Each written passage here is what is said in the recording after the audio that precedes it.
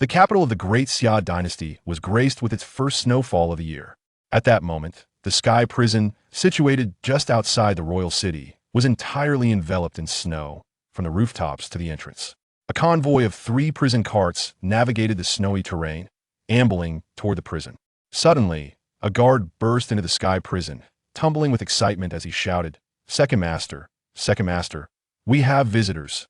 His exuberance was akin to that of a man who had just received word of his fiancée. This proclamation disrupted the long dormancy of the specially designated Sky Prison, which had not received any inmates in years. Several guards swiftly emerged, eagerly stretching their necks to glimpse at the entrance. "Where are they? What do they look like? Sanzi, why can't we see anyone?" The breathless messenger, Sanzi, replied, "They'll be here soon. You need to go receive them, Second Master." The guards hastily called out, "Quick! Find the Second Master. Where did he go? He's probably off speaking to the mice." "What? The Second Master has been a bit unhinged lately, chatting with a mouse." "Well, can you really blame him? After 3 years here, anyone would go mad." At last, the guards located the Second Master, Zhan, the head of the Sky Prison. While his name bore an intimidating air, he appeared quite disheveled and untidy. He was currently brandishing a ruler while addressing a mouse, which stood upright against the wall, seemingly showing signs of panic. Zhan asserted, "Did you remember what I told you? If this happens again, you'll choose between braising, frying, or roasting." Just then, the guards, bewildered, noticed that the mouse appeared to nod in response. With wide eyes, the 4 guards rubbed their vision, fearing they were mistaken. The next moment, the mouse scurried away. At that point, Zhan turned to the breathless guards. "Why are you running so fast? Sanzi, did your family Sao give birth? Or did Sier's house catch fire? Could it be that Lao Wu has received news of a wife?" Zhan's eyes widened in astonishment, as he then looked to the youngest among them. "Goodness, Lao Lu, is your sister getting married?" The 4 responded in unison by shaking their heads. Zhan was at a loss for words. "So what's the matter?" Sanzi urgently replied, "The Department of Justice is bringing in prisoners. They need you to receive them, Second Master." Now, it was Zhan's turn to be taken aback. He couldn't help but dig into his ears. "What did you just say?" "There are prisoners being sent from the Department of Justice. They really need you to receive them." Zhan inhaled deeply, finally comprehending the situation. He thumped his chest, practically beside himself. "Finally, some action. Brothers, tidy yourselves up. Where's my official hat?" He patted the top of his head, finding it bare. Sier chuckled, "Second Master, didn't you lend your hat to that little sparrow on the roof for its nest?" Zhan smacked his forehead. "Drat, I nearly forgot." He then looked upwards and hollered, "Xiao Hong, return my hat. I have official duties today." Sanzi, Sier, Lao Wu, and Lao Lu all exchanged odd glances at Zhan. Sanzi couldn't resist asking, "Second Master, have we been cooped up too long? Are we losing our minds?" Zhan shot a glare, "Hurry up and get ready. What does that have to do with me?" "All right." The 4 quickly scrambled away. Zhan muttered to himself, "Look at you all, disheveled and unkempt. You are bringing shame upon my divine military." At that moment, a fiery red sparrow flew down from above, clutching an official hat in its beak. It landed directly in Zhan's hands. Zhan shook off the nest debris from the hat before placing it on his head, strutting out with confidence. As the specially appointed head of the Sky Prison, Zhan felt a surge of excitement after 3 years on duty. This was the first time prisoners were being delivered.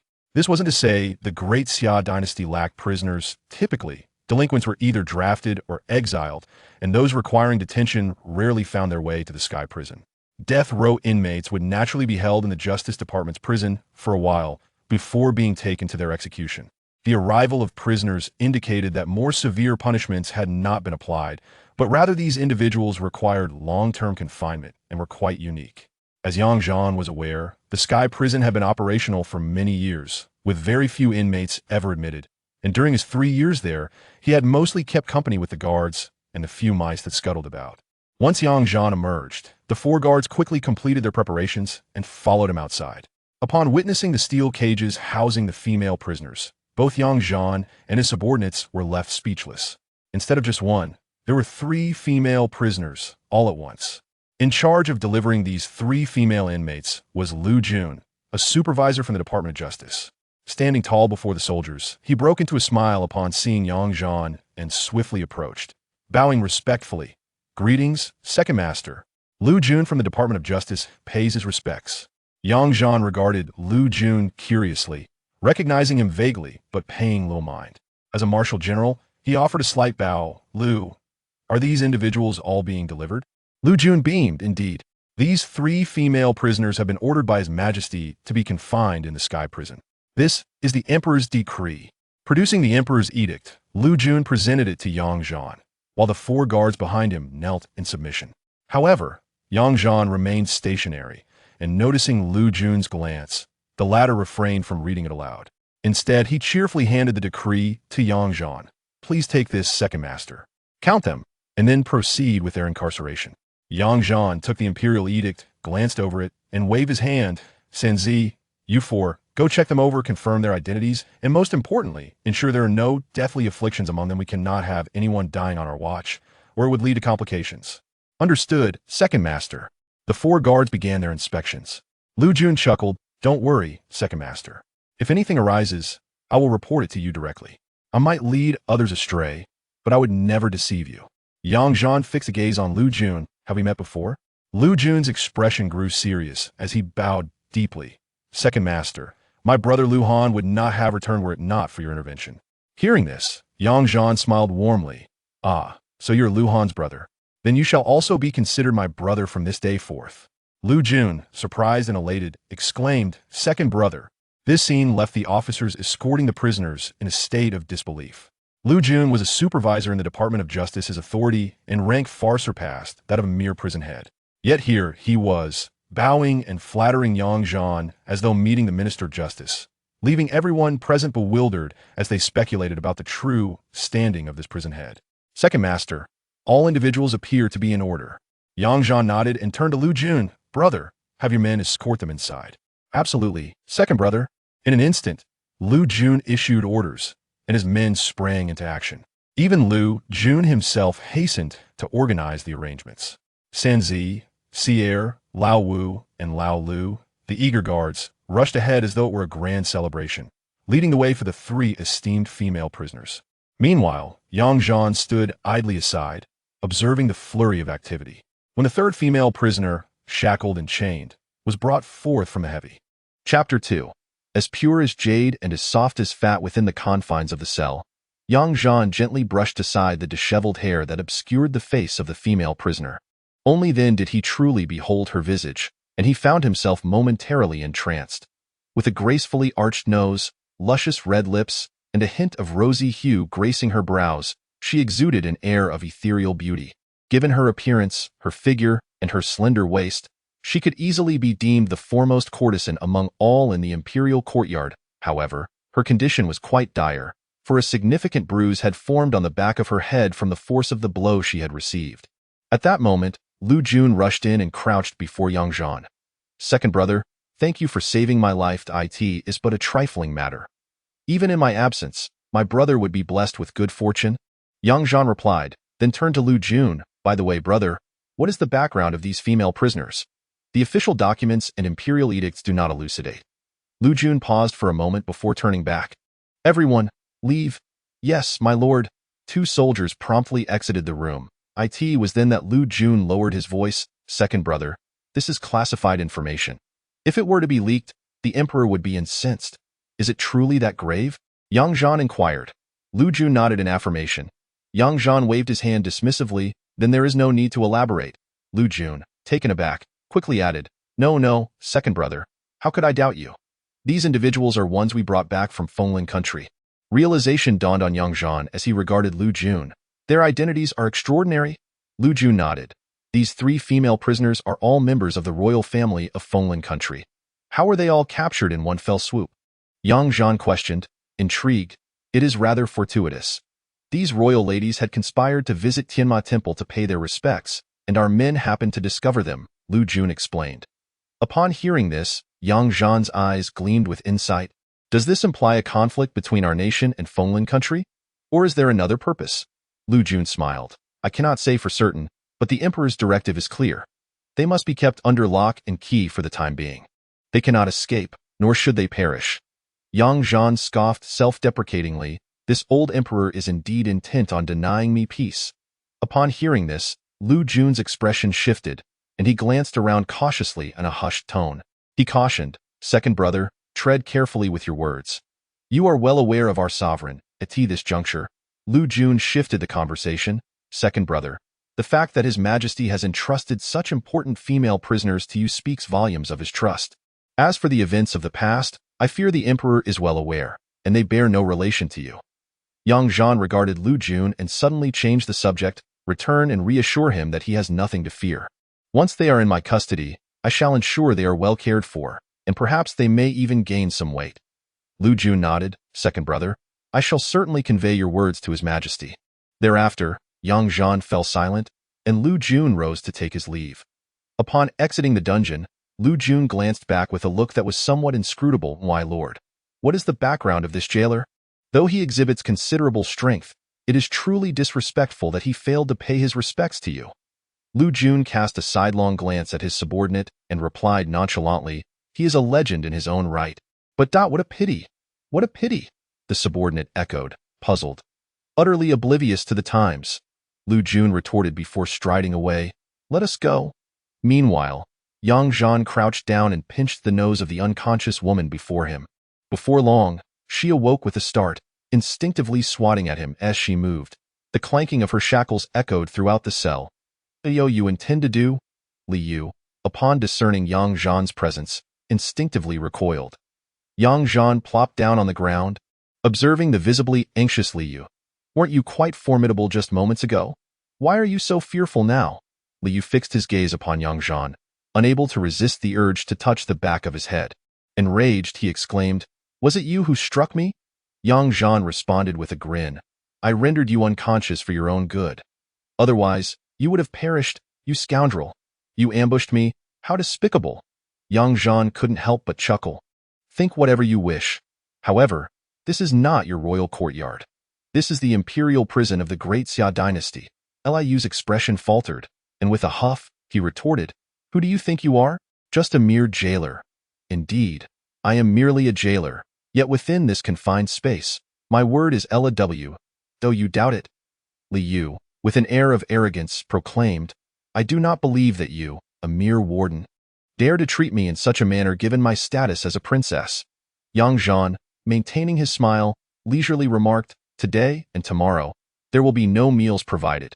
With that, he rose and exited the cell, locking the door behind him. Liu, in a fit of rage, shouted, even if I am a prisoner, I am still the princess of Fenglin Kingdom. Not even your emperor would dare to mistreat me in such a way. The atmosphere in the prison became lively. The guards, who previously spent their days dozing, were now invigorated. Yet, after 3 consecutive days, even the most spirited among them began to feel weary. With insufficient manpower, they were required to keep watch for 12 hours straight. Divided into 2 shifts among just 4 individuals, coupled with the added responsibility of patrolling. An exhausting endeavor indeed. Sanzi dashed to the interrogation room where Yang Zhan had been stationed. Second Master, these young ladies are as ethereal as celestial beings. Why have none come to deliver garments or money to secure their well-being? Sanzi and Seer stood before him, evidently unaware of the true backgrounds of the 3 women. Who among the Fenglin Kingdom would dare to send anything for a visit? Indeed, it has been 3 days without a single visitor. Could it be that these female prisoners have no relatives? Seer lamented. Yang Zhan regarded Sanzi and Seer, taking a sip from a nearby wine jug. Stop speculating. No one will come openly. Sanzi, puzzled, inquired, Second Master, what do you mean? Are you foolish? The Second Master's implication is that someone will come clandestinely, Seer interjected, glancing at Yang Zhan with a grin. Am I correct? Second Master? Yang Zhan nodded in affirmation. Sanzi's expression shifted as he apprehensively questioned, could it be that someone intends to stage a prison break? At this revelation, Seer's countenance darkened. Who possesses such audacity to attempt a prison break beneath the Emperor's nose? Within the imperial city? Yang Zhan, observing their reactions, retorted, what are you afraid of? In the past, amidst piles of corpses, I never saw you tremble. After merely a few years of peace, you have become so timid? Sanzi and Seer forced to laugh. Enough. Keep a vigilant watch over them. We cannot allow anyone to abscond with them, for they are our golden opportunity to leave this place openly. Sanzi and Seer paused, their expressions shifting to one of realization as their eyes brightened. Sanzi exclaimed, could it be that the Second Master is to be reinstated? Seer mirrored his anticipation. Yang Zhan shot them both a look of exasperation. Offering no response, two individuals clasped their fists and bowed their heads, retreating from the scene. Yang Zhan's eyes brightened. After 3 long years, the opportunity had finally arrived. Suddenly, a mouse leaped onto the table. Undeterred by Yang Zhan's presence, chattering incessantly, Yang Zhan opened his eyes, a glimmer of golden light flashing through them. In that moment, a peculiar vision materialized before him, visible solely to his gaze. The female prisoner, named Li Zhizhu, was in the act of lowering her trousers, revealing a substantial expanse of fair, delicate skin, momentarily rendering Yang Zhan somewhat dazed. However, he soon noticed a shocking sword wound on the woman's thigh. She pressed her hand against the injury, her palm emanating a milky white glow. Yang Zhan's gaze flickered. The technique of regeneration.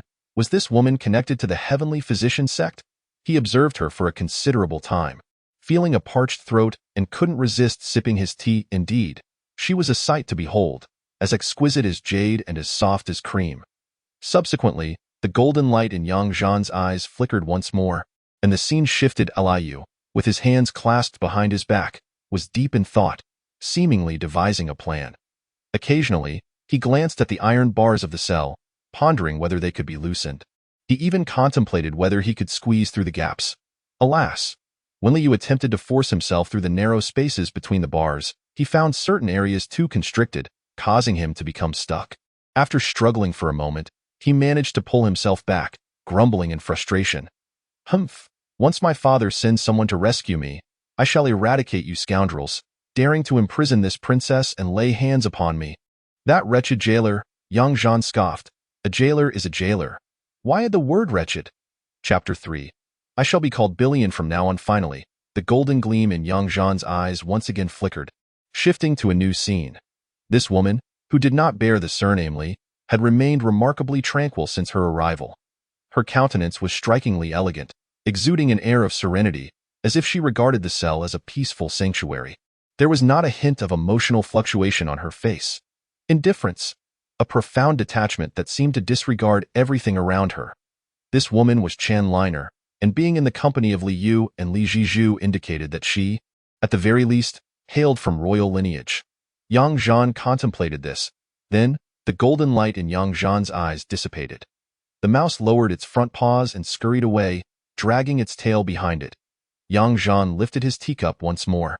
Taking a sip, and could not suppress a sigh, he reflected on the life he had lived over the past decade since his transmigration, a life he would have never dared to envision in his previous existence. Upon opening his eyes, he had inexplicably become a soldier on the battlefield. With no clear path for escape amidst the chaos, he had no choice but to forge ahead. It seemed that his crossing over had brought him a modicum of fortune. He had danced on the brink of death yet emerged unscathed. His military career flourished, with accolades accumulating and his rank steadily ascending, promising even greater heights. However, a sudden upheaval 3 years prior had thrust Yang Zhan into the role of the head jailer of the celestial prison. Disheartened, he contemplated resigning to retreat to pastoral life. At the very least, he could leave Tiandu City and engage in trade, living a carefree existence with a beautiful wife and concubines. To his astonishment, the emperor was unwilling, insisting that his contributions were significant, and being young, mistakes were forgivable, provided one could amend their ways. The emperor wished to retain him, not wanting to discourage the morale of the countless soldiers. It was only later that Yang Zhan realized the emperor retained him not out of trust, but rather as a means to keep him under watch, ensuring that the old emperor could keep an eye on him in Tiandu City. Yang Zhan was deeply troubled, pondering what merit he possessed that made the emperor so persistently concerned. Now, he found himself burdened with 3 hot potatoes, yet no reinforcements were dispatched, clearly indicating ill intentions. Trust him to act as a jailer? Nevertheless, a flicker of relief washed over Yang Zhan's heart. Had he not been assigned here, how could he have unearthed the secrets lurking beneath this prison? Suddenly, the door swung open with a crash. Lao Lu entered, clutching a roasted chicken and a jar of wine, his face beaming with delight. Second master, here is the roasted chicken and wine you requested. How much do I owe you? No charge. No charge. Yang Zhan was taken aback.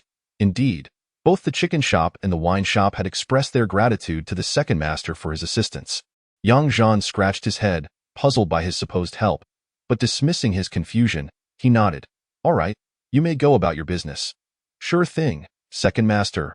With that, Zhan locked the door and lifted a stone slab beneath the table. Revealing a concealed opening, he descended with the chicken and wine in hand. The darkness below was as thick as ink. Zhan couldn't help but exclaim, It's so dark, why don't you light a lamp? Have you run out of oil? Feeling somewhat helpless, he took it upon himself to ignite the lamp. But at that very moment, a cacophony of clanking chains erupted in an instant. Zhan found a cold iron chain constricting his throat, yanking him forward. Grasping the frigid chain around his neck, he urgently protested, What madness is this? With a thud, a hand lifted Zhan effortlessly into the AIRDT. That moment, the figure fully materialized. Clad in tattered rags, with disheveled hair obscuring her face, she was bound by 8 thick iron chains that were firmly anchored in the walls surrounding her. Yet, with one hand, she effortlessly held Zhan aloft, her icy voice cutting through the air. There are many outside, and they carry murderous intent. Dio, you wish to kill me? Zhan managed a bitter smile. That is not directed at you. 3 newcomers have arrived from above, sent to probe and seek an opportunity to rescue those 3 individuals. With urgency, he added, Please, put me down. My wine will spill, and the chicken will go to waste. With a crash, Zhan was unceremoniously dropped. Fortunately, his agility allowed him to regain his footing swiftly. Gazing at the deranged woman, he felt a sense of helplessness. She had a propensity for madness that often nearly cost him his life over the past 3 years. He placed the chicken and wine upon a stone table and observed as the woman ravenously devoured the chicken. In no time, half of it had vanished, and she was guzzling from the wine jar. Ignoring her, Zhan moved to examine the wall.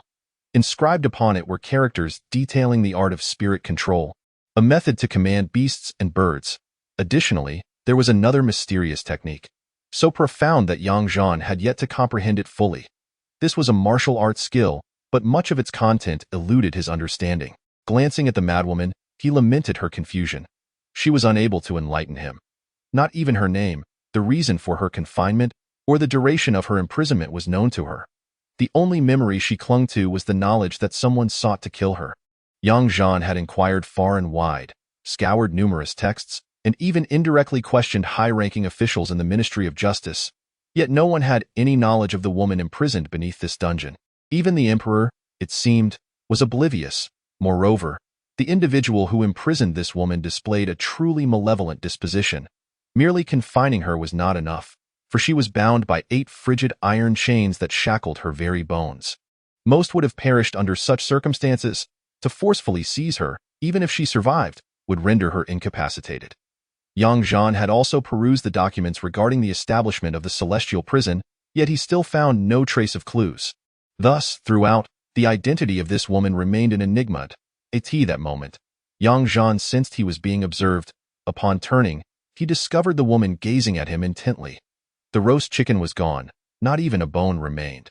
As for the jar of wine, it was likely finished as well.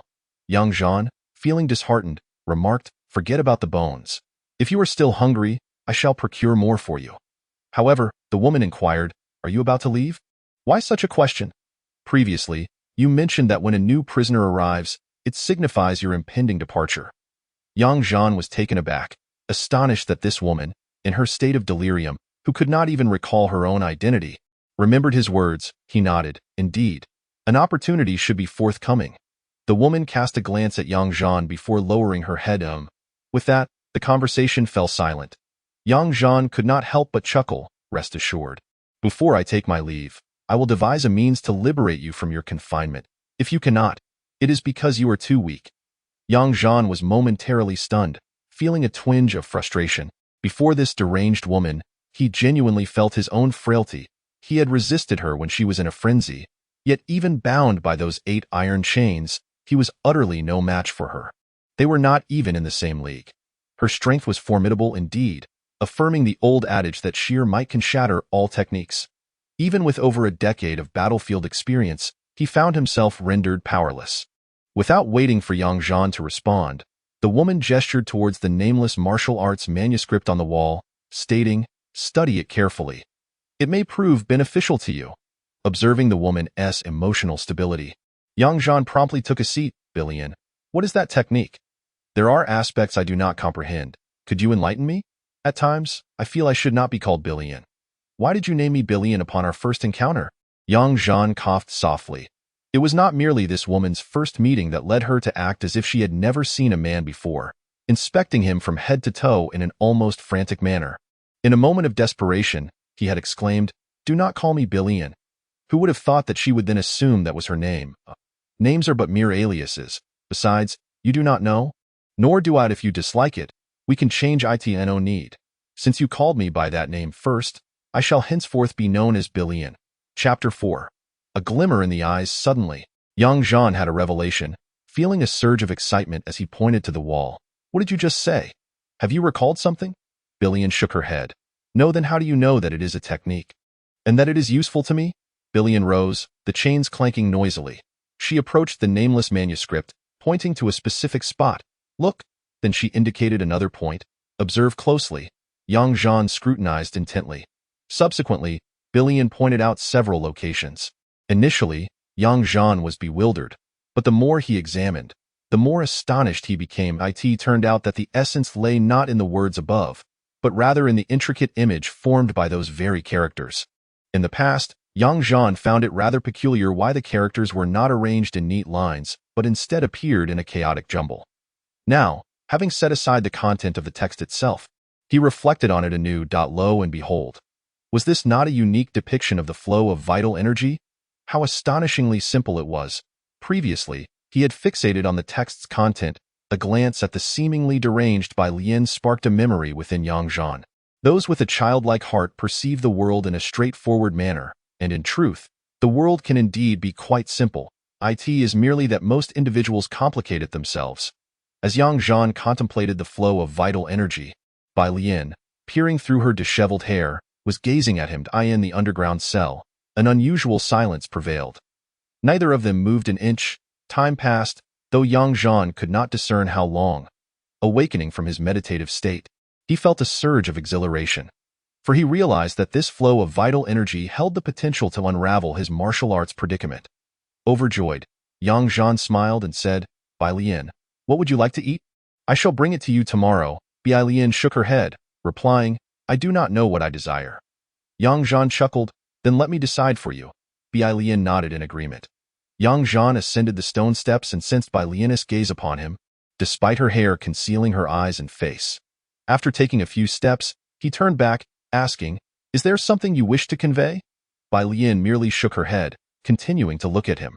Upon emerging from the underground cell, Yang Zhan reassembled the stone slab. Meanwhile, the interrogation room door continued to echo with sounds, accompanied by the voice of the sixth brother from outside. Second Master, what's the matter?" Yang Zhan opened the door. "Second Master, you've been sleeping rather soundly. I've been calling for quite some time." Yang Zhan stretched lazily, inquiring, "What's the urgency? Have 3 women been abducted?" As he spoke, he stepped outside, only to be momentarily taken aback by the sight of a woman standing there. The woman donned a dress of water green, her hands clasped at her abdomen. She knelt before Yang Zhan, her voice soft and melodious. "Green Yang pays her respects to Second Master." Yang Zhan regarded Green Yang with a glance. "Is there something you need?" "Second Master, the Crown Prince often speaks highly of your illustrious achievements for the Empire, expressing great admiration for you. Upon learning that you remain unmarried and without attendants, he has specially dispatched this servant to assist you in your daily affairs." Yang Zhan observed Green Yang, noting how eloquently she spoke. He smiled and replied, "Green Yang, as a lady-in-waiting to the Crown Prince, serving a mere jailer like myself is an undeserved honor." Green Yang frowned slightly. "Second Master, how can you demean yourself in such a manner? Were it not for your valiant efforts in the past, the barbarian armies would have wrought havoc upon countless subjects of our great Xia. Though you currently find yourself in this dungeon, both the Crown Prince and I firmly believe that you will surely reclaim your former glory. Even as a servant, I hold you in the highest esteem." Upon finishing, Green Yang knelt again, lowering her head slightly, her cheeks flushed. "Furthermore, were it not for you, I might have long since met my demise. To serve you brings me immense joy. I implore you not to disdain me." Yang Zhan could not help but laugh. This made by the Crown Prince's side was indeed quite articulate. However, the The fact that the crown prince had sent someone indicated that there might be more to the matter concerning the 3 female prisoners. Young Zhan gazed at Lu Yang and remarked, "What if I have no intention of keeping you?" With a thud, Lu Yang unexpectedly knelt on the ground, her sobs echoing in the air. Goodness! This woman weeps as though she has endured tremendous injustice. Through her tears, Lu Yang choked out, "If second master finds me unworthy, then I shall remain on my knees." Beside them, Lao Lu maintained his composure. Even in his fallen state as the head of the prison, their second master still warranted the reverence of a lady-in-waiting from the imperial palace. Yang Zhan assisted Lu Yang to her feet, chuckling, "I never anticipated that His Highness the Crown Prince would still remember me. I am truly grateful. Rise, please." "Thank you, Second Master. I am genuinely delighted to serve you closely. If you have any commands, do not hesitate to convey them to me," Lu Yang replied, before inquiring, "Where does Second Master reside?" "I shall tidy up your quarters first and then prepare some food for you." "Lao Lu, please escort Lu Yang there," Yang Zhan instructed. "Yes." Lao Lu led Lu Yang away. As Yang Zhan observed Lu Yang's retreating figure, a slight frown creased his brow. After 3 years of silence, 3 female prisoners have entered, yet His Highness the Crown Prince has remembered me. What a rarity! With that, Yang Zhan shook his head and strode confidently through the prison. The 3 female prisoners were kept in separate cells, rendering communication impossible. This arrangement was deliberately orchestrated by Yang Zhan to prevent any potential collusion among the women. Eventually, he arrived at the door of Chenlinner's cell. He beheld her seated in meditation, her demeanor serene, clad in prison garb, resembling a celestial being. After years of martial endeavors, her return had culminated in her confinement within this prison. Such remarkable talent was indeed a rarity, deserving of a few more glances. Of course, this was primarily for the sake of his own amusement and well-being. Suddenly, Chenlinner broke the silence, still with her eyes closed. "Have you seen enough?" Yang Zhan smiled. "Ah, a beauty is never enough to behold. You are quite straightforward." Chenlinner finally opened her eyes, which shimmered like azure waves, deep and unfathomable. "I am merely a simple man, unaccustomed to subtleties. I prefer directness." Chenlinner gently parted her lips, her voice calm. "Your martial prowess is commendable, yet it is unfortunate that you find yourself as a jailer. There are countless warriors. What is so remarkable about it? In the Great Xia dynasty, there are many formidable warriors. My level of martial arts is hardly noteworthy." Chenlinner regarded Yang Zhan with a slight frown. "You were just saying you are direct, yet now you are not?" "The lady has misunderstood. I have always favored straightforwardness, without a hint of pretense." Chenlinner studied Yang Zhan's smile, sensing an implication, and frowned slightly. "You are too modest. Many possess the strength to incapacitate you with a single blow, yet few can approach her without detection." Yang Zhan chuckled. "Perhaps she simply overlooked us, feeling secure and unguarded." Chenlinner scrutinized Yang Zhan intently before shifting the conversation, stating, "Excessive modesty is not a virtue. If one possesses strength, they should shine brightly wherever they go." Yang Zhan expressed surprise. "Is that so? Do you perceive any brilliance in me?" "Indeed. Nonsense. Look into my eyes. There is no light to be found." Chenlinner retorted, "I greatly admire your abilities. Yet, look at my eyes, devoid of any light. What kind of admiration is that?" Taking a deep breath, Chenlinner suddenly radiated a golden glow from her eyes. "Is it present now?" Yang Zhan observed her with satisfaction and nodded. "Indeed. However, your brilliance is obscured here." "Oh? What do you propose to do to avoid being obscured? Though you are a court official, you are also a person of the martial world. If you find little fortune here, it does not mean you shall not encounter spring breezes elsewhere." Yang Zhan said nothing further and turned to leave, leaving Chenlinner momentarily stunned before frowning. "I cannot see through him." Chapter 5. Seized the tofu while it's hot dressed in thin garments. Yang Zhan stood in the snow outside the prison. After stretching his limbs, a woman pushing a wooden cart laden with tofu slowly passed by the prison gate. "Sir, would you care for some tofu?"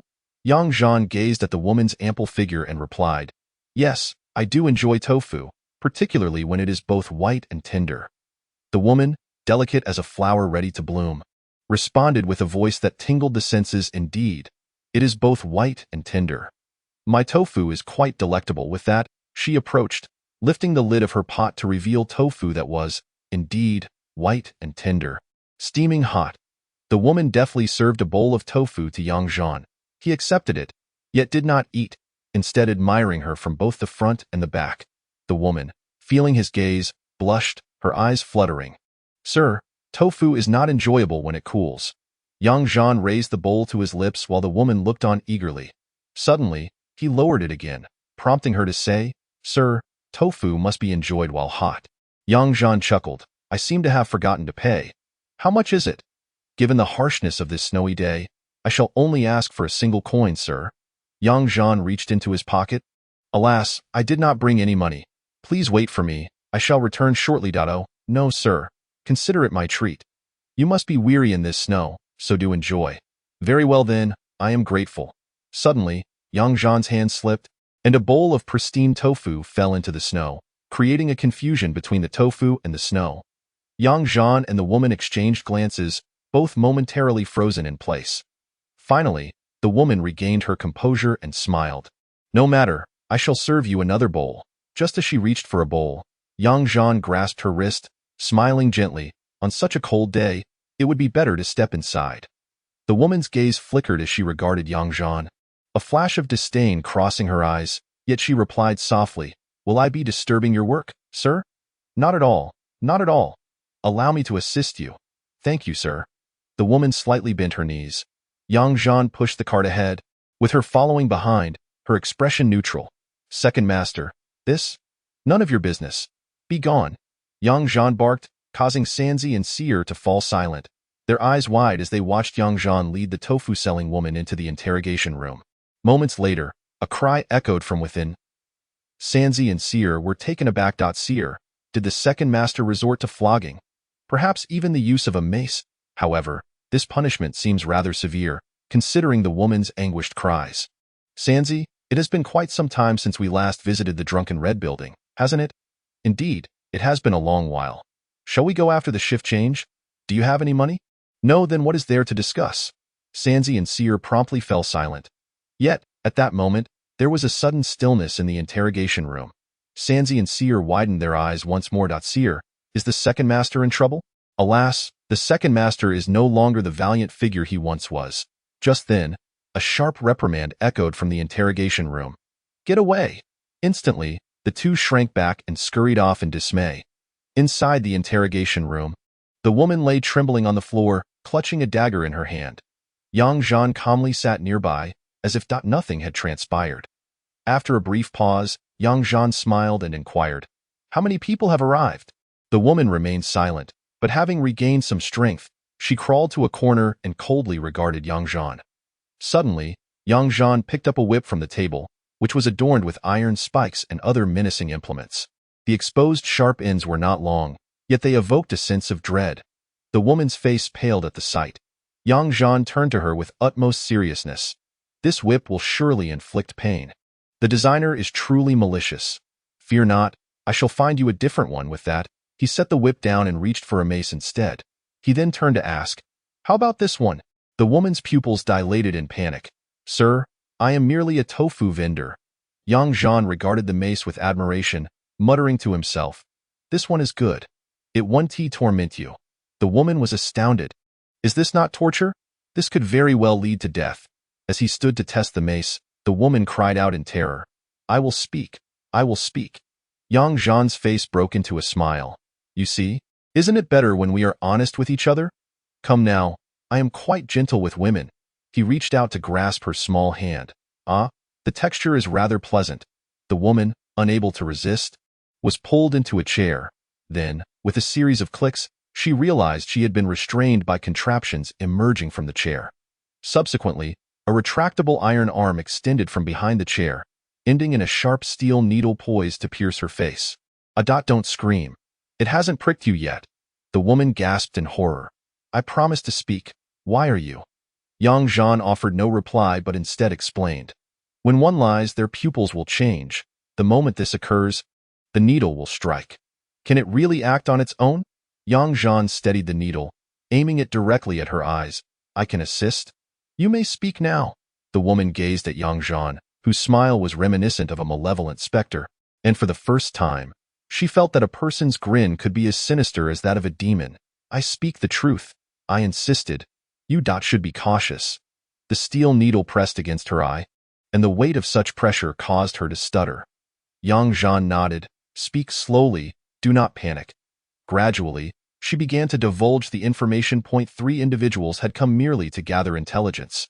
Although they were aware that Li Yu and his companions were imprisoned here, they were oblivious to the formidable defenses of this dungeon.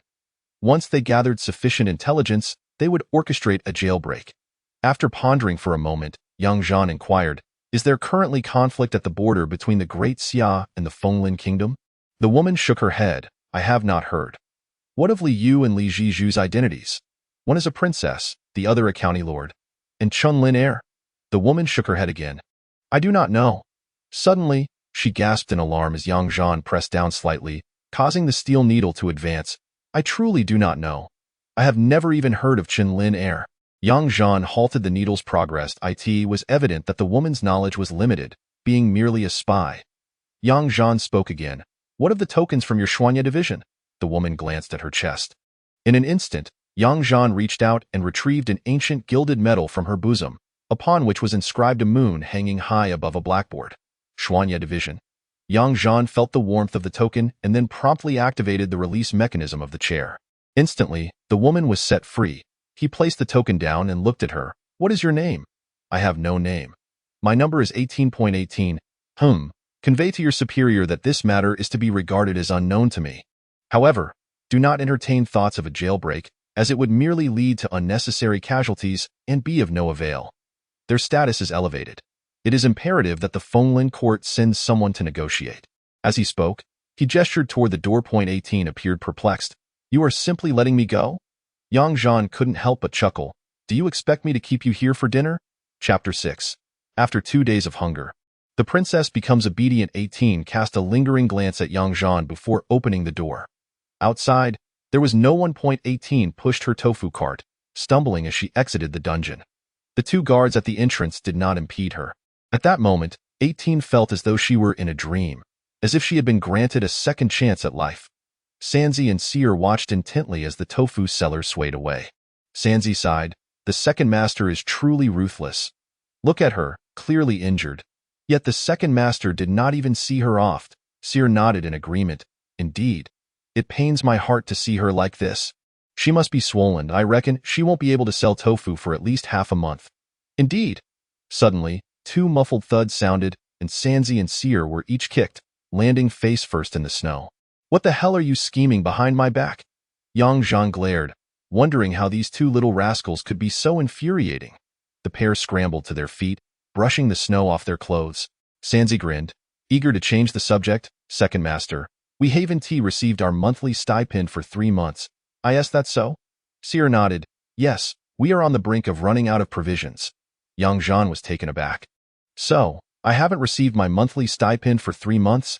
Indeed, second master. Have you only just realized?" Seer gazed at Yang Zhan with an exaggerated expression. Yang Zhan slapped his forehead. "I truly did not consider this. Those scoundrels have not delivered it for 3 months. Typically, officials would receive their stipends at the Taizong, but this underground prison was specially designated by the emperor, and there had been no prisoners confined here throughout the year. The staff in the underground prison was always quite limited. Currently, only Yang Zhan, for jailers, and a cook remained. Their monthly stipends did not go through the Ministry of Revenue. Instead, they were directly dispersed by the Internal Affairs Department of the palace. Given the responsibility of guarding the prison, it was likely the emperor did not feel entirely at ease. So each month, representatives from the Internal Affairs Department would come to deliver the stipends and supervise the situation. "Sanzi, you should go to the Internal Affairs Department shortly and request our stipends." Sanzi chuckled wryly. "Second master, if I go, I will likely be thrown out immediately. The eunuchs there are exceedingly arrogant. Just try it. If they refuse, I will go myself. At this critical juncture, I cannot be absent." Very well. Sanzi departed. Now, only Yang Zhan and Seer remained in the underground prison. No, there was also Yang Denyo, the cook, and a green poplar sent by the crown prince. As Yang Zhan thought of this green poplar, his eyes brightened. "Sire, keep a lookout. If there's any movement, sound the alarm." "Yes, second master." Yang Zhan walked into the living area, his residence. Upon entering, he saw green poplar rolling up her sleeves, revealing her arms as white as jade, diligently cleaning Yang Zhan's room and the small courtyard. Hanging on the bamboo pole outside were Yang Zhan's clothes, drying in the sun. Yang Zhan paused for a moment, feeling somewhat peculiar about the sudden presence of a woman to clean and wash.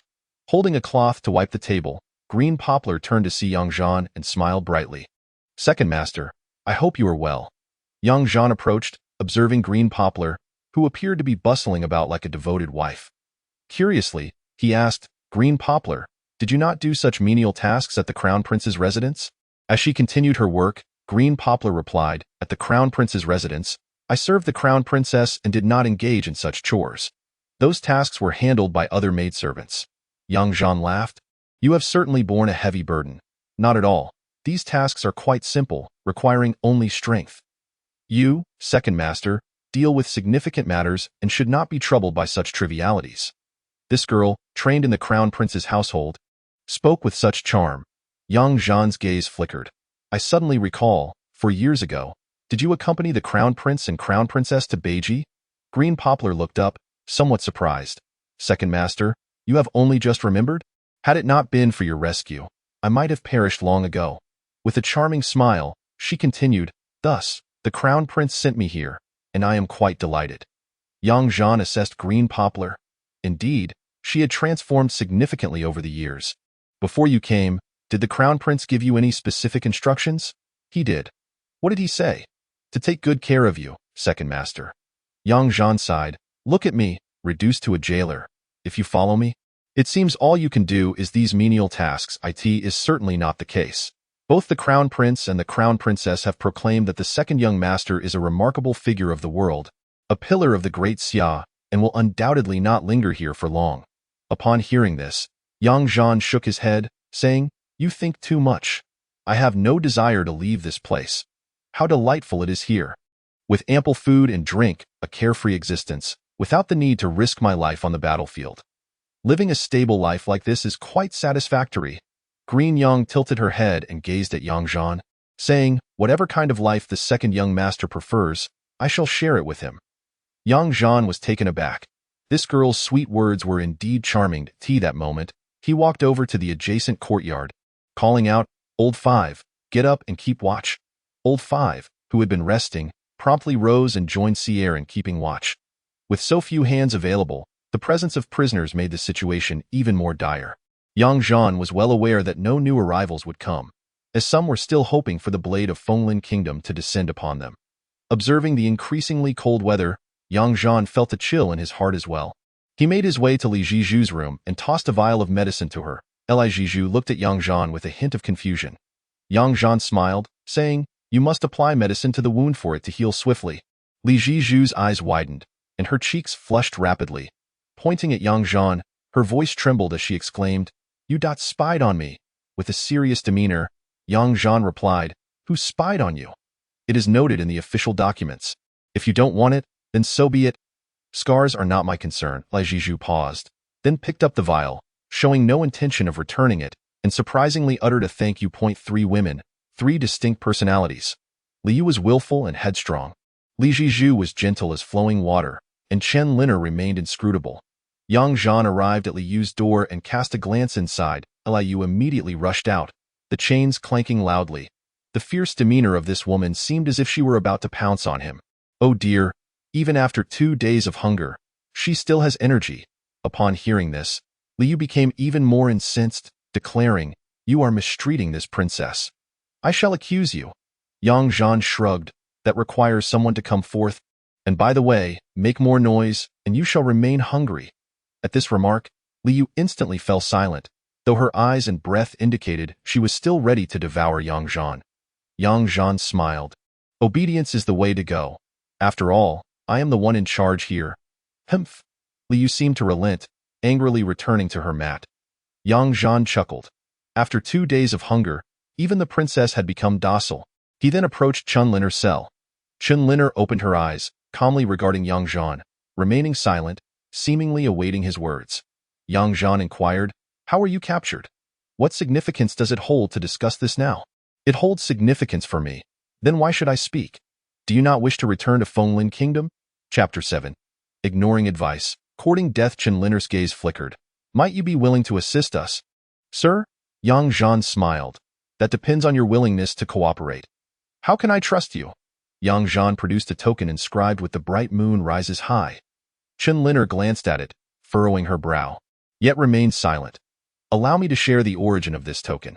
I recently seized it from a young woman, designated as number 18 from the Xianyi division. However, I have released her, instructing her to inform the lurking spies in the vicinity not to attempt a prison break, for it would be futile. The only viable course of action is for your Feng Lin kingdom to dispatch envoys for negotiations. Chen Linner furrowed her brows. Do you truly believe your emperor will consent to our release? That hinges on the negotiations between your Feng Lin kingdom and our sovereign. Chen Linner gazed at Yang Zhan and began to recount. At Lin Song by Ma Temple, we merely sought to pay our respects. Yet we were captured. Why venture to the frontier by Ma Temple? Because we were informed that Lin Song by Ma Temple possesses remarkable spiritual efficacy. For whom do we pray? Chen Linner fell silent. Yang Zhan raised an eyebrow. A princess and a county princess. Surely the identity of the one for whom you pray is evident. No need for secrecy. Chen Linner sighed. Indeed, we pray for our sovereign. Yang Zhan nodded. Given your cooperation, I shall elaborate further. Remember this. Regardless of what transpires, even if someone comes to rescue you, even if you are dragged out of the dungeon, you must not attempt to flee. Why is that? Chen Linner found it somewhat amusing. If we are rescued, why would we not depart? Do you think us foolish? Ha! Do you truly believe escape is feasible? I can assure you, even if you manage to flee and I am executed for negligence, you will not succeed in your escape either. Yang Zhan spoke. Heed my words. I can ensure your return. Chen Linner fixed her piercing gaze upon Yang Zhan. And who are you? Merely a jailer. It appears you still do not trust me. Do you expect me to believe you? Yang Zhan pondered briefly before stating. I am Yang Zhan. Suddenly, Chen Linner rose to her feet, seemingly taken aback. You are the renowned General Yang Zhan, the defender of Beiji? Yang Zhan raised an eyebrow. Am I truly that well known in the Feng Lin kingdom? Chen Linner's heart raced, clearly stirred by tumultuous emotions. Her breath grew heavy. Do you recall the Chenggu Shuiyuan? Yang Zhan, puzzled, replied. I seem to recall an inexplicable battle there. What of it? Chen Linner clenched her fists, glaring at Yang Zhan. You consider that battle inexplicable? We, the Shun Feng army, were merely passing through Chenggu Shuiyuan, yet you pursued us. I assumed you were aiding the barbarian empress forces against our great Xia. I was left wondering where such reinforcements had emerged from. Was it your Feng Lin kingdom? Indeed. Chen Linner gritted her teeth. Yang Zhan frowned. Your combat prowess is rather lacking. Is this truly your Feng Lin kingdom's weakest army? Chen Linner's expression turned cold, her voice stern. I believe your words. Yang Zhan nodded. If that is the case, then remain here in peace. I will ensure your safe return. As Yang Zhan turned to leave, Chen Linner called out, Wait, is there something else? Since you are Yang Zhan, why do you wish to assist us? It defies reason. Yang Zhan cast a glance at Chen Linner. As a soldier of the great Xia, I may contend with the enemy on the battlefield, yet I disdain to impose hardship upon women and children. Having spoken, Yang Zhan departed. Chen Linner took a deep breath, only to be suddenly struck by a thought, which left her feeling somewhat vexed. Did he just call me a woman? As night fell, dinner was served. Yang Daniu brought the food. Lao Wu and Seer instantly perked up. Yang Daniu handed each of them a large basin. Yang Zhan took a chair and sat at the entrance. Second master, there's meat. Yang Zhan accepted the basin and pointed inside. What about a portion for Green Yang? Have you prepared it? Yang Daniu paused. Second master, I haven't. There are 3 portions for the prisoners and 1 for sixth master. Then give Li Yu's portion to Green Yang. Seer turned around. Second master, Li Yu hasn't received food for over a day. She won't starve. She is a chi refiner. Seer fell silent. Yang Dania then went inside to deliver the meals. At tea that moment, Yang Zhan remarked, Seer, Lao Wu, go eat in the cell and keep an eye on things. Didn't Daniu go? I said go. So go? Yes. The two hurried inside with their basins. Yang Zhan sat at the entrance, glancing at the vast expanse of white snow. He muttered inexplicably, not heeding advice, are we? Just as he bowed his head to eat, a sudden piercing sound shattered the air. Instantly, a chopstick in Yang Zhan's hand shot forth, colliding with an arrow that had appeared in a flash. Buzz! An arrow whizzed past Yang Zhan's ear, embedding itself in the floor behind him, still quivering. Yang Zhan paid it no mind, snapping a chopstick in half. Even the king of heaven must eat. He swiftly resumed eating. Two more sharp sounds cut through the air. This time, Zhan did not throw his chopsticks but instead swiftly shifted 2 steps to the side. Bang, bang. 2 arrows struck the ground where he had just been sitting, trembling incessantly. Having been conditioned by life in the military camp, Zhan quickly finished his meal. Setting down the basin, he lifted his head. 3 shadowy figures, armed with short blades, surged forth with astonishing speed.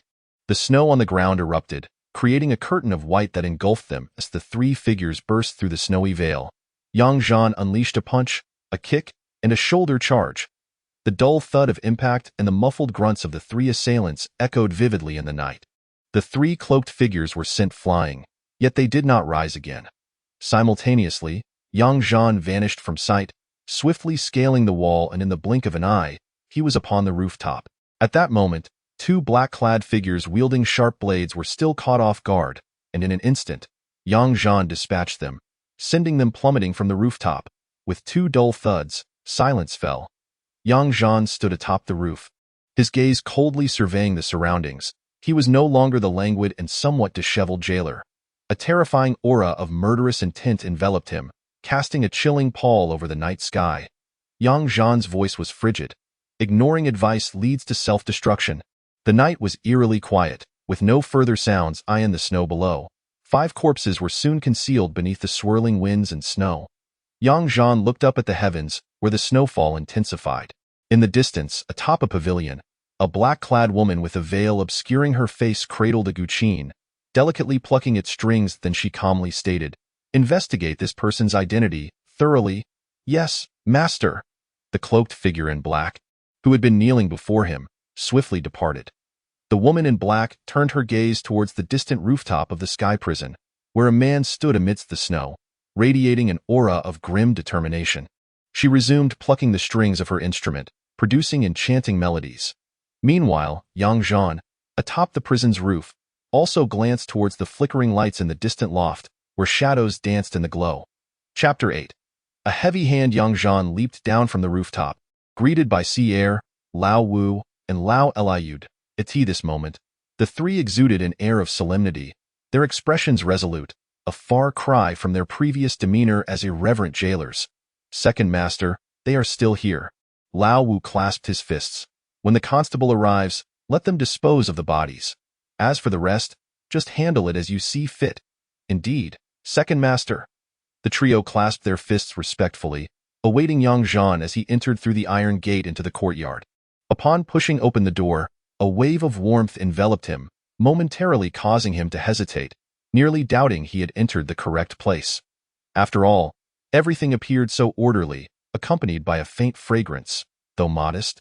The surroundings were tidily arranged. The stove crackled with fire, and Lu Yong, clad in lighter attire within the warmth of the room, was mending Zhan's tattered robe. Upon noticing his entrance, she promptly rose and assisted him in shedding the snow-dusted garment, revealing his thin inner attire. Turning, she said, "Second master, allow me to fetch you some water." Lu Yong swiftly poured hot water from the stove into a wooden tub. Zhan seated himself, surveying the surroundings.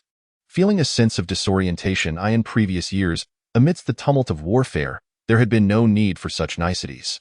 Yet in these past 3 years, as a prison warden, one would assume there was little to tidy. At most, he would straighten himself before venturing out for roasted chicken, stealing glances at the alluring proprietress.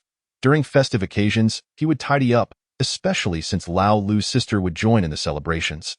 Now, however, with no festivities and no outings, the home appeared as if newly furnished. The presence of a woman transformed the atmosphere entirely. It was no wonder that in the residences of nobles, the number of maidservants was countless.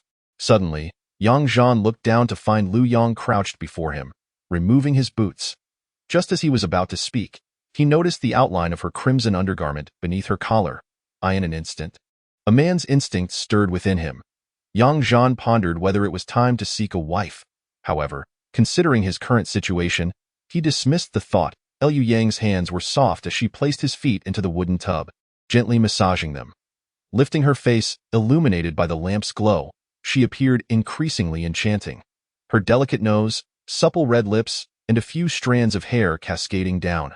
"Second master, your feet are quite warm. On such a cold day?" I thought they would be frozen. Men, after all, possess a vigorous nature. Oh. As Liu Yang washed Yang Zhan's feet, he realized it was the first time in many years he had received such treatment. This thought brought a smile to his face. 3 years prior, had that aged emperor employed such sweet tactics instead of coercion? Well, it was a sweet treat that had been met with resistance. Yang Zhan reclined comfortably in the chair, closing his eyes in contentment. Listening to Leviang, he said, "Second Master, do you know? Many people hold you in high esteem, particularly the young lads, those scholars from the Jixia Academy. Even the eunuchs of our prince's residence and the common folk all proclaim that Second Master is the greatest general of the great Xia." Yang Zhan chuckled. "What is there to admire? I am merely an old soldier." "Not at all," Leviang insisted passionately, her cheeks flushed with excitement. "So many people truly admire you, Second Master. Do you know why? Why? Because you rose from humble beginnings, starting as a mere foot soldier and ascending to the rank of general of the SHNW army, undefeated and invincible. Even the most fearsome forces of the barbaric nations have been utterly defeated by you, causing them to flee in disarray. For years, they have not dared to invade again." Leviang spoke with fervor, seemingly anxious that Yang Zhan might doubt her words. Indeed, whenever General Yang is mentioned, he is met with nothing but respect. Those young men in military service aspire to join the SHNW army, eager to follow in your footsteps and achieve great deeds. Do they not know that I have fallen from grace and been relegated to the status of a mere clerk? Such matters are beyond the knowledge of ordinary folk. They believe you continue to command the SHNW army and hold sway over Beiji. Those who are aware, however, sympathize with your plight. Even the scholars from Jixia Academy once petitioned the Ministry of War on your behalf."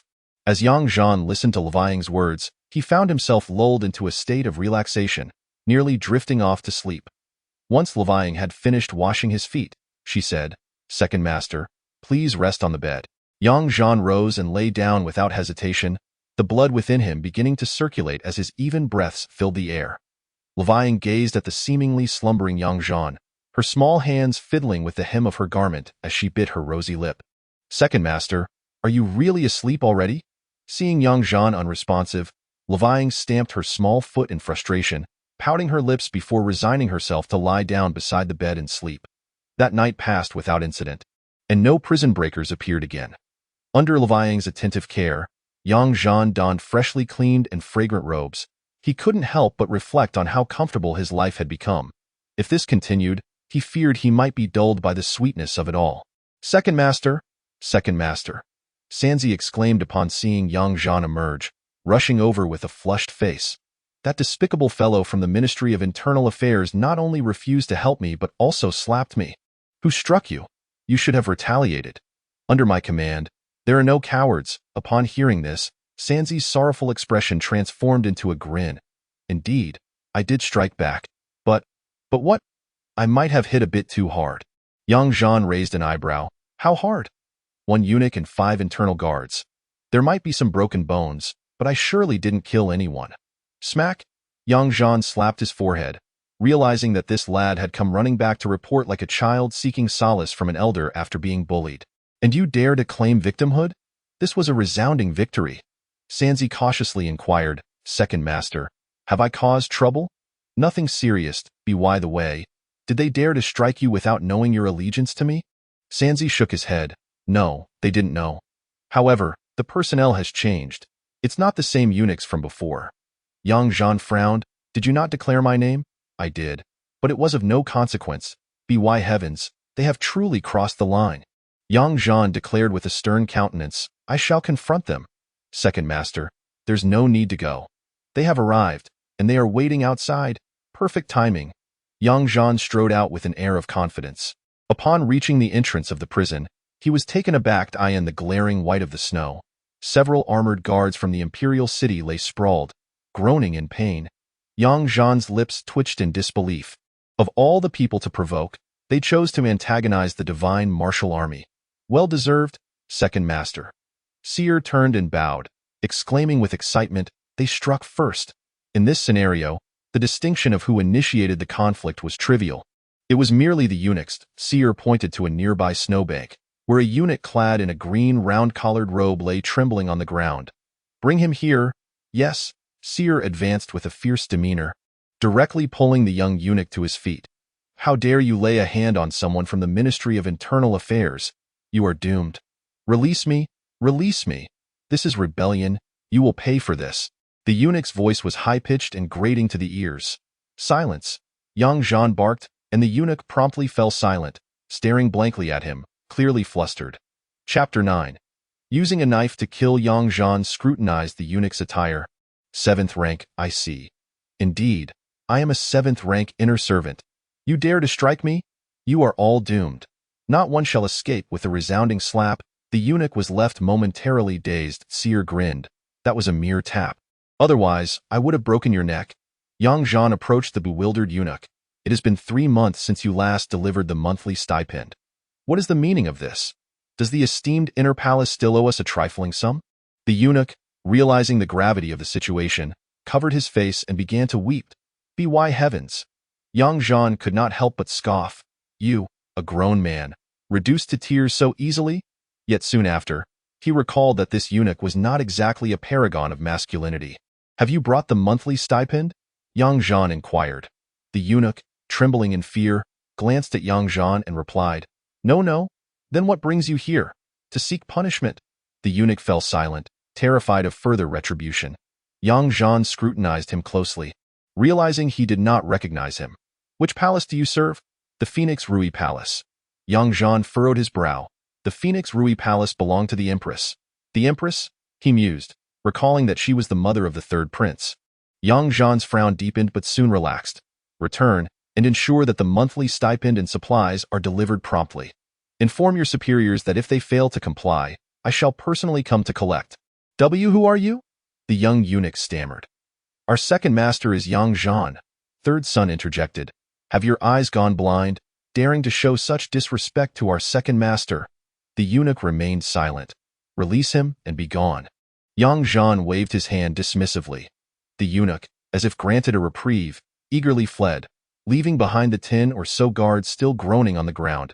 At that moment, third son whispered, Second master, do you think this will escalate?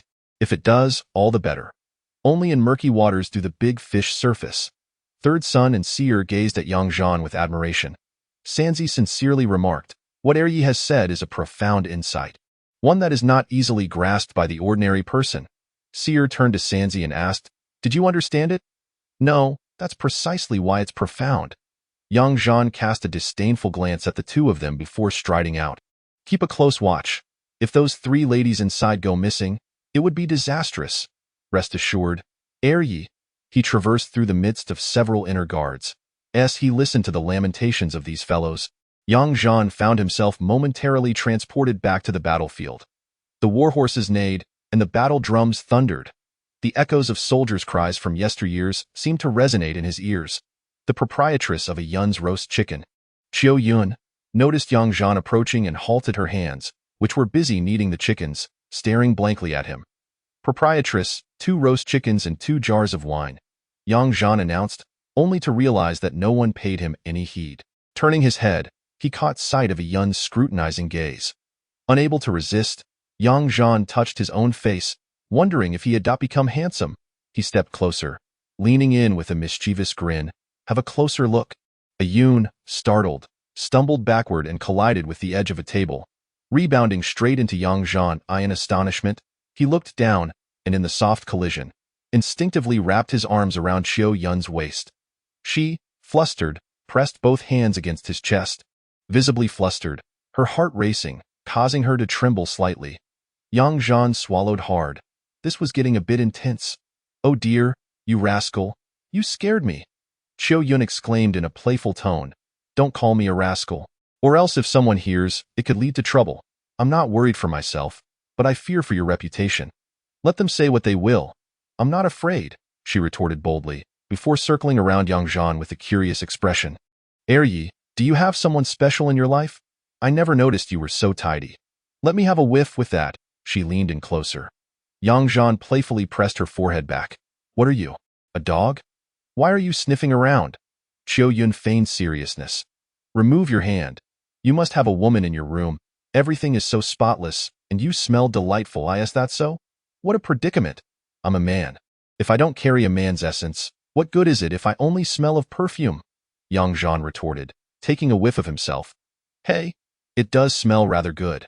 Clearing his throat, he urged, quickly, 2 roast chickens and 2 jars of wine. Yun shot him a sidelong glance. Have you been climbing into someone's bed, or did you visit the Yuhong building? Zhan rolled his eyes at her. Do I seem like that kind of person to you? Are you really going to claim you haven't been to the Yuhong building? She teased.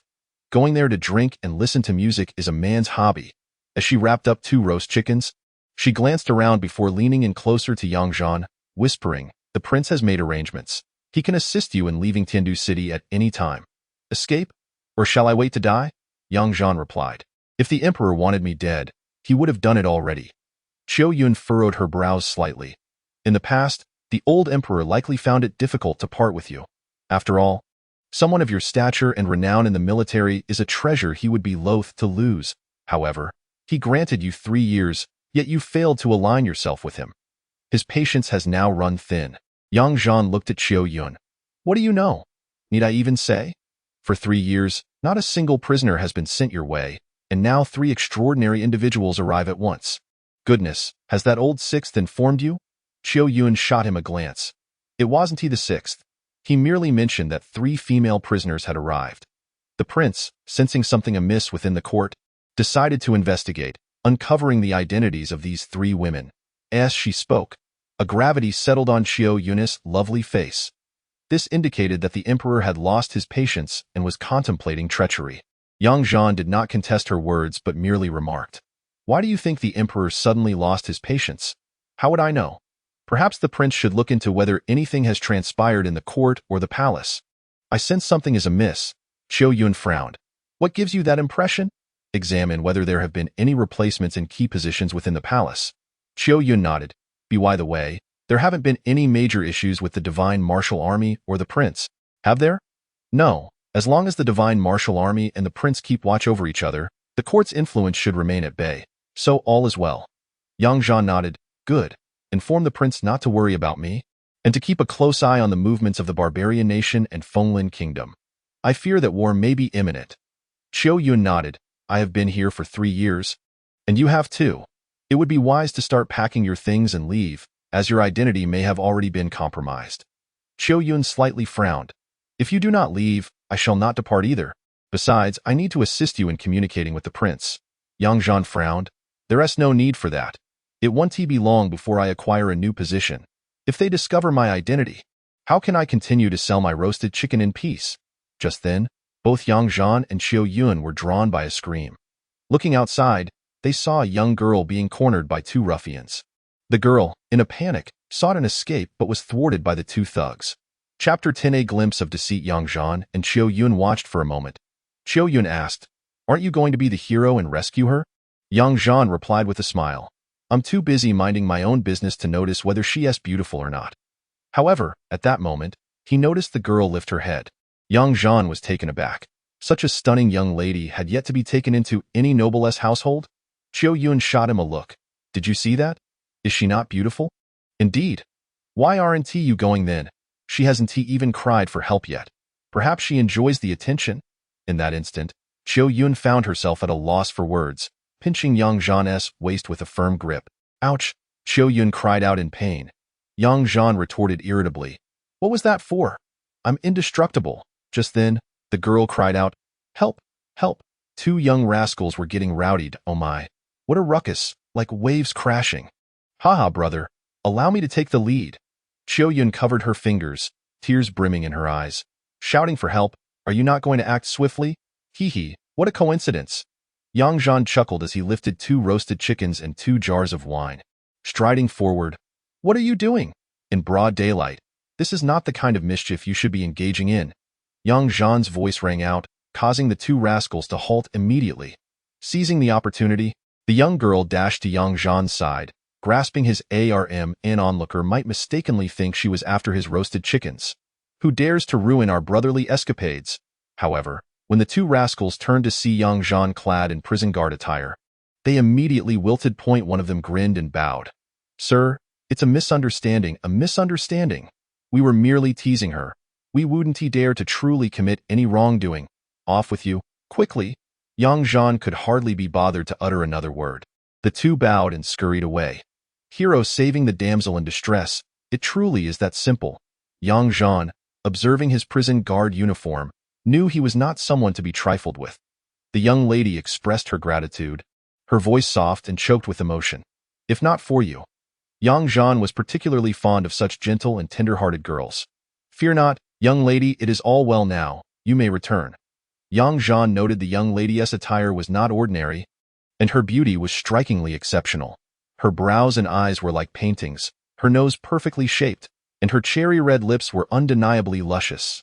Her eyes, though not large, were neither small, and her face was full of youthful vitality, making Yang Zhan wish to reach out and pinch her cheek. The young lady curtsied, her voice quivering. Brother, you have saved me, and I have no means to repay you, but I do have some silver. Before she could finish, Yang Zhan interrupted. Just a few taels of silver will suffice.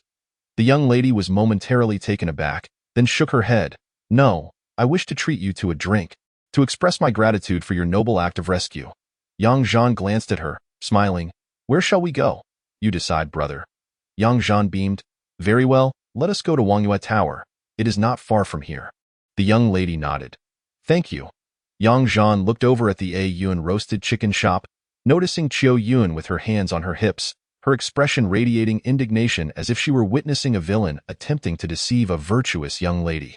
Yang Zhan smiled at Chiu Yun and waved his hand before leading the young lady away. With a swift chop, Chiu Yun brought her knife down onto the cutting board, grumbling. Men, not a single one is worth trusting. Wangyue Tower was not far away, directly across from the prison. Due to its height, one could even see the prison from the tower. Inside Wangyue Tower, it was quite chilly, and there were not many patrons. They randomly chose a window seat on the highest floor, offering a view that was both elevated and mesmerizing, perfectly capturing the breathtaking scene of 1,000 miles of ice and snow cascading down. Yang Zhan remarked inexplicably, the snow is getting heavier. The young lady gazed at him, her eyes clear and seemingly filled with innocence. Yang Zhan turned to her and inquired, What is your name? Oh, brother, I am called Qinin, a lovely name, one that harmonizes beautifully with its melodious undertones. Qinin gazed at Yang Zhan, her expression shifting slightly before she turned her head, calling out, Waiter, please bring forth some fine dishes and exquisite wine. After placing her order, Yang Zhan paid her no heed, as his gaze was fixed upon the imposing gate of the prison, situated roughly 100 feet away.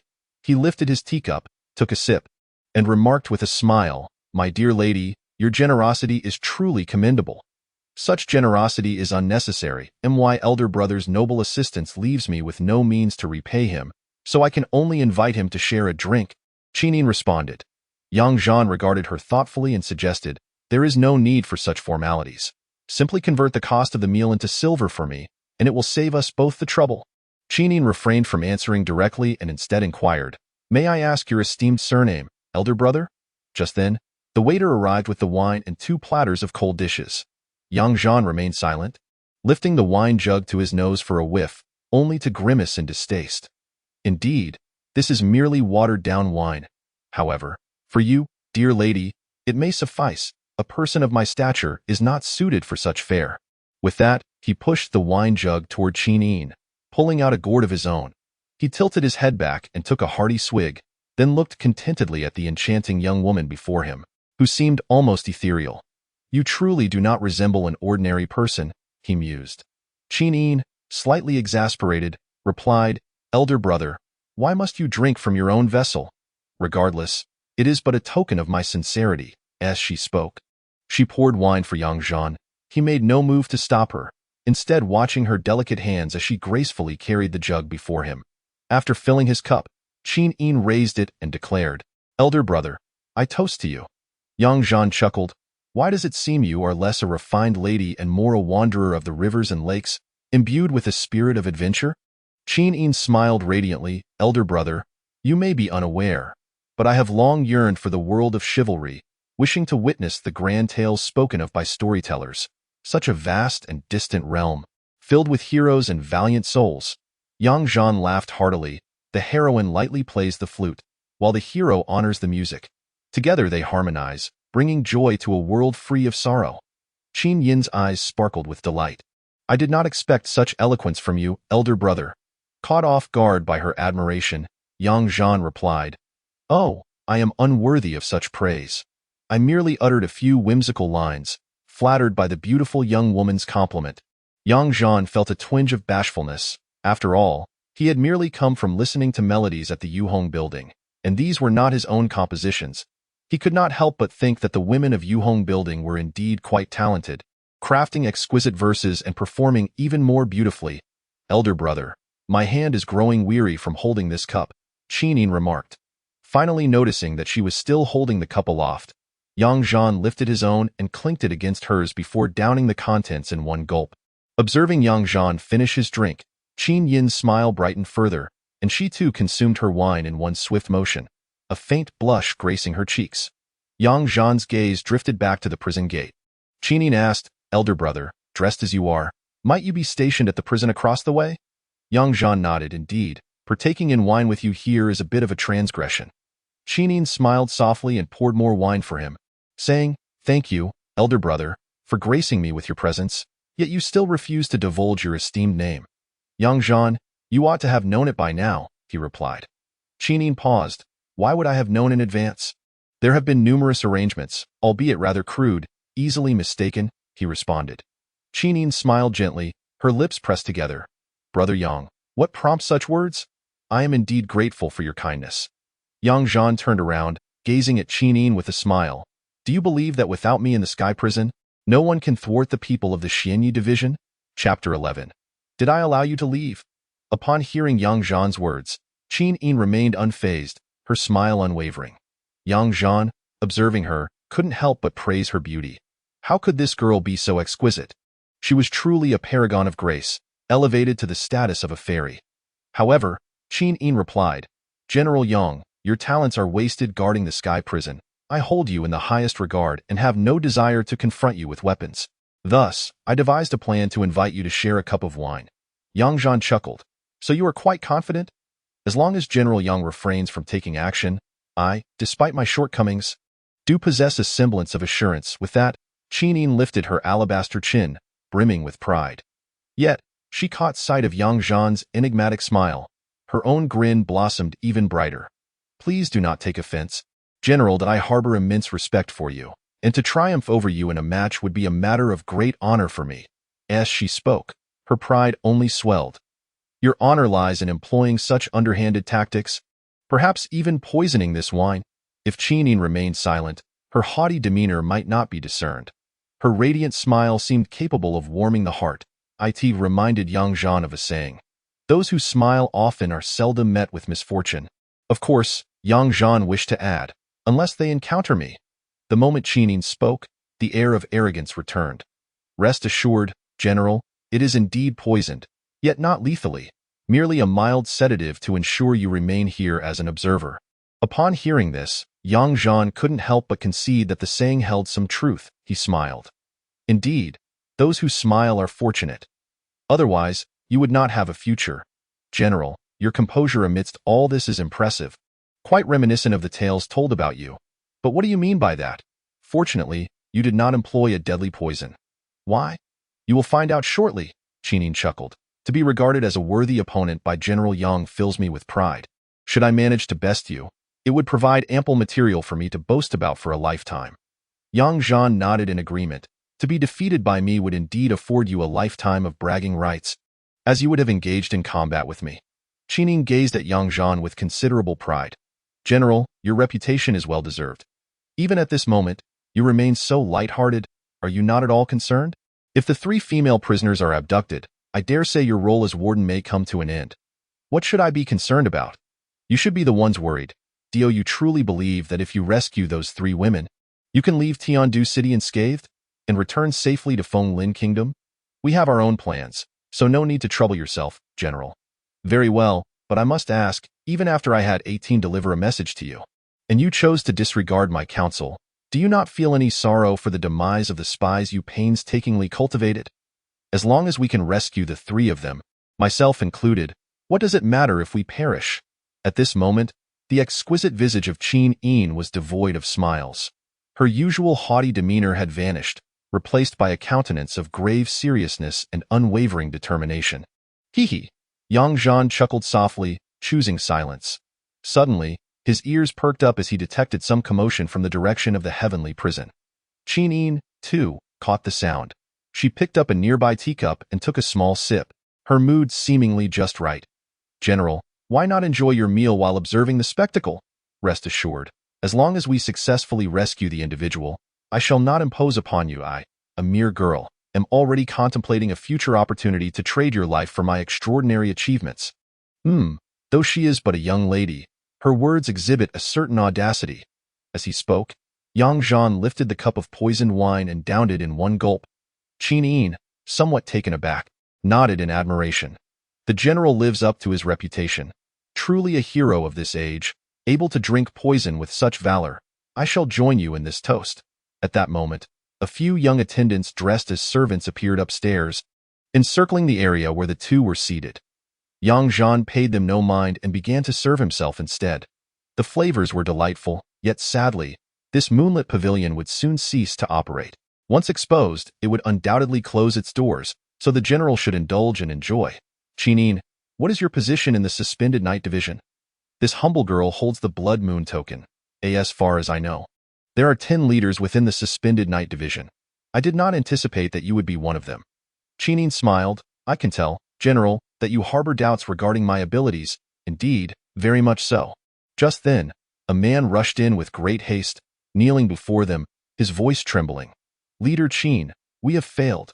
The once self-assured Qin Yin, who seemed to hold victory in her grasp, stood up abruptly, disbelief etched across her stunning face. How could they have lost to just 4 prison guards? At that moment, she even doubted her own hearing. The kneeling man, filled with agitation, exclaimed, Leader Qin, it was not 4 guards, but merely 2 individuals who slaughtered our 10 operatives. Qin Yin's mouth fell agape in astonishment, and she sank back into her chair, seemingly unable to accept the reality of the situation. After a brief moment, she took a deep breath and turned to Yang Zhan. No wonder the general remained so composed. It appears the heavenly prison is indeed a den of hidden talents. I initially thought only a figure like General Yang existed here. Yet even the humble prison guards possess such formidable skills. Yang Zhan regarded the young woman before him. Her pride and arrogance had dissipated, but she was not filled with indignation or anxiety. Instead, he regarded her with newfound respect. It could also be that your subordinates are simply inept. If you trust me, I could assist you in training them. The corners of Qin Yin's eyes twitched slightly as she fixed her gaze on Yang Zhan. General, though our operation has failed, do consider your own predicament. What benefit do you gain from provoking me? Yang Zhan spread his hands. We are all poisoned. What is destined will inevitably come to pass. Do you truly believe a few kind words would grant me my freedom? Qin Yin raised an eyebrow. Then do speak. Perhaps I might just let you go. Yang Zhan chuckled. Ah, you, my dear lady, possess such a radiant beauty. It is as if one could simply squeeze you and draw forth water. In an instant, Qin Yin's demeanor shifted to fury, and she slammed her hand upon the table. The few attendants present also bore expressions of indignation. Yet, Yang Zhan, lifting his chin, regarded Qin Yin without a trace of alarm or fear. Instead, he remarked, What is the rush? Am I not offering you a compliment? Surely, you should appreciate it. Qin Yin took several deep breaths, suddenly turning her head to command. Everyone, evacuate the Wangyue building immediately. Yes, Commander, but what of this individual? Qin Yin cast a glance at Yang Zhan, her eyes narrowing slightly. I have stated that I would not trouble you, and I shall keep my word. Farewell, and I hope you do not come to regret the jest you've made at my expense today. With that, she and her companions began their descent to flee the scene. Yang Zhan was taken aback. This woman had miraculously salvaged her life once more. Is it truly the case that a woman who laughs so readily possesses such fortuitous luck? However, Yang Zhan could not help but utter, such a lack of courtesy. Did I grant you permission to leave? Chapter 12. I am fond of doing good deeds. Upon finishing his words, Yang Zhan rose to his feet. A fierce aura erupted from him, casting a palpable sense of dread that penetrated the very souls of everyone within the Wangyue building. In that fleeting moment, Commander, be cautious. Amidst the cacophony of collisions, Yang Zhan charged forward with relentless force, sending any obstruction flying. Clearing the path, he found himself mere inches away from Qin Yin, who brandished a dagger pointed directly at his heart. "You are not poisoned? You clearly ingested the poisoned wine." Zhan chuckled, spitting out a mouthful of wine. "Once consumed, it cannot be regurgitated?" Qin sighed. "You saw through my ruse long ago. I should have anticipated it. Truly, you are General Yang." "And I am in awe," observing Qin Yin's unwavering composure. Zhan nodded in approval. Despite being the Blood Moon commander of the Xianyu division, her courage was commendable. To receive General Yang's acknowledgement brought Qin in a sense of honor. Yet beneath her calm facade, her voice trembled slightly, betraying her true emotions. Even as she confronted the terrifying pressure emanating from Zhan, her grip on the dagger quivered imperceptibly, for she was not his match. Zhan smiled enough. "Do not be afraid." "I am not frightened." Qin gritted her teeth. "Then why do you tremble?" "That's merely the murderous aura surrounding me." Zhan grinned. "My apologies. I have taken so many lives that even dogs neglect my presence." Qin Yin's fair face darkened slightly. This sounded akin to an insult.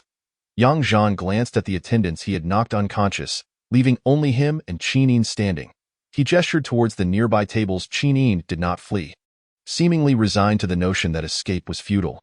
Instead, she returned and seated herself opposite Zhan. The dagger was placed upon the table, appearing to serve little purpose. Leaning back in his chair, Zhan regarded Qin and inquired, "Is your sole mission to rescue the three of them? Or is there another agenda?" Qin remained silent, evidently uncooperative. Zhan, undeterred, produced a flask and took a sip before chuckling. "There's no need for such wariness. I am here to discuss a collaboration." "Collaboration?" Qin Yin's brow glistened with perspiration, and a look of mild astonishment crossed her face. "You and I serve different masters. What could we possibly collaborate on?" Zhan set the flask down, stating, "I can ensure their safe return to Fenglin Kingdom. Why would you help us?" she asked. "What do you think led me to become a jailer?" Qin recalled certain pieces of information she had gathered earlier, her gaze flickering thoughtfully. "You must have offended your emperor and fallen under suspicion." Zhan chuckled. "Exactly.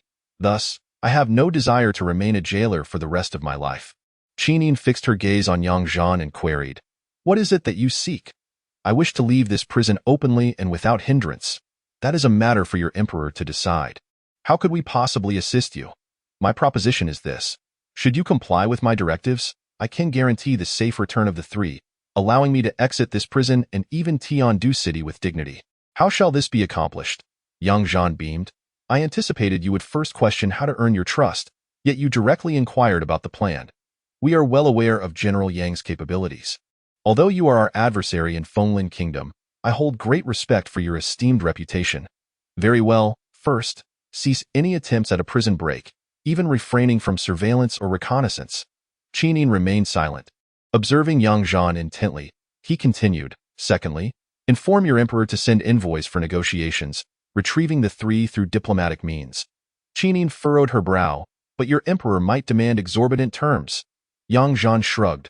"That depends on the ability of your emissaries from Fenglin Kingdom." At this moment, the sweat on Qin Yin's forehead increased, and she appeared increasingly restless, her tone becoming urgent.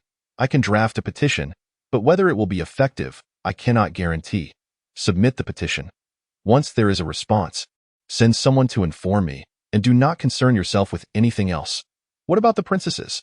"The court will refrain from taking action against them for the time being. Besides, who else possesses the capability to harm them within this prison? With General Yang's presence, we indeed have little opportunity. However, I have noticed others watching the prison. It's not a matter of doubting General Yang's abilities, but rather a suggestion to remain vigilant." "Very well. I shall take my leave. Thank you for the potent wine." Zhan stood up, and Qin followed suit, though she seemed to be experiencing some distress, trembling noticeably, with sweat cascading down her forehead. She forcibly managed to utter two words. "No, see off." At that moment, Zhan glanced at Qin and remarked with a smile, "It must be quite a struggle to suppress it. The backlash will be severe." With that, Zhan stepped behind Qin. Suddenly, a hand shot out. With a resounding crack, the sound reverberated through the moon viewing pavilion, carrying with it an inexplicable allure. Qin Yin's body stiffened, and a surge of terrifying energy erupted from her. With a cough, a mouthful of fresh blood spewed forth alongside the torrent of energy. Zhan had already descended the stairs, laughter trailing behind him. If such accumulated power is not released, it will harm your body and no need for thanks. I simply take pleasure in doing good deeds. You? Qin abruptly turned, gritting her teeth in fury. How can you do this? Zhan did not turn back, merely waving his hand dismissively. The only things that can deflate you in an instant are a few specific matters. Which part would you prefer I touch? I do not require your interference. Qin Yin's face flushed crimson, yet she clenched her fists in anger. However, Zhan's figure had already vanished from sight. Qin Yin remained furious, her eyes wide, her garments swirling. Suddenly, a shadow flashed into view. Commander, you are injured? I merely amassed power earlier without utilizing it, and suffered a bit of backlash. The shadow bowed its head. I apologize for my tardiness. Qin Yin wiped the blood from the corner of her mouth and gazed at the shadow. What use is it to arrive early? Never mind, take them away, and set this place ablaze. Issue orders for everyone to lie low. Without my command, no one is to act. Understood, my lord. Qin Yin rose, donning a black veil that concealed her unparalleled beauty. Zhan, I shall remember you. Chapter 13. The Diamond Claws of Bai Lian Xingdong, the head of the 9th rank hall under the Ministry of Justice, had rushed to the prison for 2 consecutive days. At this moment, the divine investigator surveyed the 10 corpses before him. With his experience, he could discern that these 10 were not the work of the same individuals as the previous day. The assailants from yesterday bore no wounds. Their internal organs had been grievously injured, and upon learning that Zhan was responsible, Xingdong was not at all surprised. However, today's 10 were all slain by the blade, each with a single, decisive strike. Clean and efficient, this moment. A look of profound respect filled Xingdong's gaze towards the prison. It was not the prison itself he revered, but rather the individuals within it. He truly had not anticipated that the seemingly unassuming prison guards possessed such formidable combat prowess. He even began to question whether the divine investigators of their 9th rank hall could match the strength of the prison guards. Just then, a man dressed in luxurious robes, a large sword hanging at his waist, approached. Upon seeing him, Xingdong immediately cupped his fists in salute. Divine investigator, I am the head constable Xingdong. The man's expression was cold as he regarded Xingdong. Have you been the one to tally the bodies both times? Yes, my lord. The man nodded. Tell me the situation. Xingdong did not dare to delay. For this was Ma Zifeng, one of the 9 great divine investigators of the 9th rank hall, renowned for his exceptional investigative skills. Xingdong promptly recounted the circumstances of the 2 groups that had attempted to break into the prison over the past 2 days. Ma Zifeng listened attentively, examining the state of the 10 corpses. Who was responsible for the killings yesterday and today? Yesterday, it was the prison chief Zhan. Today, it was the prison guards Zhang San and Li Si. Their methods were clean and decisive. Without exception, each was killed with a single stroke. Upon hearing this, Ma Zifeng could not help but express his admiration.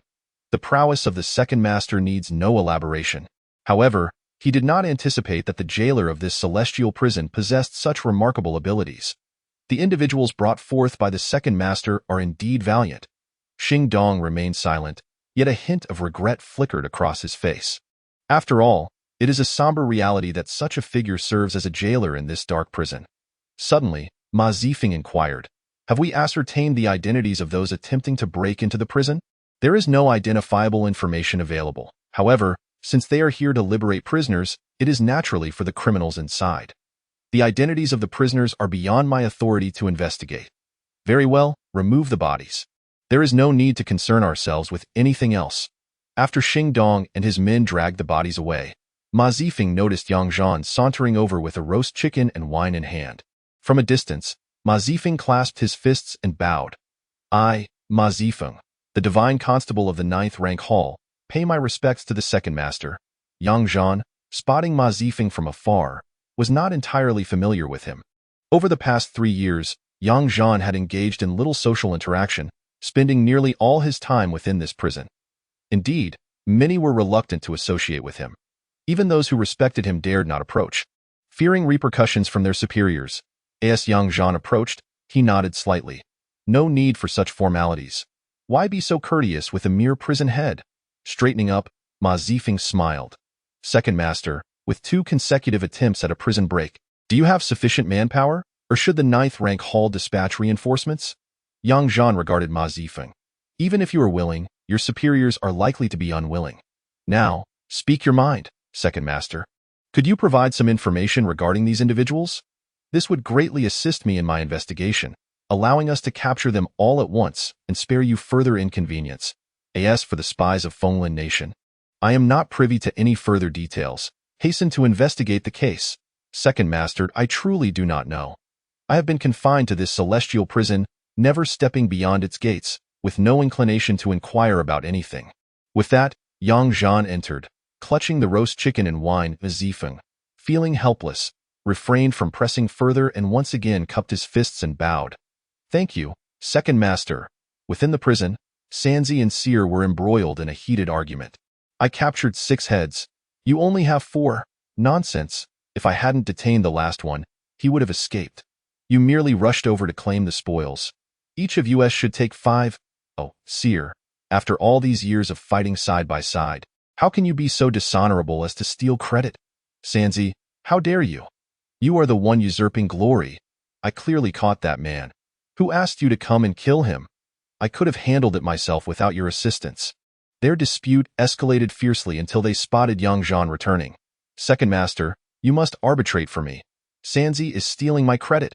Second master, do not listen to Seer. He is the one stealing credit.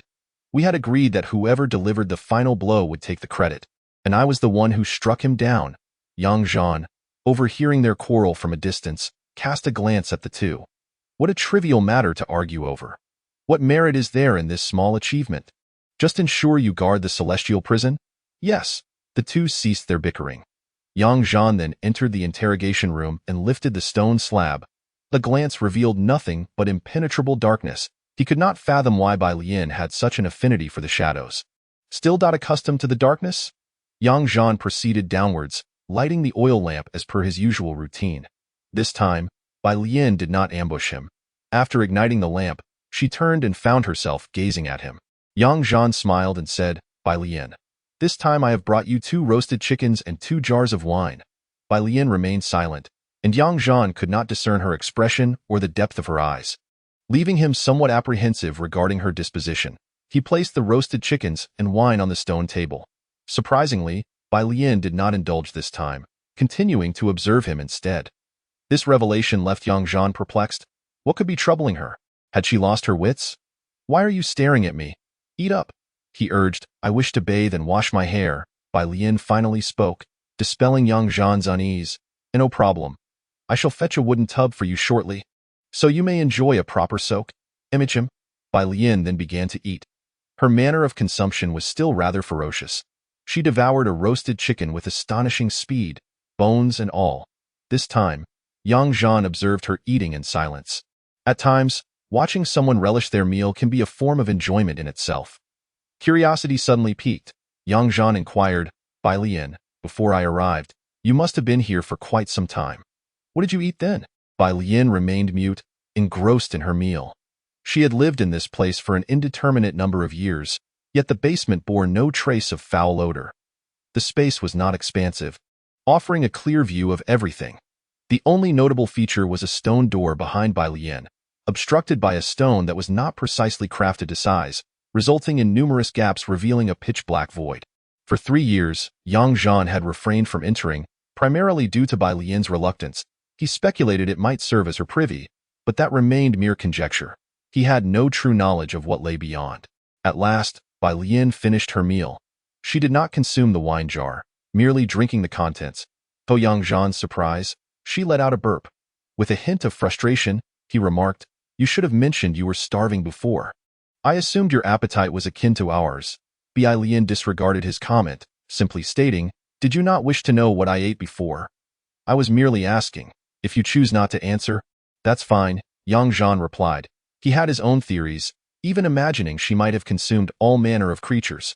Snakes, insects, rodents, anything would suffice when one faced hunger. Suddenly, Bai Lian gestured to one side. Intrigued, Yang Zhan turned to see a small hole in the corner of the basement. Before long, a furry head emerged. Moments later, a weasel, adorned with a tuft of white fur atop its head, leisurely crawled out of the hole, one egg in its mouth and another cradled in its forepaws. Abruptly, it caught sight of something, spinning around to stare at Yang Zhan, then quickly retreating. Although curious, Yang Zhan was not surprised. He possessed spirit manipulation skills, and Bai Lian undoubtedly did as well, even if her mind was somewhat unhinged. His earlier speculations were confirmed by this first-hand observation, bringing him a sense of relief. Should he depart, Bai Lian would not go hungry. Bai Lian was not loquacious. Yang Zhan often had to pose several questions before she offered a single response. After a short while, he took his leave as they were about to depart. Bai Lian inquired, "You remember the second chapter, right?" Yang Zhan turned his gaze towards the blood flow diagram inscribed upon the wall and nodded affirmatively. "I remember. Very well." Bai Lian suddenly rose, the iron chains clanking noisily in the next moment. Yang Zhan beheld Bai Lian's hand, which appeared as though forged from adamantine, effortlessly clawing away at the characters etched into the wall. Sparks flew in all directions, the sharp sound was jarring, and this spectacle left Yang Zhan trembling with trepidation. Bai Lian's nails were akin to divine weapons. Had she employed them while studying the differences in their structures, the consequences would have been unimaginable. Chapter 14. Purchasing garments for a lady. Yang Zhan exerted considerable effort to ensure that Bai Lian could enjoy a proper bath. The wooden tub was excessively large to fit, so he dismantled it and, assuming the role of a carpenter, reassembled it in the basement. Subsequently, he instructed Lu Yang to boil water. One barrel after another was transported to the interrogation room, where Lu Yang furrowed her brow and asked, "Second master, why do you wish to bathe in the interrogation room? Is this not suitable?" "Ah, I prefer a quieter place, free from disturbances." Before long, Yang Zhan, carrying the final barrel of hot water, noticed Lu Yang trailing behind him with his clothes in hand. Yang Zhan paused, perplexed. "Lu Yang, what are you doing? Isn't the second master going to bathe? These are your garments. Oh, just hand them to me. You carry the water, and I shall assist you with a back scrub and wash afterward." As she spoke, a faint blush adorned Lu Yang's cheeks, revealing a hint of shyness. This demeanor caused Yang Zhan's mind to involuntarily conjure images of being attended to during a bath. "Scrub?" He swallowed hard, inhaling deeply to suppress his wandering thoughts. "No need. I am but a simple man. I prefer to bathe alone." Noticing that Lu Yang was about to respond, Yang Zhan interjected, "By the way, could you warm a flask of wine for me and prepare some appetizers? I wish to enjoy a drink after my bath." Lu Yang's lips parted slightly, yet she acquiesced. "Very well." At last, he managed to send Lu Yang away. Carrying the last barrel of water, he entered the interrogation room and secured the iron door behind him. In the dungeon, the interrogation room was a forbidden place. Without his express permission, no one could enter. Upon arriving in the basement, Yang Zhan found the space shrouded in a misty haze. Bai Lian had been silently observing his endeavors, not uttering a word. After pouring out the final barrel of water, Yang Zhan grinned and remarked, "The water is a tad too warm, but for someone of martial prowess, it matters not. All right, you may wash now. I shall ascend first." "Wait." Yang Zhan, puzzled, asked, "Is there anything else you require? My garments are quite tattered." Yang Zhan suddenly realized, "Very well, I shall prepare some for you." Yet, inwardly he sighed. No matter how fine the attire, it would surely end up riddled with holes when worn by Bai Lian. With those 8 iron chains embedded into her body, merely contemplating this sent shivers down his spine. Those who confined Bai Lian here must harbor a profound enmity against her, necessitating such cruel measures. Exiting the basement, Yang Zhan locked the door to the interrogation room and called out, "Sanzi, second master, I am here. Ensure that no one enters." "Yes, second master." The 3 young men wore solemn expressions. Though they, like several others, were perplexed, their second master forbade them from entering the interrogation room unaccompanied. However, Yang Zhan's words held the weight of military command, and the 3 young men had always adhered to orders without fail.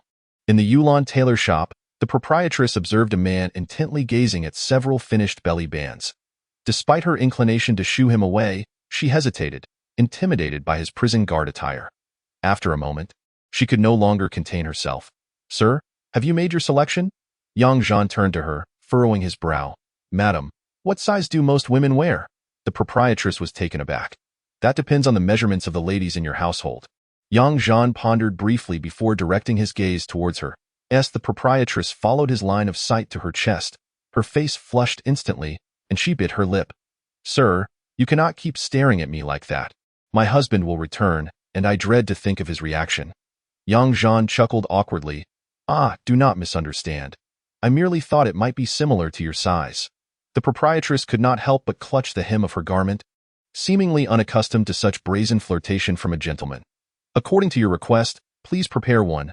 No, make it two. With a huff, the proprietress stepped forward and retrieved 2 items. 31. Take your time. Do you have finished garments for ladies? I would like 2 sets, along with 2 pairs of women's boots. The proprietress paused, then frowned. Sir, I am unsure of the heights and measurements of the ladies in your household. Estimating, Yang Zhan believed they would be approximately the same as the proprietress. It was then that he truly noticed her appearance. She was rather attractive. After a lingering glance, the proprietress darted outside to summon her husband, seemingly anxious that Yang Zhan might have ulterior motives. Nevertheless, she returned with 2 sets of ready-made garments, tailored to her measurements for display, which fortuitously matched Yang Zhan's requirements. The proprietress bundled the clothing and boots together and handed them to Yang Zhan. However, when it came time to pay, he winced at the hefty sum of 2 taels of silver. The women's attire was indeed more expensive than men's, of course. Yang Zhan had not opted for the cheaper coarse cloth garments, even though they would soon wear out. With thoughts of Bilian's hair, Yang Zhan proceeded to purchase 2 hairpins. Just then, he quickened his pace, soon vanishing from sight. Not long after, in the Eastern Palace's rear courtyard, a servant dressed in ordinary attire hurried inside. Not far away, Yang Zhan revealed himself, glancing at the imposing structures of the Eastern Palace. Raising an eyebrow, he mused, how intriguing! Such concern for me is quite flattering. Within the inner courtyard of the Eastern Palace, a servant knelt before a door, reporting, Your Highness, the Crown Prince, just now, Yang Zhan purchased women's clothing and boots, as well as hairpins. After a brief pause, a frail voice emerged from the room. Is it for Lu Yang? I am not certain, but in the dungeon, aside from 3 female prisoners, there is only Miss Lu Yang. Ha! Cough, cough. Laughter erupted from within, quickly followed by a fit of violent coughing. At that moment, a gentle female voice echoed, Your Highness, do take care of yourself. After a brief pause, the occupant inside finally regained composure and replied, Very well, you may leave now. As you wish, Your Highness. The attendant departed. In the room stood a man, slightly pale and somewhat frail, yet his eyes shone with intensity. A stunning woman, clad in exquisite silk, was gently massaging the back of Yang Xing, the crown prince of the great Xia dynasty. She remarked, Your Highness, I did not expect that Lu Yang would win Yang Zhan's favor so swiftly. Have you not heard? It is said that even heroes are not immune to the charms of beautiful women. Yang Zhan may indeed be the god of war of our great Xia, but he is also a man, and a single one at that. Indeed, Your Highness, why send Lu Yang at this juncture? Yang Xing furrowed his brow slightly and sighed. Alas, if we do not take a gamble now, the opportunity will slip away. The woman sighed in response. Yang Xing then waved his hand dismissively. No need for that. He took hold of her hand. You should also pay a visit to Yang Zhan. After all, if it were not for him, we would have perished long ago. The woman frowned slightly. Your Highness, we have had no contact with him for the past 3 years. Might it be? The ailing Yang Xing's eyes sparkled with fervor. You must tell Yang Zhan that I comprehend my father's intentions, and I shall lend him my assistance. Chapter 15. This woman disrespects men. Bilian. Are you done? Yang Zhan called from the entrance of the cave. Coming down. Bilian's voice echoed from below. Yang Zhan then picked up a set of clothing, a hairpin, and a pair of boots before descending. The humidity enveloped the basement, yet Yang Zhan immediately spotted Bilian within the wooden tub. After more than 2 years, he finally beheld her features. In that instant, Yang Zhan was taken aback. Her taut, snow-white skin, the elegantly arched nose, and a pair of clear, untainted eyes rendered mere descriptors inadequate. To call her a beauty would be an affront. She was akin to a celestial being, perhaps no less. Especially at this moment, Bilian's countenance starkly contrasted with Yang Zhan's previous imaginings, creating a striking visual dissonance. Suddenly, the sound of splashing water mingled with the clinking of chains. Bilian stood up from the tub, and in that moment, Yang Zhan's eyes widened, his mouth agape, utterly astonished by the scene before him. Bilian stepped down from the tub, extending her delicate, clean, jade-like hands. She seemed entirely unperturbed by the situation, exhibiting no signs of shyness, leaving Yang Zhan in a stupor, motionless for an extended period. Noticing his lack of response, Billion approached him directly, standing right before him, her gaze curious. What is the matter? Nevertheless, she picked up the clothing and began to dress before Zhan. The trousers went on swiftly, but donning the upper garments proved challenging due to the 8 chains binding her back. Billion had no choice but to turn her attire inside out and then turned around. Could you assist me? If the earlier moment had rendered Zhan's soul adrift, this one yanked it back with a jolt, shaking him to his core as he beheld the 8 chains embedded in Billion's back. Zhan could not help but draw in a sharp breath, questioning how one could descend to such barbarity. Upon the pristine, jade-like back lay 8 iron chains, meticulously aligned along by Lian's spine, penetrating deeply and fastening onto her vertebrae. 8 crimson wounds, still oozing blood, marred her otherwise immaculate skin, creating a harrowing visual dissonance with the chains. Despite having witnessed countless brutal battlefields, Zhan felt a tremor in his heart at this sight. He grasped his clothing belt gently, wary that even a slight contact with the chains might inflict pain upon her. Strangely, his hands trembled slightly at that moment. Bai Lian inquired, "Why has your breathing become so uneven? And your heartbeat hastened?" Zhan's lips twitched. This woman displayed an utter lack of respect. Did she not regard herself as a woman, or him as a man? Or perhaps, she was entirely unaware of the distinctions between the sexes. Bai Lian turned her head, her ethereal beauty devoid of any sign of suffering. Instead, she regarded Zhan with curiosity, appraising him from head to toe. Suddenly, her finger, filled with bewilderment, pointed at his form. What has caused such a transformation? Zhan bent slightly, chuckling awkwardly, just a bit of internal heat. Internal heat? Is that what causes such a change? Ah, indeed, Bai Lian nodded, saying nothing further. Zhan then handed her a hairpin, yet Bai Lian held it for quite some time without making a move. This was meant to secure her hair, as leaving it loose would not be proper. Bai Lian shook her head. I do not know how to use it. Zhan slapped his forehead in exasperation. Never mind, I shall assist you. Though I am not particularly skilled at it, then. Bai Lian seated herself upon a stone, while Zhan stood behind her, reaching to gather her hair. The mere contact with Bai Lian's skin elicited a uniquely stirring sensation within him. At last, he managed to style her hair, securing it with the hairpin, which unveiled her delicate, snow-white neck. Were it not for the 8 chains, Bai Lian's silhouette would be breathtakingly beautiful. Unable to restrain his curiosity, Zhan asked, "Does the iron chains embedded in your flesh cause you pain?" "I have grown accustomed to it. Thus, it no longer hurts." Hearing Bai Lian's calm demeanor only deepened Zhan's sorrow for her plight. Regrettably, he had no means to extract the chains.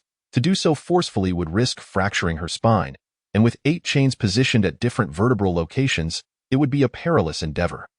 Moreover, these chains were exceedingly resilient. Zhan had previously attempted to sever them, believing that doing so might grant her freedom. However, he discovered that any force applied would merely transmit through the chains to Bai Lian. If the chains were to be cut, it was likely that Bai Lian would perish as well. The individual who confined Bai Lian was truly malevolent, not seeking her life but rather intent on subjecting her to relentless torment. What kind of hatred could drive someone to treat her in such a manner? Who imprisoned you? Zhan inquired, as expected. Bai Lian had no recollection of the incident. It was as though her consciousness had reset at a certain point, leaving her entirely unaware of her past. Yet her martial prowess and spirit manipulation techniques seemed to have become instinctual. The inscriptions of spirit manipulation and the flow of martial energy on the walls must have been engraved during a period of her disorientation or amnesia. Zhan then picked up a boot and lifted Bai Lian's foot. At that moment, she instinctively recoiled slightly. However, she soon allowed Zhan to put on her boots. She silently observed him, not uttering a word. Zhan rose to his feet and remarked with a smile, "I will find a way to investigate. If I can identify the person responsible for your imprisonment, perhaps I can help you uncover the truth." Yet, Bai Lian immediately shook her head, saying, "Do not investigate. If others learn of this, someone may seek to take my life." Zhan inquired, perplexed, "Why do you persist in believing that someone wishes to kill you?" "I do not know. I simply recall that someone intended to end my life," she replied. Zhan sighed, "The one who incarcerated you does not wish to kill you. He possesses the means to imprison you, and naturally, he also has the capacity to take your life. Yet, he has chosen not to, instead opting to subject you to torment and inhumane treatment. Bai Lian gazed at Yang Zhan, her eyes filled with confusion. I am quite well here. Yang Zhan was momentarily at a loss for words, as if speaking to someone who had endured suffering since childhood and had grown accustomed to it, feeling no pain at all. Or perhaps, in her perception, the concept of suffering was entirely absent, much like Bai Lian in that moment, which evoked even greater sympathy. Yang Zhan cast another glance at the stone door that had been sealed. Bai Lian, we are quite familiar with one another now. What lies beyond that stone door? Suddenly, Bai Lian stood up, obstructing Yang Zhan's view, her attitude unmistakably clear. She would not permit him to see. Yang Zhan, understanding her resolve, did not press the matter, acknowledging that he could not overpower her. Then I shall take my leave, he declared, turning away and approaching the stone steps, only to abruptly glance back. He noticed Bai Lian watching him intently, and he couldn't help but exclaim, You are a young lady. Do not allow men to gaze upon your form. Why? She replied. Yang Zhan was rendered speechless. This woman truly lacked understanding. After a moment's contemplation, he asked, Do you trust me, MM? Then be obedient. Oh. Chapter 16. Late-night confrontation. Yang Zhan presented another set of clothing, boots, and a hairpin to Lu Yang. Her face flushed with joy, resembling that of a child as she danced with delight. She could hardly contain herself and hurried into the room to change. Shortly thereafter, Lu Yang emerged, twirling in front of Yang Zhan while clad in her new attire. Second master, do I look good? Yang Zhan felt a twinge of embarrassment. The clothes were somewhat oversized, giving her a loose appearance. It's all right. Second master bought it for me, and I am delighted. I love it. Lu Yang beamed, still brimming with happiness. She had also adorned herself with the hairpin and donned her new boots, radiating genuine joy. Oh, I almost forgot. I made soup for second master. Lu Yang skipped away, her new clothes fluttering. Even from a distance, Yang Zhan could hear her exclaiming, Sanzi, second master bought me new clothes and new boots. Sire, do they look good? Second master got them for me. Yang Zhan's gaze flickered. What was Lu Yang truly here for? She could hardly serve as a spy if she became so easily elated. Was it merely to cultivate relationships? Or perhaps, Tio put on a show for others? Before long, a rather ordinary carriage approached the entrance of the prison. Moving slowly, the driver dismounted, and a woman inside the carriage pulled aside the curtain and gracefully descended. Though she wore unremarkable clothing, she still exuded an air of elegance and nobility. Sire stood guard at the entrance. Upon sighting the woman, Sier's expression transformed into a foolish grin, seemingly on the verge of drooling. Haven't I seen her before? Suddenly, a realization struck Sier, causing a subtle change in his demeanor. He promptly composed himself and stepped forward. Greetings, Crown Princess. Yushu, the current legitimate wife of the Crown Prince and future Empress, had arrived today with merely a coachman, visiting the prison alone. Why Yushu glanced at Sier and then smiled faintly. You are the valiant Li Si under General Yang, aren't you? Li Si was taken aback for a moment, then broke into a silly grin. The Crown Princess remembers me, of course. Had it not been for your general bringing you to meet His Highness back then, we would have likely been torn apart by the barbarian army. Hee, that was all thanks to our second master's strategic prowess. Why Yushu turned her gaze to the prison's entrance. Where is the general? I wish to see him. Second master is inside, Li Si replied. Why Yushu nodded and addressed the coachman. You wait outside, yes. When Yang Zhan saw Yushu, he was somewhat surprised. He soon chuckled.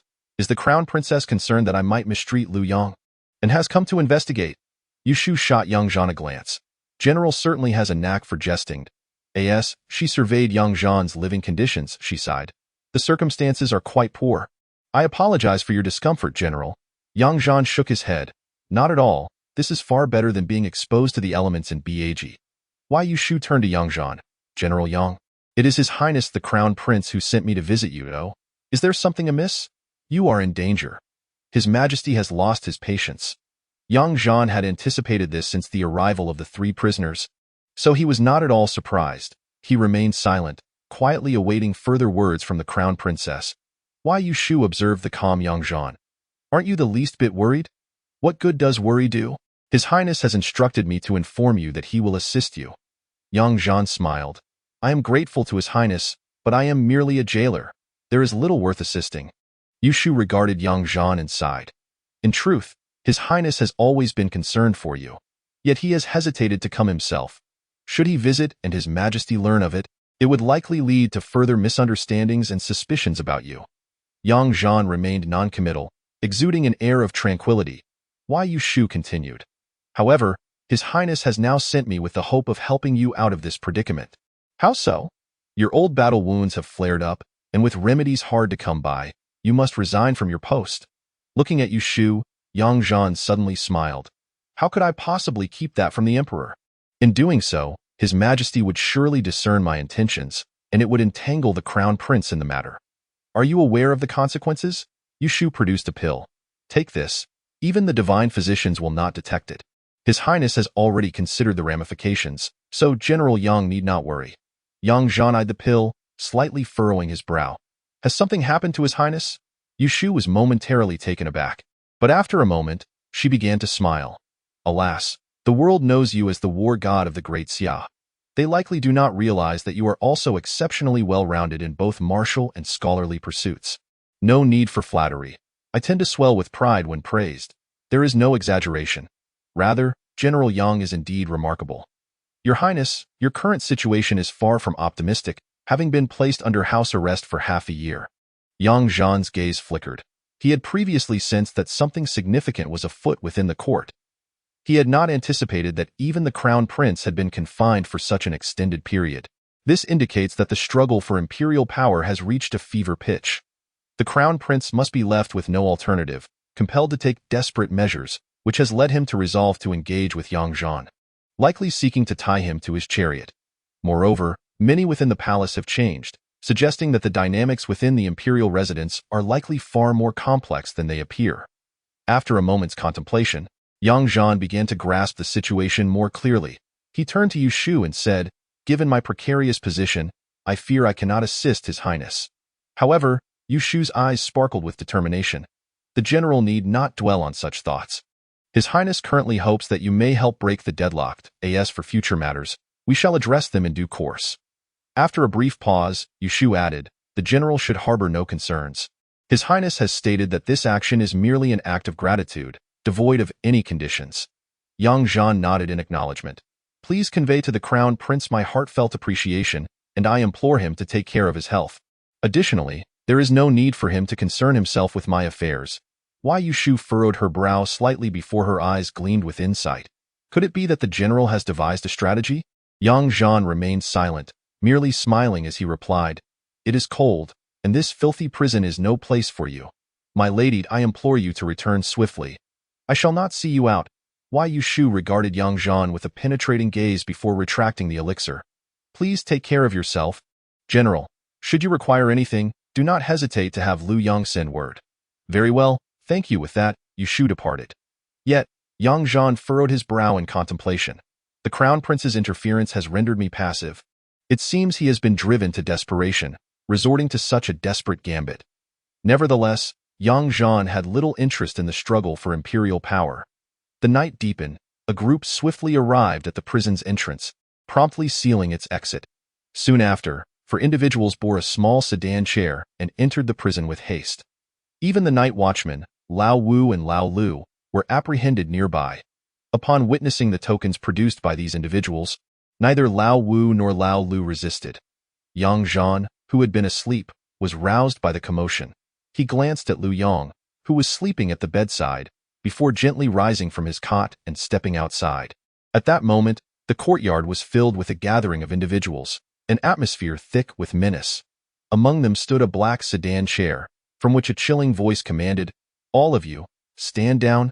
Yes. The group dispersed in an orderly fashion. Yang Zhan addressed the sedan door. Chief Steward Han visits in the dead of night. Is there urgent business? Suddenly, a glint of cold steel shot forth from the sedan door. Yang Zhan's eyes narrowed, and with 2 fingers, he deftly caught a flying dart between them. Simultaneously, a figure sprang forth from the sedan door. Yang Zhan instinctively countered with a punch, meeting the shadow in a collision of force, causing it to retreat back into the sedan. The vehicle trembled violently, and Yang Zhan was jolted back a step, yet his expression remained unchanged, calm and composed.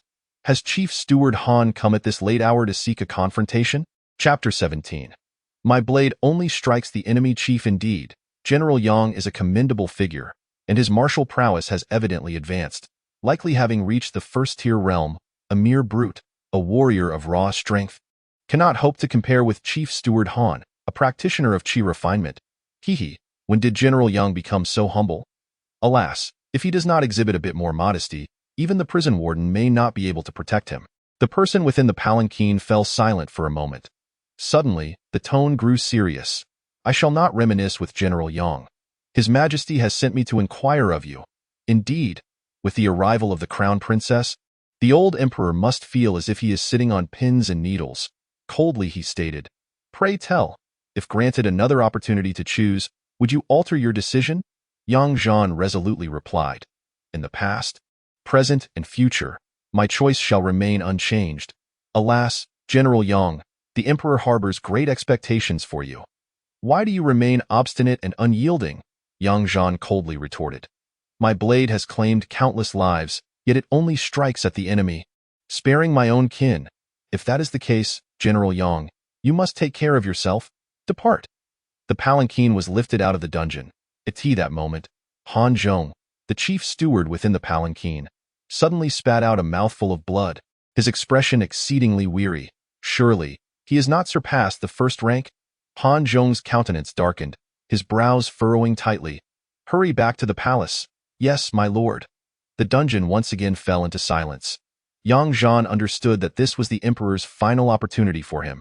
He ultimately had not become the weapon the emperor desired. The current tranquility was merely the calm before the impending storm. Yang Zhan stood atop the dungeon when a figure clad in black swiftly leapt towards him.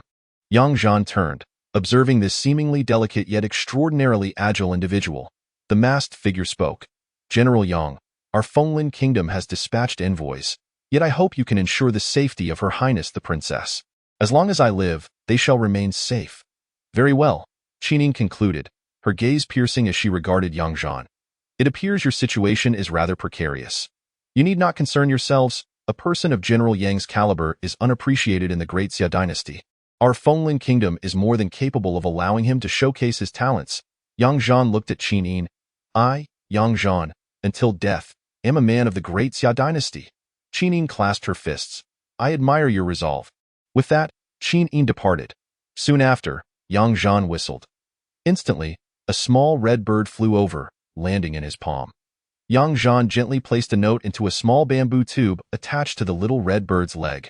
Slowly, he said, "Little Red, deliver this message to number 3. Clang." The red bird chirped twice, seemingly in response. Thereafter, Little Red soared into the night sky, quickly vanishing from sight. Yang Zhan stood resolutely on the rooftop. Surveying the horizon, he called out, "Sanzi, Seer, Lao Wu, Lao Lu, at your service. Arm yourselves for battle, understood." The 4 prison guards retrieved the dust-covered golden armor. The gleam of gold reflected in their eyes, illuminating their gazes with fervor. Sanzi fondled the armor he had worn for many years, grinning. "Old comrade, we shall be together again." Seer shot a glance at Sanzi. "Do not snatch my kills." Sanzi shot back at Seer. "Not worth my interest." Lao Wu glanced at the two. "You two should cease your bickering. It's giving me a headache." Sanzi and Seer simultaneously turned to Lao Wu, exclaiming, "Scram!" Lao Wu was momentarily taken aback, spat disdainfully, and then turned to Lao Lu, saying, "Keep your distance from these 2 fools. It's easy to catch their folly." Lao Lu burst into hearty laughter, retorting, "3 fools." At this, Sanzi, Seer, and Lao Wu all glared at Lao Lu. Feeling guilty under their scrutiny, Lao Lu silently donned his armor. Soon after, Yang Zhan stood before the 4, fully clad and wielding a battle blade. "You are all brothers who have fought alongside me through thick and thin, and I must make this clear. Should we perish in battle, there will be no glory, no merit, and no compensation. This fight is solely for us 5 brothers. There will be no reinforcements, and we do not know how long we must hold our ground." Despite this, the fire of battle only intensified in the eyes of the 4. Suddenly, they shouted in unison, "With the divine blade's edge, we shall drink deep of the enemy chieftain's blood." Though there were merely 4 of them, their voices echoed as if from a 1,000-strong army. Yang Zhan felt the long-lost fervor of the battlefield surge within him. "All right, you 4, return home and take care of your affairs. Come back by the 3rd watch." "Yes, General." The four turned and departed. Meanwhile, the three women in the dungeon heard the commotion outside. Qin Liner, upon hearing the noise, sighed.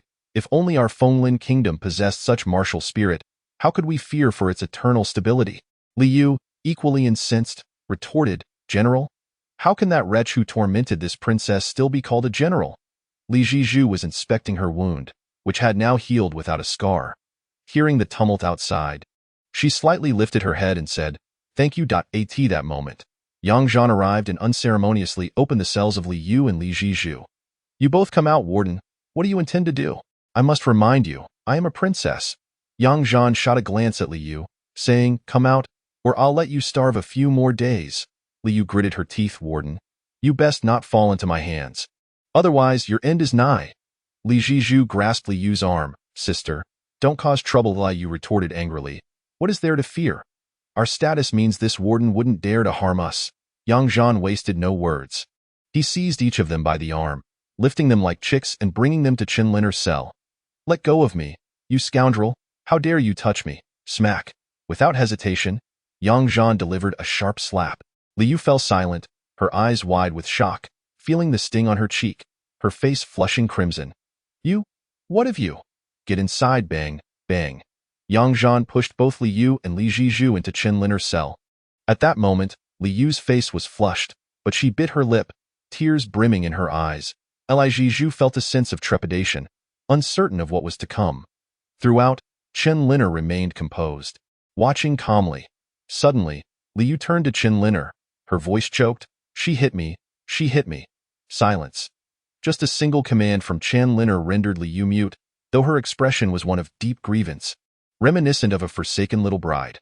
Turning to Yang Zhan, Qin Liner inquired, "What are the general's plans?" They remained together, providing mutual support, for the days ahead may harbor peril. Qin Liner expressed her confusion. "Why would there be danger?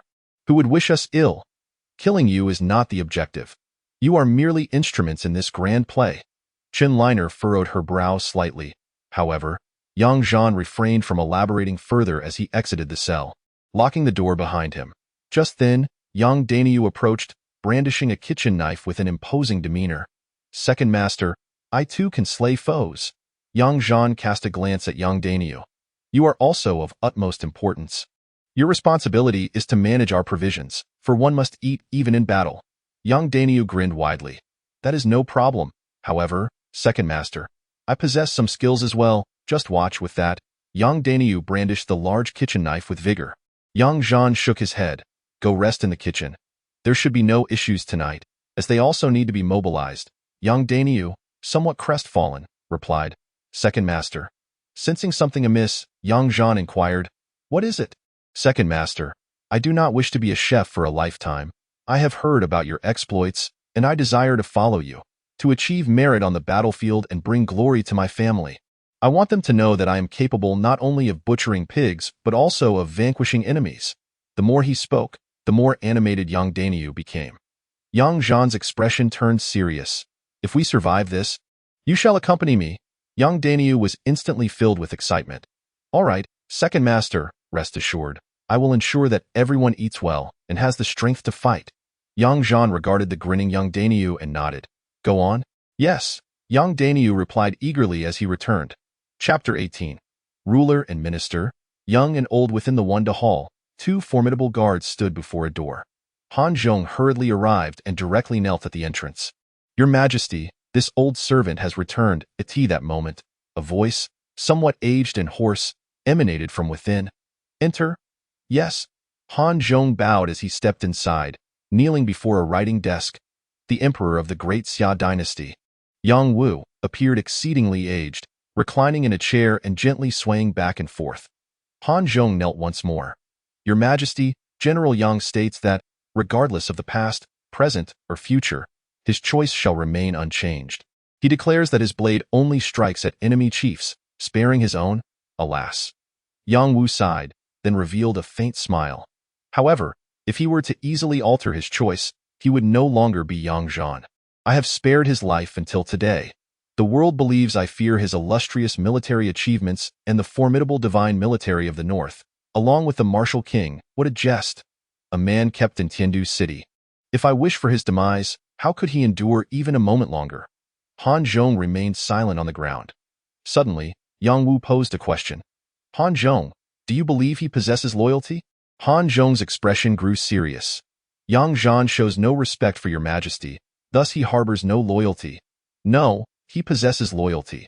His loyalty is to the great Xia, not to me, Yang Wu concluded, accompanied by a hint of self-mockery. Throughout the dynasty, only that young man suits my taste, yet he refuses to dance with me. Can you believe it? He dares to look down upon me? Upon hearing these words, Han Zhong could not help but prostrate himself on the ground, a sense of dread creeping into his heart. Yang Wu, however, continued unabated. Were it not for me, could he have ascended to the position of commander of the divine martial army? Could he have become the war god of the great Xia? Could he have claimed the title of the uncrowned king of Beiji? Yet, he remains unwilling to act on my behalf, believing himself to be an emperor. Does he think I only consider my own interests while he harbors ambitions for the world? Han Zhong's forehead glistened with sweat, trembling in fear. Yang Wu glanced at the quaking Han Zhong, a flicker of disdain crossing his eyes. It is precisely because there are too many of you that I find myself increasingly admiring that young fellow.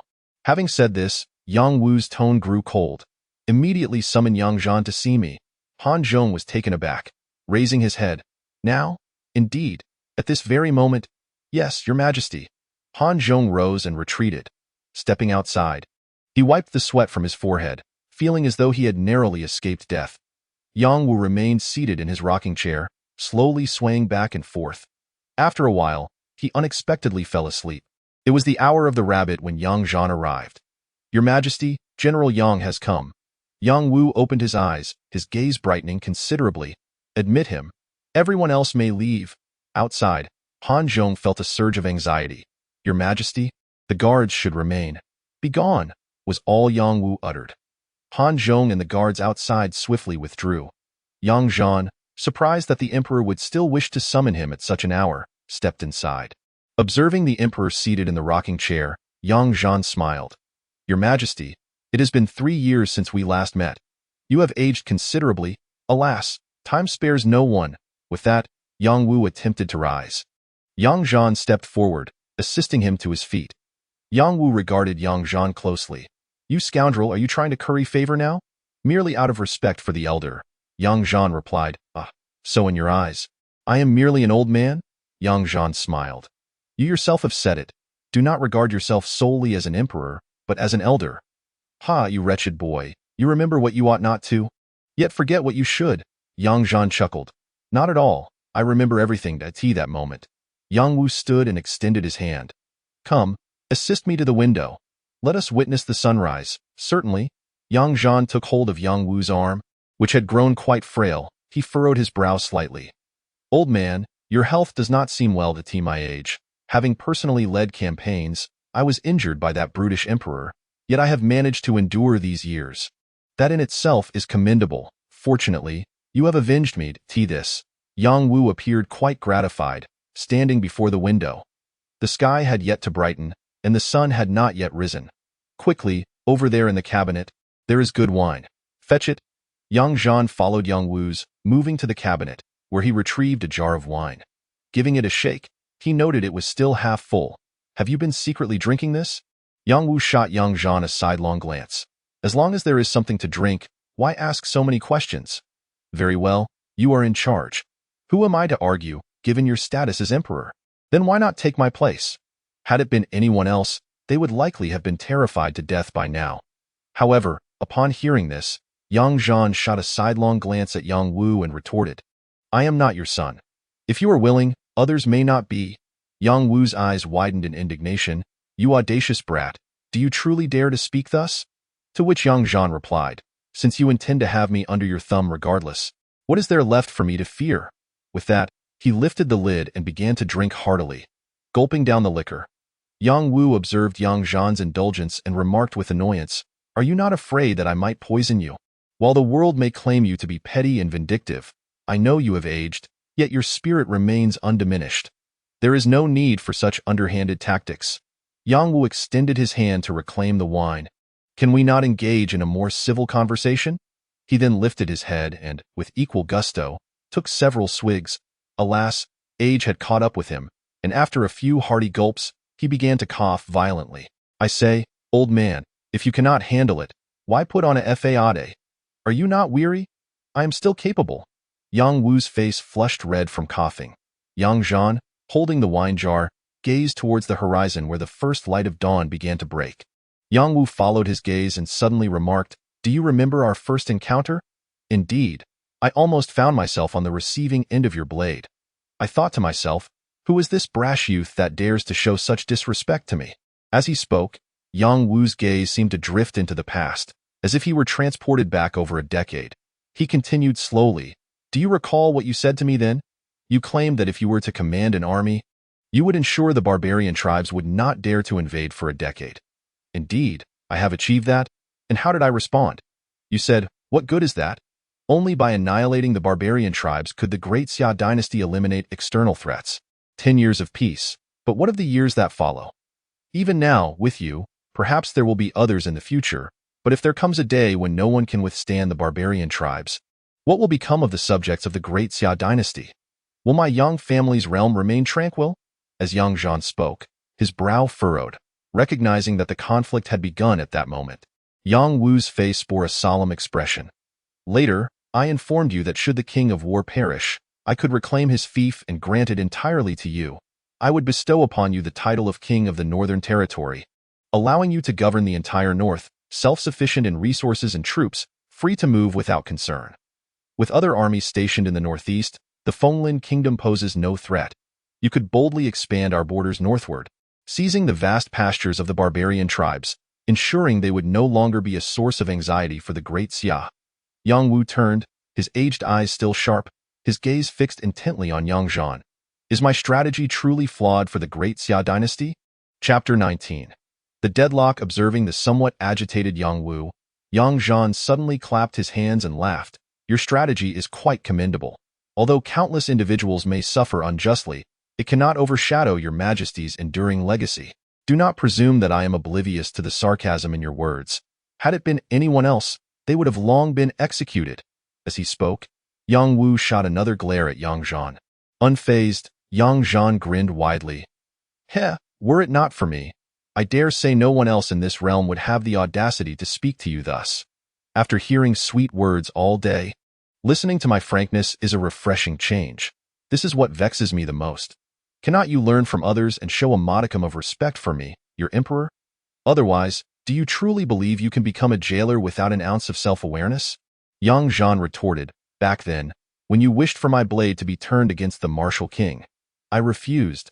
I merely offered a few flattering words, and you denied me the right to guard the heavenly prison?" Yang Wu did not respond directly but countered, "Knowing full well that I would deal with you, why did you return upon my decree?" Yang Zhan spread his hands and replied, "Regardless of the circumstances, I am still a subject of the great Xia. You must understand, I possess a profound sense of belonging to the character Xia." Yang Wu appeared somewhat weary and gestured towards a chair. After pulling the chair over for Yang Wu, Yang Zhan assisted him in sitting down.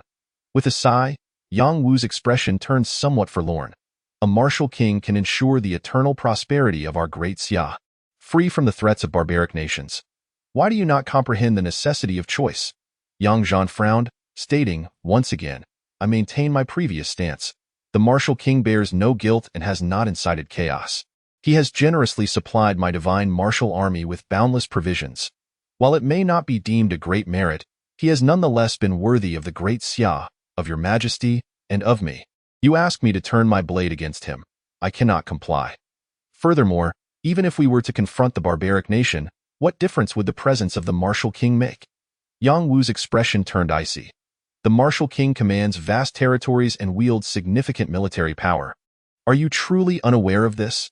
If he were to harbor treachery one day, you would find yourself besieged on all sides. The elite forces of our great Xia could, in a single night, be toppled. If he were to march southward, could the realm of great Xia remain steadfast?" Yang Zhan's voice grew heated. "You entertain such suspicion merely based on a potential future scenario, and you would place the lives of the martial king's entire family and countless soldiers of great Xia at stake. How can you speak of it so casually?" Yang Wu's aged eyes regarded Yang Zhan with an inscrutable expression. Suddenly, he laughed bitterly. "No matter how much I say now, you will not heed my words. But have you ever contemplated why I wish for you to devise a plan that would see the martial king perish beneath the barbarian forces? According to your reasoning, as emperor, I could have gently taken the martial king's lands and military authority, even welcomed his entire family to the capital to enjoy a life of luxury and splendor. Young Zhan fell silent. Choosing silence, are you? Then I shall take that as confirmation. But tell me, why do you think I did not pursue that course of action? Do you truly believe me to be so cold-blooded and bloodthirsty? Yang Zhan frowned. Your reputation has never been particularly favorable. You are far too suspicious. Yang Wu regarded Yang Zhan. With a single decree, I can summon you back. Do you believe I could not do the same for the martial king? Yang Zhan was at a loss for words. It is evident to many that you harbor designs against the martial king. It is only natural that he would not dare to return. Then why do you think so many are aware of my intentions towards the martial king? Have you perhaps let it slip? I have never spoken of such matters at this juncture. Yang Zhan furrowed his brow once more. Yang Wu chuckled, adding, before you declined my secret order, I had already summoned the martial king to the capital. He did not return and you were, at that time, none the wiser, were you? With that, Yang Wu cast a deep glance at Yang Zhan. Yet when I subsequently issued a command to you, you, that dense lad, returned and I have nothing to feel guilty about. What is there to fear in returning? Then, does this imply that King Wu feels a sense of guilt? Yang Zhan chuckled. Old man, at your age, you managed to ensnare me in your words with just a few phrases. See, I told you, no matter what I say, you will not heed my words, wasting my breath. Bring me some wine to moisten my throat. Yang Zhan handed the wine to Yang Wu, who this time took only a modest sip. Yang Zhan remarked, regardless of the circumstances, King Wu has not committed any acts of treachery against the great Xiadi. In fact, he has greatly aided my divine martial army. Otherwise, we would not have been able to inflict such swift devastation upon the barbarian forces. Yang Wu passed the wine jar to Yang Zhan, who accepted it and, gazing intently at Yang Wu, earnestly stated, if, by chance, we truly follow your strategy and I become the king of the northern borders, seizing the vast pastures of the barbarian nation, will I then become a thorn in your side? Will my existence disturb your peace of mind? Yang Wu raised an eyebrow. Have I ever harbored suspicions of your potential rebellion? Even during these past 3 years, I have never doubted your loyalty to the great Xia. You have confined me within this Tiandu city for 3 years, not out of concern for me. Yang Wu shot Yang Zhan a sidelong glance. You think too much. I merely hope for your change of heart. It's not too late. And now, Yang Zhan replied, I have given up with that. An air of silence enveloped the room. The elder and the younger exchanged glances. After what felt like an eternity, Yang Wu finally spoke. I have promised you that I shall not take your life. Even now, despite my dwindling patience, I still will not kill you. Yang Zhan remained non-committal, his expression calm. Yang Wu chuckled, albeit with an icy undertone. However, you remain trapped in a deadlock. If you can break through it, it will be your salvation.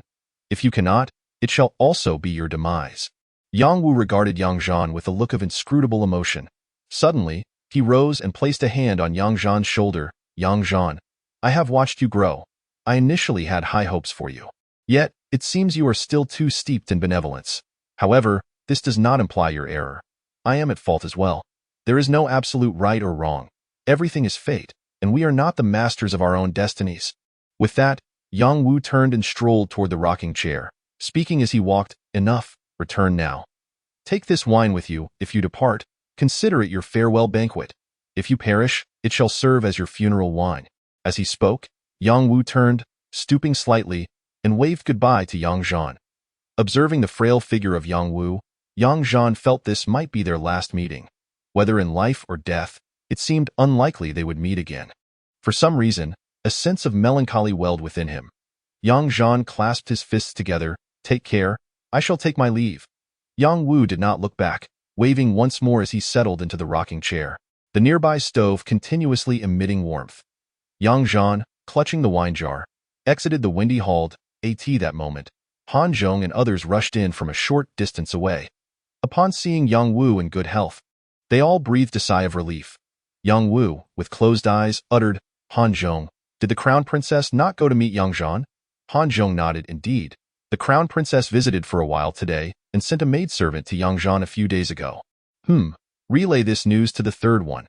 Indeed, your majesty. Han Zhong's expression turned solemn as he immediately bowed and withdrew. Once everyone had exited, Yang Wu, with his eyes closed, reclined in the rocking chair, appearing even more aged. Chapter 20.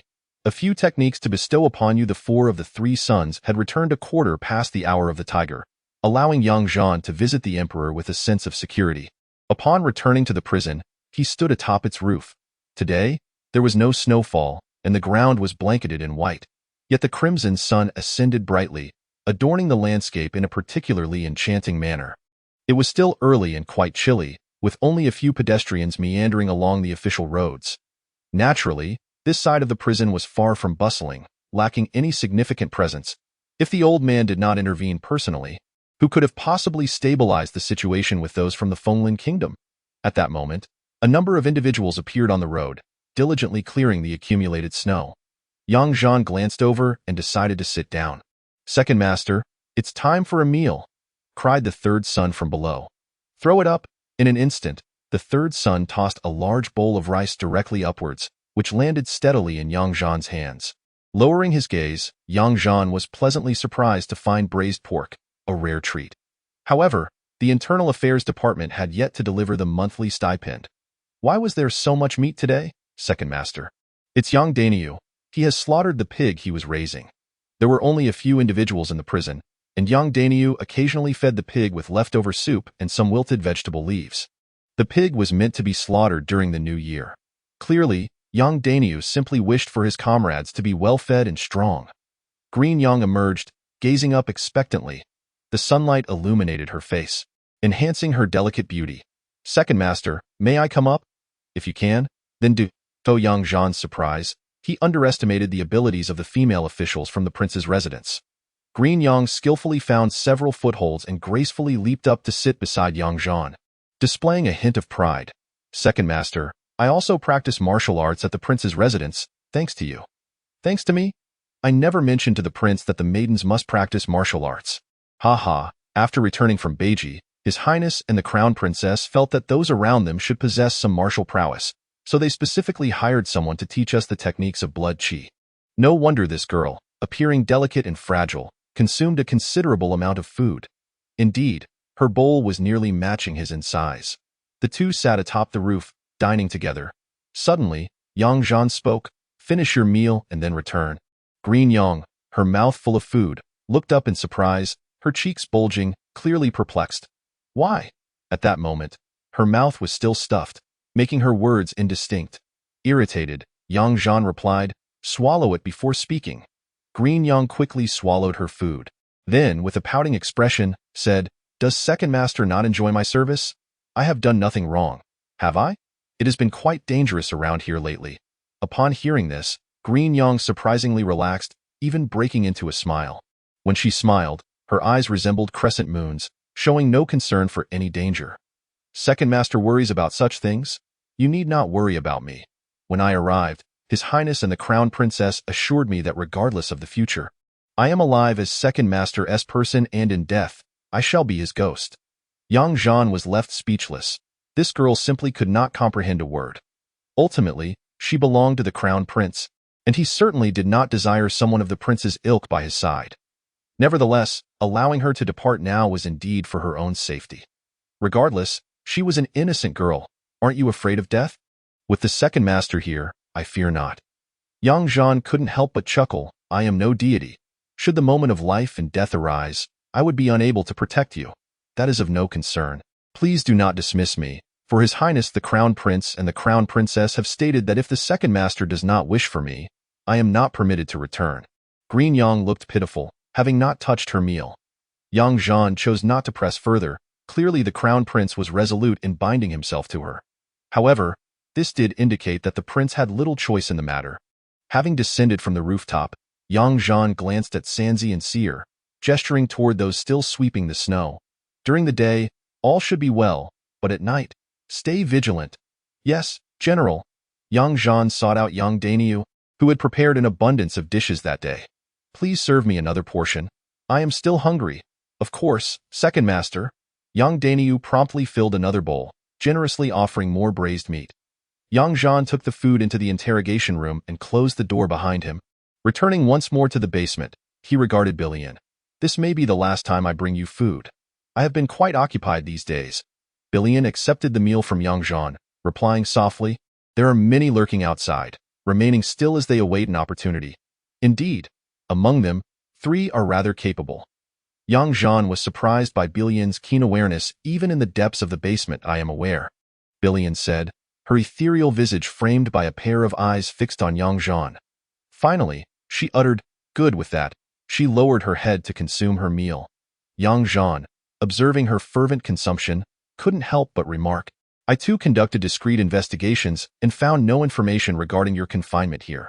Thus, I suspect that those who secretly imprisoned you may have already perished. After all, Billion had been confined here for an indeterminate number of years. Billion remained silent, quickly finishing her meal while Zhan squatted beside her, watching her eat. This woman devoured her food with a ferocity that rivaled even his formidable soldiers, as if someone were attempting to snatch it away. The stark contrast between her delicate appearance and her ravenous appetite was striking. In a short while, Billion finished her meal and handed the bowl and chopsticks back to Zhan without a word, as though it were a matter of course. Zhan accepted them, saying in a few days there will be a conclusion. I may leave, or perhaps I may perish. Billion raised her gaze to meet Zhan's, remaining silent, her expression as impassive as ever. Zhan chose not to speak further and turned to leave. Just as he ascended the stone steps, Billion suddenly called out, if you cannot prevail, come to me. I will protect you. At that moment, Zhan halted, turning to face Billion, who had lifted her chin. Zhan smiled broadly. How rare it is for you to show concern for me. I asked this concern. Indeed? Oh, Billion let out a soft exclamation, but suddenly declared, if you were to perish, I would seek vengeance for you when I step outside. In that instant, despite the biting cold, Zhan felt a warmth envelop him. For a woman who seemed utterly uninterested in anything beyond her meals and the threats to her life, it was a revelation that she would strive to avenge him. Zhan stepped outside. By now, darkness had descended. Outside the prison, the frigid wind pierced to the bone, creating an eerie stillness. Sanzi and the others seemed to sense something amiss, their expressions turning grave, yet their demeanor radiated a chilling intensity. Zhan commanded, Lao Wu, Lao Lu, go inside. Sanzi, Seer, stay with me. Yes, General. Zhan stood at the entrance, gazing into the boundless black night, observing the snow clearers still toiling, so many had gathered, waiting and working tirelessly in the bitter cold. It was no small feat. At that moment, the group clearing the snow paused in their labor. Suddenly, a voice emerged from the darkness. Having long heard of General Yang's esteemed reputation as the foremost warrior of the Daxia, we brothers have come to seek your guidance. Very well, then I shall impart a few techniques to you. Zhan's expression remained calm, though his gaze was icy. 3 figures materialized from the night, accompanied by the snow clearers. Each individual exuded a formidable aura of bloodlust, causing the snow beneath them to melt rapidly. The convergence of these energies was overwhelming, and the wind and snow surged violently. Chapter 21. Not a single one is a true man under the night sky. Countless eyes were fixated on the prison. Qin, adorned in a light veil, stood atop a roof, surveying the distant prison. Beside her stood 2 men in black attire. One of the men remarked, his eyes bright. My lord, could these be the personnel you arranged? How shall we assist? Qin replied coldly, they are not our people. In truth, she too was puzzled. However, she was certain they were not from the Fenglin kingdom. At that moment, Qin turned her gaze to another petite figure clad in black. Sheba, you had prior dealings with Zhan. Did you uncover anything? Sheba lifted her eyes and shook her head. My lord, I discovered nothing substantial, but Zhan is unwilling for us to intervene, even reluctant for the princesses to be rescued. The man beside her grew anxious, my lord, regardless of whether they are our allies. If they can engage those formidable jailers, it will provide us an opportunity to save the princesses. This is a rare chance. Qin replied coldly, do not act rashly. What if this is a deliberate show intended to lure us into a trap? The man faltered, lowering his head. It is possible. However, Qin turned to him. Investigate the surroundings of the prison. Ascertain what individuals have appeared near the prison tonight. Yes, my lord. The man in black instantly vanished into the shadows. Meanwhile, Qin and Sheba fixed their keen eyes on the movements at the prison entrance. And my lord, Those three individuals ahead. What realms do they occupy? Even from this distance, I can feel an immense pressure. Three first-grade martial artists. Upon hearing this response, the expressions on the faces of the 18 youthful individuals froze, and they felt a sense of suffocation. What concept does the first-grade martial artist embody? Even within the entirety of the Fenglin Kingdom, the number of first-grade martial artists does not exceed 20. First-grade martial artists, whether in the Daxia or the Fenglin Kingdom, are rare and formidable beings. To mobilize three first-grade martial artists at once, what chance do Yang Zhan and the others have? Qin Yin's voice grew solemn. And there are still 20 martial artists above the 4th grade. The faces of the 18 paled. It is rumored that Yang Zhan is also a first-grade martial artist, but how can he contend against three first-grade opponents, especially with so many martial artists above the 4th grade? How can they withstand such a force? If these individuals pose a threat to the princess, let's observe first. At this moment, a chilling atmosphere enveloped the entrance of the prison. The fierce wind whipped up snow, causing the garments of both sides to flap violently. Sanzi and Seer wielded their great blades, positioned on either side, akin to the left and right arms of Yang Zhan, facing the overwhelming aura of their enemies without the slightest hint of fear. What they possessed was merely an indomitable spirit for battle. Yang Zhan stood resolute like a rock amidst the tumultuous sea, impervious to the surging energy of his adversaries. At this juncture, Yang Zhan gazed upon the 23 cloaked figures, their identities shrouded in mystery. He spoke, "Hiding your names? Reveal yourselves." Yet, not a single person responded. Yang Zhan shook his head. 23 individuals, yet not one is a true man. In that instant, someone became enraged. "Yang Zhan, do not flaunt your verbal prowess. I shall confront you." Before the words had fully left his lips, a palm struck forth in an instant. The force of the wind preceding the strike caused Yang Zhan's hair to billow, yet he remained unyielding. Just as the palm approached Yang Zhan's face, the expert was taken aback. For Yang Zhan had simply vanished. Bang! A dull thud echoed, and he suddenly realized that he had been propelled into the air. Then he saw Yang Zhan occupying the position he had just vacated. But in that moment, he heard a loud shout, "Be careful! How dare you!" It was only then that he realized he was the one being lifted into the air. As Yang Zhan had seized his foot, an irresistible force dragging him back down. Bang, bang. Two muffled sounds resonated. He could no longer hear the outside world, only vaguely perceiving a towering figure, reminiscent of a war god. Scalding blood flowed continuously from his mouth, leaving him with a sense of desolation. Why? They are all first-grade martial artists. How could he be defeated so swiftly, so completely? Even in his unwillingness, he was ultimately consumed by endless darkness, unable to feel even a hint of light. The scene fell into a profound silence, as if nothing had transpired at all. Yet the lifeless body, bleeding from 7 orifices, lying at the center, sent chills creeping up from the feet of the 20 or so cloaked figures. Glancing at the calm and composed Yang Zhan, the morale of the crowd faltered. Terrifying, powerful, a first-grade martial artist, vanquished in the blink of an eye. Even the remaining 2 first-grade martial artists instinctively took 2 steps back, let alone the others. Suddenly, a foremost Yang Zhan remained motionless, as the 2 remaining first-grade warriors did not act. Positioned on either side, they confronted Yang Zhan. However, neither dared to make a rash move, as the grim lesson from the fallen comrades on the ground served as a stark reminder of the disparity between them and Yang Zhan. They understood that as long as they could hold Yang Zhan at bay, their allies could deal with his subordinates. Alone, without any means of splitting himself, Yang Zhan would be unable to defend this heavenly prison. He could simply be worn down. The air was filled with the echoes of anguished cries. The ferocity of battle surged forth, yet neither Yang Zhan nor the 2 first-grade warriors were affected in the slightest. Instead, Yang Zhan paid no heed to the 2 first-grade warriors, focusing instead on Sanzi and Seer, who were engaged in combat with 20 martial artists of the 4th grade and above. Each faced 10 adversaries, and even in this short span of a wheel battle, Sanzi and Seer had already slain 2 or 3 foes. This only served to further diminish the enemy's fighting spirit. The 2 first-grade warriors noticed this and were filled with dread and tension. How could 20 men not contend with just 2? Among them was even a 2nd-grade warrior. They exchanged glances and almost simultaneously charged towards Sanzi and Seer. In that very moment, Yang Zhan kicked a sword lying beside a corpse, sending it flying toward one of them. Concurrently, He lunged toward the other. Both formidable warriors sensed a terrifying energy approaching from behind, leaving them utterly horrified. They assumed it was Zhan attacking and turned abruptly. One of them saw the sword, its bloodthirsty aura overwhelming, and attempted to parry its might with a resounding boom. He was forced back several paces. The other warrior, upon turning, found Zhan bearing down on him in a frantic attempt to shield his chest with his fists. It was too late. Zhan's punch struck with blinding speed, crashing into his torso. With a thunderous impact, this master was sent hurtling away, landing in the snow with a flurry of white in mere moments.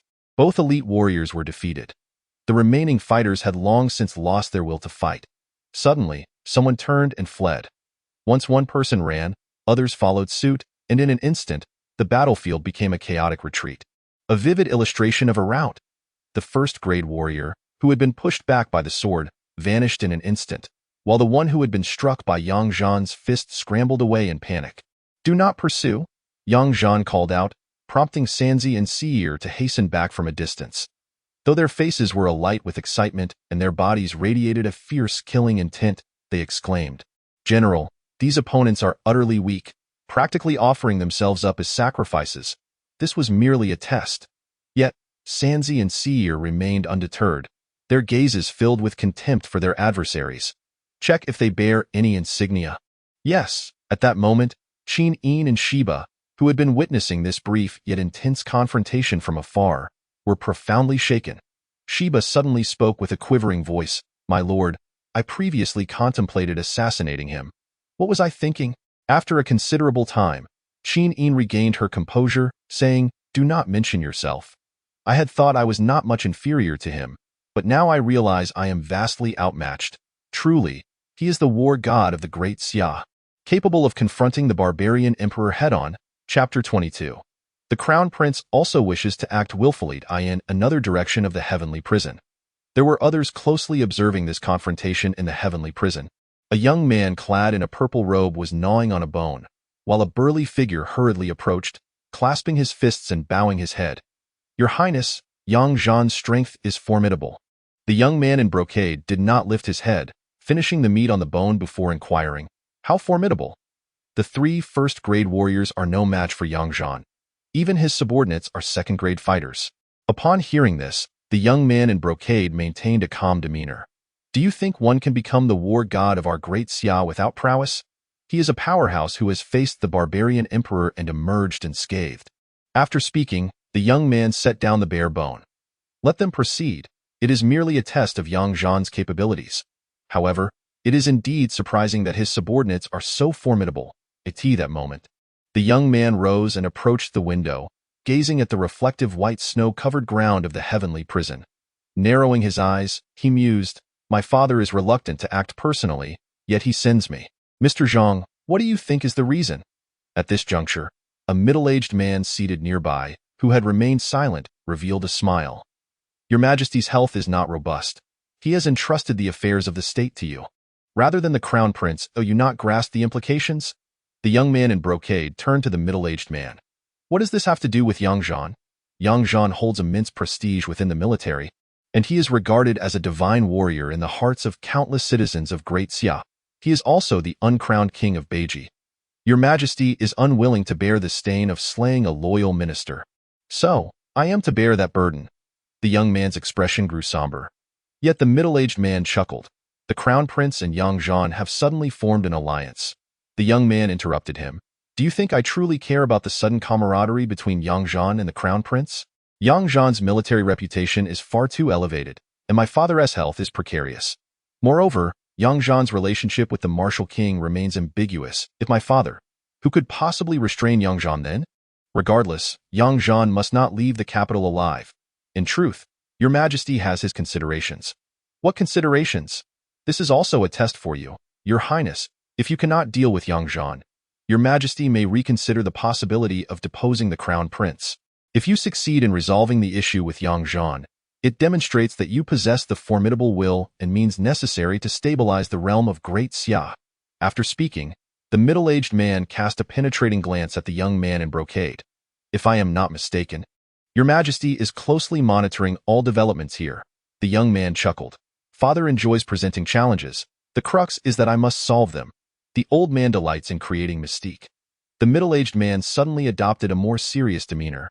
Young Zhan has guarded the northern frontiers of Great Xia for over a decade, particularly having risen from humble beginnings. He is held in high esteem within the military and among the populace. Even scholars admire him. At this point, the middle-aged man looked at the young man in brocade. Therefore, Your Highness, unless absolutely necessary, you must refrain from stepping into the open. Otherwise, you may find yourself beset by numerous betrayals in the future. The youth in splendid attire nodded, saying, "This does not require reminding. My father, the emperor, is unwilling to bear the guilt of slaying a meritorious minister, and neither do I desire such a fate. However, he must perish, albeit not at the hands of my court." The middle-aged man nodded in approval. That is indeed how it should be, yet the army cannot be employed, nor can the experts within the palace be utilized. This is the emperor's test for your highness. The youth in splendid attire chuckled. Beyond the court, there exists the realm of the rivers and lakes. The middle-aged man smiled. Indeed, the third prince is renowned. Thus, it was revealed that this was the illustrious third prince of the Great Xia dynasty, Yang Jin, entrusted with the regency due to the emperor's declining health. The third prince turned to Zhang Wuxiang, stating, "Therefore, matters of the rivers and lakes should naturally be arranged by those of the rivers and lakes. Now that we have a clear understanding of Yang Zhan's capabilities, Mr. Zhang, it falls upon you to make the arrangements." Zhang Wuxiang clasped his fists and bowed. "Yes, your highness." The third prince gazed towards the distant sky prison and said softly, "Regardless of whether your relationship with the crown prince is genuine or feigned, you cannot live. Otherwise, how can I find peace of mind?" In the eastern palace, Crown Prince Yang Xing sat by the fire, his pallid complexion tinged with a hint of color from the warmth. At this moment, the crown princess, Yu Shu, entered. Yang Xing turned his head and spoke. "They have made their move." "Why?" Yu Shu nodded. "I am aware as well. However, Yang Zhan indeed lives up to his title as the god of war of the Great Xia, invincible in all directions." Yet, Yang Xing shook his head. The deployment of such numerous experts for the first time clearly indicates the significance of Yang Zhan to those behind the scenes. "And this is merely a test." "A test?" he inquired. Indeed, they remain uncertain of Yang Zhan's true strength. The involvement of 3 first-class martial artists is not to be taken lightly. Yang Xing laughed. Nevertheless, Yang Zhan must have astonished everyone. 3 first-class martial artists were defeated so decisively, and even Yang Zhan's subordinates are remarkably formidable. Yu Shu, however, expressed her concerns. Since they have discerned this, the next group will likely be exceedingly powerful. Although Yang Zhan can withstand several waves of attack, he ultimately stands alone, and I am worried. Leaning back in his chair, Yang Xing interlaced his fingers and said softly, "Then tell me, why does Yang Zhan not secretly depart from Tiandu City?" Yu Shu paused for a moment, shaking her head. "Indeed, why not? If he wishes to leave, no one could stop him." Although Yang Xing appeared frail, his eyes sparkled with clarity, because if Yang Zhan were to leave Tiandu City in secret, he would be deemed a traitor. Would he choose to live in obscurity? If he could achieve success and retire to a peaceful life, he would likely embrace it, yet he is unwilling to live in disguise and secrecy. He rejects that notion. As he spoke, Yang Xing's eyes narrowed. Thus, he can only leave Tiandu City openly, perhaps even with the emperor's decree. But how is that possible? Yu Shu questioned, astonished. Yang Xing took a deep breath. Among the heroes of both ancient and modern times, the one I admire is none other than him. Yet, this cannot be realized, can it? How could the emperor issue a decree for his departure? Yang Xing closed his eyes. My father harbors profound intentions, inscrutable in their depths. Until the final moment, none can truly know. Why? Yu Shu furrowed her brow and said, "Your Highness, who do you believe sent the individuals today? Was it the Fenglin Kingdom, or perhaps someone else? If they are not from the Fenglin Kingdom, with so many experts infiltrating, does that not render our Jupin Hall a mere facade? Could it be His Majesty?" Yang Xing shook his head. "My father is reluctant to act personally. He does not wish to bear the burden of slaying loyal ministers. Should he take matters into his own hands, it would no longer be a mere test." He then mused, "Could it be besides my third brother, who seeks to demonstrate his merits and showcase his capabilities? Who else could it be?" Yu Shu sighed. "In that case, we inadvertently jeopardized Yang Zhan, sending Lu Yang and myself in the process." Yang Xing, however, countered, "This matter is not of our concern. No matter our actions, we cannot alter the outcome. Suddenly, Yang Xing called out, "Chen Shu, at your command." Came the reply from outside. "Tomorrow, select my East Palace guards and send them to the prison to assist in safeguarding Yang Zhan." "Yes, Your Highness." Yu Shu stared at Yang Xing for a long moment before breaking into a smile. "Your Highness, I fear His Majesty may be displeased with your actions. In these past few days, I have come to a realization," she continued. Why Yu Shu was taken aback. "Your Highness means to say, if I will not be the crown prince, then I shall not be. It is burdensome to assume the role. Having come to this understanding, I find I am unencumbered by reservations. Yang Zhan has aided us. In his time of peril, I am still the crown prince, and I must assist him. Even if ultimately there is no resolution, my conscience remains clear." Why Yu Shu's eyes grew moist as she grasped Yang Xing's hand. "Indeed, if you choose not to be, then so be it. After all, I never aspired to be empress. It is exhausting. Haha, now that you have expressed that, I have no further reservations. By the way, I have heard that the Ministry of Internal Affairs has been withholding the prison guard salaries, resulting in disputes. Tomorrow, you shall visit the ministry, present my edict, and ensure they are compensated double. As for the leader, bring him to account." Yu Shu replied helplessly, "Your Highness, times have changed. Can I truly command them?" Yang Xing chuckled. "I am still the crown prince, and you are still the crown princess. Are we unable to manage a few eunuchs? If they refuse to heed, then let them face execution." Upon hearing the final remark, Yu Shu raised an eyebrow, her eyes sparkling. "Your Highness, I believe this version of you resembles a true crown prince." Yang Xing stretched lazily, relishing the moment. "After so many years of being a cautious and restrained crown prince, I now wish to indulge in some caprice. Very well, I shall ensure to showcase the majesty of our East Palace." Chapter 23. Consumed by boldness. General, there are no identification tokens, nor any objects pertaining to identity. Yang Zhan gazed at the corpse of the first-grade martial artist before him. A first-grade martial artist should not fade into obscurity, in the Great Xia. Any first-grade martial artist can report to the court and, even if unwilling to engage in duties, can still hold a nominal position and receive a considerable salary. "General, we do not know him, so it is only natural we cannot recognize him." Yang Zhan shook his head. "I have seen the roster. There are artists who document and register these individuals. I remember all those I have encountered. Thus these men are not listed." With a somewhat grave expression, Sanzi remarked, "There are only two possibilities. One is that the noble families are utterly indifferent to the trifling rewards of the court, and the other is that the individuals from the martial sects disdain to lower themselves to curry favor with the powerful." He then, filled with indignation, continued, "These scoundrels dare to harass the general. In the future, when I lead troops to annihilate them, these wretches won't even dare to reveal their names, nor will I know which family's rascals they are." However, Yang Zhan began to chuckle. "This is a good thing," he exclaimed. "What?"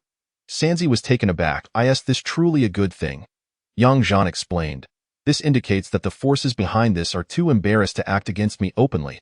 If they dared to confront us directly, our few blades would be insufficient to withstand them." Sanzi, somewhat bewildered, inquired, "General, who exactly is behind this? Is it related to those 3 female prisoners? Shouldn't it be the kingdom of Fenglin?" He pondered. Could Fenglin dare to send so many experts? But what does this have to do with the noble families or the martial sects?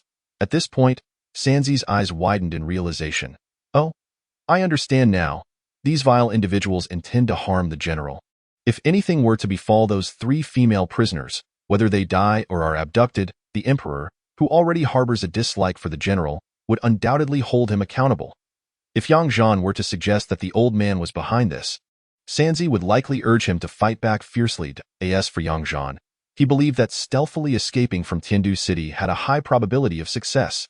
Even if discovered, there would still be opportunities to carve a bloody path to freedom. Yet, what would follow? Only 2 options remained. One was to live in secrecy, while the other involved seizing control of the divine martial army, albeit without justification, which might compel him to raise the banner of rebellion due to the prevailing circumstances. In such a case, the turmoil in the Great Xia would inevitably bring suffering to its common people, rendering them vulnerable to incursions from the barbarian nations and the kingdom of Fenglin, a scenario Yang Zhan wished to avoid. Despite having traversed through time, he felt a strong sense of belonging to the Great Xia, as he had expressed. Thus, if he could leave openly, he would never choose to depart in secrecy. Until the end, He would remain a dignified citizen of the Great Xia and a general of the divine martial army, renowned for his past exploits.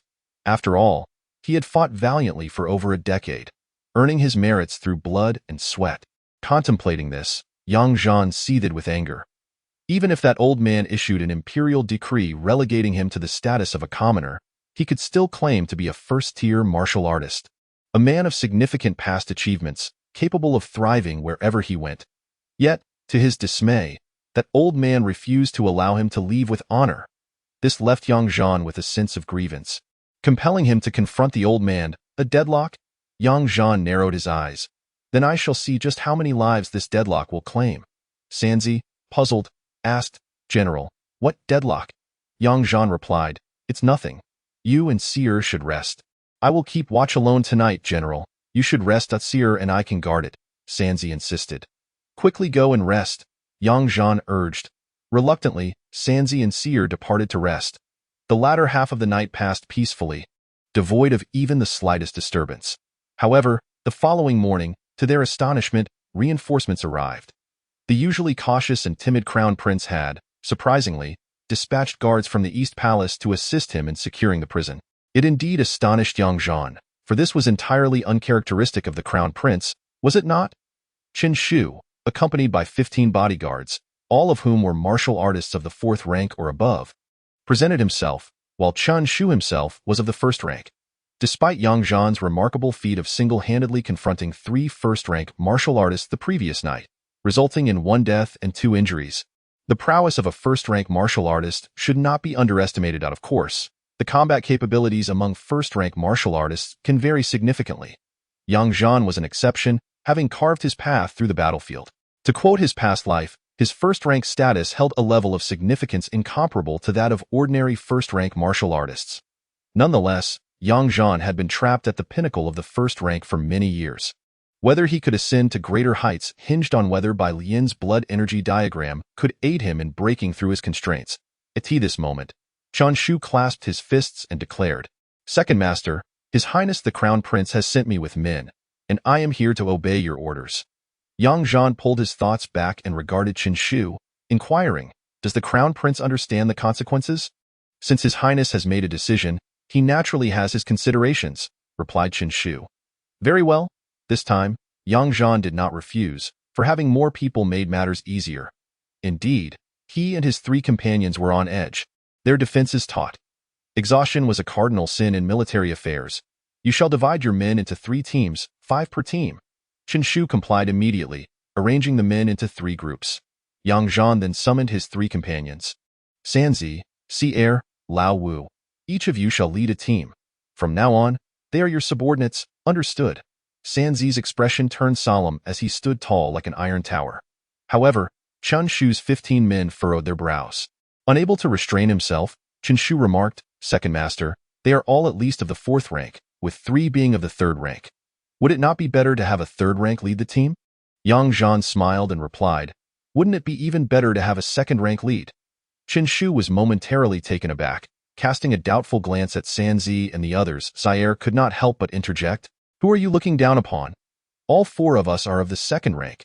Qin Shu was astonished. Second Master, they are all 2nd rank. He could hardly believe it. While he respected Zhan's prowess, he had not thought highly of the other 4 jailers in the prison. After all, Zhan was there due to the Emperor's decree. But why would these 4 jailers, if indeed of the 2nd rank, be content with their station? At that moment, Zhan nodded. They may be somewhat lacking, yet they are earnest in their duties. Upon receiving this affirmation, Qin Shu stood there in a daze. Were they truly lacking? For 2nd rank individuals were not something he could easily contend with. The 15 men Qin Shu had brought along looked at Sanzi and the others with astonishment. Lao Lu protested, General, what about me? Your task is significant, so do not fret. Upon hearing this, Lao Lu felt reassured and, when glancing at Sanzi and the others, could not help but raise his chin, as if to say, Look, I have been entrusted with an important responsibility. In response, Sanzi, Seer, and Lao Wu collectively shot him 6 disdainful glances. The 3 of them then led their teams away, leaving only Zhan, Qin Shu, and Lao Lu. Zhan addressed Qin Shu and Lao Lu. Lao Lu, you are in charge of the defense. Arrange the 3 teams judiciously. Lao Lu's eyes sparkled with excitement as he replied, yes. Subsequently, he dashed off to join Sanzi and the others, clearly eager to indulge in the thrill of command. At this moment, the remaining statement could not help but inquire. Second Master, were they not once commanders of the divine martial army? No, they are merely my 4 personal guards. Wherever I go, they follow, and I cannot allow them to disgrace themselves as jailers. Yet, these 4 rascals have grown quite proud of it. Chen Shu replied with a bitter smile. To serve as jailers at the second-tier realm, can one truly feel proud? Yang Zhan remarked gloomily.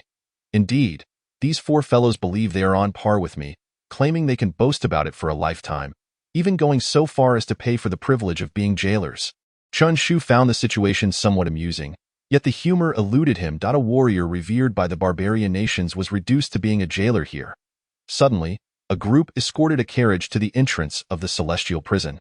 Subsequently, 2 eunuchs clumsily approached, kneeling before Yang Zhan and Chen Shu. Yang Zhan was somewhat astonished. One of the younger eunuchs was the very same he had encountered days prior. The other, an older eunuch, left him dumbfounded. This was Yang Shi, a favored attendant of the Empress, who was now said to be the chief eunuch of the Internal Affairs Department. Then, the Crown Princess Yu Shu emerged from the carriage, exuding unparalleled grace and natural arrogance.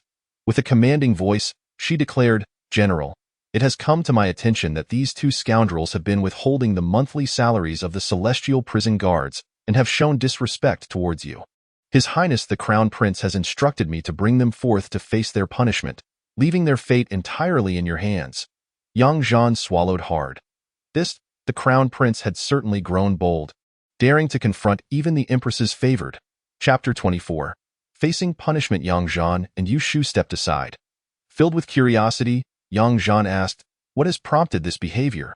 Yu Shu, somewhat reproachful, replied, "General, are you mocking me and His Highness?" "No, I am merely curious. You must be aware of Yang Shi's status, correct? If the general knows, how could I remain uninformed?" Yang Zhan found the situation intriguing. If she was aware, then this timid crown prince had indeed dared to oppose the empress. The crown prince's mother had passed away long ago, and the current empress was the mother of the 3rd prince. Naturally, she would wish for her son to ascend as the heir. Yang Zhan had previously witnessed how the crown prince, Yang Xing, was scolded by the empress like a child, not daring even to utter a sound in protest. Even though he knew the empress intended to strip Yang Xing of his title, he had not shown the slightest sign of discontent. First, she sent Chen Shu with a retinue, and now this spectacle. Yang Zhan was genuinely curious whether this couple had been provoked into madness. Yu Shu seemed to perceive Yang Zhan's thoughts and, with a hint of resignation, remarked, "General, His Highness has endured for so many years. Should he not be allowed to express some indignation?" Yang Zhan couldn't help but chuckle. "This indignation seems warranted. Indeed, I have also brought the monthly salaries, double.as for these 2 scoundrels. How you choose to deal with them is entirely up to you." Yang Zhan glanced at Yu Shu, sensing a remarkable change in her demeanor. Then, with a radiant smile, Yu Shu looked at Yang Zhan and said, "If the general hesitates to punish them, allow me to do so. I guarantee they will never dare again." Yang Zhan also smiled. "Only by executing them can we ensure there will be no future transgressions." By in this scene, Yu Shu's delicate face momentarily falters, seemingly taken aback by Yang Zhan's request.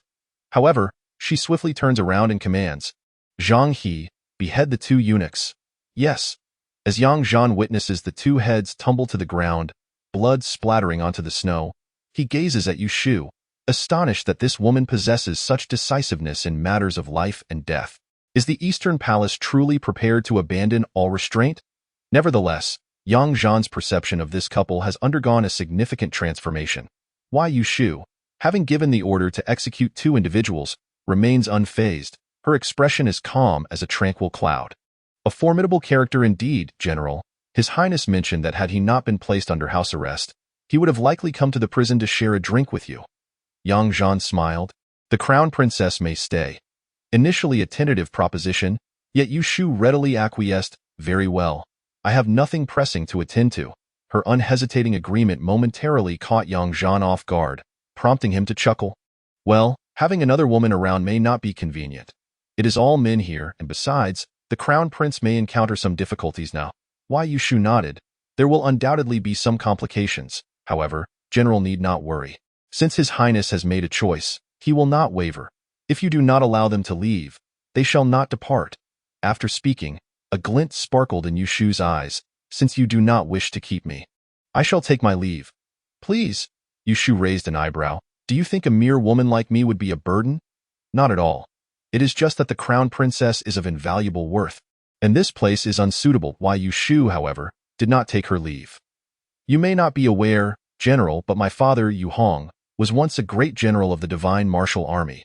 He fell in battle against the barbarian nation, and I have practiced martial arts since childhood. I am not so delicate. Zhan's demeanor turned serious, realizing her noble lineage. No wonder the crown princess possesses such grace and courage, rivaling that of any man. Yushu did not rush away, engaging in further casual conversation. Zhan increasingly recognized that she was not just a general's daughter, but an extraordinary one at that. She was well-versed in military strategy and tactics, effortlessly discussing various battles in which he had led the divine martial army against the barbarian nation, demonstrating a keen understanding of them. Unconsciously, Zhan began to regard this crown princess with newfound respect. Of course, he did not genuinely detain Yu as she was about to depart. Zhan suddenly remarked, "Crown princess, please convey to the crown prince that the old man has a penchant for setting challenges for others. Perhaps he intends to use me as a means to test the crown prince and others. This is merely conjecture." Wei Yushu appeared somewhat surprised, falling into contemplation. After a moment, she knelt before Zhan, saying, "General, I shall return to relay your message to His Highness." Zhan added, "There is one more thing for the crown princess." Yushu's eyes gleamed. "Please, General, enlighten me. The Empress may not be able to do anything to the crown prince, but what about those around him?" Yushu's expression turned solemn as she bowed her head.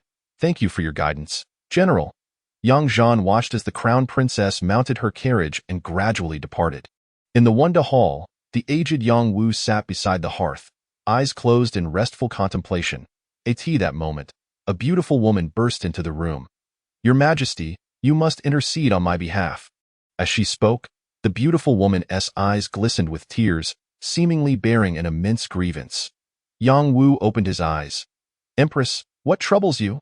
"The eunuch Yang Shi, who has accompanied me for decades, has been killed." Yang Wu raised his brow. "By whom? Was it an assassin?" "No, it was not the crown prince."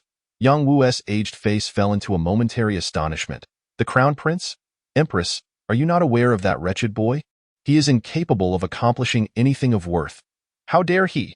The Empress immediately began to weep and recounted the events. Upon hearing her tale, Yang Wu's spirits lifted somewhat. He then frowned and said, "Empress, what decorum is it to weep over a mere servant?" The Empress lifted her head, choking back her sobs. "Your Majesty, even if that were but a dog I raised, one must consider the master when striking a dog. I am the crown prince's mother. This is a blatant disregard for both me and your Majesty. The crown prince's actions are most rebellious." Yang Wu furrowed his brow. "What is the reason behind this?" The Empress, still sobbing, explained. "It is said that Yang Shi neglected to deliver the monthly stipend to a few guards in the dungeon. Over such a trivial matter, the crown princess had him seized and sent to the dungeon to be executed as an apology to Zhan. Your Majesty, if such capricious killings of my attendants continue, how am I to manage the harem in the future? Has the crown prince ever considered me, his mother? Has he ever thought of your Majesty as his father?" Yang Wu interrupted her. "Enough, return for now. I shall handle this." The Empress wished to say more, but Yang Wu's frown deepened. She opened her mouth but ultimately retreated. At this moment, Yang Wu could not help but chuckle. "Has my eldest son suddenly awakened?" He then scolded, "Han Zhong, summon the crown prince." "Yes, your Majesty." Outside, Han Zhong accepted the order. Meanwhile, the departing Empress's gaze turned. "It would not be appropriate for the crown princess to handle this matter personally." But at this point, the Empress turned to the young eunuch beside her and commanded, "Have the crown princess come to see me at once?" "Yes, your Highness."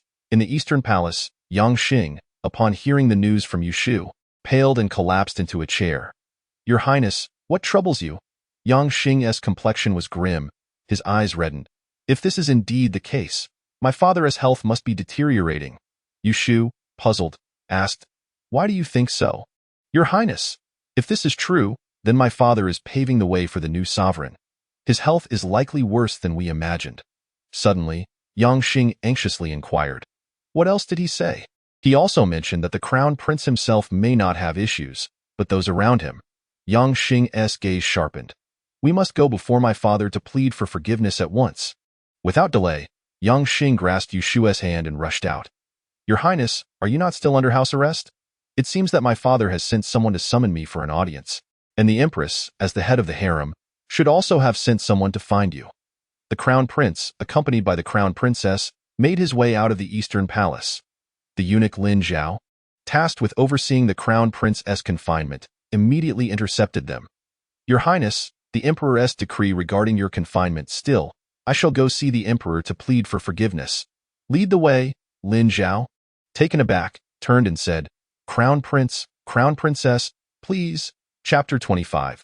The challenge. Yang Zhan stood atop the roof of the sky prison, when a small red bird fluttered back to him, chirping twice with a sharp call.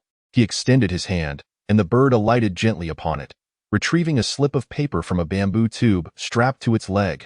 The note read, Respectful Master, I have arrived. Yang Zhan lightly rubbed the paper between his fingers, and it disintegrated into ASH. That moment, he noticed in the distance, hanging from a bamboo pole, a belly band.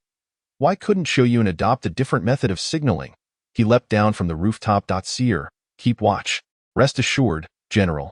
Since Sanzi and Seer donned their battle armor, they no longer referred to him as Second Master, a title Yang Zhan tacitly accepted. The battlefield demanded its own gravitas. Shoyun, what brings you to me at this hour? Weren't you the one who asked me to inquire? I originally intended for you to investigate whether there was any trouble within the Imperial Palace, but it seems that will no longer be necessary. Shoyun paused. Have you uncovered something? I had an audience with the old Emperor. Shoyun furrowed his brow. It indeed pertains to significant news regarding the Emperor. Yang Zhan cast a glance at Shoyun. Pray tell. What crucial tidings have you discovered? The Emperor's life may be drawing to a close. How can you be certain? 6 months ago, the court physician frequently visited the Emperor, yet he has only made a single visit in the past half year. Yang Zhan's brow furrowed. So the physician has deemed the situation hopeless. Indeed, though it is also possible that the Emperor's health is intact. However, he has not attended court for half a year. Although Yang Zhan had long harbored suspicions, the near confirmation of this news unsettled him. After all, the old Emperor had shown him kindness, akin to that of a mentor, significantly influencing his path. Then, Shoyun spoke gravely. The prince has instructed me to tell you to depart swiftly, lest the night stretch long with dreams. The Emperor cannot last much longer, and it is entirely plausible that he may forsake his own face. Choosing instead to eradicate you as a threat to that point, the Imperial Guards will be deployed against you, and we shall be powerless to assist. Yet Yang Zhan shook his head. Had I wished to leave, I would have done so long ago. There is no need to wait until now, and currently, I have no intention of departing. Why? Yang Zhan offered no reply as he exited the roasted chicken shop.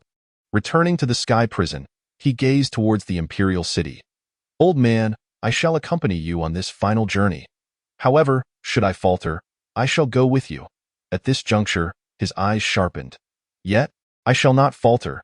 Just as he reached the entrance of the sky prison, a sudden sound pierced the air. Buzzed, a sword shot from the heavens with astonishing speed. Beware, General, Seer shouted in an instant, as the blade neared his heart by mere inches. Yang Zhan delivered a swift palm strike. Buzz! The sword was sent careening away. Yang Zhan turned, directing his gaze towards the origin of the projectile. His keen sight discerned a figure clad in green standing atop a distant tower. Moments later, buzz! The sound of the sword echoed once more. However, this time, the blade did not aim for Yang Zhan, but rather soared back in retreat. Where the sword had just fallen, a letter lay waiting. In an instant, the sword soared back to the figure clad in green, hovering gracefully beside him. The green-clad individual, with one hand resting behind his back, stood tall and imposing, resembling a celestial being. Yang Zhan raised an eyebrow. A chi-refining master at the Transcendence realm. Quite an impressive figure. At that moment, despite the considerable distance, the figure in green uttered a few words, which took a moment to reach Yang Zhan's ears. Tio, withstand my sword. You must be Yang Zhan. Yang Zhan replied with a smile. Indeed, I am Yang Zhan. I'm curious what price you paid to summon a master of the Transcendence realm. Sharp eyes. Since you recognize my status, you must understand that a first-grade martial artist stands no chance before me. So, do you seek to claim a life or merely a person? The life of another is of little concern to me, but yours must be taken. Zhan smiled. No problem, but please, do not involve the innocent. I, as a practitioner, never engage in the indiscriminate slaughter of innocents. What price? Someone is willing to offer me a piece of heavenly Xian gold, capable of forging divine weapons. Zhan nodded. That makes sense.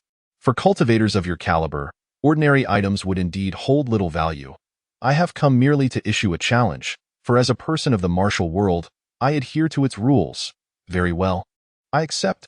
Suddenly, Zhan leaped forward, snatching the letter that had fallen to the ground. That moment, the figure in green had vanished from the distant tower. Zhan opened the letter. Zhan, I, Luo Jiani of the Swordmaster sect, formally challenge you to a duel at midnight tonight, to determine life and death. Respectfully, Luo Jiani. Sierre and Qian Shu rushed over, catching sight of the contents of the challenge, their expressions shifting dramatically. Even Sierre, seasoned in countless battles, felt an overwhelming pressure. General, a practitioner at the Transcendence realm possesses cunning methods that are difficult to defend against.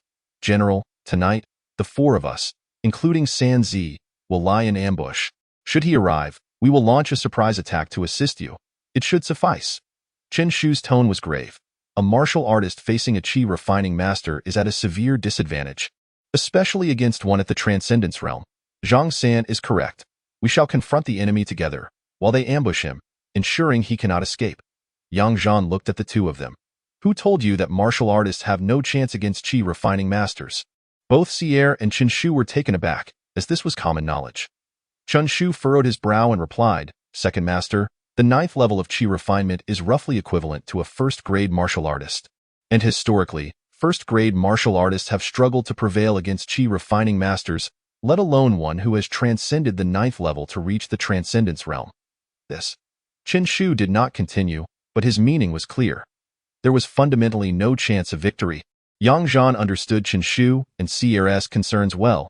Qi refining masters looked down upon martial artists, considering their cultivation methods to be of a lower tier. Firstly, at comparable levels, martial artists typically find themselves at a disadvantage against qi refining masters due to their divergent paths of cultivation and distinct characteristics. Secondly, while anyone can become a martial artist if they wish, becoming a qi refining master necessitates a certain level of comprehension and talent. The first step of qi refinement alone can exclude the vast majority of individuals from even crossing the threshold. This has also instilled a sense of superiority in the qi refiners, who look down upon the martial artists, believing themselves to be transcendent and having embarked on an ethereal path to immortality. 3 years ago, Zhan held a similar belief, convinced that qi refiners possessed unparalleled advantages. However, after encountering Bai Lian, Zhan's perspective underwent a profound transformation. Observing the anxious expressions of Sierre and Chen Shu, Zhan couldn't help but exclaim, What are you so nervous about? When soldiers encounter foes, they stand their ground. When water rises, they build levees. I am no stranger to dealing with qi refiners. Sierre's expression turned grave, and with a fierce demeanor, she declared, General, this is a challenge. He is openly inviting you to a duel, which is clearly an act of bullying. We are soldiers. Deception is part of our craft. Let us ambush him and ensure his demise. Chapter 26. A new captive added in the afternoon, Zhan began to cultivate within the interrogation chamber. The surging vitality emanating from him resonated throughout the entire prison, instilling awe in the hearts of the 4 great guardians of the heavenly prison, who had been worried about Zhan in that moment. They felt that their general was utterly invincible. Precisely the 3rd watch. Zhan was reluctantly roused from his meditation. General, another prisoner has arrived. Zhan was momentarily speechless. Another prisoner at this hour? With that, he opened the door and stepped out. Upon reaching the outer precincts of the prison, he beheld a contingent of imperial guards escorting a man and a woman. Although they bore no shackles, Zhan was rendered speechless upon recognizing them. It was the crown prince and his consort. The one leading the escort was none other than Han Zhong. A faintly sickly pallor graced the crown prince Yang Xing's face, yet a smile broke forth. He clasped his hands and cheerfully remarked, General, please take good care of me. Wai Yushu also knelt in deference, saying, I hope for your gracious consideration, General. While young Zhan was at a loss for words, he couldn't help but acknowledge the shrewdness of the couple. As Yushu returned, young Zhan sensed that, given the Empress's temperament, Yushu was likely to encounter dire straits. Indeed, by the following day, rumors might circulate about Yushu's grave illness and subsequent demise. As for the crown prince, young Zhan, unable to fathom the emperor's intentions, found himself at a loss regarding the crown prince's fate. However, no matter how young Zhan speculated, he could not have anticipated the outcome that was to unfold. Han Zhong produced the imperial edict and began to read it aloud, disregarding whether anyone knelt in reverence. By the grace of heaven, the emperor decrees. Having read only a couple of lines, the crown prince interjected, "No need to continue. Simply convey it to General Yang, and you may return to report to His Majesty." Han Zhong had no choice but to stow away the edict and present it to Yang Zhan. "General Yang, His Majesty has commanded that the crown prince and princess consort reflect upon their actions in the prison." Yang Zhan inquired, "For how long?" "Indefinitely." Yang Zhan was left speechless. Indeed, the emperor's thoughts were as enigmatic as ever. Han Zhong departed with his charges. Yang Zhan directly questioned, "What transpired?" Yang Xing sighed, "Isn't it all due to the two remarks made by General Yang? Upon hearing them, I took Yushu to seek forgiveness from my father. Coincidentally, the Empress's envoy arrived to capture Yushu but found her gone." With that, Yang Xing turned to Yushu, saying, "Yushu, go and check on Lu Yang." "Certainly, I shall do so at once, so as not to intrude upon your discourse." Yang Zhan shot Yang Xing a disapproving glance. "Do you think this is your Eastern Palace, where you can do as you please?" Yang Xing grinned. "What can I say? You truly intend to confine us here." Yang Zhan turned and called out, "Lao Lu, prepare a private chamber for the crown prince and the crown princess." Yang Xing paused for a moment, his expression frozen. "Are you serious?" Yang Zhan shrugged his shoulders. "If not, where else would you stay? The other rooms cannot accommodate you. This prison has plenty of space." Yang Xing was rendered speechless. Yet, Yang Zhan pulled him along. "Come in and speak." He ushered Yang Xing into the interrogation room and closed the door. After hearing the crown prince's account, Yang Zhan looked at him. "The emperor has summoned you here, leaving you no escape. There was never truly an escape.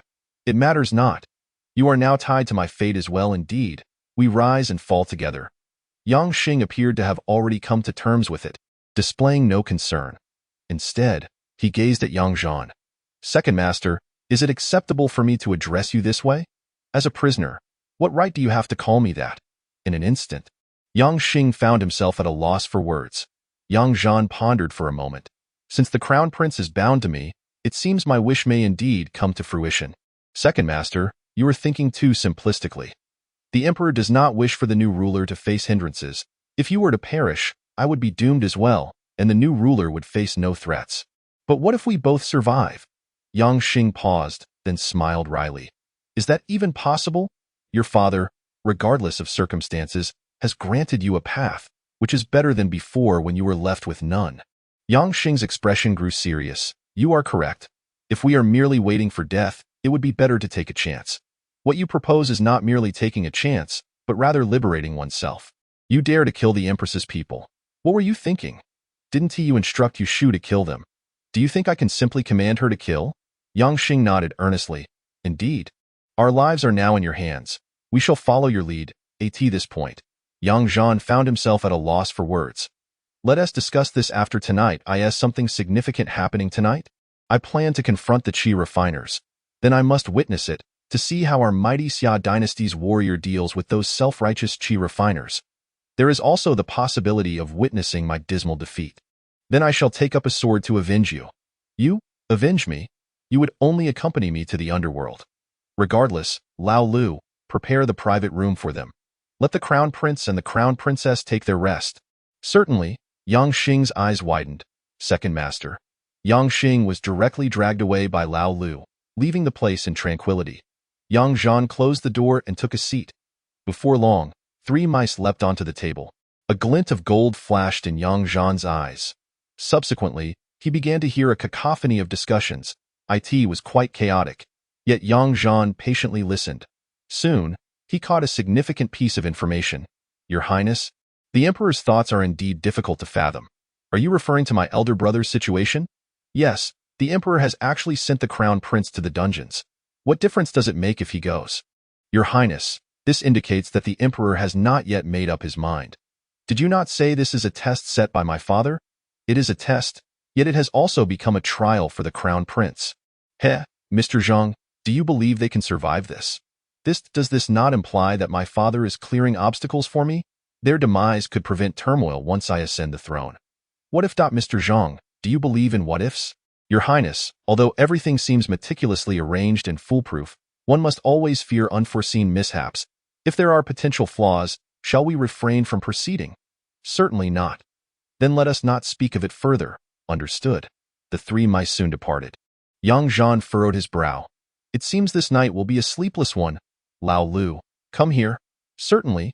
Zhan gave Lao Lu a series of instructions, to which Lao Lu nodded vigorously before hurrying away. Zhan sat alone in the backyard. Green Yang was absent, likely having gone to the prison to check on the crown prince and crown princess. Time seemed to pass swiftly as Zhan gazed at the moon. The hour of Z was approaching. Chapter 27. The path of martial kings. As the hour of Z drew nearer, the four brothers, Sanzi and the others, grew increasingly anxious. It was not for their own safety, but rather for Zhan's impending duel. Since the day they had chosen to follow Zhan, they had long since placed life and death aside, becoming his loyal guards, and under his leadership, they had gradually attained the realm of second-tier martial artists. Such prowess, coupled with battlefield experience, would easily qualify them as generals commanding their own troops were they to be deployed externally. Nevertheless, they preferred to remain by Zhan's side, even if it meant serving as jailers. However, Chen Shu did not grasp the underlying significance of this, naturally feeling that these four jailers were far too talented for such a role. He understood that Zhan was appointed by the emperor as the head of the dungeons, and they need not endure such indignity. Chen Shu had also inquired with Zhang San. Zhang San's response was straightforward. After following the second master for a while, you will realize that entrusting your life to a commander of divine caliber is a stroke of fortune. Conversely, if you find yourself as an enemy of the second master, that would be your greatest misfortune. Although Chen Shu still found it difficult to comprehend, he did not doubt Zhan's strength. After all, the divine martial army had decisively transformed the Daxia dynasty's long-standing weakness against the barbarian nations, which had once launched rampant offensives against the Daxia dynasty, leaving it with no choice but to adopt a passive defense, resulting in immense suffering for the border populace. Since Zhan has ascended the ranks within the divine martial army, the situation has shifted to one where the Great Xia dynasty takes the initiative to attack, while the barbarian nation finds itself in a position of passive defense. Ever since Zhan returned under imperial order 3 years ago, the barbarian nation has not launched a single invasion. This is the lingering power of the divine martial army under Zhan's command. At that moment, Chen Shu suddenly perked up, his ears catching the whispers of 2 eastern palace guards. Who did you hear that from? Really, I just overheard 6th Master say that we shouldn't worry about anything. No matter how many enemies come to attempt a prison break, it would be futile, for the Northern Yamen Imperial Guards and the Martial Strategy Army will come to our aid at the appropriate time. Is that true? If 6th Master said it, it must be so. After all, 6th Master is a personal guard of General Yang. He surely knows more. Chen Shu approached and admonished, "What are you muttering about? Focus on your duty and remember, do not spread anything you hear." "Yes, my lord." As the hour of Z approached, Zhan gazed towards the eastern night sky. Luo Jinni approached on his sword, his voice echoing from afar. "Sorry to keep you waiting." Zhan watched the figure draw nearer, thinking to himself, this fellow truly knows how to show off. Although one can glide through the air once they reach the transcendent realm, it consumes a great deal of energy. It is evident how much this person looks down upon him as a mere martial artist. Nevertheless, it's quite amusing. The reason why martial artists often find themselves at a disadvantage against chi refiners is that once chi refiners reach the transcendent realm, they can fly. Even if a chi refiner at the 9th level of chi refinement cannot yet soar, they can manipulate their energy with such finesse that it becomes nearly impossible to defend against. Chi refiners can also launch precise attacks at the vital points of martial artists. Being able to block one strike does not guarantee the ability to withstand dozens.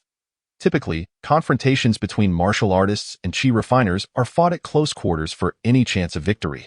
Chi refiners are not foolish, and while they cannot fly below the transcendent realm, their speed under energy manipulation is significantly greater, making it impossible for martial artists, relying solely on their physical prowess, to keep pace. Thus, martial artists often find themselves in dire straits. However, chi refiners do possess one shortcoming. Their energy is not limitless. The endurance of martial artists frequently surpasses that of chi refiners, allowing martial artists, when facing chi refiners, to have at least some means of countering. Presently, Yang Zhan is confronted by a chi refiner at the Transcendent Realm. By the standards of equal ranks, a first-grade martial artist is equivalent to a chi refiner at the 9th level, while the Transcendent Realm surpasses his peak first-grade level by one tier.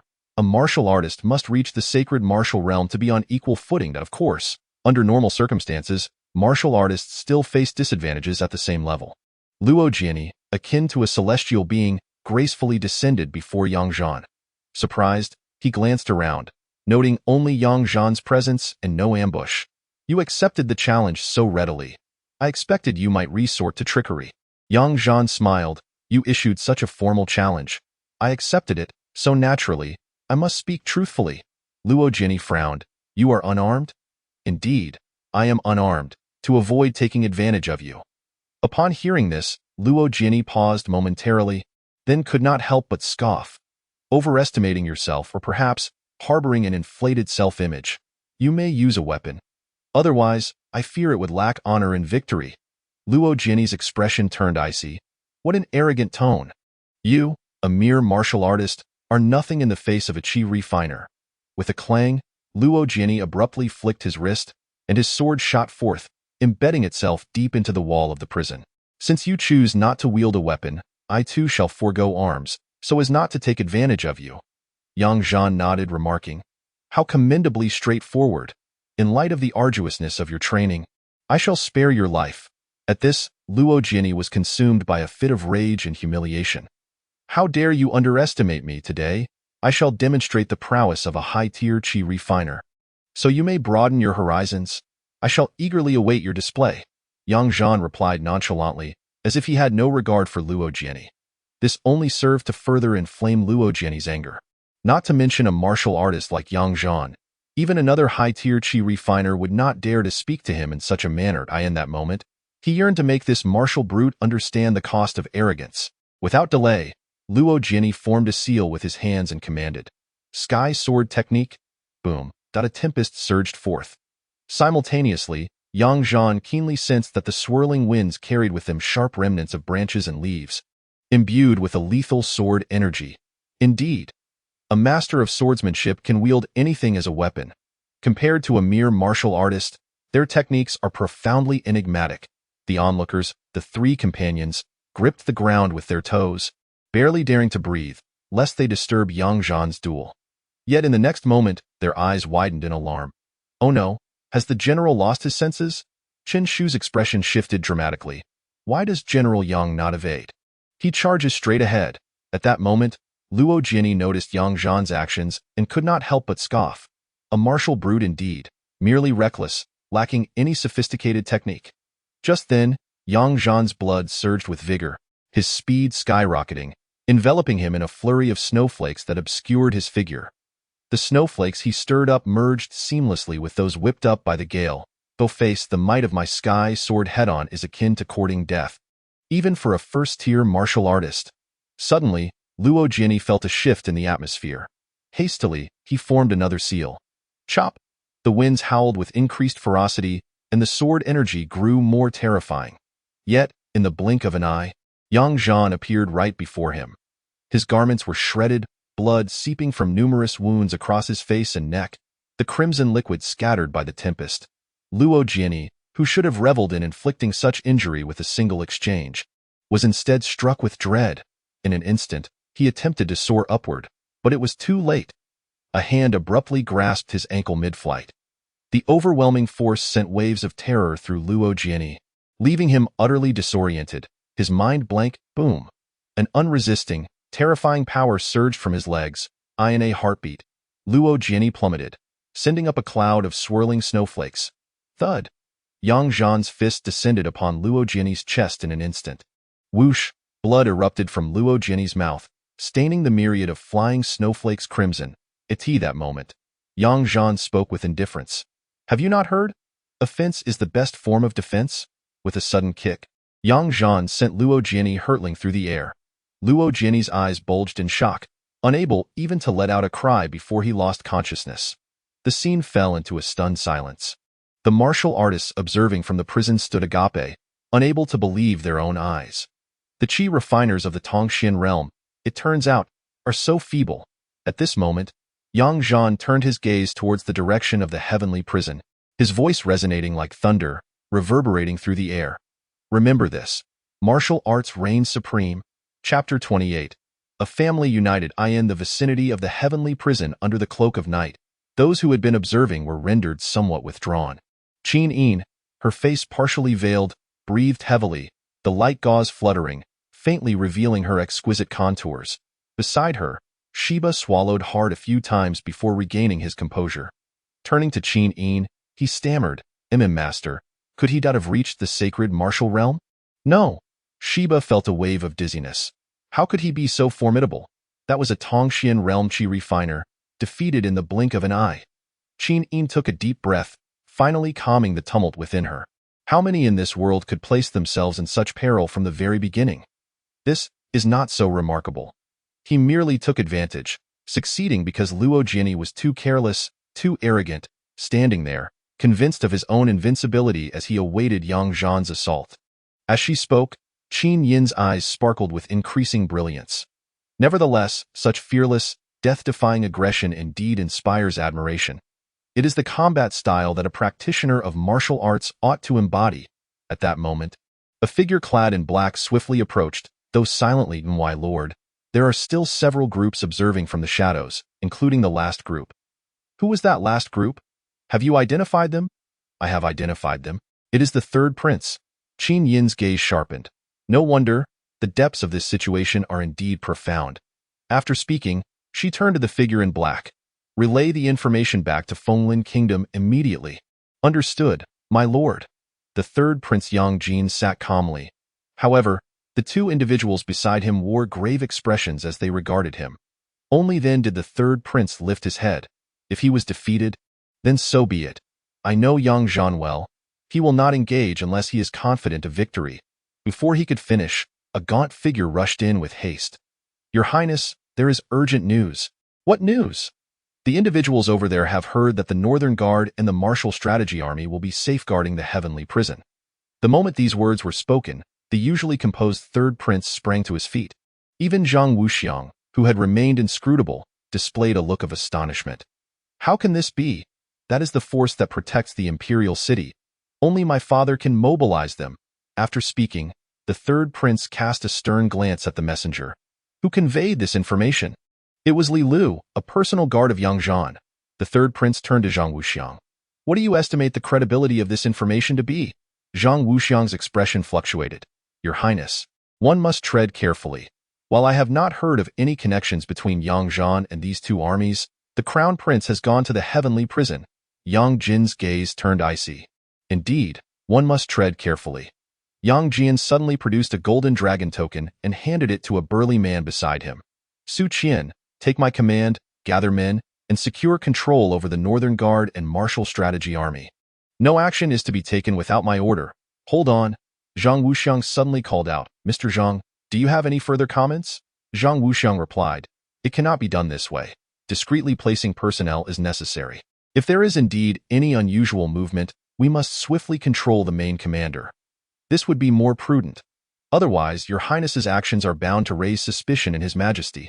Yang Jin frowned and said, no, hesitation in decisive moments can lead to chaos. Tonight is of utmost importance.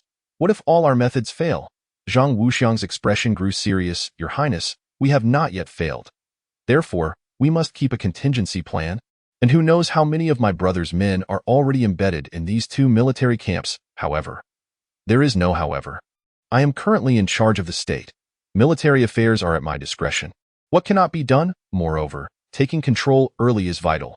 Should any unforeseen circumstances arise.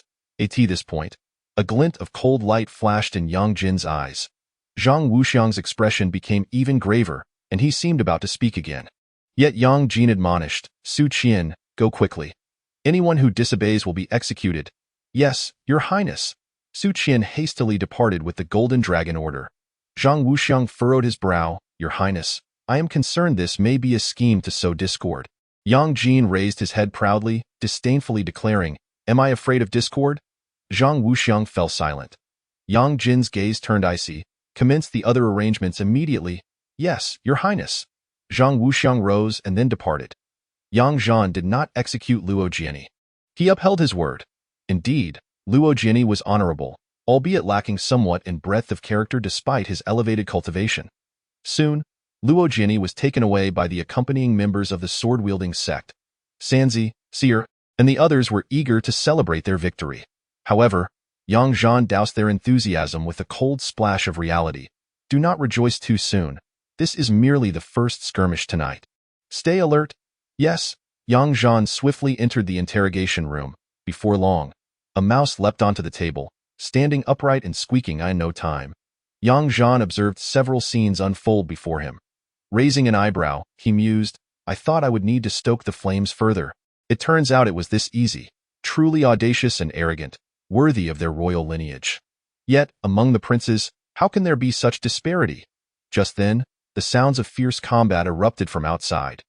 Yang Zhan did not venture out but instead proceeded deeper into the dungeons. Chunliner, Li Zhizhu, and Li Yu were all awake. Upon seeing Yang Zhan, Chunliner immediately spoke, "General Yang, it is indeed rare to encounter a martial expert of your caliber. You are impressive as well, being aware of the happenings outside even from here." Chunliner smiled, "Just a mere trick. Compared to General Yang, it truly pales." Yang Zhan remarked, "Tomorrow, the envoy from the Fenglin Kingdom will arrive. They should send representatives then." The eyes of the three women brightened instantly. Liu's eyes sparkled the most, even showing signs of excitement, as she cast a somewhat mischievous glance at Yang Zhan. "What are you looking at? Do you believe I won't feed you?" Li Yu immediately erupted. "You, the warden, are bullying me. I will make you pay. Welcome. When you come, be sure to praise me profusely. This will help spread my illustrious reputation throughout the world." "Flattery directed towards you? How naive. You possess an audacity that knows no bounds, and yet you dare to regard yourself as wise and formidable. How contemptible!" Li Yu seethed with indignation. Chunliner furrowed her brow and interjected, "Your Highness." Li Yu cast a glance at Chunliner, seemingly harboring a modicum of respect for her, and refrained from further retorting at Yang Zhan. Yang Zhan surveyed the trio and remarked, "Therefore, your days here are numbered. Relish the unique scenery of this prison while you can, for opportunities like this will not present themselves again." This statement elicited a disdainful roll of the eyes from Li Yu towards Yang Zhan. Unfazed, Yang Zhan turned his attention to Chunliner, adding, "However, tonight's outcome will determine whether we can pass the hours in peace. Rest assured, I shall protect them." Yang Zhan nodded affirmatively, declaring, "Indeed, I have come to remind you of this matter." He then exited, making his way to the private quarters of the Crown Prince and Princess. Naturally, they were both wide awake. The cacophony of battle outside rendered sleep impossible upon his arrival. Yang Zhan wasted no time. "Ensure your own safety. Do not fall victim to the chaos of battle, for that would mean their victory just the same." Yang Xing paused, bewildered. "Second Master, this is your territory. You are responsible for my family. Otherwise, what purpose does my title serve?" Yang Zhan wore a look of vexation. "I genuinely suspect that your father has deliberately sent you two here to protect me, making me an unwitting guardian. Second Master, such words are unwarranted. I have also dispatched numerous individuals to assist. We are certainly not idle. I shall summon Lu Yang shortly, for your family must remain united." Yang Xing found the statement peculiar. Yet, Yu Shu furrowed her brow and remarked, "General, Lu Yang is now your maid." Yang Zhan had already turned to leave, waving his hand dismissively. "I am a man of rough demeanor. I am not accustomed to having a young maid." Chapter 29. The blinding snow and the bloodied blade. The snow-laden ground outside the prison had been stained crimson. Numerous corpses lay sprawled across the snow, flesh and blood scattered about, causing many of the Eastern Palace guards to succumb to the horrifying visual and retch in terror. Some trembled uncontrollably, gripped by fear, for out of the 15 guards of the Eastern Palace, only 7 remained. Even Chen Shu, who had never witnessed such brutality, felt a pang of discomfort in his heart. However, he observed Zhang San, Li Si, and their 2 companions, their golden armor splattered with blood and gore, exuding an indomitable aura akin to gods of death descended from the underworld. In that moment, Chun Shu could not help but feel a deep-seated admiration for the four prison guards. Despite being of a higher cultivation level, he acknowledged that he could not compare to their prowess in the night's carnage. These warriors had emerged from the battlefield, each strike executed with precision and efficiency, often dispatching enemies with minimal effort. Before the four guards lay heaps of bodies, and they remained formidable, like four statues of resilience, guarding the prison's entrance. As the enemy's assault waned, those within the prison found a moment to catch their breath. At that juncture, the sixth guard barked, "Everyone, into the prison." Though the reasoning eluded them, all hurriedly made their way into the sanctuary of the prison structure for protection. Suddenly, Chen Shu inquired, "Where is the general?" Such a trivial skirmish hardly warrants the general's presence. If these little soldiers can trouble our general, then are we merely idle? Indeed. The statement left Chen with no retort.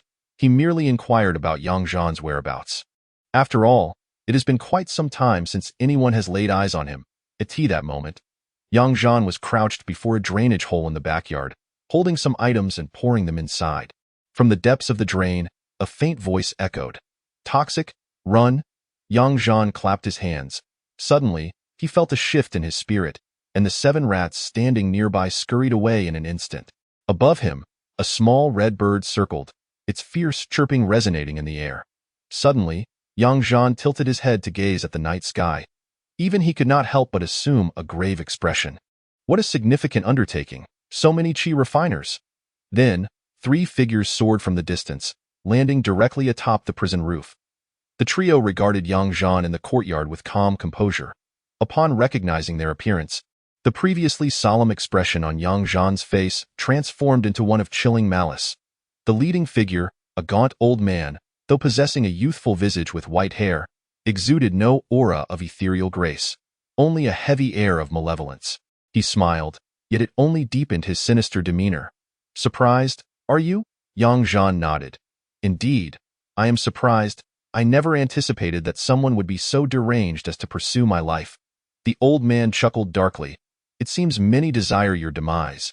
However, only with your death can our emperor find peace, so it follows that the barbarian emperor has not been eating or sleeping well these years.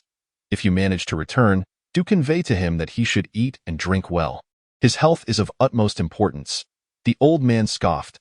"Even at death's door, you remain defiant. Today, I shall use your blood to honor the sons of my barbarian nation, with just the 3 of you. It seems you are not fated for ease." In the blink of an eye, Yang Zhan vanished from sight. The next moment, he appeared atop the roof. Among the 3 cloaked figures, 2 instantly leapt into the air, while the third, seemingly unable to evade, took a direct punch from Yang Zhan. With a thunderous boom, Yang Zhan's fist produced a sound that shattered the air, and the cloaked figure was instantly obliterated. Yet, Yang Zhan's expression shifted sharply as he was propelled backward. The black mist that erupted from the destroyed figure clung to him. At this moment, the emaciated old man suspended in the air burst into hearty laughter. However, his mirth was met with a flurry of arrows. Whoosh, whoosh. The old man quickly gathered his energy, attempting to evade, but it was too late. 2 arrows struck him, sending him hurtling away. Yet, at the instant another cloaked figure was hit by the arrows, it suddenly exploded. Immediately, a strange black mist billowed forth, rapidly spreading and descending. "Gentlemen, beware. This is the poison of the barbarian nation." Simultaneously, the black mist enveloping the rooftop and the air above swiftly shrouded the entire prison. Although Yang Zhan held his breath, this poison could not be evaded merely by refraining from breathing. Once it touched the skin, it clung like a maggot, utterly inescapable. Fortunately, it was Yang Zhan's urgent shout that alerted the trio, who had already fled beyond the confines of the dungeon, swiftly distancing themselves from the onslaught of the poisonous attack. Even the crown prince and his family were promptly extricated from the dungeon by Chen Shu, thus evading the taint of the poison. However, Yang Zhan did not flee. Instead, he charged deeper into the dungeon. A surge of blood vitality enveloped him, forming a protective circle that repelled the sinister black mist outside. Yet, pain radiated from his arm, in a swift motion. Yang Zhan drew a dagger and made a swift incision on his own arm. Instantly, a chunk of darkened flesh, along with a tattered sleeve, fell to the ground. Without a glance, he hastened to Chen Linner's cell.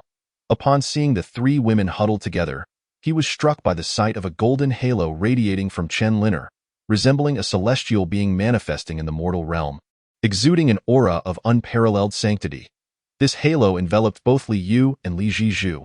Although the black mist encroached upon the light, it ultimately failed to taint the trio. Come quickly, without hesitation. Chen Liner led Li Yu and Li Zhizhu out in an instant. Yang Zhan's dagger severed the shackles binding the three women. Hurry! They burst forth from the dungeon. General, you are poisoned? Lao Lu's expression shifted as he beheld Yang Zhan's bloodied arm. The once vivid red blood now bore a layer of dark aura. At this moment, the four formidable jailers, who had been fearless, were now thoroughly alarmed. Yang Zhan cursed, "What are you panicking for?" "I'm fine. Defend yourselves immediately." The four jailers and Chan Shu formed a defensive stance in the open snowy ground, vigilantly surveying their surroundings. Meanwhile, Yang Zhan, under the astonished gazes of the others, once more plunged into the dungeon shrouded in black mist. Shortly after, he produced a long-handled blade. That moment, the expressions of the trio turned grave, for it was the first time in 3 years that their general wielded a weapon. Instantly, Chen Shu and the others felt the temperature plummet around them. Suddenly, Yang Zhan's blood vitality surged, and with a fierce swing of his blade, he cleaved towards the dungeon. Instantly, a terrifying wave of blood energy erupted, sending snowflakes swirling through the air. A fierce storm swept through the dungeon, engulfing the black mist along with countless snowflakes into the sky. Everyone, back, quickly!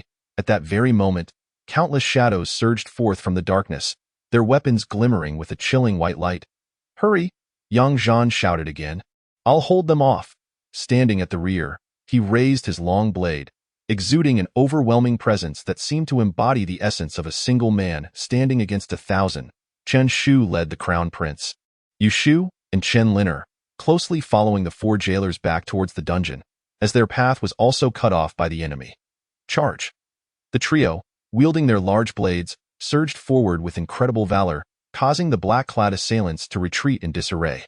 Sierre, Lao Wu, Lao Lu, and the trio formed a triangle, charging forth with immense speed.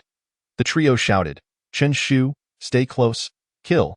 The battle cries reverberated through the night, while before Yang Zhan, numerous black-clad figures surged forward with murderous intent, their aura of violence palpable. Yang Zhan raised the long blade in his hand, utterly unfazed by the black blood staining his right arm, nor by the multitude of adversaries surrounding him. He chanted, "The moonlight flows like a torrent at night, slaying the enemy chieftain. Only the great snow fills the wind's blade." As the final syllable of blade resonated like a thunderclap, an overwhelming flurry of snow seemed to sharpen, mirroring Yang Zhan's fierce energy. With a thunderous roar, he stepped forward, his terrifying aura instantly instilling inexplicable dread in the front ranks of his foes. In a fleeting moment of distraction, the glimmer of his blade flashed in the howling wind. In an instant, several adversaries felt a chill at their throats, and as they spun around, it appeared they caught a glimpse of this realm before they succumbed to the snow, their demise a portrait of desolation.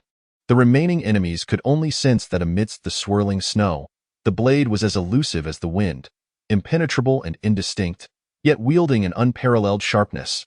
With a series of muffled thuds, bodies began to fall one after another. They scarcely discerned the wielder of the blade. All they perceived was the spectral gleam of the sword in the tempestuous snow, a sight that struck terror into their hearts. Chapter 30. I cannot keep up this night. The windy hall was ablaze with light. Emperor Yang Wu sat in a rocking chair, gently swaying back and forth. The chamber was devoid of any attendants, leaving him in solitude. The hearth exuded warm vapors. Yang Wu lifted a goblet of wine from beside him and took a slow sip. At that moment, Han Zhong entered, swiftly shutting the door behind him. He approached Yang Wu and knelt, his expression grave. "Your Majesty, in the duel between Yang Zhan and Luo Jiani, Yang Zhan emerged victorious. With but a single strike, Luo Jiani was gravely injured." Yang Wu's demeanor remained composed, offering no words as he continued to savor his wine. However, Han Zhong pressed on. Moreover, a band of martial artists surged forth, yet Yang Zhan did not lift a finger. His personal guards and the Eastern Palace's protectors dispatched them with ease. Yang Wu remained silent, his ancient visage betraying no emotion, as if the unfolding events bore no relevance to him. Han Zhong persisted, kneeling as he reported further. Just moments ago, a group of martial and qi practitioners stealthily assaulted the celestial prison, employing the peculiar poison of the barbarian nation. In that instant, a flicker of change crossed Yang Wu's eyes, even causing the corners to twitch slightly. His gaze turned icy as he regarded Han Zhong. They entered unnoticed. Indeed, not a whisper was detected by the ninth grade hall. Are you certain it is poison? Yes, though our men were stationed at a distance, they heard Yang Zhan's cry. It is poison. Yang Wu drained his goblet in one swift motion, the weariness of age seemingly swept away, replaced by an imposing authority. He straightened his back, fixing his gaze on Han Zhong. The latter felt the weight of this scrutiny, lowering his head further. What of the others inside? Han Zhong quickly replied, the others in the celestial prison are unharmed, but Yang Zhan has been poisoned. Yang Wu's eyes bore into Han Zhong, his voice cold and detached. It is said that this poison is incurable, Your Majesty. I am uncertain, but that is the prevailing rumor. Yang Wu's countenance grew increasingly frigid. The pressure upon Han Zhong intensified, beads of sweat forming on his brow. After swallowing hard, he spoke again. Your Majesty, there is also. Speak plainly. Why do you hesitate? Han Zhong hastily wiped the sweat from his forehead and spoke in a hurried tone. The third prince has taken control of the Northern Guard's Imperial Army and the Wusu Army. In the next moment, Han Zhong nearly collapsed to the ground, as if a mountain was pressing down upon him. The Northern Guard's Imperial Army and the Wusu Army. Without my imperial seal, how can the third prince command them? At this moment, Yang Wu's voice turned somewhat frigid. The commander of the Northern Guard's Imperial Army has been captured, the deputy commander has been slain, and the general of the Wusu Army has been executed. There are also some dissenters. By this point, Han Zhong had lost his ability to speak, as if countless blades were poised at his throat, ready to sever his head from his body at the slightest misstep. Yang Wu closed his eyes and said softly, You may leave. Yes, Your Majesty. Han Zhong, as if granted a reprieve, hurriedly exited. The third prince, Yang Jin, stood high above, gazing toward the distant Tianlao prison with keen interest. Suddenly he inquired, Mr. Zhang, do you believe Yang Zhan can withstand the forces of the barbarian nation from the Snow Mountain Palace? It may prove to be a challenge. Yang Zhan is indeed excessively valiant, and Luo Jian failed to withstand even a single strike. Yang Jin, however, chuckled. I never considered that the mere rabble of the barbarian nation could defeat Yang Zhan, but what about the poison? That remains uncertain. At this moment, Yang Jin furrowed his brow. Poison has no antidote, and it is renowned as the world's most extraordinary toxin. If he is engaging in such a fierce battle while under its influence, the outcome is far from certain. Zhang Wuxiang frowned and remarked, I have conducted a thorough study of Yang Zhan's life. He has achieved numerous miracles. What miracles? Firstly, the greatest miracle of all, rising to the pinnacle of the divine martial army with no foundation and no backing. Secondly, under Yang Zhan's leadership, the divine martial army has won numerous battles against the barbarian nation, triumphing against greater numbers and stronger foes time and again. His strategic acumen is so profound that even the esteemed military strategist Han Qian lauds him, boldly claiming that he is unparalleled in history, having pioneered the pinnacle of warfare, even incorporating his tactics into his own military treatise. Yang Jin frowned. To be so highly esteemed by Han Qian is indeed remarkable, but is that truly a miracle? Zhang Wuxiang turned to Yang Jin. Your Highness, the reason I deem it a miracle is that Yang Zhan was illiterate prior to his military career. Having learned to read and write in the army, he has never studied military texts, and his methods are without precedent in any existing military literature. In that moment, Yang Jin was taken aback. It truly is a miracle, Zhang Wuxiang continued earnestly. Thirdly, when Yang Zhan was a foot soldier, he was hardly even a warrior. Yet within a mere decade, he ascended to the peak of the first rank. Such a rate of growth seems almost as if he has divine assistance. At this point, Zhang Wuxiang looked at Yang Jin. Historical records indicate that the fastest anyone has reached the first rank took at least 30 years, and that was our former crown hero of the Great Xia dynasty, while Yang Zhan accomplished it in less than half that time. At that moment, Yang Jin inhaled deeply. This is yet another miracle. Moreover, Yang Jin's expression faltered. Moreover, Zhang Wuxiang offered a rueful smile.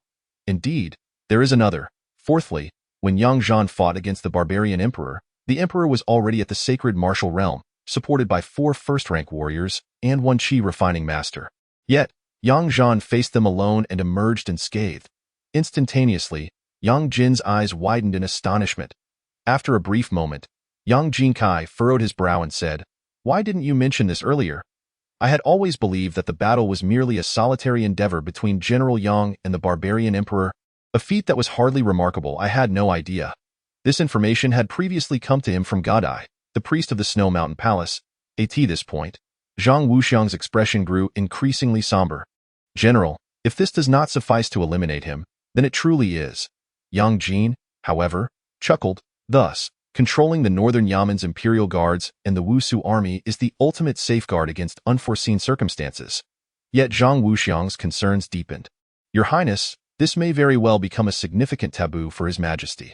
Yang Jin laughed again. "He enjoys presenting challenges to others. I shall pose one to him in return. With my elder brother gone, what alternative solutions does he have?"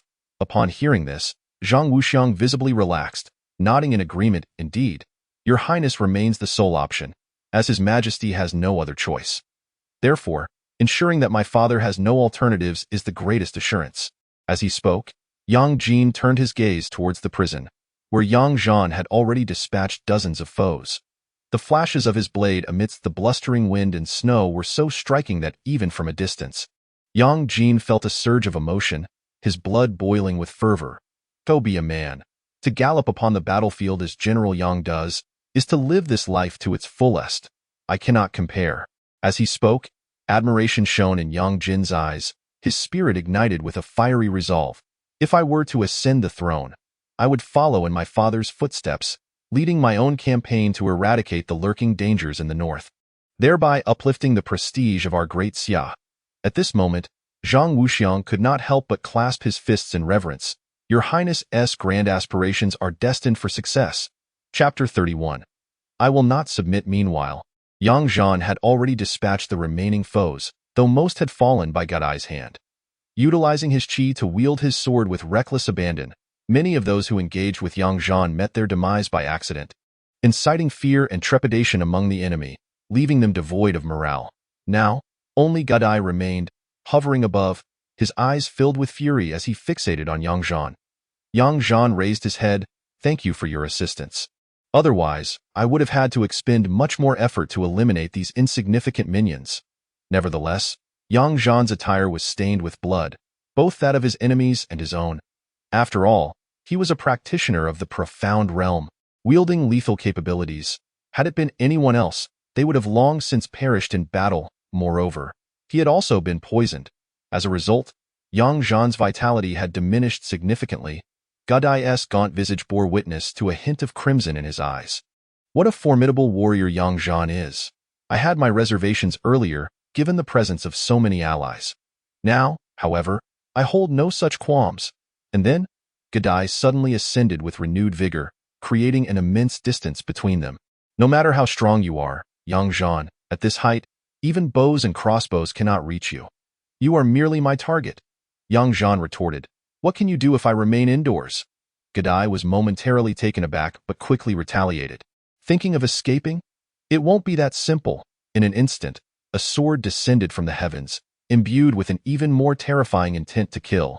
Yet Yang Zhan did not flee. The previously waning vigor within him surged once more.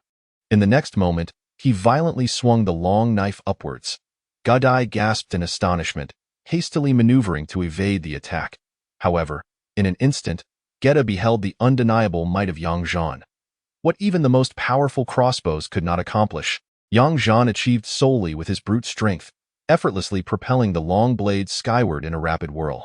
Geta watched as the sword ascended from a short distance away, swiftly drifting into the distance. "Ha ha! Though your strength is formidable, it ultimately pales in comparison to that of a crossbow.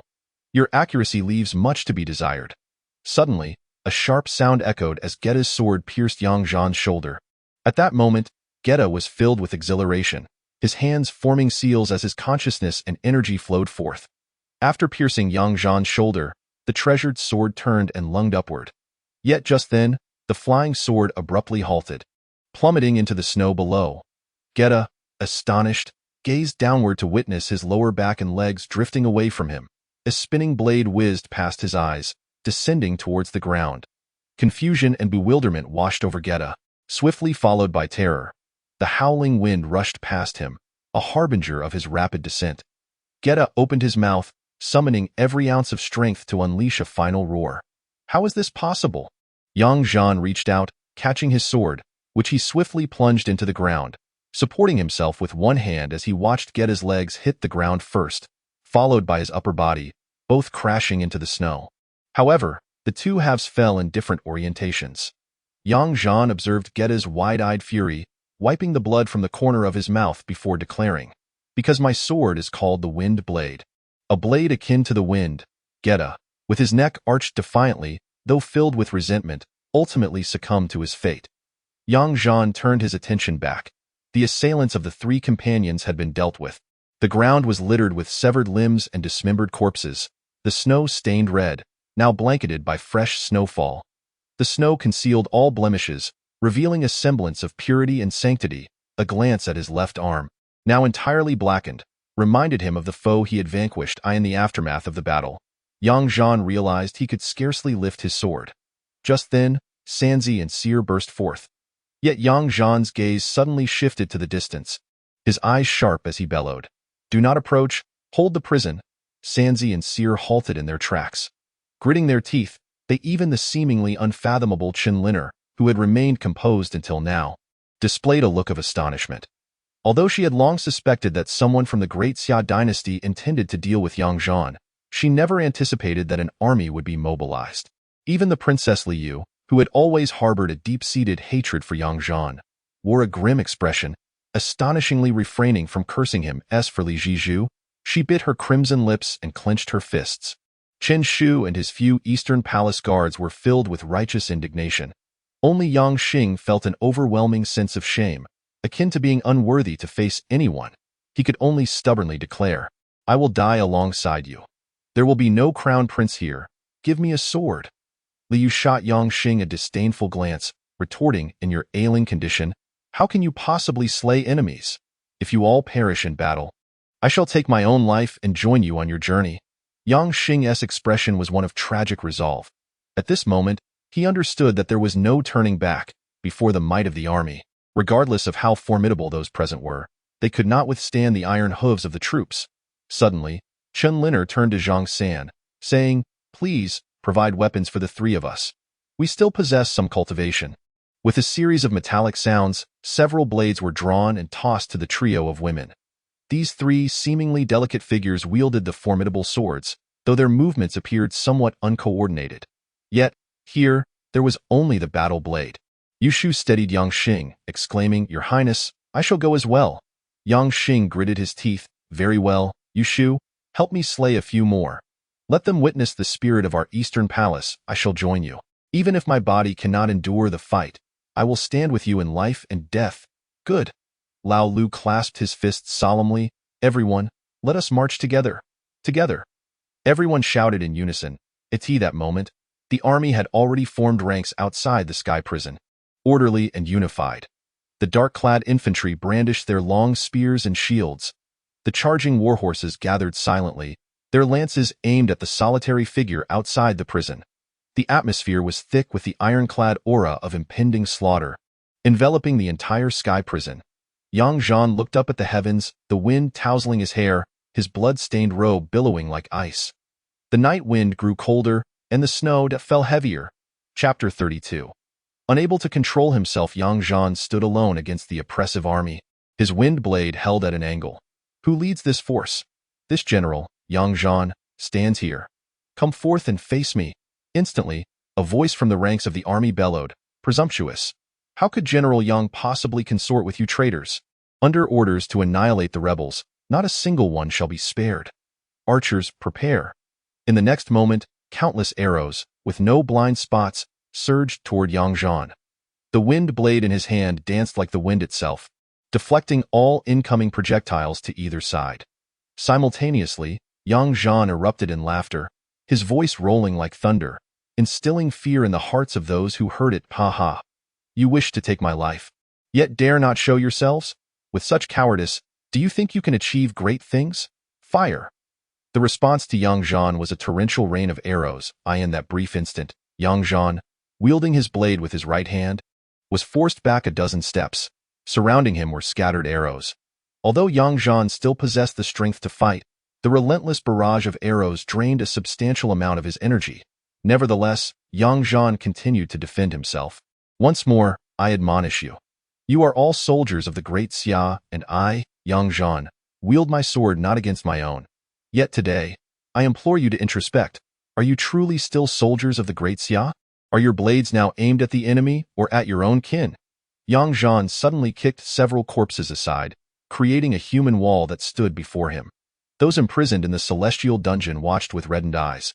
Witnessing the general's defiance against the odds, if he were to enter the dungeon, using it as a fortress, he could surely rally hundreds to support him.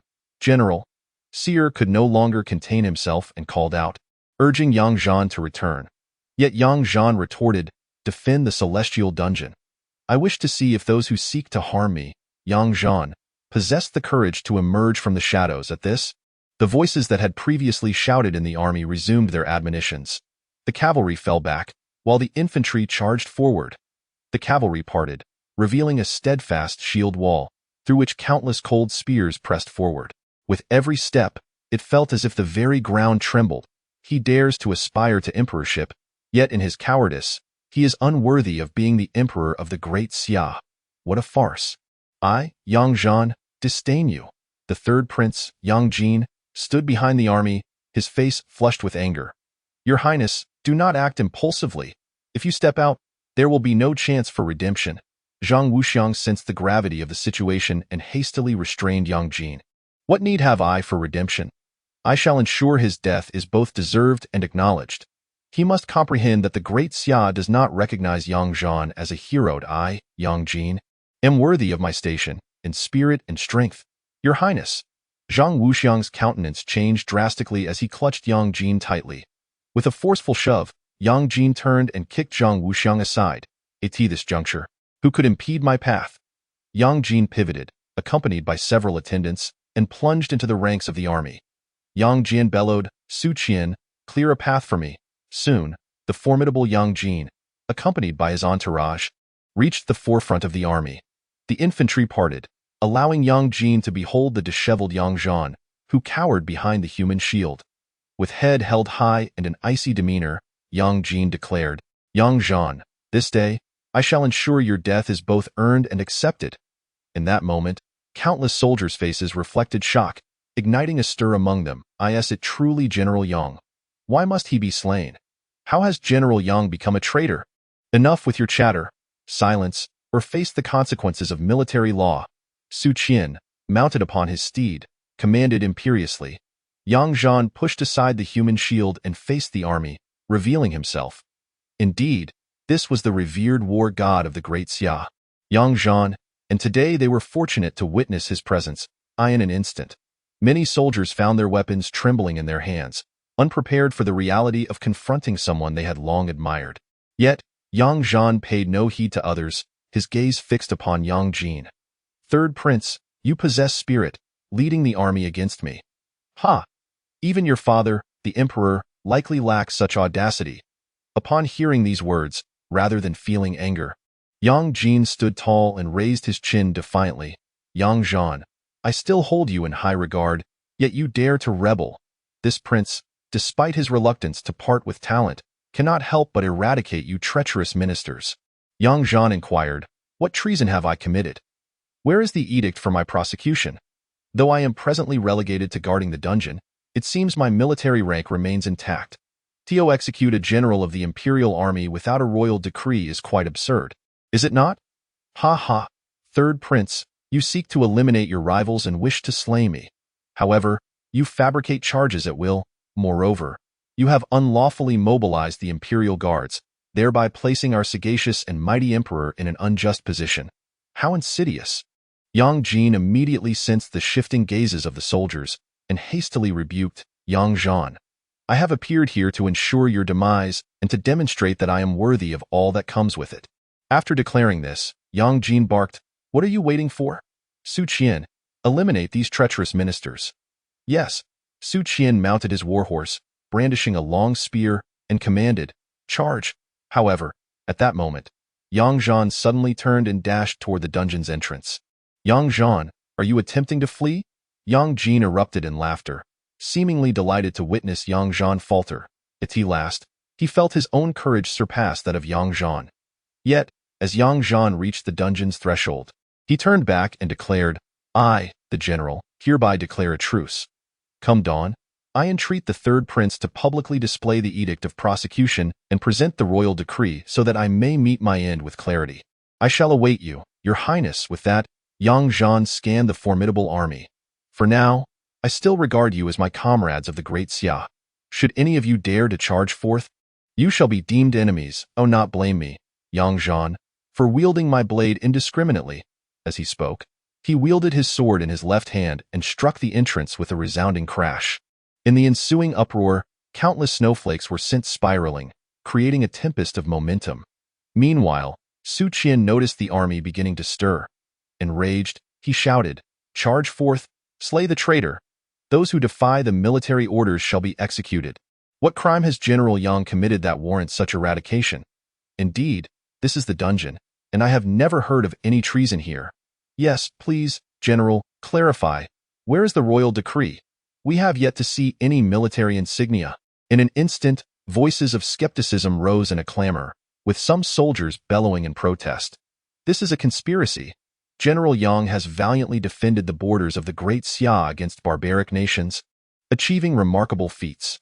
Yet now, instead of receiving due rewards, he has been relegated to guard this dungeon, and now he faces annihilation. Does the Great Xia dynasty truly honor those of us who risk our lives in battle? Slaughtering loyal generals leaves us disheartened. I refuse to accept this. I refuse. I refuse. The uproar grew increasingly uncontrollable. Su Qian, in a fit of rage, demanded, Who spoke such words? Bring them forth for execution. Yet no one could identify the speaker. The crowd was too vast, rendering it impossible to discern. Simultaneously, the tide of dissent showed no signs of abating, spreading like wildfire, uncontrollable and relentless. Yang Jin's countenance darkened, as the infantry who had initially charged forward abruptly halted, seemingly awaiting an explanation. Yang Jin glanced at Su Qian, whose expression mirrored his own discontent. With immediate authority, he bellowed, Silence! Yang Zhan has colluded with the barbarian nation. His crime warrants execution. Yang Zhan has infiltrated the capital, further aiding the enemy by allowing countless spies from the barbarian nation to enter. However, Su Qian's voice could not quell the increasingly loud and fervent murmurs of dissent in a state of urgency. Su Qian realized that the troops were on the verge of mutiny. Chapter 33. Mutiny. Yang Jin's countenance darkened as the unrest within the ranks made him feel the situation slipping beyond his control. At that moment, Zhang Wuxiang approached. Your Highness, there are those within the army inciting rebellion. This is a conspiracy. I warned against allowing you to come out. Initially, they did not believe Yang Zhan was involved, but now that you have spoken, Yang Jin's anger flared. What use is it to speak of such matters now? We need your counsel and strategy.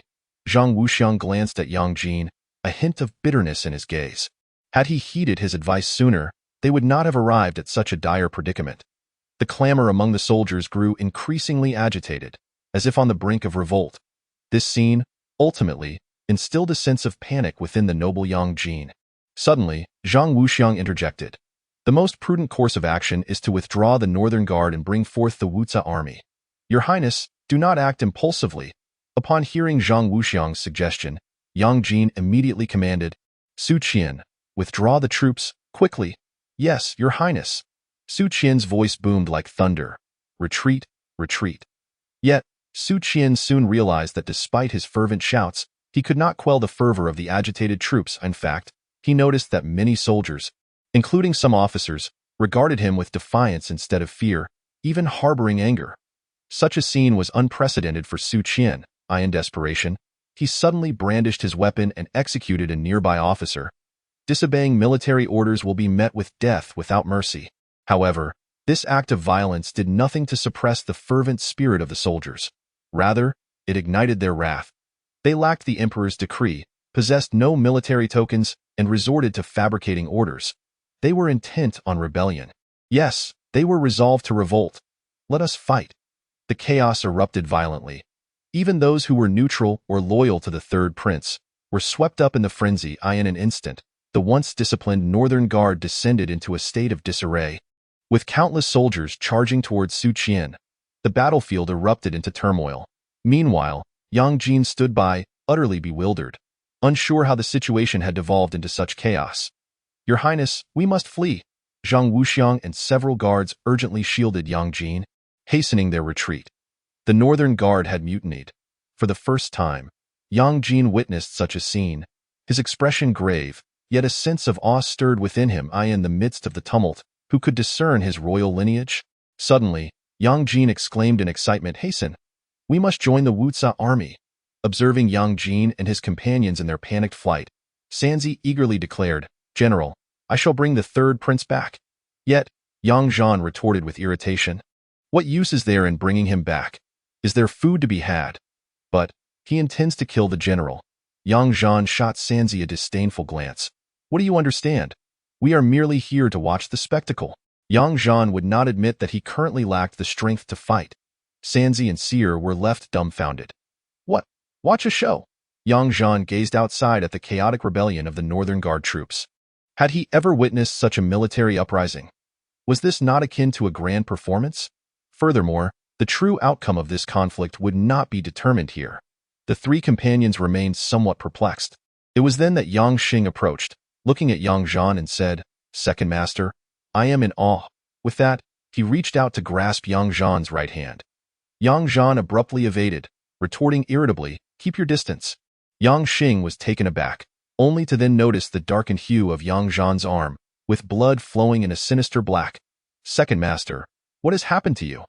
At that moment, the others finally discerned the ghastly state of Yang Zhan's right arm. Although beads of sweat adorned his forehead, Yang Zhan furrowed his brow and declared, "It is but a trifling matter. You all stay here and watch. If any of the Northern Guard troops attempt to approach, drive them away. None shall remain." "Yes," they replied. "Second Master, where are you headed?" "To tend to my wounds." Yang Zhan took a few steps before turning back. "You three girls, be confined. The Crown Prince, the Crown Princess, and Lu Yong. Keep your family of three locked up. There are no pressing matters now. We shall address significant issues later." Chen Liner and the others, along with the Crown Prince, fell silent. Liu, filled with indignation, exclaimed, "What sort of people are they? Just a moment ago, we intended to fight alongside them to the death, and now they turn their backs on us." At that moment, Li Zhizhu suddenly chased after him, calling, "General Yang." Yang Zhan turned to see the gentle and demure Li Zhizhu, who blushed slightly under his gaze. "Yes, there's something you need." Li Zhizhu's voice was soft and delicate. "General Li, you have been poisoned. I may be able to assist in your healing. It is a deadly toxin. I can attempt to treat it. I am a disciple of the Heavenly Medicine sect." Yang Zhan was momentarily taken aback. He had suspected her connection to the sect when she treated his thigh earlier. To his surprise, she indeed was a disciple of the Heavenly Medicine sect. "Very well, come with me, Mim." From a distance, Liu glared. "Do you see this? Li Zhizhu is treating that wretched prisoner while still confining us." The three companions maintained solemn expressions, extending their hands in a gesture of invitation. "The general has given an order." "Please." Liu stomped her foot, ready to erupt in anger. However, Chen Liner interjected, "Princess, do not make things difficult for them. They have endured quite a lot tonight." Liu huffed. "If it weren't for Liner's grace, this princess would not let this matter rest." The Crown Prince and Yushu exchanged glances before helplessly stating, "Let us go, my lady." Mim, Lu Yong, follow along. "Oh." Lu Yong obediently trailed after the Crown Prince and Crown Princess, finding a cell for herself and confining herself within. Chen Shu and several guards remained vigilant by the cell of the Crown Prince. In the interrogation chamber, Yang Zhan sat in a chair, observing how the toxin had permeated his entire arm, despite his vigorous constitution. However, the continuous exertion of his strength had accelerated the toxin's spread. Frowning, Yang Zhan felt increasingly unwell. Could it be that he was facing amputation? At that moment, Li Zhizhu's cool hands began to tear away the tattered remnants of Yang Zhan's sleeve, fully revealing an arm that was dark from top to bottom. Li Zhizhu gazed at it, her hands trembling slightly. Unable to restrain herself, she stole a glance at Yang Zhan, asking, "General, does it not hurt?" "What is this?" "It is merely a slight injury." Li Zhizhu inhaled deeply, exclaiming, "The general is formidable." "Indeed." Yang Zhan grinned widely, though his brow occasionally furrowed. This truly is somewhat painful. The pain is peculiar, emanating from deep within the bones, General. It may hurt even more when I channel my energy. So you must be cautious, and no worries, proceed. Yang Zhan nodded nonchalantly. Li Zhizhu gently rested her hand on Yang Zhan's shoulder, causing him to involuntarily feel the gentle warmth of her touch. Suddenly, an excruciating pain surged through him, causing Yang Zhan's eyes to widen and his legs to stiffen. Noticing Yang Zhan's distress, Li Zhizhu became somewhat flustered. You must endure as I expel the poison. Yang Zhan thought to himself, what sort of pain is this? Merely a trifling matter. Yet, despite his bravado, his facial muscles twitched involuntarily. Over the years, he had sustained numerous injuries, many of them severe. However, the pain he just experienced seemed to originate from the depths of his very soul, almost causing him to lose composure in front of this young woman. Fortunately, he managed to hold himself together, but at that moment, an overwhelming agony struck him unexpectedly. Yang Zhan's right hand instinctively shot upward. Ah, Li Zhizhu gasped, stumbling backward, her hands clutching her chest, her eyes wide with shock. The flush on her face spread rapidly, coloring her cheeks, neck, and ears. Yang Zhan turned his head, puzzled, wondering what had transpired. Chapter 34. The family matters arise. Seeing Li Zhizhu's face aflame and her arms protecting her chest, Yang Zhan understood. He instinctively exclaimed, "Are you all right? Let me see." Li Zhizhu bowed her head, nearly concealing her chest. Yang Zhan chuckled awkwardly. I didn't mean," said Li Zhizhu, still blushing, bit her red lip, but after a moment, she approached him. "General, you must endure. Your movements make it difficult for me to channel my energy to expel the poison." Yes, rest assured, I will absolutely remain still," Yang Zhan responded solemnly. Drawing from his previous experience, he managed to suppress the pain this time. A soft, white glow emanated from Li Zhizhu's hands, and a warm, gentle aura enveloped his skin and flesh. Yang Zhan could feel this force driving out the toxic substance. However, beads of sweat soon appeared on Li Zhizhu's forehead and the tip of her nose. Yang Zhan glanced down and noticed that her small hand had not shifted an inch. This indicated that the healing techniques of the heavenly medicine sect had their limitations. At last, Li Zhizhu was panting heavily, as if she had engaged in strenuous exercise, her face, neck, and ears flushed red. Yet, her delicate features were marred by self-reproach. This poison is too potent. I cannot expel it. Yang Zhan had not harbored much hope to begin with, so he felt little disappointment. Thank you nonetheless. You may return now. I'm sorry, I doubt I may lack sufficient skill. Do not blame yourself. This poison is renowned for its malevolence. My master can handle it. I have heard her speak of it. By the looks of it, if not resolved within 3 days, it could become 0.3 days. Yang Zhan was rendered speechless. With just one more day, the poison could infiltrate the organs, making even divine intervention nearly impossible. Yang Zhan dismissed Li Zhizhu, and the girl felt a deep sense of sorrow and guilt for being unable to assist him. She turned back repeatedly, wanting to express her thoughts, yet remained silent. Yang Zhan understood that she genuinely wished to help him, but regrettably, her skills were inadequate. He closed the door to the interrogation room and sat cross-legged, the blood energy within him coalescing, surging towards his right arm. After a while, beads of sweat began to form on Yang Zhan's forehead, and a mist enveloped his body. Observing the dark blood forced out from his right arm, it seemed that the color of the limb had lightened somewhat. However, Yang Zhan found no joy in this, for he could only alleviate the affliction but not eradicate the relentless poison. Subsequently, he once again channeled his energy to expel the toxins, managing to restore a semblance of normalcy to the color of his right arm. At this juncture, however, Yang Zhan had exhausted his blood energy. Having already engaged in several fierce battles and now contending with the poison, he found himself utterly drained. Nevertheless, seeing that he had managed to slow the poison's advance and prevent it from rapidly corrupting his internal organs afforded him a moment of respite to seek an antidote. Outside, chaos reigned. Numerous imperial guards rushed over, eager to follow Yang Zhan and voice their grievances on his behalf. However, San Zi and the others stood resolutely at the entrance, driving them back. Brothers, we appreciate your sentiments, but this is a critical time. You must return at once. You all have wives, children, and families. Do not involve yourselves in this. Sanzi's voice boomed, echoing throughout the scene. Given the current situation, if General Yang refuses to shelter us, we risk punishment upon our return. We have nowhere else to go. Sanzi furrowed his brow and reassured them. Rest assured, the law does not penalize the masses. You are not alone. You stand united, so there should be no issues.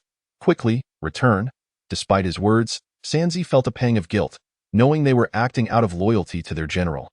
Even if their cause was justifiable, it was still unacceptable to the court. Sanzi turned to Lao Lu. Lao Lu, why don't you inquire with the general? Lao Lu frowned and replied, the general has already given his orders. He gestured towards the crowd. Look, they refuse to leave. They are gathered here in the square. Lao Lu turned to Sanzi. Do you still not understand what kind of army this is? The Imperial Guards. Whose army is this? Obviously, it belongs to the Emperor. If the general were to command the Emperor's private army, even if he had no treasonous intent, it would likely lead others to suspect him of rebellion. Sanzi paused momentarily. Then shall we simply allow the third prince to execute us? Lao Lu retorted. Do you really think that controlling the northern Yamen's Imperial Guards will accomplish anything? Sanzi knitted his brows. Lao Lu continued. Do you expect the loyal Imperial Guards to turn against the Emperor? Are you delusional? Sanzi swallowed hard, wanting to protest but finding himself at a loss for words. Lao Lu pressed on. How many men are in the northern Yamen's Imperial Guards? Sanzi replied with a bitter smile. They refuse to leave, and besides, I was referring to the need to guard against the third prince gathering forces. Lao Lu's gaze flickered. Sanzi, after all this time with the general, do you still not see that the outcome of this war will not be determined here? Where, then, will it be decided? In the Grand Hall. Do you ponder why His Highness the Crown Prince has ventured here, and why so many assassins have appeared to assault our heavenly prison? These individuals are from the Fenglin Kingdom, or so it seems. The words of the sixth brother gradually rendered the third son's expression solemn. The sixth brother cast a glance at the third son. If I am not mistaken, this is an internal conflict within the royal family, though it has inadvertently implicated the general. Why would their royal family's strife involve the general? Is the general considered part of the royal lineage? Ah, the general's surname is Yang. Could it be? Suddenly, the third son was caught off guard and kicked away. The sixth brother clasped his fists. General, feeling somewhat aggrieved after being struck, the third son lamented. General, why must you kick me? Learn from the sixth brother and employ your wits more often. The third son chuckled awkwardly. After hearing the sixth brother's words, it seems rather intricate. Perhaps I should refrain from overthinking. Yang Zhan shot a glance at the third son, surveying the stationed Baya Imperial Guards outside. Daylight was gradually breaking. Yang Zhan squinted. The sun has risen, yet the third prince has not arrived. The outcome of this conflict is already apparent. Upon hearing this, both the third son and the sixth brother perked up. Have we triumphed? This may lay the groundwork for victory, but the true resolution will unfold today. Not here, General. What more can we do? I believe we could reorganize these Baya Imperial Guards. This would also serve to defend against those attempting to raid the heavenly prison. At that moment, Yang Zhan noticed over 10 riders galloping from afar. Yang Zhan proclaimed, They have arrived. The third son and the sixth brother turned to gaze. Leading the group was an individual clad in golden armor, exuding an extraordinary aura. With one hand raised, brandishing a decree, and the other holding a military token, he commanded. All officers above the rank of lieutenant from the Baya Imperial Guards promptly assembled to receive the decree. After a brief glance, Yang Zhan departed, making his way to the elegant chamber of the Crown Prince's family. Upon seeing Yang Zhan, the Crown Prince immediately expressed his frustration. Second Master, with just the three of us, could you not provide an additional room? How splendid it would be for the family to be gathered together. Liu Yang is no longer a member of my princely household. Do not misunderstand. Why Yushu interjected. Indeed, Liu Yang is no longer part of my princely household. Yang Zhan was momentarily taken aback. He turned to Liu Yang, who suddenly knelt on the ground, her eyes reddening. Your Highness, what wrong have I committed? You have done nothing amiss. It is simply that you now belong to the second master, and from henceforth, this will be your maternal home. Liu Yang appeared dazed. Maternal home? Even Yang Zhan was momentarily speechless. What are you all talking about? Why is the concept of a maternal home being introduced here? General, Liu Yang has been by your side for many days. She is undoubtedly yours now. Why Yushu asserted with conviction. General, do you perhaps still harbor disdain for this maidservant? Who has not served you well? No, But what is this talk of a maternal home? Luyang has grown up with me. Although she now follows the general, my home is indeed her maternal home. Is there a problem? However it sounds, it feels as if that is not the implication. Nevertheless, Yang Zhan did not wish to delve into this matter any further and turned to Yang Xing. Your Highness the Crown Prince? Step forth. Let us converse. Very well. Yang Xing promptly rose and exited the unlocked prison cell. Chapter 35. A saint emerges from the Yang family as dawn broke. Yang Xing inhaled the crisp morning air, only to be seized by a violent fit of coughing after just one breath. Observing the prince's condition, Yang Zhan furrowed his brow and remarked, "No wonder the old emperor no longer wishes for you to be the crown prince. With such a frail constitution, can you truly recover? The illness is merely a remnant from your time in Beiji, and while it may not claim your life immediately, it is hardly inconsequential moments later." Yang Xing glanced around before pulling Yang Zhan into a cell. "Second master, have we emerged victorious? I have won, but you have yet to claim your victory." "What do you mean? We are tied together in this endeavor. Your victory is mine as well." Perhaps my expression was not entirely precise. What I intended to convey is that while I have triumphed, you have not yet achieved full victory. Yang Xing furrowed his brow slightly. "Is there anything further you require me to do?" "Very soon." "Excuse me?" At that moment, the officer responsible for summoning the Northern Guard entered the prison. "By the Emperor's decree, I summon the Crown Prince to the palace at once." Yang Xing, taken aback, quickly turned to Yang Zhan. "Second master, will you accompany me? This is a matter pertaining to your family. I shall refrain from joining." Just then, the officer approached and, upon seeing Yang Zhan, promptly declared, "By the Emperor's decree, I summon General Yang Zhan to the palace for an audience. Ha ha. Second master, with you by my side, I feel as though facing death holds little significance." Casting a glance at Yang Xing, Yang Zhan muttered two words, "Ill fortune." Yang Xing caught the comment but remained undeterred, pulling Yang Zhan along. "Come, let us see what awaits." Yang Zhan turned to the officer. "Allow me to see the imperial edict." The officer promptly presented the edict to Yang Zhan, who inspected it and, finding no issues, tossed it back. "Let us proceed." Yang Zhan mounted his horse while the crown prince took a sedan chair, making their way to the imperial palace. Before departing, Yang Zhan gave some instructions to the sixth brother, ensuring he could leave with peace of mind. The landscape was blanketed in white snow, and the sun rose in the east, casting a long shadow of Yang Zhan as they approached the Xuanwu Gate and made their way directly to the Wendy Hall. Han Zhong permitted only the crown prince to enter, barring Yang Zhan's entry. Once the crown prince was inside, Han Zhong suddenly gestured to the side. "General Yang, this way, please." Yang Zhan followed Han Zhong into a nearby chamber, where he could distinctly hear the sounds from the adjacent room. He glanced at Han Zhong, who made a silencing gesture and lowered his voice. "It is the Emperor's arrangement for General Yang to remain here." Yang Zhan frowned, uncertain of what schemes the old man was concocting. "Father, I nearly did not return. The dangers of last night." "Enough of your lamentations." This was a dialogue between Yang Xing and Yang Wu. Given the thin wall separating them, it was nearly impossible for Yang Zhan not to overhear, especially as a martial man.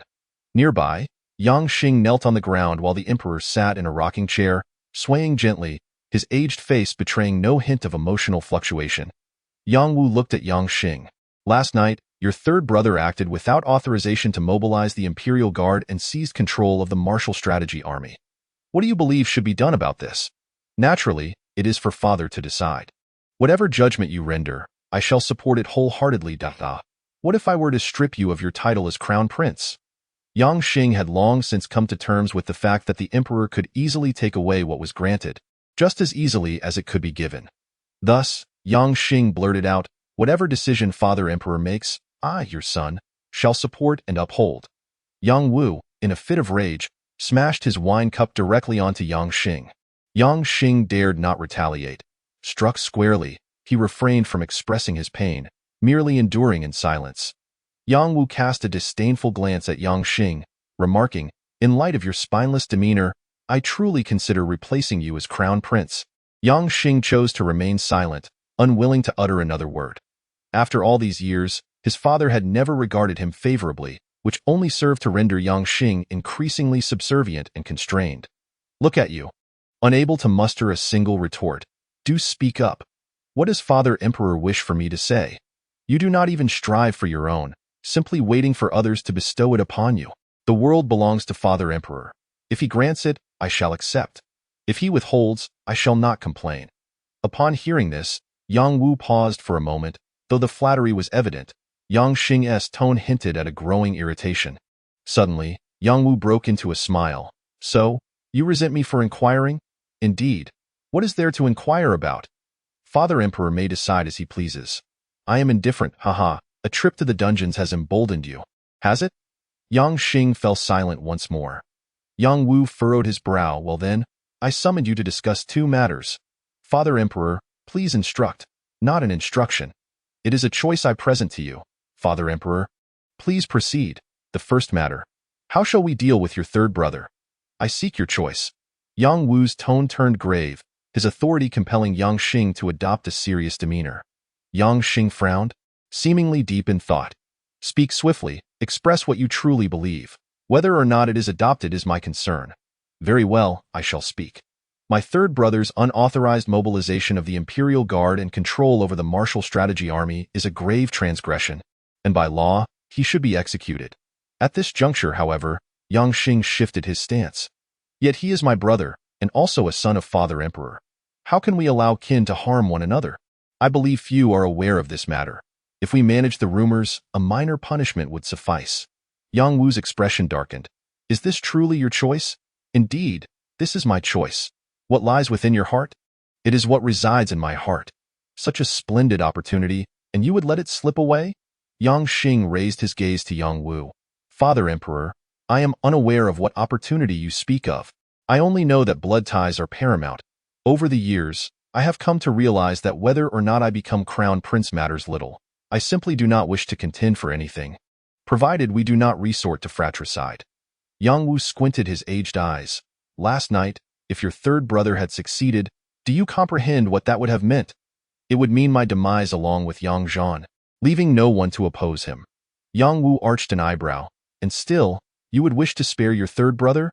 Yang Xing frowned. "Father Emperor, my third brother acts without virtue. I cannot act unjustly. I am the elder brother." Yang Wu erupted into laughter. "It appears that a sage has emerged from the Yang family, truly remarkable." Yang Xing discerned the sarcasm in the words, yet remained unfazed.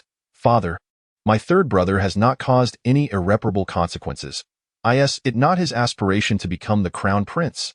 If I yield, he is indeed more capable than I, possessing the merit to be the heir apparent. What makes him superior to you?" Yang Wu retorted. Yang Xing replied, "His health surpasses mine. I am uncertain how much longer I can endure in this frail body. Furthermore, he possesses the audacity that I lack. Were I in his position, I would never dare to meddle in the affairs of the Imperial Guards and the military strategies." "Very well, let us move on to the next matter. Father, please proceed. Regardless of who ascends to the throne in the future, I shall clear the path for you. Thus, I have decided to execute Yang Zhan." Yang Zhan, who was eavesdropping next door, was momentarily speechless. Was this old man merely performing for his benefit?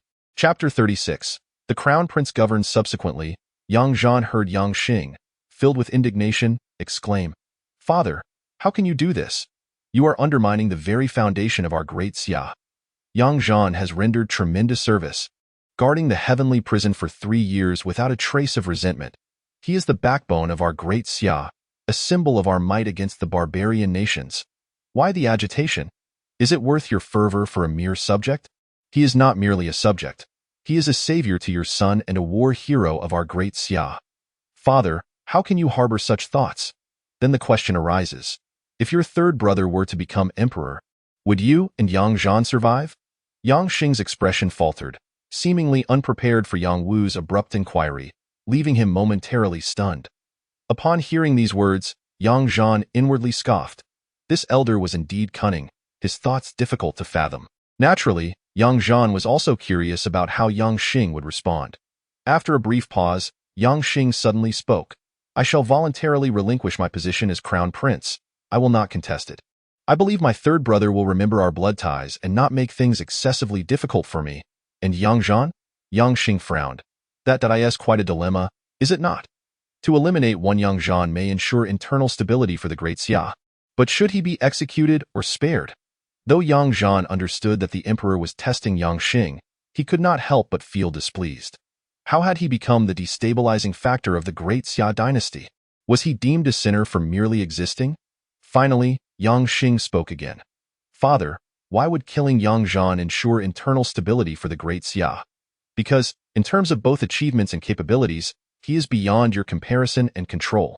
Father, I dare to ask, having led troops into battle against the barbarian nations, do you truly believe yourself more capable than Yang Zhan? Impudent. Yang Wu erupted in fury. Next door, Yang Zhan could not help but facepalm. This crown prince had truly lost all restraint. Yet, Yang Xing stood firm in his argument.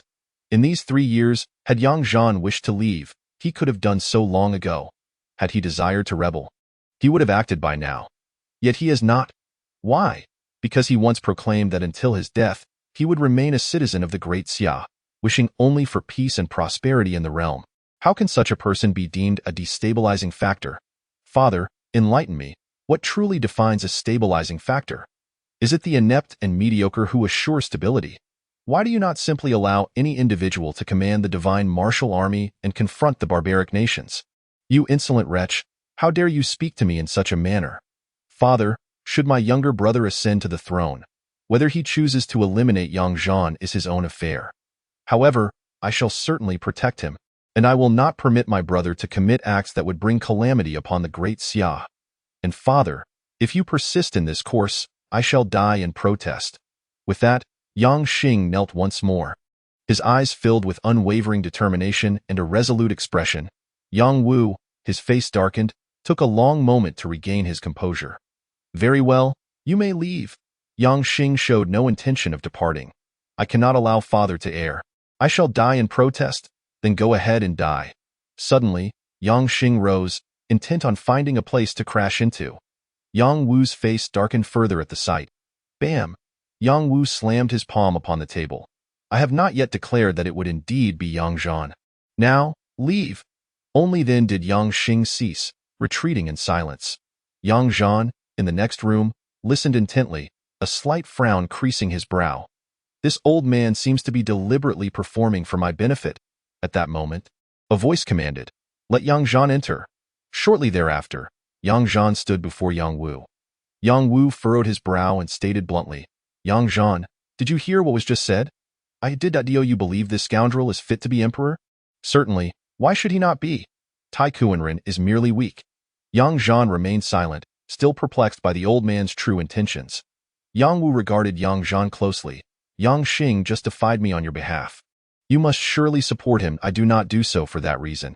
It is because you, my son, possess great wisdom. Yang Wu raised an eyebrow. Where is this wisdom? I have yet to perceive it. Yang Zhan looked at Yang Wu. You inquire how he intends to deal with the third prince. Do you not wish to hear what lies in your heart expressed aloud? Yang Wu refrained from rebutting.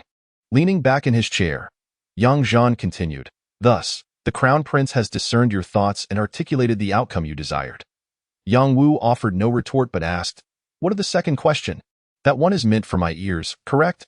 Yang Wu shot Yang Zhan a sidelong glance. Being too clever, one must feign ignorance. You are taking advantage of my age, assuming I have little time left. Are you? Oh, I dare not don the cap of a tyrant. Very well, that was indeed meant for you. You need not say these things. I shall support the crown prince regardless. Why? Because the crown prince is closely aligned with me. Is it truly that simple? Indeed, it is. Yang Wu chuckled in exasperation. You impudent lad, such a grave matter is spoken of so lightly. There is no use in further discussion. This is your unilateral decision, and you hold the final say. Indeed, it is true that I have the final say, yet I still wish to hear the opinions of others. Yang Zhan retorted. Then do you believe the third prince is capable of ruling as emperor? Why should he not be? Are you aware of why the third prince only took the northern Yamen Forbidden Army to the prison while leaving the Wuzha army stationed outside Xuanwu Gate? In an instant, Yang Wu's gaze sharpened. Do not regard me so. I did not orchestrate this. Yang Wu suddenly sighed. I am growing old. I nearly allowed myself to be usurped. However, this young man indeed possesses remarkable audacity. Yes, if necessary, he would likely dare to slay even the heavenly sovereign. Such tremendous boldness. Yang Zhan broke into a grin. You are becoming increasingly disrespectful. Do you dare to mock me? That is merely your interpretation of my words. In truth, I am simply stating the facts. Enough, you are infuriating, by the way. I heard you have been poisoned. Are you all right? I am on the brink of death. Then hasten to your demise. Young Zhan rolled his eyes. Old man, that is a bit too much. Quickly depart. Your presence vexes me. Young Zhan clasped his fists in salute and then swaggered out. Suddenly, Yang Wu called out, Han Zhong. Han Zhong entered, bowing his head, Your Majesty. Do you see Yang Zhan in such a state, as if he has been afflicted by an incurable poison? Not at all.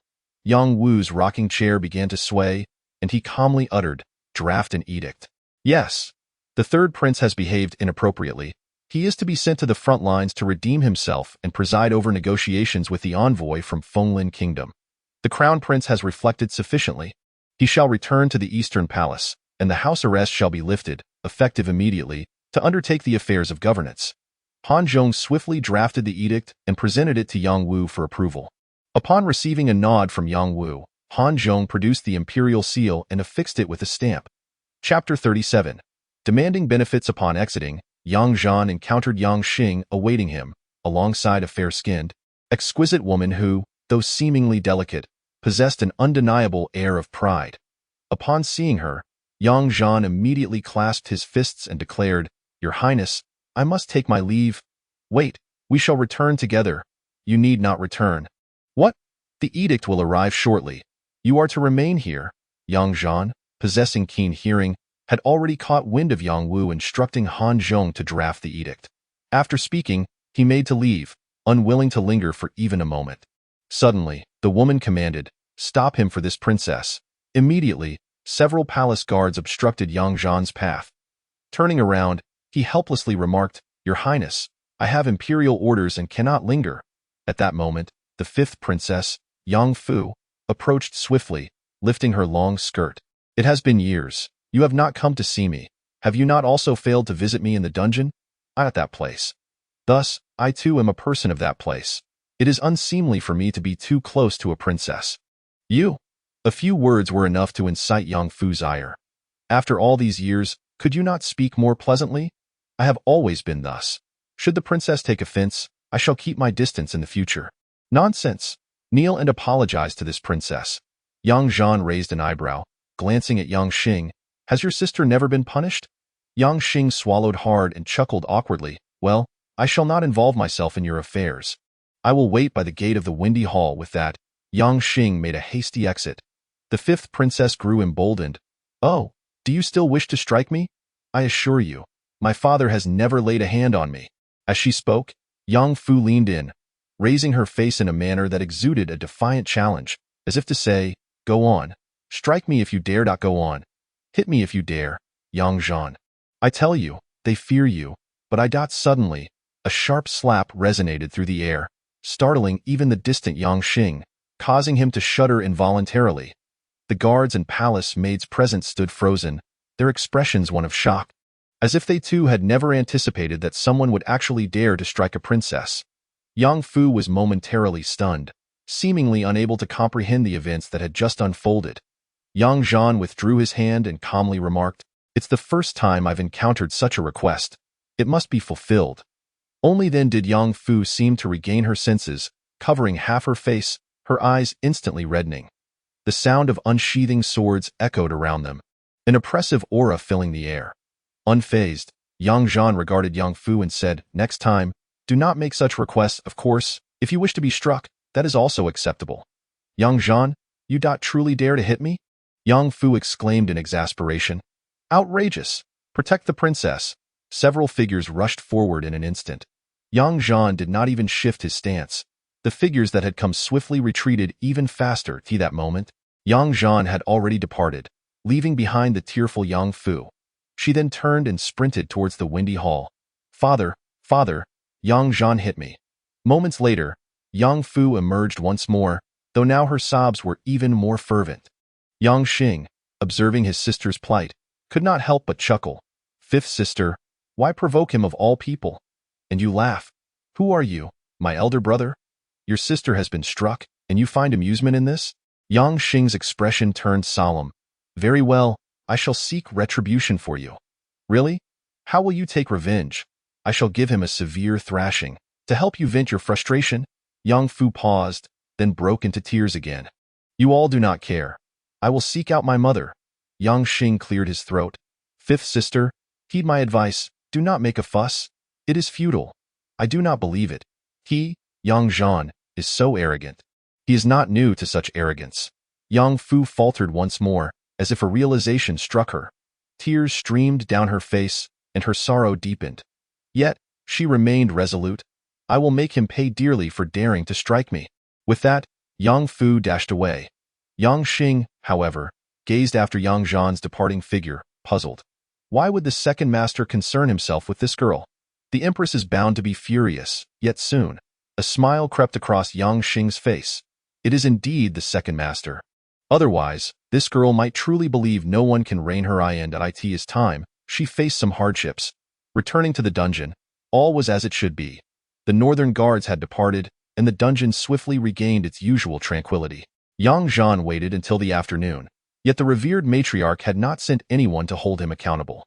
Yang Fu, being the empress's biological daughter and a full sibling to the third prince, made Yang Zhan feel that this was somewhat inconsistent with her temperament. It was not until the emissary from Fenglin Nation came to meet Qinliner and her companions that Yang Zhan's gaze flickered, sensing something amiss. The man was named Tianli, and among his entourage was none other than Qin Yin, which struck Yang Zhan as particularly intriguing. Qin Yin feigned ignorance of Yang Zhan, who, in turn, showed no inclination to greet her. Tianli produced an official document issued by the Ministry of Justice, granting him permission to visit. Yang Zhan then allowed Tianli to visit the three individuals, including Qinliner, who were detained together. However, Yang Zhan insisted that someone should keep a watchful eye on the case. Nonetheless, Tianli discreetly slipped a gold ingot to Yang Zhan, saying, "My lord, I seek a small favor. I wish to speak with him privately, and I assure you, I will not cause any trouble." Yang Zhan smiled and replied, "Very well, Lao Lu, take Lord Tian over, and then return." "Yes, second master." Lao Lu led Tianli away, while Qin Yin found herself barred from entering alongside them. At that moment, Yang Zhan gazed at Qin Yin, who returned his gaze. Suddenly, Qin Yin, with a hint of resignation, remarked, "Had I known that General Yang also had a penchant for yellow and white treasures, the path I chose previously would have been narrower." Yang Zhan chuckled, "It is never too late." "Perhaps it is no longer necessary," she replied. "If you were to give me a gold ingot of that size, I could divulge some secrets." Upon hearing this, Qin Yin, taken aback by Yang Zhan's grin, felt a sense of bewilderment. Was this truly the formidable and undefeated General Yang Zhan she had encountered only days ago? He now appeared to embody the guise of a petty official. Yang Zhan added, "This secret is not trivial." Qin Yin, increasingly exasperated, inquired, "Is General Yang in need of funds?" "Indeed, I am quite strapped for cash. My monthly salary for guarding the celestial prison is hardly sufficient," he explained. "You know, after 3 years, we have finally received prisoners, yet there is no place to partake in a bit of tribute." Qin Yin was at a loss for words. How could such a valiant warrior of the great Xia dynasty be reduced to such dire straits? Suddenly, an idea sparked in her mind. "General, if this place is unsatisfactory, perhaps elsewhere offers a more favorable breeze for someone of your caliber." Yet, she faltered, for Yang Zhan extended his hand, revealing a cunning demeanor that sought personal gain. Chapter 38. Strike first. Qin Yin, somewhat irked, reached into her purse and produced a silver ingot weighing 10 taels for Yang Zhan. He took it into his hands, a broad grin spread across his face. "This 10 taels of silver is well spent. I shall inform you that in the coming days, there may be an attempt on the lives of the princess and her companions." Qin Yin frowned. With General Yang present, a single man stands as an impenetrable barrier against thousands. "What do I have to fear? But what if I were to leave?" he countered. Qin Yin's eyes flickered with concern. "Are you serious? Is that even a question? I would not take your money without cause." Qin Yin's charming demeanor instantly turned grave. "We are negotiating, and yet we have begun negotiations, but some may wish for them to fail." Qin Yin fixed her gaze on Yang Zhan, her eyes burning with intensity. "You promised to ensure the safety of the princess and her companions." "I did make that promise, but it is contingent upon my presence here." "What leads you to such a suspicion? Have you received any news?" Yang Zhan furrowed his brow. "I am only speculating. I am merely offering you a warning. If I am reassigned, It will signify that my suspicions hold truth. Qin Yin, however, frowned. Surely, they would not dare at this moment. Dare not? Yang Zhan astutely detected the implications in her words. Qin Yin paused, her thoughts momentarily stilled, yet she refrained from elaborating further. Yang Zhan, with an air of composure, inquired, "What do you suppose would transpire if the princess and her companions were to meet their demise?" Qin Yin retorted with a cold scoff. "Their actions would undoubtedly provoke a fierce retaliation from my Fenglin nation, perhaps even igniting a war, leading to a mutually destructive outcome." Yang Zhan, admiring Qin Yin's unparalleled beauty, chuckled. "Since you have sent envoys for negotiations, have you not secured any advantageous cards in this time? Indeed. You Fenglin nation have also captured a significant figure from my Daxia dynasty to leverage in this bargaining. Do not presume I am unaware." Qin Yin's eyes flickered. "You are already aware?" At the sight of Qin Yin's reaction, Yang Zhan's heart raced. He had not anticipated uncovering such crucial intelligence. Maintaining his composed demeanor, Yang Zhan remarked, "You must understand, I am the Grand General of the army. Though I am currently overseeing the prison, I still possess a network of connections." Qin Yin gritted her teeth. "Precisely. We have orchestrated the entrapment of the Grand General of the Tianwu army along with 3,000 iron cavalry. Should the princess and her companions not be returned, these 3,000 cavalry, including the Grand General, shall meet their end." This revelation took Yang Zhan by surprise. The Grand General of the Tianwu army and 3,000 cavalry. So inept. How could they have been so entirely ensnared? The critical point is that military reports have yet to arrive, suggesting this predicament may have occurred quite recently. Yang Zhan's mind raced with information regarding the Tianwu army. Over the past 3 years, although he had been indifferent to many matters, he had remained well informed about the troop movements of the major border armies. The Tianwu army is stationed at the northeastern frontier of Fenglin nation and Daxia dynasty. The Grand General of the Tianwu army, Eugene, is the cousin of the Crown Princess, Yu Shu. Yang Zhan inhaled deeply. If this were true, the third prince, for his own selfish gains, would not hesitate to sacrifice the Grand General and 3,000 cavalry, even risking the spread of word. How utterly ruthless. He hoped he was merely overthinking things. "I speak of possibilities. Caution is the mother of safety." "Yes, I understand, but how do you arrive at such conjectures? Do you perchance possess some knowledge?" "It is merely speculation." "Well then, I have matters to attend to." With that, Yang Zhan departed, leaving Qin Yin with a considerably grave expression. Shortly thereafter, Yang Zhan returned to the underground chamber. Initially believing he would have no time to descend, he was pleasantly surprised to find such a tranquil moment. This time, he had arranged for a lavish feast of exquisite dishes for Bai Lian at a grand tavern, intending to enhance her dining experience. After all, their time together was dwindling. Bai Lian, however, seemed to be in a state of distress, uttering not a single word, yet accepted the meal without hesitation. Throughout the subsequent 2 days, Bai Lian remained silent. Although Yang Zhan sensed something was amiss, his inquiries were met with indifference from her. He dared not draw too close, as he was still afflicted by poison. Though he could suppress it, he could not eradicate it entirely. Under such circumstances, a confrontation with Bai Lian in her current state could lead to his untimely demise from the poison. On the 3rd day, the prison remained eerily quiet, and negotiations between Fenglin nation and Daxia had yet to yield any results. The incident where he had slapped the 5th princess had not prompted any inquiry from the empress, which was decidedly unusual. Typically, she would have sent someone to reprimand him. However, her silence suggested she might be preoccupied with matters of greater significance.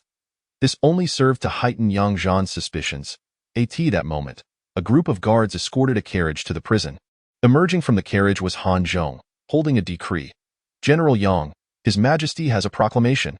Han Zhong gazed upon Yang Zhan's erect posture, feeling somewhat helpless, and thus chose not to utter another word. He directly presented the imperial edict to Yang Zhan. "General Yang, the third prince is unwell. However, the third prince has advised His Majesty that General Yang possesses exceptional talents and is fit to represent him in the negotiations with Fenglin nation. His Majesty has consented." As anticipated, it had come to pass.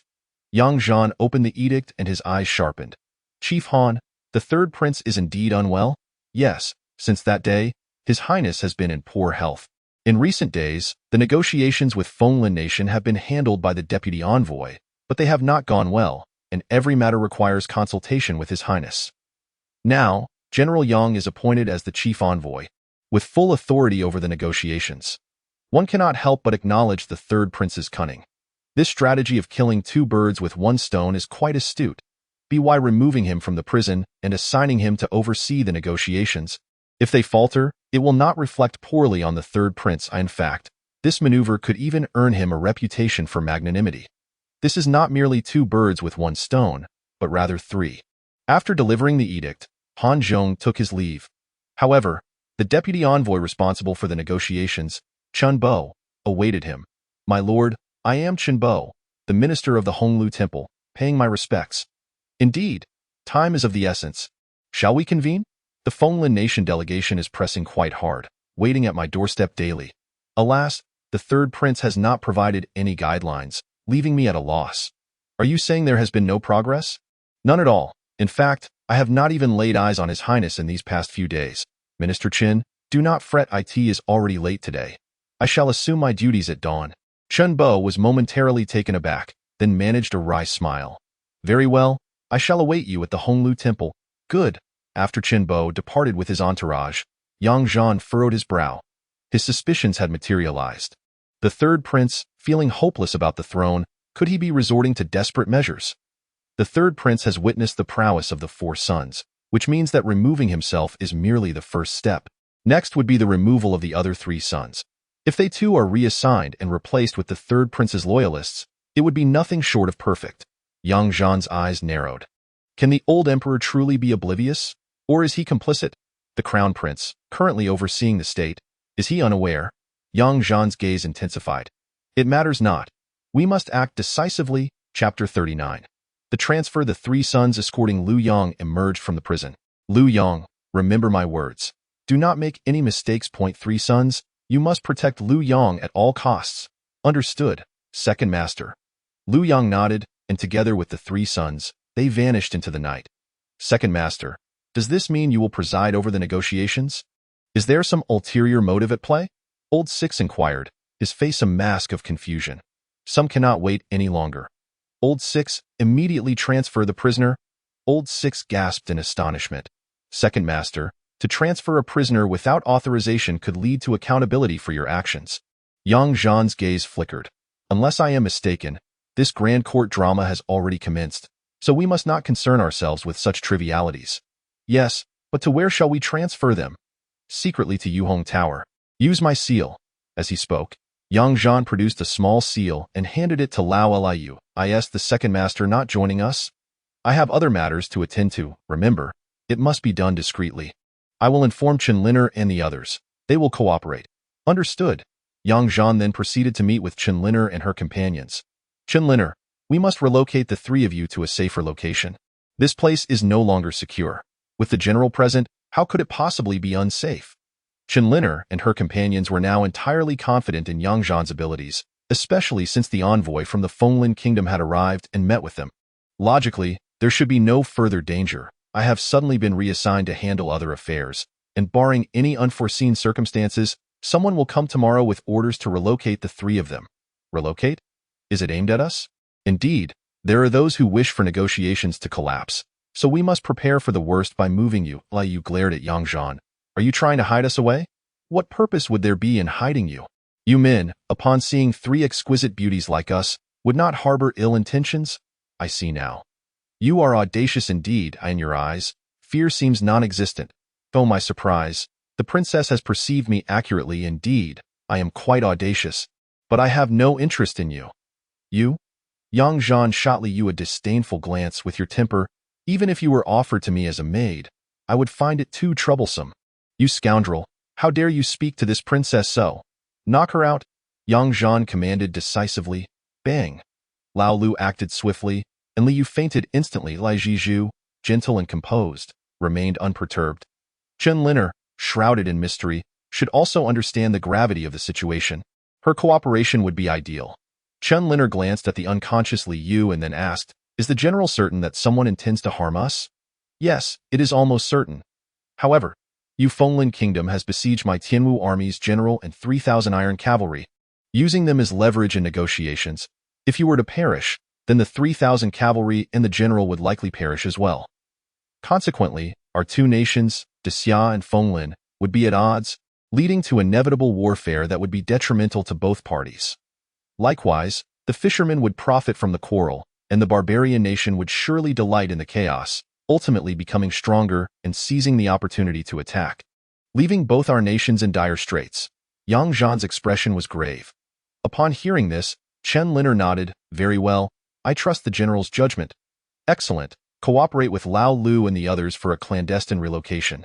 It must remain undisclosed, transporting several living individuals. This could be problematic, Chen Liner remarked, her brow furrowed. Lao Lu, however, chuckled. Fear not, it will only be a minor inconvenience for the three of you. Now that we are all here, what need is there for concern?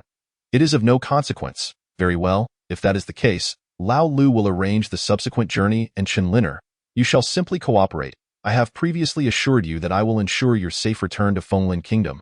So there is no need for doubt regarding my intentions. Very well, the general may proceed with his arrangements. After issuing his instructions, Yang Zhan departed from the dungeon. The night breeze was sharp as Yang Zhan strolled down the street, arriving at the roast chicken shop. Suddenly, Qiu Yun looked up, a flicker of astonishment crossing her face. In the next moment, she witnessed Yang Zhan closing the door and securing it with a bolt. Qiu Yun was momentarily taken aback, her cheeks flushing softly under the dim lights. Second master, what is this? Borrowing your place for some business? Business? What kind of business? In such a beautifully poetic scene, with a lovely companion amidst the soft glow of lanterns, it was only natural to indulge in some wine before attending to any matters at hand. Qiu Yun's mind was in a whirl.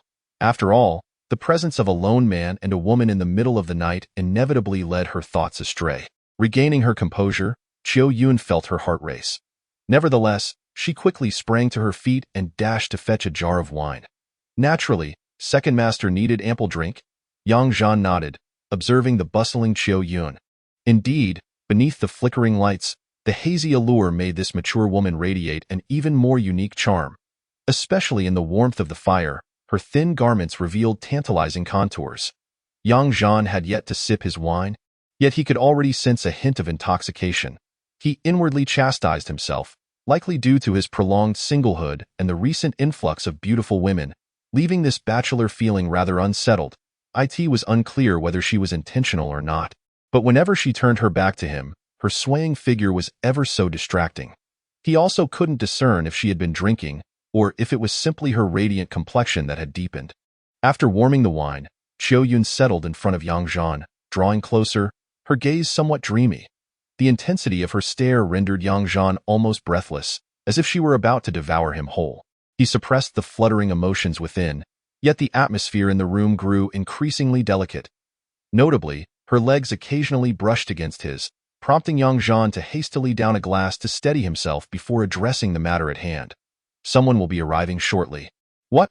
Someone else is coming. What do you take me for? Qiu Yun blurted out. Yang Zhan paused, taken aback. I'm borrowing your place for business. I thought of you as one of my own. Qiu Yun was momentarily stunned, seemingly realizing she had overthought the situation. However, the fact that he had come to her in the dead of night, she shot Yang Zhan a somewhat resentful glance. Alas, you've been here for 3 years and would rather go to Yu Hong Lu truly. It must be tough on you, man. Hearing her playful scolding and witnessing her enchanting demeanor, Yang Zhan swallowed hard. Just then, there were 2 knocks at the door. Yang Zhan rose to open it, and the peculiar atmosphere in the room dissipated instantly. Qiu Yun stood up gracefully, casting a sidelong glance at Yang Zhan before surveying the figure of the cloaked person entering. I'm off to rest. Remember to settle the wine bill. Don't rush off. Being here naturally concerns you as well. Qiu Yun was momentarily taken aback. What does it concern me as a woman? Just sit for a moment. Very well. Qiu Yun gazed at Yang Zhan with a hint of melancholy. Shortly thereafter, the cloaked figure entered and bowed. General, sit. Yes. The 3 took their seats, and with reluctance, Qiu Yun poured a glass of wine for the cloaked figure. However, the figure showed no intention of drinking, nor did he remove the black scarf from his face. Yang Zhan spoke. Lin Jiang, you tell Qiu Yun what you have discovered. Yes, General. Chapter 40. Assassination of the Queen in recent days. Several generals from the southern Yamen have visited the residence of the third prince under the pretense of inquiring after his health, yet it seems likely that a conspiracy is afoot. Lin Jiang added, Tonight at the hour of the high, the palace has been sealed off. The crown prince has been occupied with state affairs in the Zhengtong Hall and has not returned to the East Palace for the past 2 days. Furthermore, the civil and military officials have only been permitted to send in documents, with no one allowed entry. Qiu Yun raised an eyebrow. Why are you telling me this? I am aware that the prince has informants within the palace. You should investigate what exactly is happening. She shot a glance at young Zhan. That aside, shouldn't you have your own people as well? My contacts are within the military. I have no one in the palace. Young Zhan replied. Qiu Yun nodded. Very well, but what do you suspect is the matter? It could be a palace coup. Yet the situation feels exceedingly strange. Suddenly, Qiu Yun sprang to her feet, her face displaying shock. A coup? How is that possible? The Northern Yamen's imperial guards and the Wuxia army have remained entirely silent. Lin Jiang spoke again. Their silence is precisely what is peculiar. If the palace is sealed, the Northern Yamen's imperial guards and the Wuxia army should be mobilized. Yet, it is the forces led by General Xiao Rang from one of the 16 guards of the Southern Yamen that have sealed the palace. Qiu Yun's expression turned grave. Such a major incident. How am I not aware of any rumors? That is the crux of the matter. We must investigate immediately. I will arrange for someone. Qiu Yun suddenly rose and walked to a window where she hung a sign outside and knocked a few times. She then returned to her place. If something significant were to occur, it would be impossible to keep it a secret for long. News would soon follow. After a moment, Qiu Yun furrowed her brow. Could it be that the old emperor has passed away? Yang Zhan frowned. That seems unlikely. Today, Han Zhong came to deliver an edict and there was nothing amiss. His loyalty to the old emperor is beyond question. So, you mean to say that the palace's sealing is at the behest of the old emperor? Qiu Yun's brow knitted in concern. But that doesn't make sense. What purpose would he have in sealing the palace? Yang Zhan continued to observe Qiu Yun intently before speaking. No need for speculation. We shall soon find out before long. During the hour of the Chou, a commotion arose outside. Qiu Yun stood, opened the window, and upon returning, held a note in her hand. She glanced at it, her expression momentarily stunned, before hurriedly handing it to Yang Zhan. Second master, take a look. Yang Zhan opened the note, which contained a few sentences. Tonight, someone was assassinated in the palace. It is sealed off, and specific details are difficult to ascertain. Yang Zhan's countenance grew solemn. Who was assassinated? That remains unknown. Acquiring this information was already quite a feat. Yang Zhan cast a glance at Qiu Yun before inquiring, is it possible to investigate further? It is not easy. The palace is sealed, and many messages are hard to uncover. I fear our people may not be able to gather much more information.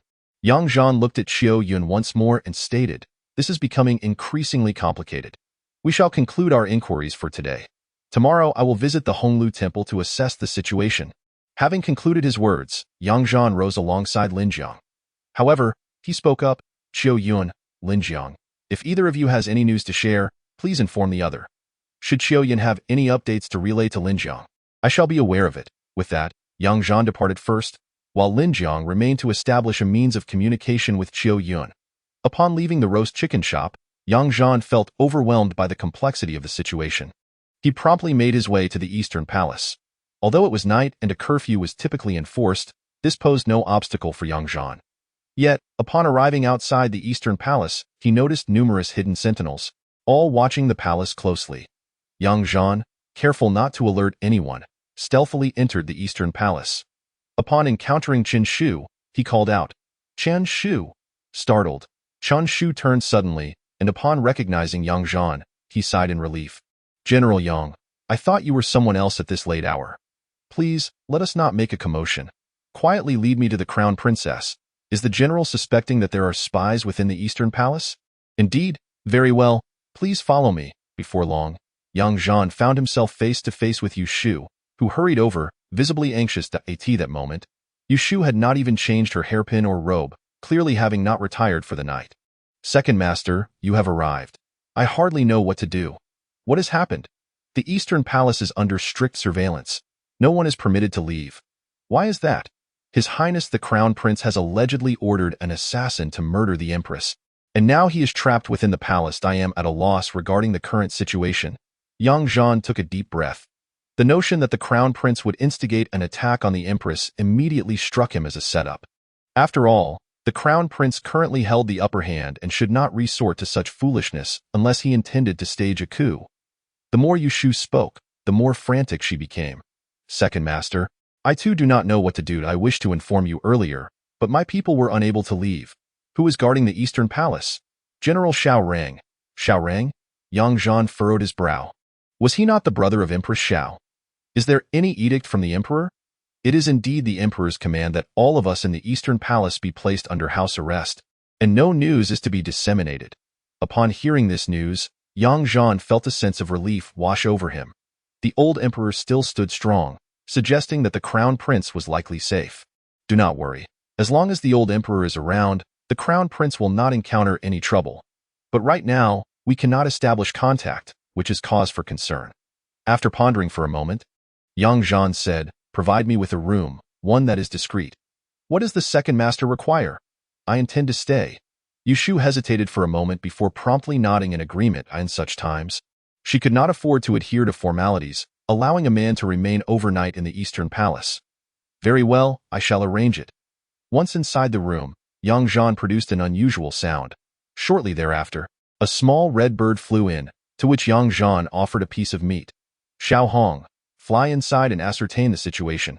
Heed my commands, chirp, chirp, the little bird responded. Soon, Yang Zhan sat cross-legged and employed his beast-taming technique, establishing a perceptual connection with Xiao Hong. The small bird then soared toward the imperial palace. Under Yang Zhan's mental influence, Xiao Hong flew directly to the Hall of Martial Virtue, where the guards were numerous.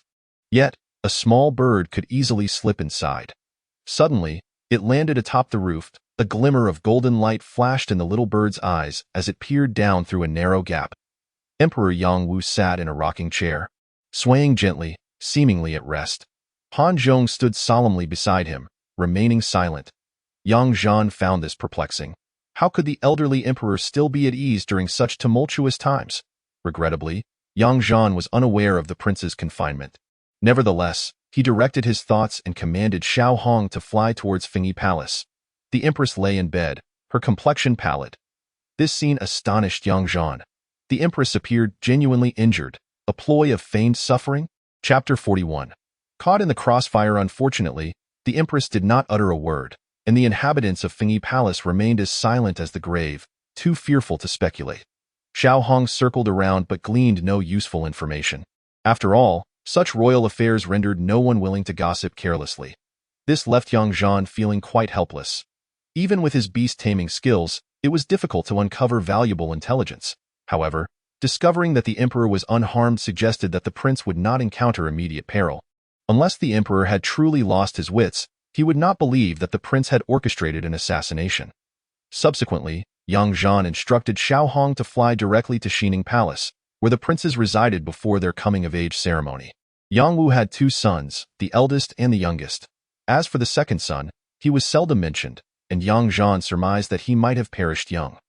Thus, at present, only the third prince resided in Xining Palace, while the crown prince occupied the eastern quarter. This circumstance likely led the third prince to contemplate that the throne might still be within reach. Upon arriving at Xining Palace, Xiao Hong observed that the palace was brightly lit. Voices echoed from the main hall. As Xiao Hong approached, it overheard someone saying, "Your Highness, the crown prince has dispatched assassins to strike the empress. Surely, his position will be vacated." "You need not worry, Your Highness. Although the empress has been injured, it is said that her condition is not grave. With the crown prince's foolish move, you shall undoubtedly regain his majesty's trust." The third prince cast a dark look towards the 2 who had spoken. "Is that truly what you believe? Your Highness, it has been confirmed that it was indeed the crown prince's doing. Could it be? Absolutely not, my elder brother," the third prince asserted with conviction. "Your Highness, regardless of whether it was truly the crown prince, the blame now falls upon him, which is ultimately advantageous for you. Moreover, it is likely that the crown prince will find it difficult to clear his name." The third prince's expression turned icy as he glared at the 2 women. "You think this is aimed at the crown prince? This is directed at me. How could it be? The assassins were undoubtedly from the Eastern Palace. How could it be against your Highness?" At this moment, Zhang Wuxiang, who had remained silent, spoke up. "Gentlemen, this matter is indeed aimed at the third prince." "How could it be targeting the third prince?" Could it be that the crown prince concocted this scheme himself? Yang Jin scoffed. Do you truly believe my father has lost his senses? Even if my elder brother were a simpleton, he would not resort to assassinating our mother at such a critical time. After this incident, do you think my father would believe that my elder brother orchestrated the assassination? What do you mean by that? If he does not believe that my elder brother orchestrated the assassination, he will assume that someone is deliberately framing him. Who would be most likely to frame my elder brother? The words of the third prince caused the expressions of the other two to subtly shift. It was Zhang Wuxiang who interjected, saying, "It is only natural to suspect that this is orchestrated by His Highness the Third Prince. Consequently, His Highness will only appear to have fallen from favor in the eyes of the Emperor. Indeed, this is undeniably aimed at me, and my elder brother is truly ruthless, willing to take enormous risks to ensnare me," Yang Jin remarked, his face darkened, teeth clenched in anger. However, Zhang Wuxiang frowned and replied, "Your Highness, I fear this matter may not be the doing of the crown prince." Him? If not him, then who else would dare oppose me? The third prince furrowed his brow, his gaze sharp. The crown prince has recently regained the emperor's favor, flourishing like the sun at its zenith. He has no need to take such risks. Furthermore, this situation may remain unclear, leaving the crown prince burdened with a grievous stigma of treason, which, even if the emperor does not believe it to be true, would still lead to his significant loss. As Zhang Wuxiang spoke, he knitted his brow. Since the incident occurred, I have been pondering the identity of the culprit, wishing for the chaos in the imperial city to deepen. Has Mr. Zhang deduced who it might be? Zhang Wuxiang's expression tightened. The individual capable of orchestrating this is immensely powerful, and there are several such figures in Tiandu City, among whom Yang Zhan is particularly likely. Yang Zhan? Are you suggesting that he is assisting the crown prince in a perilous gambit to utterly defeat me? Precisely. Yang Zhan possesses both the capability and the audacity. Should he succeed, your highness may find your prospects of ascension extinguished. Yang Jin's brow furrowed deeper. If it is truly him, his current actions are far from sufficient. What do you propose he will do next? Zhang Wuxiang's demeanor grew serious.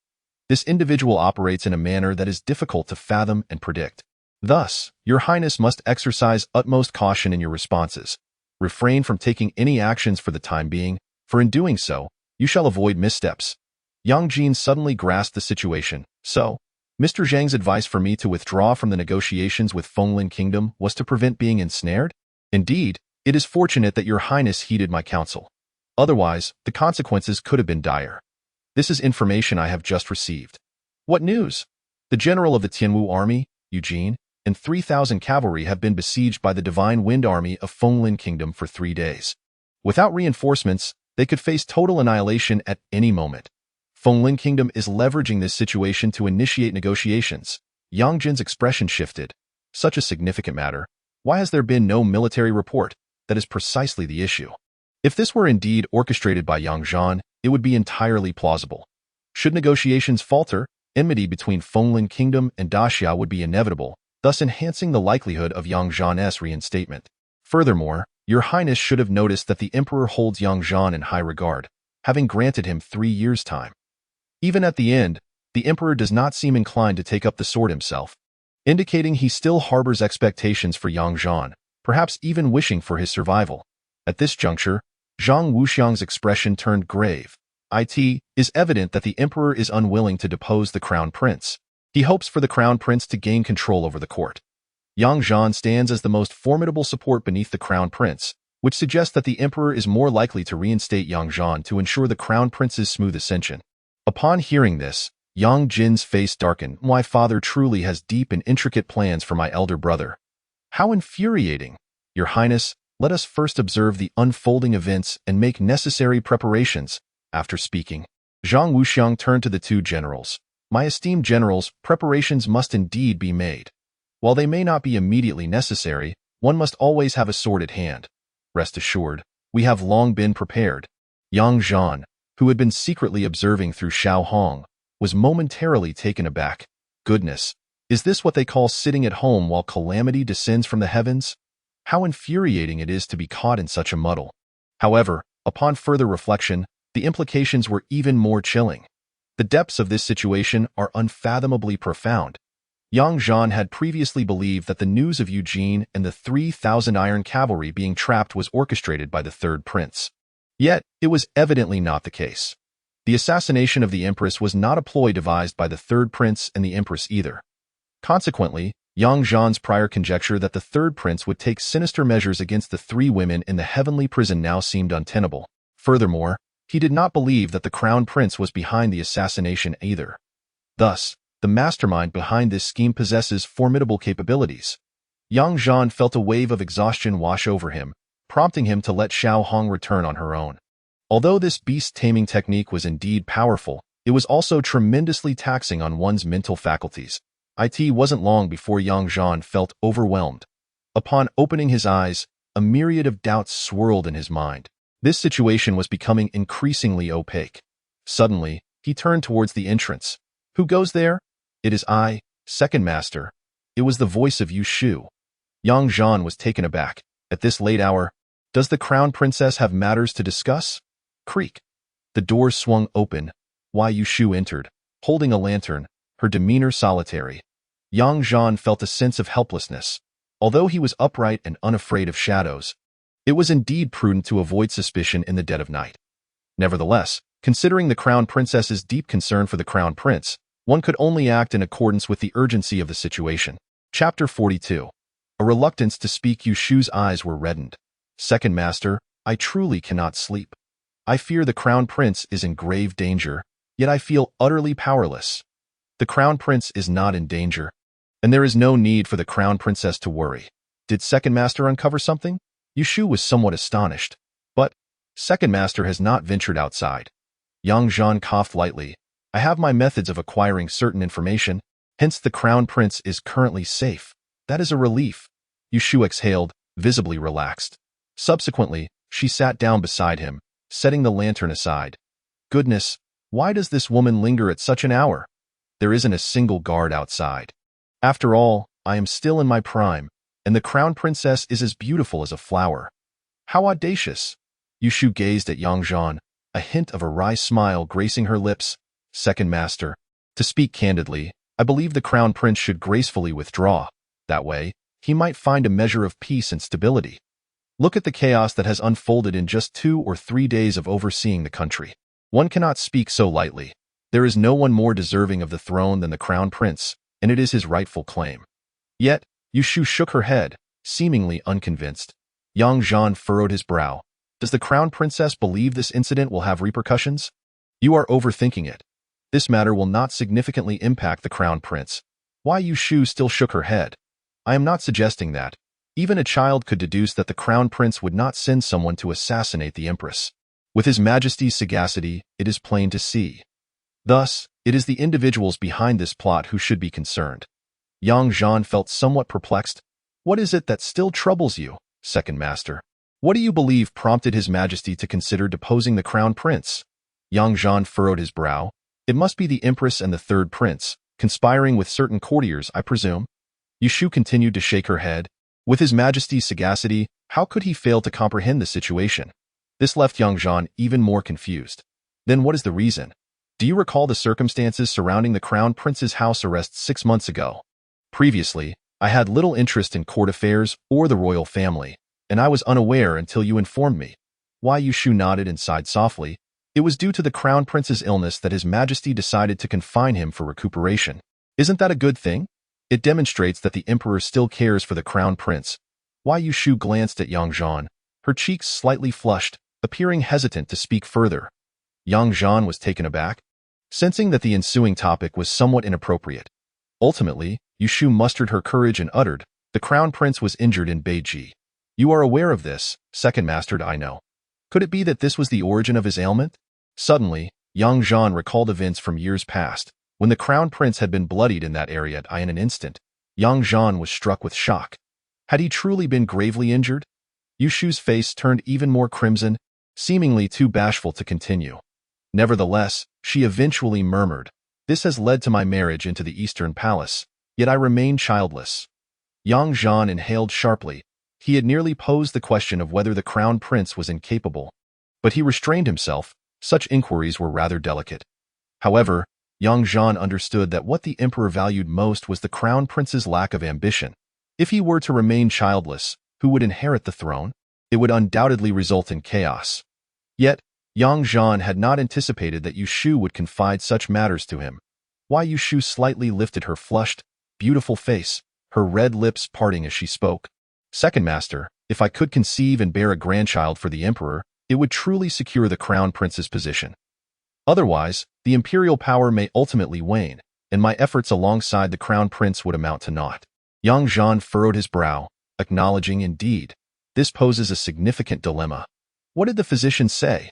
Alas, the physician merely stated that he requires rest, yet after so many years of recuperation, there has been little improvement. Previously, His Majesty summoned a renowned healer who discreetly examined the crown prince and suggested he should rest for over 6 months for any chance of recovery. So, this was the reason for the house arrest. Yang Zhan frowned. Others are unaware, but what of the third prince? He should be ignorant of it. Otherwise, he would have exploited this matter long ago. His Majesty likely hasn't mentioned it to anyone. Yang Zhan could not help but inquire, is there any sign of improvement? Yushu lowered her gaze, her ears and neck tinged with rosy hues. There is still no sign of improvement, but the crown prince has informed His Majesty that there might be a glimmer of hope. After she spoke, Yushu suddenly shifted the conversation, her cheeks flushed, her eyes shimmering like autumn waters as she regarded Yang Zhan. His Highness holds the second master in high esteem, and the second master is indeed our savior. Now, our family and the second master are intertwined in fortunes and misfortunes. His Highness often remarks that the second master shares the Yang surname, suggesting a considerable connection to the royal family. Upon hearing this perplexing statement, Yang Zhan was momentarily taken aback. Why Yushu looked at Yang Zhan and suddenly stood up, approaching him. Yang Zhan's heart raced. Could it be as he feared? Just then, a voice echoed from outside. There are lights here. Search the place. The imperial sister-in-law wishes to evade me, but that shall not be permitted. Yang Zhan was startled.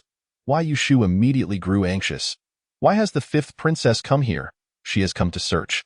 You handle it while I take my leave. In the blink of an eye, Yang Zhan leaped out of the window, vanishing without a sound. Why Yushu stamped her foot in frustration, biting her red lip as she turned to the guards rushing in. Get out? You ruffians! The guards were taken aback and quickly retreated. At that moment, the fifth princess, Yang Fu, stormed in with an imposing presence. Imperial sister-in-law, have you committed some misdeed that you dare not face me? Fifth sister, what is the meaning of this? To intrude upon the Eastern Palace at such an hour. Have you no sense of propriety? Yang Fu stood with her hands on her hips, exuding a petulant demeanor. Imperial sister-in-law, what business do you have in this secluded chamber? How audacious! Does this palace need to report to you, fifth sister, regarding my affairs in the Eastern Palace? In an instant, the aura of the crown princess became palpable, her reprimand leaving the fifth princess momentarily speechless. Yang Fu, regaining her composure, retorted angrily. You dare to scold me? You and the crown prince conspired to harm my mother. You all ought to be apprehended and imprisoned. You are here in this isolated spot at such a late hour, perhaps plotting something nefarious. Guards, search the premises. There must be others. Yes. Several guards rushed in without hesitation. Why Yushu, with an air of authority, declared, Chun Shu, are you present? I am here. In an instant, Chun Shu entered, emanating a powerful aura that subdued several of Yang Fu's guards. Yang Fu's ire only intensified. What audacity! Search the place. Let us see what they dare to do. The guards resumed their search. Chun Shu turned to the crown princess, who, not having issued any orders, seemed uncertain. The crown princess frowned slightly. Your brother has been framed, and your mother has been attacked. Yet you come to the Eastern Palace to wreak havoc, truly believing there is no one here to oppose you? After speaking, Yushu issued a command. Chen Shu, throw these ruffians out? Yes. Chen Shu promptly took action. One by one, the guards were flung out. Witnessing this, Yang Fu, in a fit of rage and humiliation, charged towards Yushu. However, Yushu did not relent. With her martial prowess, she swiftly overpowered Yang Fu and sent her sprawling outside. Immediately, Yang Fu cried out, Uncle, if you do not come soon, this princess shall be bullied to death. Chapter 43. Do not let me look down upon you in the shadows. Yang Zhan soon spotted a figure leading a group of soldiers rushing in. The cold voice, piercing through the night, resonated ominously. How dare you humiliate the fifth princess? Xiao Rang, a general of the left Xiaowei among the 16 guards of the southern Yamen, was also the younger brother of Empress Xiao. In the shadows, Yang Zhan furrowed his brow, observing the commotion caused by the two women. What business does a man have intervening in their quarrel? Are you suggesting he should aid in the fray? Chun Shu stood protectively before the crown princess. With numerous left Xiaowei at his command and the audacious fifth princess Yang Fu present, it appeared that the crown princess was at a disadvantage. Yet, Yu Shui remained undaunted. General Xiao is merely tasked with guarding the East Palace. He has no authority to permit your entry here. What is your intent? The fifth princess, feeling wronged, insisted, how could I possibly remain idle while the princess is being insulted? Are you implying that General Xiao has received the emperor's decree to enforce the law? Xiao Rang replied coolly, the crown princess speaks too harshly.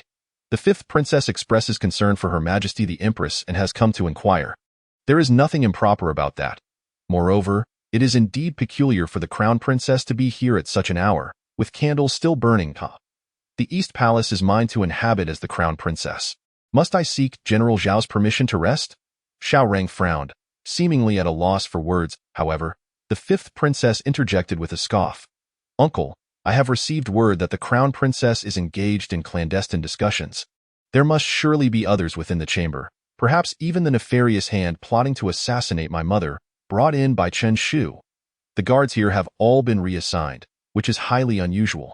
Fifth sister, as a royal daughter, how can you make such reckless accusations? Yu Shu's fair countenance turned icy, as Chen Shu confronted the East Palace guards, standing firm against the left Xiaowei. Xiao Rang brandished the imperial edict. The emperor has commanded me to guard the East Palace. Should any traitor infiltrate and endanger the safety of the crown princess, it would be my dereliction of duty. Guards, search this place. Anyone who obstructs shall be dealt with as defying the imperial command. Xiao Rang, how dare you so brazenly disregard the authority of the East Palace? Yu Shu immediately intervened, genuinely concerned for Yang Zhan's safety. Xiao Rang's gaze sharpened. Anyone who impedes shall be apprehended. Yang Fu, emboldened, declared, first, seize the crown princess. If anything goes awry, I shall take responsibility. The left Xiaowei, emboldened by her words, cast aside all hesitation. Chen Shu's expression shifted slightly. You dare? Clang. The sound of unsheathing swords filled the air, an aura of impending violence thickening as Chen Shu and his companions dared not make a move, particularly with Xiao Rang holding the imperial edict. Yu Shu was swiftly subdued, her arms restrained, her face flushed with indignation. Yang Fu, you have gone too far. I am still the crown princess. Yang Fu, chin raised defiantly, embodied the petulance and arrogance of a pampered princess. What of the crown princess? You incited my royal brother against my mother. You are the true culprit. Yang Fu commanded, Uncle, search quickly. Do not let anyone escape. If we capture the culprit, let us see how she will deny it. Yang Fu seemed confident, convinced there were others present. A contingent of left Xiaowei, under Xiao Rang's orders, encircled the area and began their search. Just then, a voice rang out from a distance. General Yang Zhan, reporting to the crown princess. At this proclamation, all were taken aback. The furious Yu Shu's expression brightened. Quickly, let him in. Xiao Rang suddenly barked. Hold on. The East Palace is currently under guard. No visitors are permitted. The emperor's decree is explicit. He then issued a command. A late-night audience with the crown princess is against propriety. Let General Yang Zhan come another day. Haha.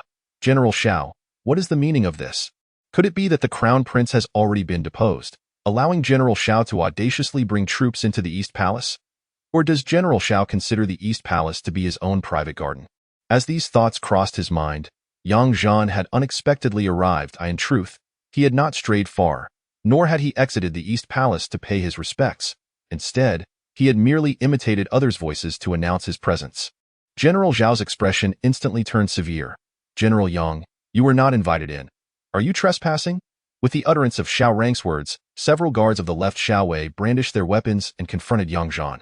Yang Zhan did not even spare a glance at the guards but directed his gaze toward Xiao Rang. General Xiao, has the crown princess requested my presence, or are you taking it upon yourself to act on her behalf? Yu Shu, though restrained by her arms, hastily interjected. This palace invites General Yang to enter. No one else may speak. Yang Zhan then turned to the frigid-faced Xiao Rang. General Xiao, You are tasked with guarding the East Palace. How is it that you have come to disturb the ladies of the palace late at night, inflicting punishment upon the crown princess? At this juncture, young Zhan rebuked sharply. Who the hell gave you the audacity? I did. Yang Fu, emboldened by her uncle's support, exhibited an arrogant demeanor. It was only then that Yang Zhan turned his attention to her.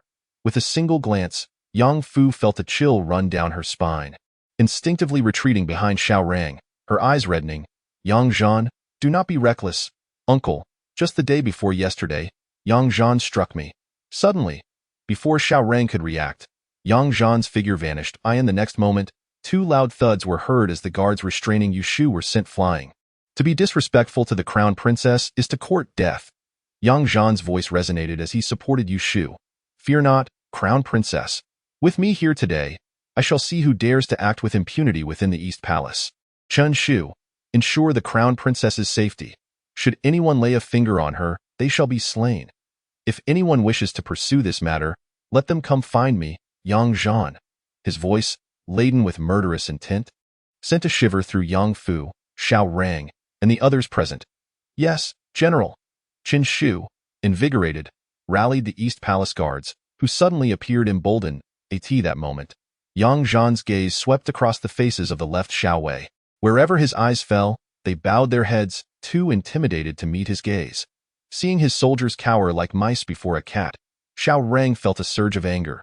He stepped forward, fixating on Yang Zhan. Yang Zhan, you are merely a prison warden.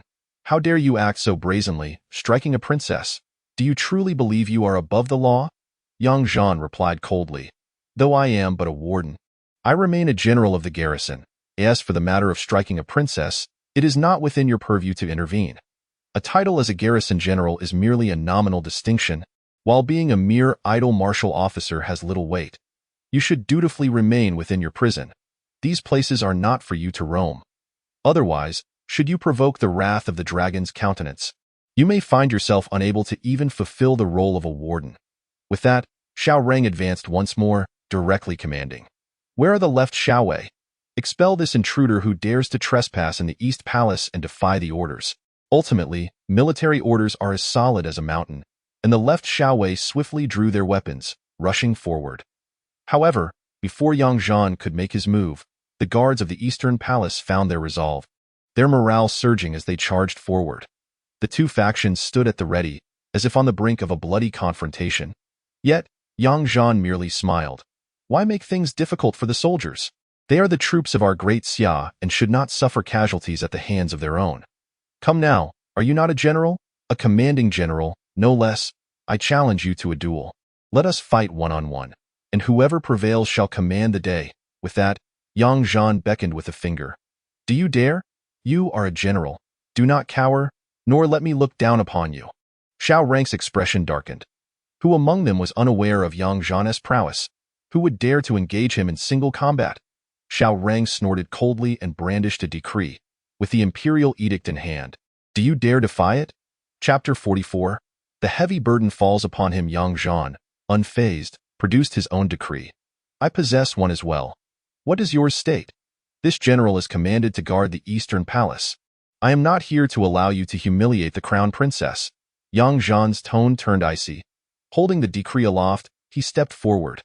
You are a man of courage. Face me directly in battle. Do not trouble these soldiers. I grant you 3 moves. As Yang Zhan advanced, the left Xiao Wei retreated in unison. It was unclear whether they feared the decree in Yang Zhan's hand or the man himself. Xiao Rang began to feel a sense of panic. He involuntarily stepped back, colliding with Yang Fu. At that moment, Yang Fu shouted, Uncle, you must face him in single combat. Do not fear him. He is merely at the first stage. Xiao Rang's scalp tingled at those words. Merely at the first stage. That was a formidable opponent capable of withstanding the might of the barbarian emperor, a warrior forged in the crucible of battle. How could he hope to compare? Moreover, news had recently reached him that Yang Zhan could even contend with those at the profound connection stage. The thought sent a shiver down Xiao Rang's spine. He immediately declared with gravity, Your Highness, you are of immense value. I shall escort you back to the palace to petition His Majesty for a decision. Yang Fu was momentarily taken aback. Uncle? You? Yang Zhan approached. Xiao Rang barked. left Xiaowei, quickly escort the princess back to the palace. With that, he seized Yang Fu and fled with the left Xiaowei in tow. After running for a while, it seemed they had not been pursued by Yang Zhan. Turning back, he shouted in fury, "Yang Zhan, do not revel in your triumph. Watch how His Majesty deals with you."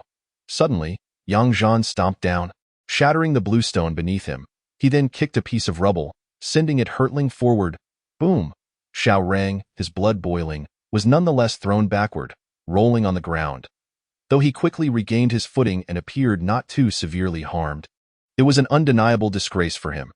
However, Xiao Rang did not retaliate. Instead, he bellowed in anger, "Yang Zhan, you will pay for this." Without looking back, he fled with the fifth princess. At that moment, Yushu hastily bowed. "Thank you, sir, for your assistance. Otherwise, we died." As she spoke, her eyes glistened with unshed tears, her demeanor reminiscent of a fragile woman bereft of her family's pillar. Yet, earlier, when contending with Yang Fu, she had exhibited the fierce spirit of a general's daughter. No need for excessive gratitude. Tonight should be uneventful. Rest well. I shall take my leave, Your Excellency. I implore you to stay. Otherwise, the fifth princess and Xiao Rang will surely come to trouble me once more. Yang Zhan was taken aback. This crown princess, truly, to casually leave a man at home, especially in the absence of the crown prince. Surely it would invite gossip. However, before Yang Zhan could voice his thoughts, Yushu suddenly commanded, "Qin Shu, you may withdraw. I have matters to discuss with His Excellency." Yes, Qin Shu departed with his men. Soon, only Yang Zhan and Yushu remained. Yang Zhan couldn't help but recall the earlier events in the room, pondering what this woman intended as she approached him.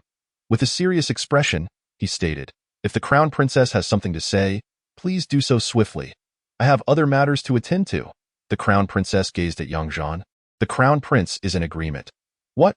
Just then, the recently departed Qian Shu rushed back. "Crown Princess, General Yang." Yushu's countenance froze momentarily. She took a deep breath, her heart racing violently. It felt as though a fish was flopping within her chest, just above her waist. Yang Zhan, inadvertently glancing over, found his own thoughts becoming less composed. Suddenly, a figure surfaced in his mind. A man named Chao Chao, styled Mengda. "What is it?" Yushu's tone soured. "Crown Princess? The Crown Prince has returned." At this, Yushu's lovely face momentarily faltered, then joy illuminated her features. "It is good that the Crown Prince has returned." Following this, Yang Zhan and Yushu moved towards the entrance. "Uncle, with so many soldiers at your disposal, why fear Yang Zhan?" At the East Palace gate, Yang Fu expressed her dissatisfaction, believing her uncle to be too timid. Xiao Rang wore a troubled expression. "Princess, you cannot fathom how formidable Yang Zhan is. Moreover, the East Palace guards heed his commands. Should a conflict arise, it would be the emperor who holds us accountable." Yang Fu felt suddenly aggrieved. "My father does not assist me. My mother does not assist me, and now you, uncle, refuse to help me as well. Am I to be bullied by Yang Zhan without recourse?" "Rest assured, princess, your uncle will find an opportunity to avenge you." Suddenly, Xiao Rang turned. He beheld a palanquin approaching, flanked by palace guards and eunuchs. Instantly, both Xiao Rang and Yang Fu recognized the carriage. "We pay our respects to His Royal Highness." The palanquin halted, and Yang Xing's voice emerged from within. "At such a late hour, why do General Xiao and the fifth sister linger at the gates of my East Palace?" Yang Fu opened her mouth to speak, but Xiao Rang quickly interjected. "Your Highness, we were on patrol. The fifth princess had nothing to do and came to visit her uncle." "Your Grace, you have worked hard. Return to the palace." "Yes, Your Highness." The accompanying eunuchs and guards escorted the palanquin into the East Palace. Xiao Rang's expression turned grave. How could the crown prince be released? Was it not the crown prince's brother who sent someone to harm my mother? Yang Fu's words darkened Xiao Rang's countenance further. This situation was dire. "Come, escort the fifth princess back to the palace." "Yes." Following this, Xiao Rang hastened toward Xining Palace. Upon seeing Yang Zhan, Yang Xing's face brightened. "Your Excellency, you are here as well." Yang Zhan felt somewhat awkward, unsure of how to respond. Yet, considering he was there to look after his brother's wife, he thought, cough, what is there to be awkward about? "Your Highness, what is the current situation in the palace?" "Surely, Father Emperor is wise and discerning, knowing that I am not the culprit, allowing me to return first." Why Yushu expressed her grievances. "Your Highness, just moments ago, while you were away, The fifth princess and Xiao Reng barged in and humiliated me. Yang Xing's expression darkened. I see. I encountered them earlier outside. Yang Zhan, upon hearing this, furrowed his brows. Does Xiao Reng know of your return? Yes, we crossed paths. Had I known, I would have taught him a lesson. Yang Xing, filled with anger, hastily inquired. Are you unharmed? Thankfully, there was second master. Otherwise, the consequences would have been dire. Scoundrels, how dare anyone bully those under my East Palace? Yang Xing was extremely incensed. Suddenly, Yang Zhan posed a question. Your Highness, who do you suspect orchestrated the assassination of the Empress? Yang Xing pondered for a moment. It is quite possible that the Empress arranged it herself, or it could be the third prince. Have you conveyed these thoughts to the Emperor? Yes, I have mentioned it. Aside from their own schemes to frame me, I truly cannot think of anyone else. Yang Zhan felt a sense of gloom within. Through observations made by Xiao Hong, it should neither be the Empress nor the third prince. Yet, in this Tiandu city, who possesses the capability to place an assassin near the crown prince to assassinate the Empress? Suddenly, Yang Zhan recalled the matter of the general of the Tianwu army and the 3,000 iron cavalry being besieged, with the news not reaching Tiandu city. The more he thought about it, the more he felt something was amiss. It seemed that only he could accomplish such a feat, and he had close ties with the crown prince. A portion of the Tianwu army's officers had once served under him. Goodness, this heavy blame is truly being thrust upon him. Chapter 45. A cornered dog will jump over the wall. Yang Zhan suddenly inquired. Your Highness, what has become of the assassin? He is being detained by Father Emperor. Before my release, I met with that assassin. Yang Zhan's eyes flickered. Could it be that this assassin revealed the mastermind behind the plot? It is highly likely. If so, this implies that the Emperor is already aware of who is responsible. After speaking, Yang Zhan turned to Yang Xing. Aside from releasing you, did the Emperor have any other words? Yang Xing glanced at their companions. You may leave for now. Yes, Your Highness. Subsequently, Yang Xing revealed a look of delight. Father Emperor stated that I should rest assured in my role as Crown Prince. No one can harm you. Just that? Indeed. Yang Zhan smiled. Congratulations, Your Highness, it is settled. I think so too. Father Emperor has made it clear that he knows someone is framing me. Yang Zhan inquired once more. Besides the Crown Prince, were there others who overheard? Some eunuchs and maidens in the Wanda Hall heard it. Most importantly, did His Majesty order the Zhuo Xiaowei to withdraw their troops? Yang Xing paused momentarily. What about the Zhuo Xiaowei? The Zhuo Xiaowei has been ordered to guard the East Palace under His Majesty's decree. This was stated by Yu Shu. Yang Xing shook his head. When I left, Father Emperor had not mentioned this matter. Send someone outside to investigate. Yu Shu promptly departed to arrange for inquiries. Shortly thereafter, news was relayed that the Zhuo Xiaowei stationed outside the East Palace remained present. Upon hearing this, Yang Xing's expression grew somewhat solemn. Second Master, are you concerned that my third brother, can he still enter the palace now? The Crown Prince may be inquiring about the happenings within the palace. It would be best to also consider the affairs of Xining Palace and Fengyi Palace. Yang Xing blinked and smiled, saying, Second Master, how could I possibly arrange for someone? I shall go and give instructions. With that, Yang Xing departed. Why Yu Shu seemed to sense something, glancing at Yang Zhan. Second Master, are you worried that an upheaval might occur tonight? Yang Zhan nodded. If you were the third prince, wholly intent on becoming emperor, but suddenly felt that there was no chance whatsoever, what would you do? Yu Shu furrowed her brow. If it were me, I would remain content in my circumstances without any opportunities. But what if you had soldiers at your disposal, and with a resolute heart, could forcibly seize the throne? Yu Shu's delicate face shifted slightly. Are you suggesting that the third prince might resort to desperate measures? Yang Zhan gazed into the night sky, contemplating the information he had gleaned from Xiao Hong at Xining Palace. He then closed his eyes, replaying the events of the evening in his mind. A sense of alarm surged within him. All of this seemed to be aimed at the third prince. However, it did not appear to be a matter of taking his life, but rather applying pressure on him. With this thought, Yang Zhan opened his eyes and looked at Yu Shu. She was also gazing at him, but upon meeting his eyes, she quickly averted her gaze, her cheeks tinged with a faint blush. After half an hour, Yang Xing returned, his pallid complexion betraying his gravity. Second Master, I have just received news that the assassin still claims I orchestrated the attack. However, shortly thereafter, His Majesty visited the Empress at Fengyi Palace and summoned my third brother that very night. And then, Yang Xing frowned. Afterwards, The third prince knelt outside Fengyi Palace, and before long, His Majesty issued an edict, bestowing the title of Prince of Li upon the third prince, commanding him to proceed to his fief tomorrow. Yu Shu interjected, "Your Highness, this is a good development. With the third prince being granted a title, no one will stir up trouble any longer." Yet Yang Xing did not share her joy. Looking at Yang Zhan, "Second Master, it is evident that His Majesty believes the third prince sent someone to assassinate his birth mother, hence the swift conferment of a title. This effectively extinguishes his aspirations for the throne. Based on my understanding of my third brother, he is unlikely to accept this fate quietly." Yang Zhan furrowed his brow. "How long has the third prince been back at Xining Palace?" "I have only just realized that His Majesty summoned the third prince before releasing me." Yang Zhan inhaled deeply at so. "The third prince has been back at Xining Palace for nearly an hour?" "Indeed." Yang Xing's expression grew increasingly bleak. "Second Master, what shall we do now?" Yu Shu seemed to grasp the gravity of the situation, hastily adding, "There are soldiers from the left Xiaowei outside." "This?" Yang Zhan inquired. "How many guards are there in the East Palace?" 1,500. Yang Zhan frowned. "Is that all the personnel you have in the East Palace?" Yang Xing replied with a bitter smile. "There are only this many. Nominally, our East Palace has 30,000 troops, but in peacetime, we do not retain many in the East Palace.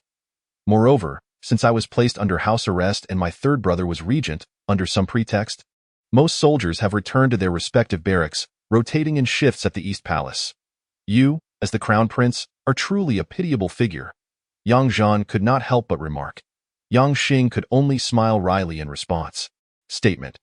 The subordinate commands the various generals to guard the main and secondary gates with unwavering resolve.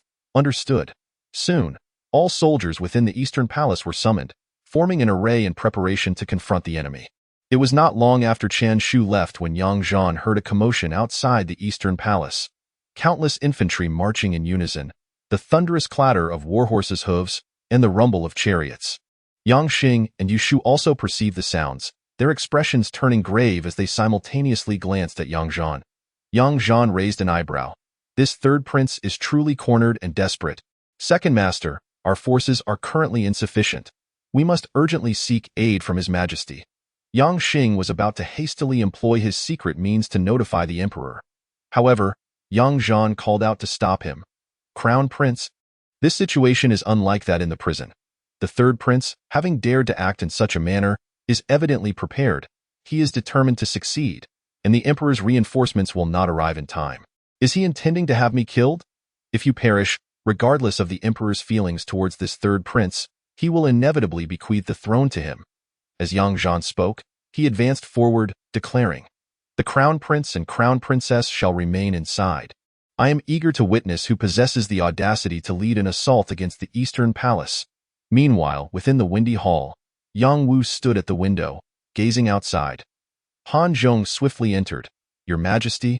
The left and right Xiaowei, as well as the left and right Wei Wei, have encircled the Eastern Palace, while the left and right forces have blocked all routes for reinforcements to the Eastern Palace. The troop movements are alarmingly swift, as if they had been prepared for some time. Upon hearing this, Yang Wu shook his head. "This third prince is doomed." Han Zhong hastily replied, "Your Majesty, we must devise a strategy, or else the Eastern Palace may." "How many people are in the Eastern Palace?" "It is estimated to be only 1,000 or 2,000. "Why are there so few?" "The third prince, during his regency, has been systematically weakening the guards of the Eastern Palace." Yang Wu sighed again. "My Yang family is sage, at times foolish, yet at other times astutely wise. It is perplexing." Suddenly, Yang Wu's gaze flickered. "Where is Yang Zhan?" Han Zhong was taken aback, then spoke. "Just now, I heard from the eunuch of Fengyi Palace that the fifth princess returned late at night, having visited the Eastern Palace and met with Yang Zhan." Upon hearing this, Yang Wu replied nonchalantly, "Then let us observe, however, if the Eastern Palace cannot withstand the assault, the Crown Prince." Yang Wu chuckled. "I too wish to see the extent of Yang Zhan's capabilities in Tiandu City. I also wish to see how this lad acknowledges his errors before me." Han Zhong, looking up, was utterly bewildered. Yang Wu turned to Han Zhong, who immediately bowed his head. Yang Wu spoke coolly. "Han Zhong, send someone to the prison to check if the prisoners from Fenglin Nation are still there." "As you command, Your Majesty." Chapter 46. Breaching the gate. Xiao Rang leads the four guards into an assault on the Eastern Palace. With only 1,500 men, The Eastern Palace valiantly defends itself behind its city walls and gates. The sounds of battle echo through Mingda Hall, where the conflict rages intensely. At this moment, Yang Xing sits at the head of the Mingda Hall, impeccably attired. Though his complexion is pale, his eyes shine with determination, undeterred by panic, as he reassures Yu Shu. Do not worry. With second master here, all shall be well. Yu Shu gave a bitter smile and said, no matter how formidable the second master is, he is merely one man. Our Eastern Palace's troops are far too few, and dividing our forces to guard each major gate only serves to weaken our position. I fear that the rebel forces will soon breach our defenses. Yang Xing replied sternly, I have faith in the second master. Just then, a guard rushed in, frantically shouting, Your Highness, Commander Chen urges you to find a way to leave the Eastern Palace. We cannot hold our ground any longer. What of Yang Zhan? General Yang has departed. Upon hearing this, both Yang Xing and Yu Shu were rendered speechless. Their only reliance was Yang Zhan, and now he had abandoned them? You say Yang Zhan has left? Yes, General Yang has fought his way out alone and has not returned, but he instructed Commander Chen to hold our position at all costs. At this, Yang Xing and Yu Shu could no longer maintain their composure. Your Highness, without the second master, the rebel forces will surely storm in soon. We must flee at once. But how can we escape? Every route is blocked. Yu Shu, in a state of anxiety, urged, we must call upon Su Zhan for assistance. Su Zhan is a Qi master at the Xin level. He should be able to carry you away. Su Zhan is in seclusion, and although he is a Qi master, it would not be easy for him to carry someone away, especially since Yang Jin has made his move. Surely he has taken into account our Eastern Palace's foremost expert, Su Zhan?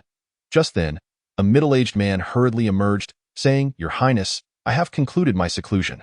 The situation is dire. I shall do my utmost to escort you out of the Eastern Palace. Clad in azure robes, this man was none other than Su Zhan, the Eastern Palace's greatest expert, a Qi master of the Xin level, who had been in seclusion. Yu Shu was overjoyed. Your Highness, do not hesitate. We must leave at once. Only if you survive can His Majesty bring the third prince to justice. Yang Xing shook his head. No, they are likely anticipating this very move. Do you think that Yang Jin lacks powerful Qi masters under his command? It would be even more dangerous to venture outside. As he spoke, Yang Xing inquired of the guard, Did General Yang say anything before he left? General Yang mentioned that he would return. Upon hearing this, Yang Xing felt a wave of relief wash over him. His spirit lifted. That is reassuring. The second master must have a plan. Suddenly, Su Zhan turned and shouted coldly, Who is out there? Truly worthy of being the Eastern Palace's greatest expert. You have detected my presence. With that, Su Zhan took the lead and stepped outside, followed by Yang Xing and Yu Shu, who arrived at the entrance of Mingda Hall. They beheld three figures standing outside, while the maidservants and eunuchs lay in a pool of blood. The trio emanated a formidable aura. Su Zhan positioned himself protectively in front of Yang Xing, fixing his gaze on an elderly man in the center. As a practitioner of the path, what business do you have in such matters? And you, as a practitioner, why do you lower yourself to serve the powerful? Su Zhan clasped his fists and replied, Your Highness once showed me kindness. I, Su Zhan, am grateful and wish to repay that debt. The elder smiled. I just heard the Crown Prince express a desire to leave. That will not be possible. Remain here obediently. However, I am not here to harm the Crown Prince. I have come to deal with the Eastern Palace's foremost expert. Having said this, the elder commanded, You too, keep a close watch on the Crown Prince. He must not go missing. Yes, master. The elder then stepped forward, and suddenly, a fierce wind arose as he regarded Su Zhan. Please! Su Zhan advanced once more, his energy surging forth, stirring the dust and debris around them. The elderly man's eyes sparkled with realization. The second realm of enlightenment, his journey here was not in vain. In an instant, the two figures transformed, their energies radiating fiercely. Within a short while, they had clashed into the distance, only to return once more. The two flying swords collided, igniting intense sparks against the backdrop of the night. Both Yang Xing and Yu Shu's expressions darkened. Accompanied by but a single guard, they were aware of two Qi refiners from the ninth heaven lurking nearby, their intentions ominous. Just as Su Zhan and the elderly man engaged in their fierce duel, a thunderous roar erupted, followed by a cacophony of footsteps approaching with fervor. Yu Shu's complexion paled momentarily as she grasped Yang Xing's wrist. Your Highness, The rebels have breached our defenses. Yang Xing's countenance grew grave as he beheld Qian Shu leading the remnants of his forces rushing towards them. Meanwhile, Xiao Rang charged forward with a formidable battalion, his presence imposing. From a distance, Xiao Rang spotted Yang Xing and Yu Shu, bursting into laughter. Truly worthy of a prince, neither hiding nor retreating. I must commend you. Uncle Guojiao, are you aware of the gravity of your actions? As Xiao Rang galloped closer, brandishing his long spear, he was acutely aware that tonight, he intended to lead the prince to his demise, paving the way for the third prince to ascend the throne, thus making Xiao Rang the new emperor's uncle. Turning to his troops, he proclaimed with a hearty laugh, "Once we achieve our goal, all will be generously rewarded." With that, he turned back to the prince, raising his spear, and commanded, "Kill! Kill!" The army roared in unison, their momentum overwhelming, as the forces charged forward. Qin Shu and his beleaguered soldiers struggled to resist. Yet, Yang Xing remained composed, adjusting his attire with poise. Wai Yushu glanced at him, following suit in arranging her garments and headdress. Once Yang Xing was properly attired, he turned to Yushu. "My beloved, you have endured much hardship alongside this ineffectual prince, bearing the brunt of my failures. Your Highness, I do not suffer. To accompany you is a blessing." With that, Yushu stepped forward, her bloodlust igniting as a fourth-realm martial artist. "Your Highness, allow me to slay these treacherous rebels. Indeed, my beloved, you are truly the daughter of a general, rivaling any warrior." With a swift motion, Yushu unsheathed the guard's sword beside her in a single fluid movement. She dispatched 2 soldiers who dared to approach. However, many more surged forward. Qian Shu hastily joined Yang Xing's side, unleashing a formidable aura that sent dozens of soldiers flying. Xiao Rang, mounted and observing, showed no inclination to engage. Instead chuckling, "Truly a first-realm martial artist, your combat prowess is commendable. Yet, in the face of thousands, what significance does that hold?" Not even Yang Zhan would escape unscathed. At that moment, however, laughter erupted from behind Xiao Rang. "Is that so? I say, your rebels tremble at the sight of me, unable to even steady their blades." Xiao Rang abruptly turned, his expression shifting dramatically. For Yang Zhan had returned, encircled by the army.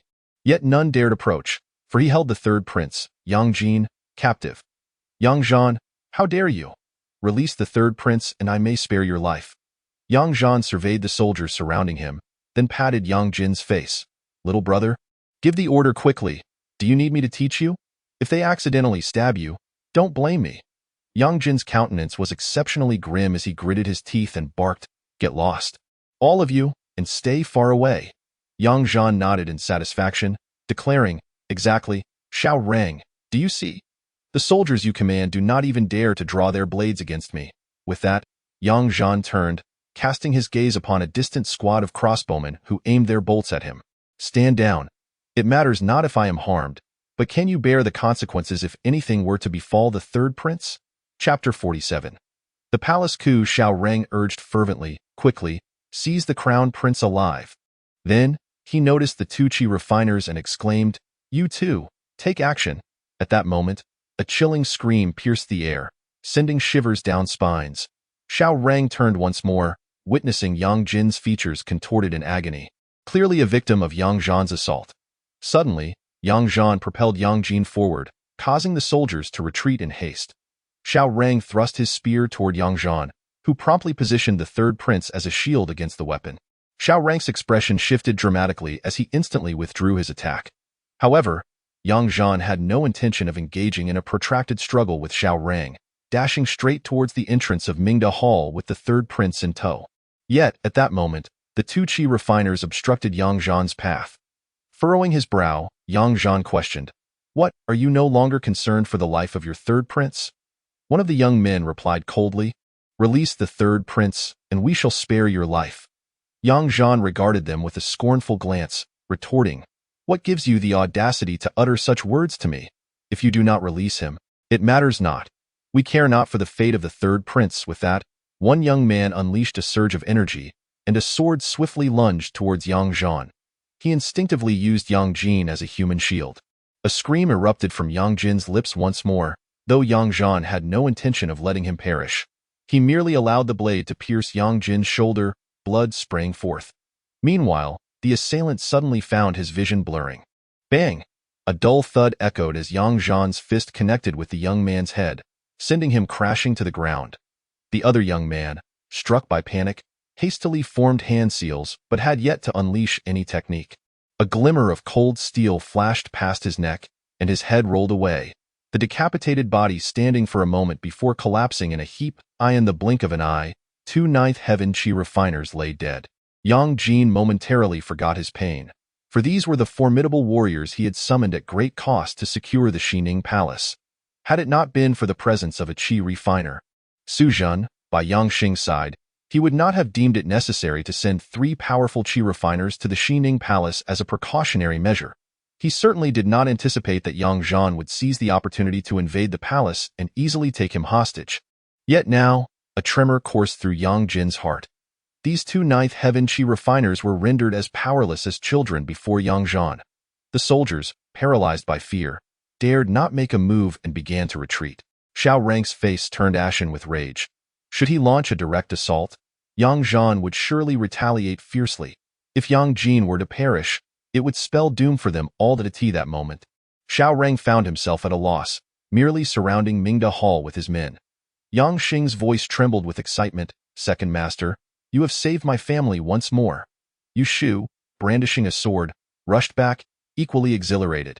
"Indeed, Second Master is formidable. To capture a thief, one must seize the king." Yang Zhan chuckled. "This fool doesn't understand the essence of leading by example. If he were amidst the army, I truly wouldn't be able to capture him." Yang Jin's countenance darkened significantly. Subsequently, Yang Zhan entrusted Yang Jin to Qin Shu, instructing, "If you manage to capture him, should these rebels dare to stir, you must first stab the 3rd prince twice, aiming for the fleshier areas." "Yes." Chen Shu's spirit soared, seizing Yang Jin. The soldiers beside him stood tall and proud, as if they had already secured a resounding victory. In the distance, 2 masters of the Tongxian realm continued to engage in combat, occasionally erupting with thunderous sounds. Meanwhile, Xiao Rang's army hesitated, neither daring to advance nor retreat, seemingly caught in a dire predicament, yet still encircling the Mingda Palace. Soon after, Xiao Rang spurred his horse to retreat, seemingly seeking counsel on strategies. At this moment, within the Windy Palace, Yang Wu remained seated, eyes closed, his expression tranquil, appearing wholly unconcerned about the situation in the Eastern Palace. Han Zhong entered from outside. "Your Majesty." Yang Zhan has ordered the prison guards to quietly transfer the 3 prisoners. "Transferred or executed?" "Transferred." Yang Wu opened his eyes, deep and glimmering with light. "Where have they been taken?" Yang Daniu does not know, only that they were taken away. Yang Wu fell silent for a moment, and Han Zhong suddenly heard a commotion. "Your Majesty, go." Han Zhong exited hastily. Moments later, he rushed back in. "Your Majesty, the Eastern Palace has been breached. Xiao Rang has led the army inside." At this moment, Yang Wu's expression shifted. "Has the eldest encountered trouble?" "No." Yang Zhan, for some unknown reason, has taken the 3rd prince hostage and brought him to the Eastern Palace. Yang Wu paused for a moment, then furrowed his brow. "This fool merely went to take the 3rd prince hostage. Has he done nothing else? There is one more matter, but this old servant is unsure if it pertains to Yang Zhan." "What matter?" "The Jinwu Guard has rushed to the Eastern Palace." "What of the left and right guards?" Upon encountering the Jinwu Guard, for reasons unknown, 2 generals from the left and right guards were subdued by their subordinates and quickly followed the Jinwu Guard to the Eastern Palace. Hearing this, Yang Wu's brow furrowed deeper. "Is this truly the work of Yang Zhan?" Han Zhong frowned. "Your Majesty, if it is indeed Yang Zhan, then he is exceptionally formidable, effortlessly seizing the authority of the left and right guard generals." Yang Wu nodded. "He possesses such capability, as many generals from various guards once served under the divine military and have fought against the barbarous nations, achieving numerous merits. Over these past 10 years, many have been promoted to the Southern Yamen's various guards. Moreover, with the 3rd prince's rebellion failing to win the hearts of the army, he believed that a few generals would support him.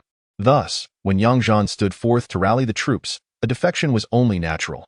After speaking, Yang Wu turned to Han Zhong. "What of the left and right Xiaowei and Wei Wei? Has anyone defected?" The left and right Wei Wei were tasked with blocking the doors, while the assault on the Eastern Palace was conducted by the left and right Xiaowei. There has been no defection. Yang Wu's aged eyes squinted slightly, the third prince still possesses some capability. His control over these 4 guards is quite strong. He then waved his hand. You may go. Continue monitoring. Han Zhong was taken aback. Your Majesty, the Eastern Palace remains in a standoff. This I shall observe a while longer. Han Zhong immediately bowed his head, saying, Yes, the old servant takes his leave. Yang Wu reclined once more in his chair, closing his eyes. Shortly thereafter, Han Zhong rushed back in, panic-stricken. Your Majesty, grave news. The third prince has perished. In an instant, Yang Wu sprang to his feet, exuding a formidable aura. How did he die? It is still unclear. What of the Eastern Palace? A conflict has erupted once again. The 4 guards led by Xiao Rang are engaged in battle with the arriving Jinwu guards and the left guards, resulting in utter chaos. At this moment, Yang Wu's expression darkened, as this situation had exceeded his expectations. Han Zhong, promptly convey my decree to pardon the rebel forces of the 4 guards and apprehend their commanding general. Quickly, yes, Your Majesty. Han Zhong hurriedly exited. Yang Wu approached the window, gazing towards the Eastern Palace, his eyes sharp as blades. How could this happen? Just then, Han Zhong's voice echoed from outside. The old servant pays his respects to Her Majesty the Empress. Han Zhong, do not venture out. It is too late, and the wind is chilly. Empress Xiao entered the windy hall, while outside, the sound of numerous footsteps suggested that the hall was surrounded. Yang Wu turned to look at his empress. Her complexion was pale, and her eyes were somewhat red. You were involved in the Third's rebellion, were you not? Yang Wu inquired coolly. The empress nodded. Indeed. Yang Wu furrowed his brow. You were aware of the Third's actions? I was. Tears streamed down the face of Empress Xiao. Then what is this? Empress Xiao forced a smile, tinged with sorrow. Why, son has died. Surely someone must accompany him in death. Whom do you wish to accompany him? Yang Zhan and Yang Xing. Yang Wu's brow knitted tighter. Are you attempting a coup? Yes. Chapter 48. Who wishes for Yang Zhan's death the most? In the face of the Empress's insurrection, Yang Wu's countenance remained serene. He regarded her and said, You have managed to sway the guards around me, and yet I remain unaware of this news, so it seems Han Zhong is also in your employ. Empress Xiao called out. Han Zhong, the old servant, is here. Han Zhong entered and knelt before Yang Wu. After a moment of silence, Yang Wu sighed. This is something I did not foresee. Han Zhong lay prostrate on the ground. Your Majesty, the old servant feels unworthy of your grace. Yang Wu shook his head, refraining from uttering words of reproach. Instead, he turned to Empress Xiao. Are we adequately prepared? Rest assured, Your Majesty, there should be no oversights. I did not wish to arrive at this juncture, but with Zhan dead, what else is there for me to hope for? Yang Wu nodded that I understand. I too did not anticipate the Third's demise. However, even in death, it is the Third who has brought this upon himself. Who else can be blamed? The Empress's expression turned icy. So, Your Majesty does not consent to the execution of Yang Zhan and Yang Xing. Yang Wu replied nonchalantly. With the Third gone, only the eldest remains. If he were to die, to whom would this realm be entrusted? As for Yang Zhan, he cannot perish. Looking at Yang Wu, Empress Xiao coldly remarked, You may defend the crown prince, but is Yang Zhan truly worth your protection? Yang Wu glanced at Han Zhong and then at the Empress. Empress, who do you believe desires Yang Zhan's death the most? I care not for others. All I desire is his demise. Had he not seized Zhan and taken her to the Eastern Palace, she would not have met her untimely end. Yang Wu fixed his gaze upon the Empress. Is there someone compelling you to use my hand to eliminate Yang Zhan? No one. It is solely my wish for him to perish, and what if I refuse? That matters not. I shall take matters into my own hands. Han Zhong, draft the decree. Han Zhong rose promptly, preparing the ink for the writing. The Empress, with an air of indifference, declared, Yang Zhan, for the abduction of the Third Prince leading to death, is guilty of heinous crimes and shall be executed. Yang Xing, as the Crown Prince, colluding with Yang Zhan to harm his own kin, is devoid of virtue and excessively cruel. He too shall be executed. Han Zhong swiftly crafted the document, refining the language. He presented it to the Empress, who then turned to Yang Wu. Your Majesty, seal it. Yang Wu replied calmly, There is none. Han Zhong. The Empress disregarded Yang Wu entirely, instructing Han Zhong to proceed. Han Zhong, well acquainted with the task, hurried to retrieve the seal, but soon returned, puzzled. It is missing. The Empress glanced over, observing the empty box. Your Majesty, it is futile. Even with your verbal decree, their demise can still be assured. Yang Wu spoke. Such a distortion of truth, with so many witnesses present. Who could deny that it was the third prince who instigated this chaos? Public opinion cannot be stifled. The civil and military officials would never acquiesce. Should they perish, the entire Great Xia would descend into turmoil, and some would immediately raise the banner of Clear the Usurper, marching forth with troops, ultimately forcing me to abdicate in favor of another. You, and those behind you, would be unable to navigate such a situation. The Empress's expression grew increasingly frigid. I seek only revenge. Are you unwilling, Your Majesty? Yang Wu replied. Your approach is unfeasible. If you desire both Yang Xing and Yang Zhan's deaths, the only solution is to summon them to the palace. In this domain, your word reigns supreme. You could even orchestrate a scene where I am slain, framing Yang Zhan and Yang Xing for regicide, and no one could contest your narrative. The Empress was taken aback. Yang Wu continued. This is the most prudent course of action. In the end, my sons will all be dead, and so shall Yang Zhan. To that point, with the might and prestige of the martial king, I would be able to seize control of the situation. If you doubt this, consult those who stand behind you. It is only I, the Empress stated sternly. After a moment, she turned to Han Zhong. Han Zhong, serve His Majesty well. I shall step out for a moment. Yes, Your Highness. Yang Wu observed the Empress with a detached demeanor. This gaze unsettled the Empress, as if every secret were laid bare before Yang Wu. As she exited, she cast a glance at a guard, who nodded slightly, prompting her departure. Yang Wu extended his hand. Han Zhong, assist me in sitting down. Han Zhong hesitated for a moment, but eventually approached, helping Yang Wu settle into the rocking chair. Yang Wu remarked softly, What is your motivation? What the Empress can provide, can I not offer? Han Zhong remained silent for a long while before responding. Your Majesty, you have aged. This old servant wishes to live a while longer. Yang Wu nodded. I understand. You seek to curry favor with the future sovereign in search of a new patron. Your Majesty, over the years, this old servant has performed many clandestine tasks for you.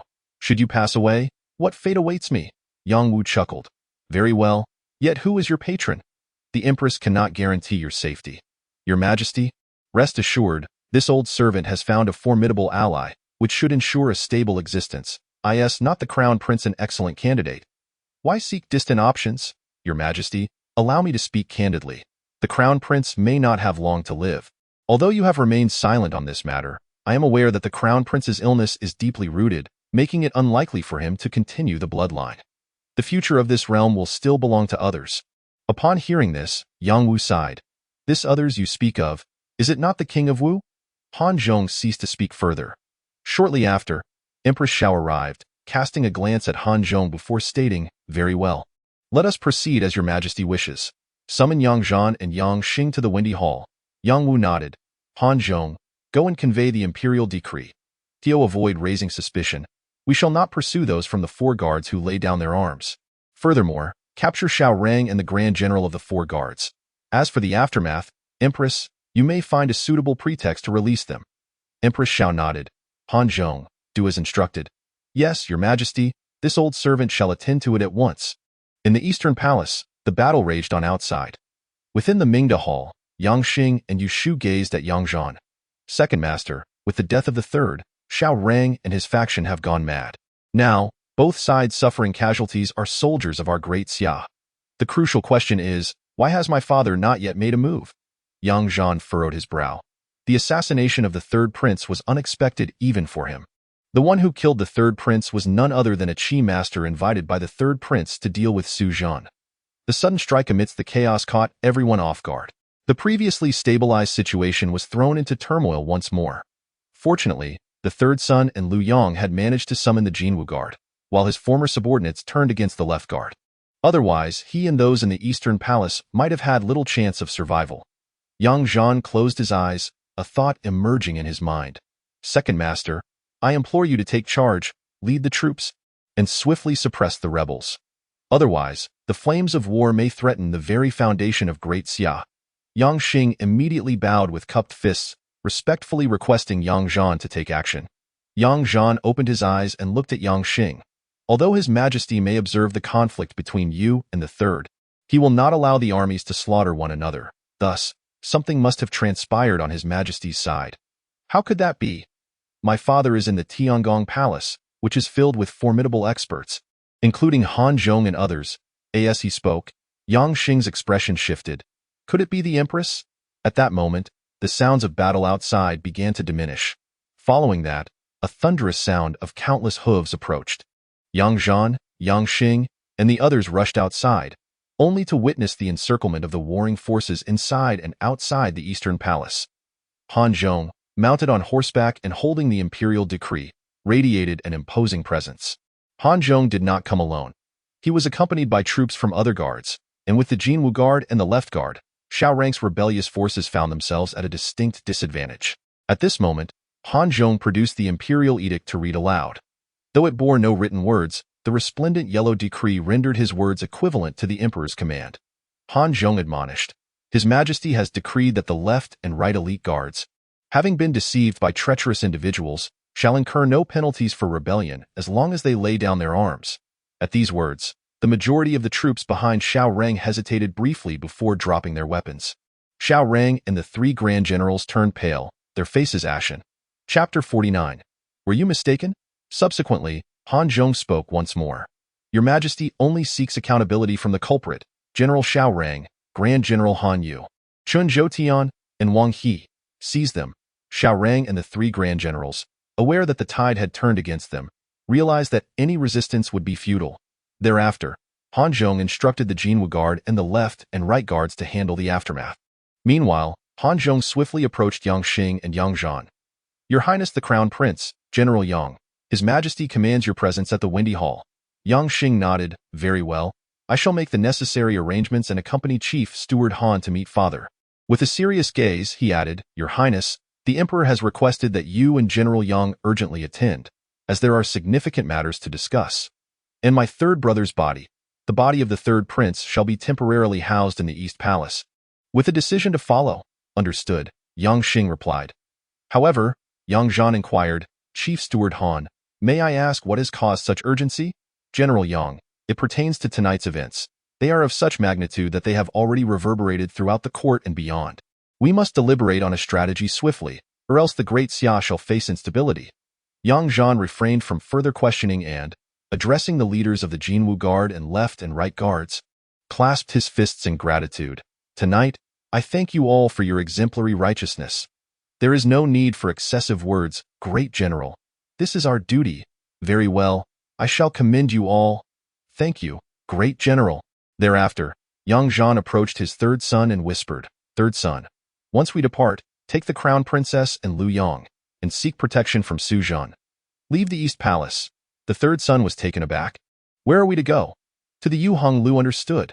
At that moment, Yang Zhan mounted his warhorse, while Yang Xing settled into a palanquin, following Han Zhong's procession towards the Tianshang Palace in the Windy Hall of Tianshang Palace. Yang Wu gazed at Empress Xiao. Yang Zhan and Yang Xing should be arriving shortly. However, allow me a moment to converse with them. After all, now that they are here, they cannot escape. Very well. Empress Xiao replied indifferently, before turning and exiting the main hall, proceeding to the side hall. Shortly thereafter, Han Zhong arrived with Yang Zhan and Yang Xing. Yang Wu broke into a smile. As long as all is well. Initially, Yang Zhan harbored doubts, but upon witnessing Yang Wu's vitality, he dismissed his concerns. Nonetheless, Yang Zhan could not help but admire the emperor's composure. Despite the death of his son, he appeared unfazed. Your servant pays respects to father. Yang Xing knelt in reverence. Yang Zhan remained still, seemingly accustomed to the situation, as both Yang Xing and Yang Wu exhibited no particular reaction. Crown Prince, you may sit aside for a moment. I wish to speak with Yang Zhan. Yes, father. The Crown Prince moved to sit quietly at the side. Yang Zhan observed Yang Wu and sensed an unusual tension in the air. He also felt several presences surrounding them, as if they were being targeted. What was happening? Had the old emperor resolved to eliminate him? Was this a trap laid with assassins? He could not help but glance at Yang Wu, who, with deep-set eyes, was also fixated on Yang Zhan. Yang Wu spoke. Yang Zhan, who do you believe is orchestrating these events from behind the scenes? Yang Zhan replied coolly, Old man, who do you think it is? I suspect it is you. Are you jesting? I have done nothing. The Grand General of the Tian Wu army and 3,000 Iron Riders are trapped. and the military report has yet to be submitted. Who else possesses such capability, if not you? Having spoken, and without awaiting a response from Zhan, Yang Wu resumed, you dispatched someone to assassinate the empress, ostensibly targeting the crown prince, yet in truth, it is aimed at Zhan. Zhan raised an eyebrow. This burden is too great. I cannot bear it, though not be hasty. The assassin has already revealed the mastermind behind this plot. With that, Yang Wu called out, Han Zhong, bring him in. Yes, your majesty. A robust man was ushered in, though he was battered and on the verge of death. Who instructed you to assassinate the empress? The man pointed directly at Zhan before succumbing to unconsciousness. Zhan frowned. Though he had sensed that this ill-fated responsibility was being thrust upon him, the reality of it felt surreal. Zhan furrowed his brow and said, Old man, why would I instruct him to kill the empress? What advantage would that bring me? Targeting the third prince. How can one be certain it is aimed at the third prince? It would lead me to believe that the third prince orchestrated the assassination of his own mother. An act of treason that would deeply disappoint me. I would send him to his fief, effectively quelling any ambitions he harbors about succession. Zhan surveyed the surroundings and turned to Yang Wu. Old man, here, do not speak. Allow me to finish. Zhan fell silent. Yang Wu continued, previously, the crown prince was regent, and the third prince felt hopeless. Following this incident, he would be expelled from Tindu city. The third prince, with his pride, could not accept this and thus resolved to take desperate measures. Therefore, all of this is compelling the third prince towards rebellion, ensuring that the crown prince can secure his position without rivals. Nearby, Yang Xing listened, drenched in cold sweat. However, Zhan maintained a composed expression as he regarded Yang Wu. Yang Wu spoke again. And you know the third prince intends to stage a coup, having solicited the Jinwu guards and arranged for 2 generals from the left and right guards to be dealt with. At that time, you can call out, and when the third prince's rebellion fails, it will utterly extinguish any thoughts he has of becoming emperor. Furthermore, it has been mentioned that someone has concealed the matter regarding the general of the Tianwu army and the 3,000 Iron Riders. Additionally, there are those who would wish to eliminate the royal daughters of the Fenglin kingdom.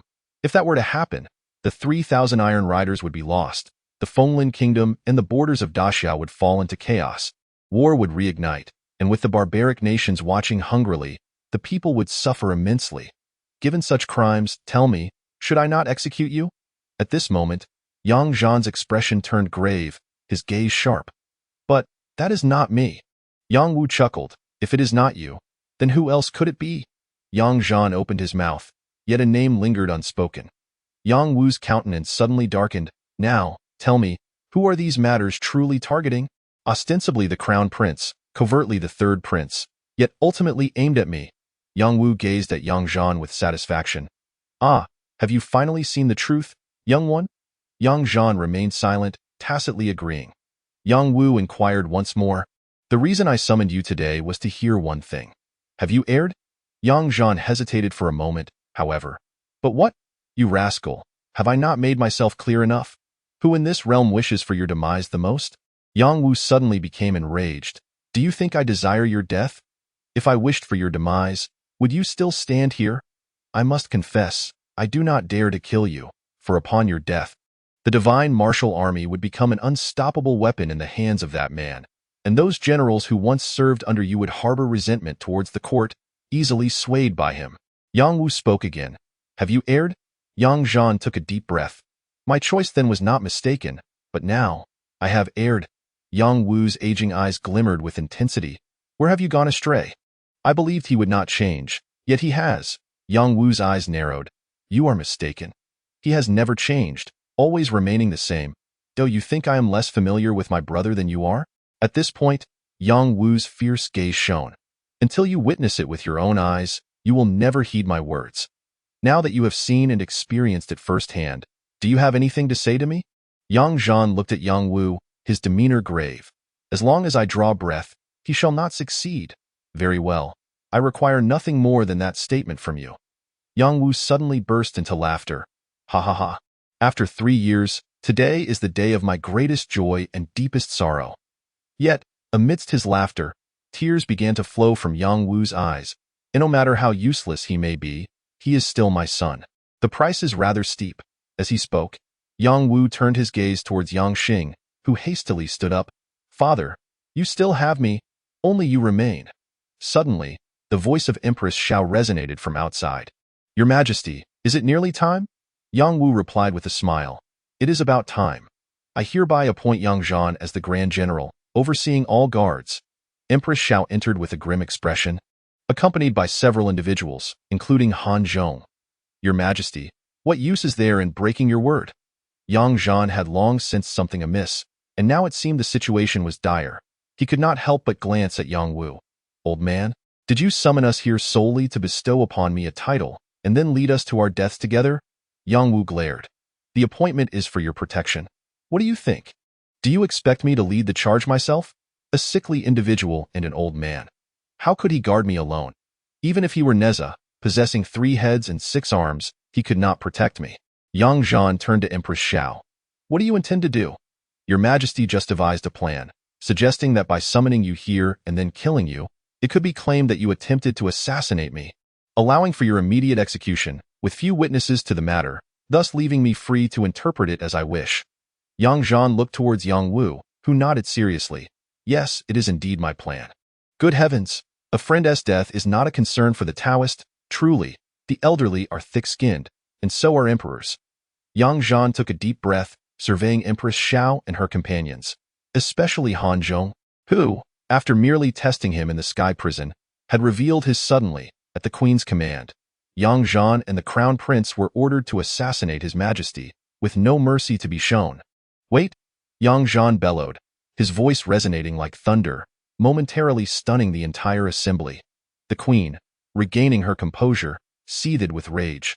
With death looming, what further words do you have? Prepare to accompany my Jeaner to the grave. The Queen seeks to kill me because the 3rd prince has perished, indeed. But what if the 3rd prince is still alive? The expression on Xiao Huangho's face shifted subtly. At that moment, a middle-aged man spoke up, Your Majesty? This Yang Zhan is clearly stalling for time. Xiao Huangho's demeanor turned icy. Several experts had already unleashed their formidable energy, all fixated on Yang Zhan, as if capturing him would seal their victory.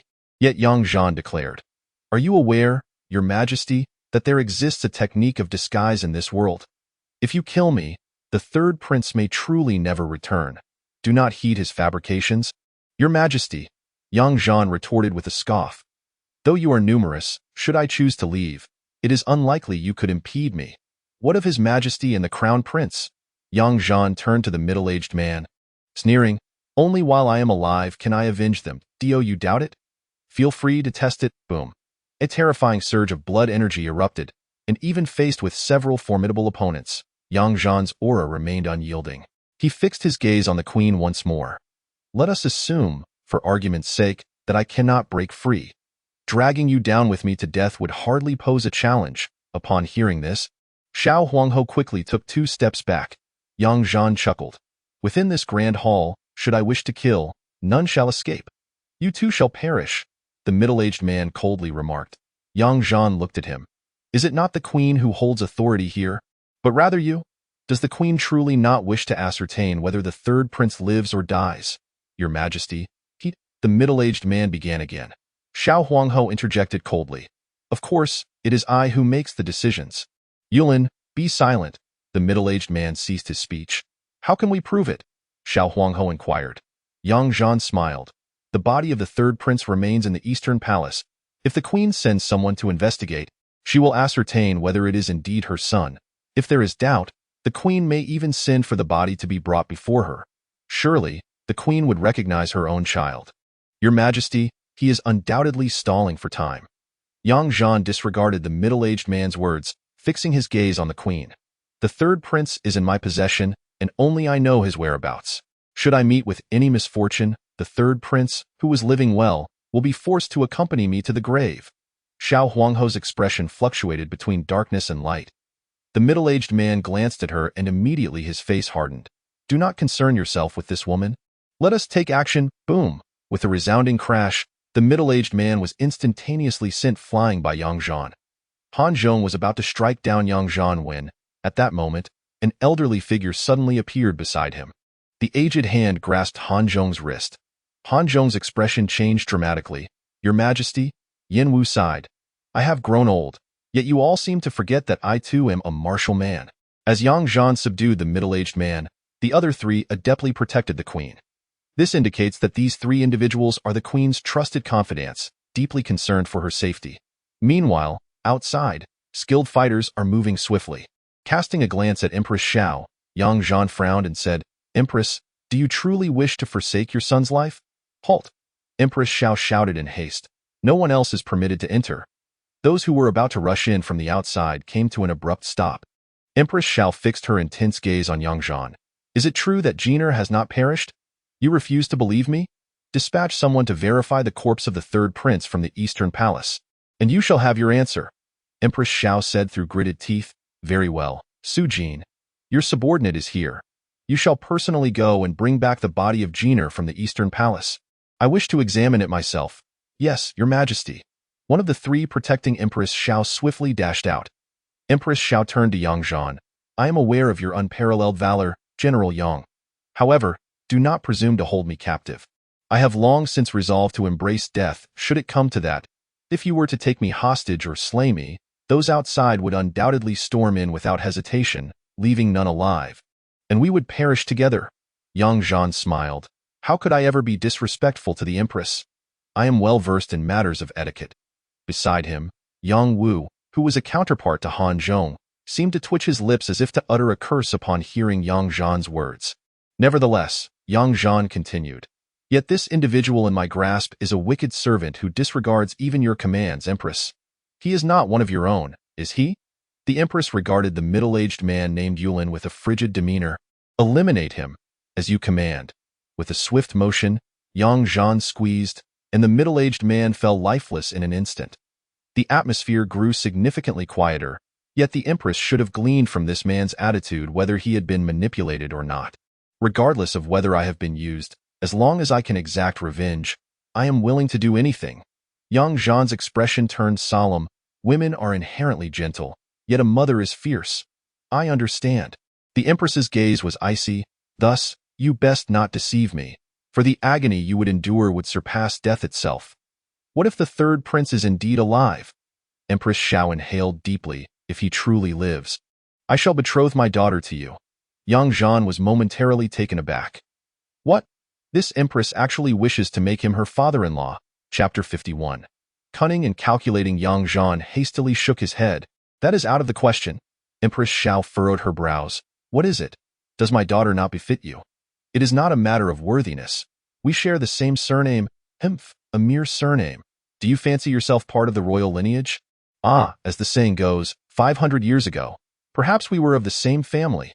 Yang Zhan felt a headache coming on, recalling that fifth princess, causing him to break out in a cold sweat.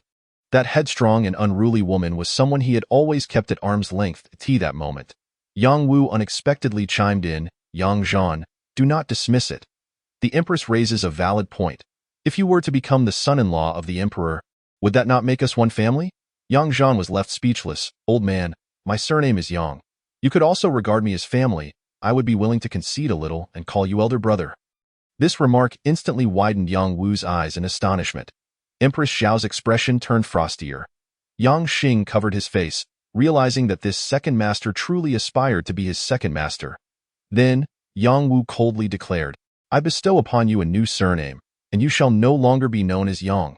At this moment, it was Yang Zhan who was rendered speechless. However, this exchange lightened the oppressive atmosphere within the windy hall. Moreover, Empress Xiao's initial skepticism began to transform into a glimmer of anticipation.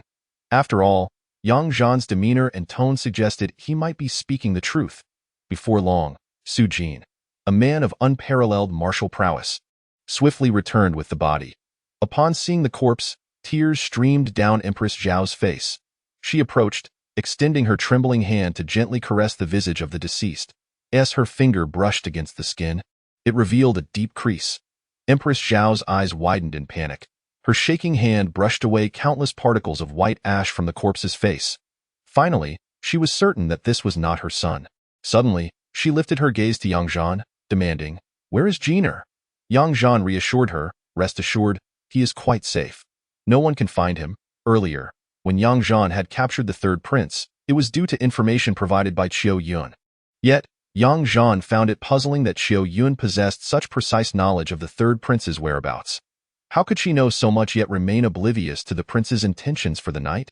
Had she informed him sooner, the East Palace would not have faced such a precarious siege. Sensing the unusual circumstances, he resorted to coercing a devoted bodyguard of the third prince, who, out of loyalty, dared not resist. Yang Zhan then instructed Lin Jiang to employ ancestral techniques to disguise this bodyguard as the third prince. Originally, that bodyguard need not have perished, however, despite meticulous planning, the unexpected fury of the alchemist, who had lost 2 apprentices, led to a frenzied outburst, resulting in the prince's near demise. Fortunately, Yang Zhan had anticipated this scenario. Otherwise, the third prince would have indeed met his end. Although the prince's death might not be entirely detrimental, the unfolding conspiracy followed the machinations of the unseen puppet master. The empress, having lost her son, was rendered vulnerable, easily manipulated into a coup. Had it not been for Yang Zhan's foresight, he might have escaped. But the emperor and the crown prince would likely have perished here. The great Xia dynasty was poised for catastrophic upheaval. This was not the outcome Yang Zhan wished to witness. Suddenly, Empress Xiao rose and knelt before Yang Wu, pleading, "Your Majesty, I beg for mercy. Spare the lives of those outside." Yang Zhan approached Yang Wu and quietly remarked to Han Zhong, "Your Majesty, granting them a path of escape is also a means of preserving your own." Yang Wu cast a glance at Yang Zhan, questioning, "Do I not comprehend?" He then walked away, leaving Yang Zhan to regard Han Zhong. At this moment, Yang Wu's demeanor was far from that of a decrepit old man. His imposing presence radiated authority, and his voice boomed, seemingly capable of reaching great distances. "You are merely executing orders, loyal to the Empress. Though your actions have led to grave mistakes, it is understandable. Now, depart from the Tianqing Palace. No one shall hinder you, and I shall not pursue any repercussions." For a long while, no one made a move to leave. Empress Xiao rose and walked to the door. "Lear, bring forth my savings and distribute them among everyone. I extend my heartfelt gratitude to you all. It is I who has brought harm upon you. Once you have received your gold and silver, you may depart as long as Gina remains alive. I shall not concern myself with anything else." Suddenly, Su Jin, who had just returned from moving the bodies, spoke solemnly. "What shall we do about the Empress?" At that moment, the crowd outside began to voice their sentiments.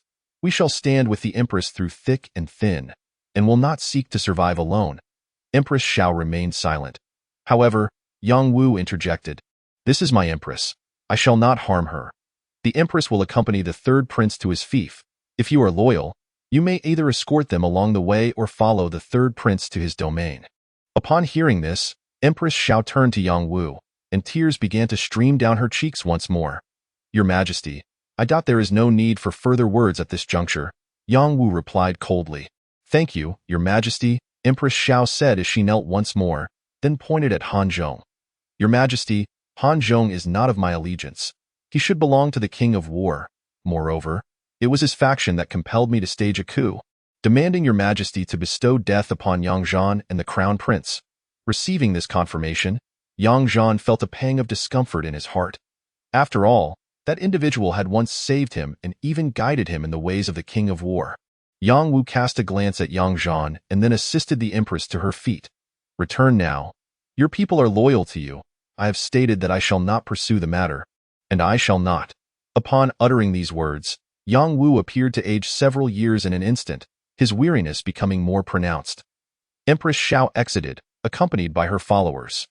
Yang Zhan was taken aback by the Empress's considerable support, which made him regard her with newfound respect, as none of her loyalists had fled. They all seemed intent on sharing life and death with her. The great hall fell silent. Meanwhile, Han Zhong had long since knelt on the ground. Trembling all over, Yang Xing spoke up, "Father, I shall summon the palace guards." Yang Wu shook his head. "There is no need." Yang Xing frowned. "Father, what if the King of War still possesses?" "Huh?" Yang Wu responded coolly, "If I were unprepared, would I allow matters to unfold in such a manner?" After saying this, Yang Wu commanded, "Lin Buhuan, come forth." Immediately, a cabinet was pushed open, revealing a cadre of fully armed palace guards who emerged from within. At the forefront stood Lin Buhuan, the head of the palace guards, a martial artist of the sacred martial realm. Yang Zhan stole a glance at the cabinet, marveling at its construction of mysterious iron, which had prevented those outside from sensing the individuals inside.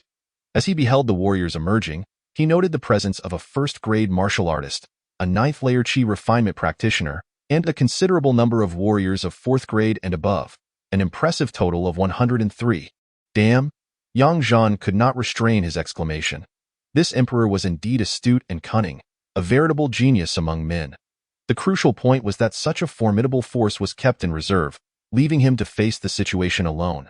As for Yang Xing, his mouth hung agape in astonishment, and the admiration in his gaze toward his father shone brilliantly, as if he were ready to kneel in reverence once more. Indeed, Yang Xing knelt upon the ground, his voice trembling with excitement. "Father, your divine foresight and unparalleled wisdom inspire profound admiration within me.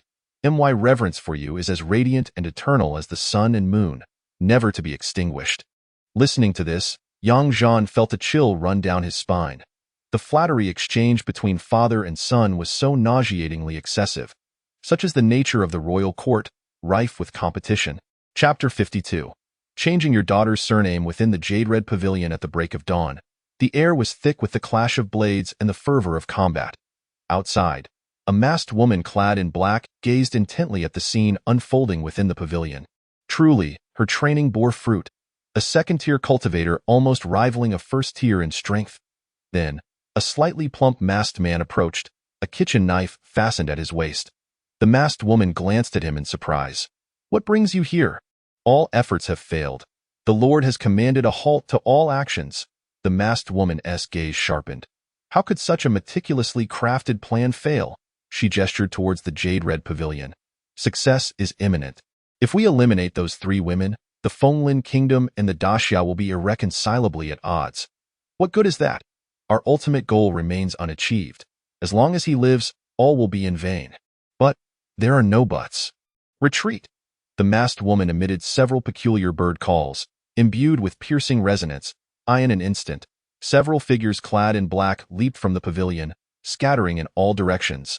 The original masked woman and man had long since vanished. Li Si pursued them, wielding a bloodied saber, his aura menacing. "Don't run. Come back. 4th brother, cease your pursuit. Protecting our people is paramount." At that moment, Li Si begrudgingly turned back. Meanwhile, atop the highest point of the Jade-Red Pavilion stood a man and a woman. The woman, fair and beautiful, possessed a slender waist, exuding an air of nobility with every breath. The middle-aged man spoke. "Your Highness, might I express my doubts that Zhan summoned us here to assist in safeguarding those 3 female captives?" Yu Shu's eyes sparkled. "There is no need for doubt. Second Master indeed intends this. I initially feared for my safety, and was promptly brought here by Zhang San." Su Zhan nodded in agreement.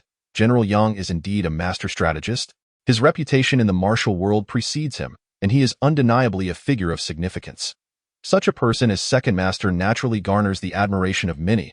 Should he have descendants, they would likely be extraordinary. As she spoke, Yu Shu's cheeks flushed slightly, yet her gaze remained exceptionally bright. Su Zhan cast a puzzled glance at her, wondering why the crown princess suddenly mentioned Zhan's offspring. Nevertheless, he nodded. As the saying goes, a tiger's father does not beget a dog. There must be some truth to it. That moment, Su Zhan looked into the distance with surprise. They are retreating, indicating that the situation is settled. Just then, Lu Yang hurried over. "Your Highness, the enemy has fled. The scene below is quite terrifying. You, being with Second Master, will undoubtedly encounter such spectacles in the future."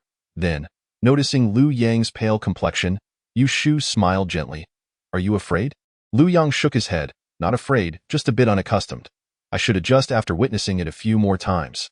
Continuing, Yu Shu inquired, "How did you persuade General Jin Wuwei before, alongside Zhang San?"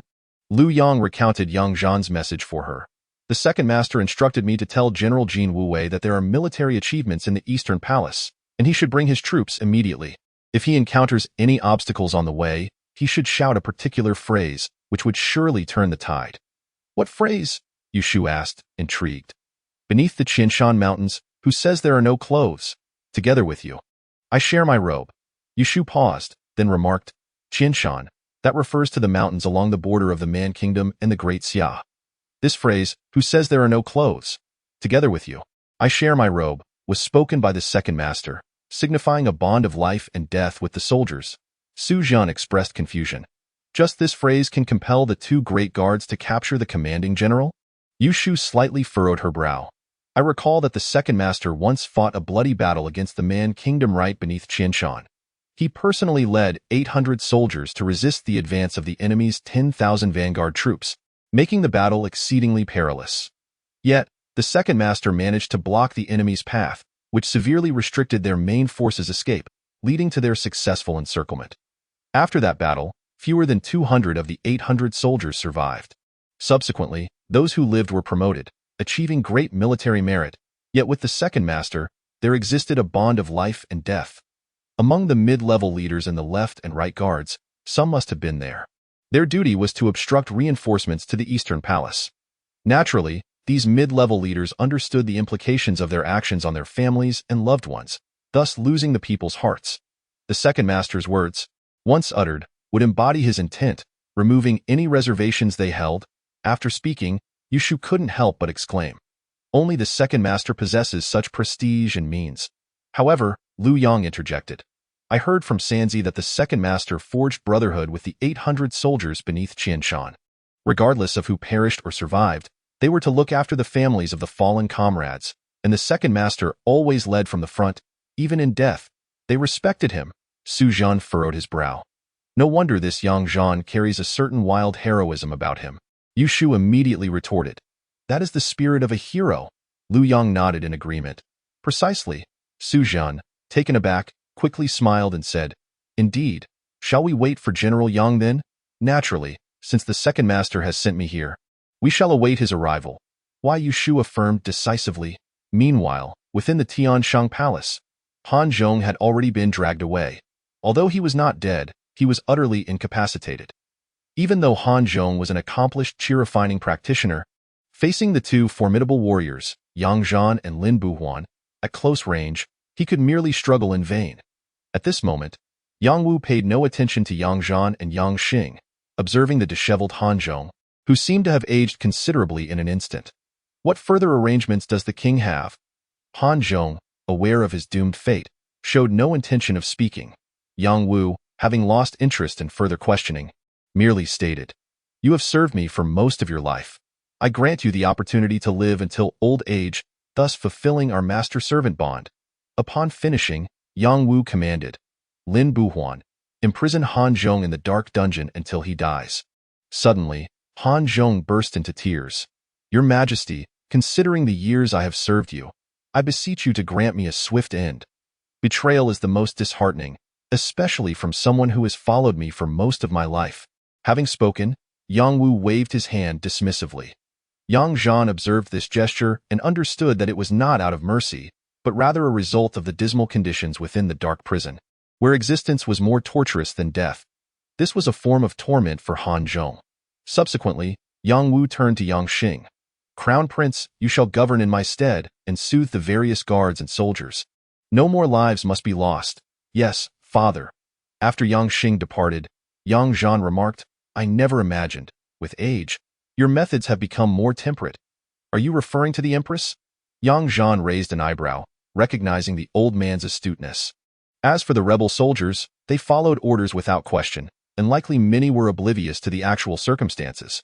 Yang Jin was even less of a concern. According to Yushu, this old man was aware of the crown prince's affliction and had even dispatched physicians for treatment. Yang Wu certainly did not wish for his lineage to come to an end. Thus, it was clear that Yang Wu would never resort to killing Yang Jin, even if Yang Jin had committed the gravest of offenses. Yang Wu cast a glance at Yang Zhan. You fool, do you think that becoming an emperor grants you the license to kill at will? If I were truly so indiscriminate, the first to meet their end would be you. This impudent rascal? Yang Zhan grasped the underlying caution in the old man's demeanor. The empress's family must possess considerable influence, however. Any lingering fondness Yang Wu had for this old man evaporated instantly. Suddenly, Yang Wu spoke up, Yang Zhan. Just now the empress mentioned the matter concerning the fifth princess and you. Yang Zhan's expression faltered. Was he actually serious? Old man, please don't.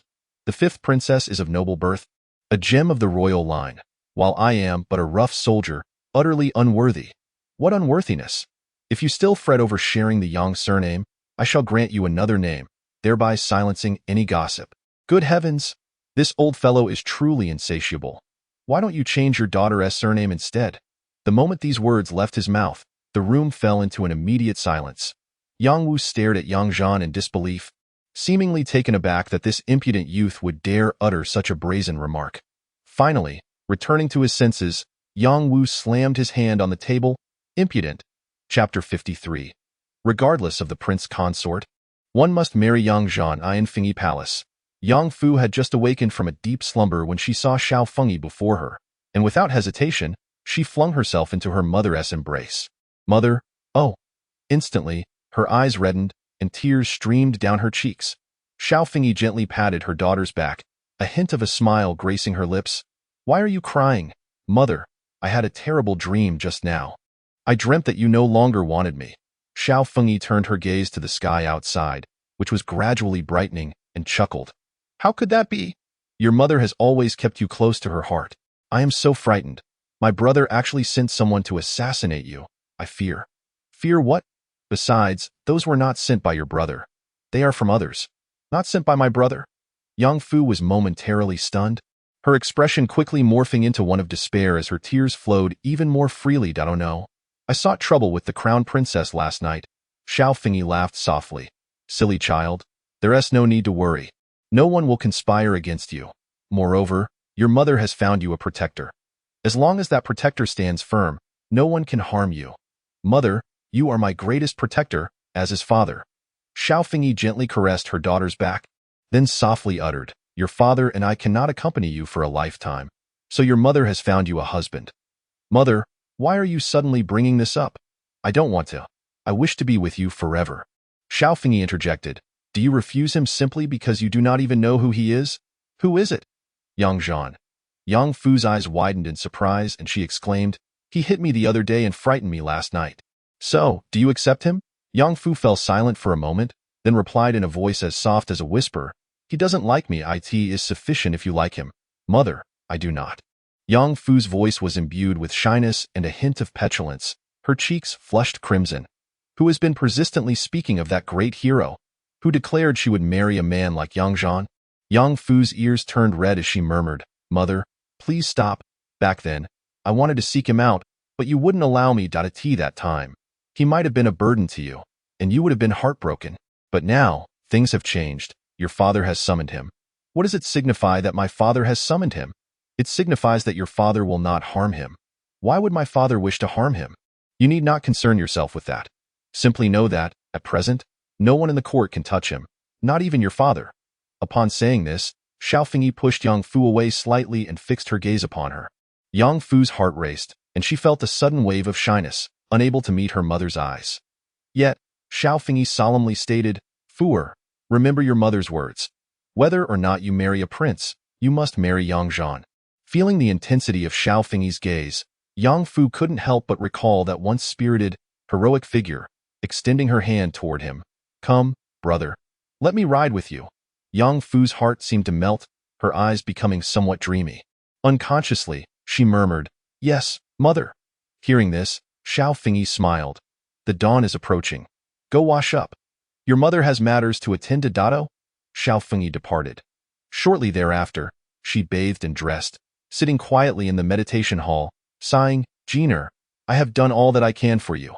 She then closed her eyes, appearing to await something. Suddenly, she spoke, Lear. Your Highness, I am here. Lear hurried and, Go summon His Majesty when he is free, and tell him I will grant him peace of mind. Lear bowed her head. Yes, Your Highness, bang. Yang Wu overturned the cup and table in a fit of rage. How outrageous! This scoundrel dares to demand that I alter my daughter's surname. It is utterly intolerable. Infuriating beyond measure. Though appearing aged, Yang Wu was now a tempest of fury, radiating an aura that suggested he was ready to unleash violence. The crown prince, Yang Xing, upon witnessing his father's demeanor, immediately knelt in fear, trembling.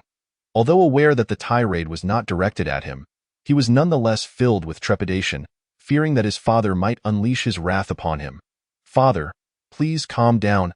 How infuriating. How am I to calm my wrath? That insolent boy truly believes that I am powerless against him. Yang Xing, slightly retracting his neck, murmured, "Father, what has Yang Zhan done to incur your displeasure? I appointed him as a prince consort. Yet he remains discontented, even refusing the position of general, opting instead to become a jailer.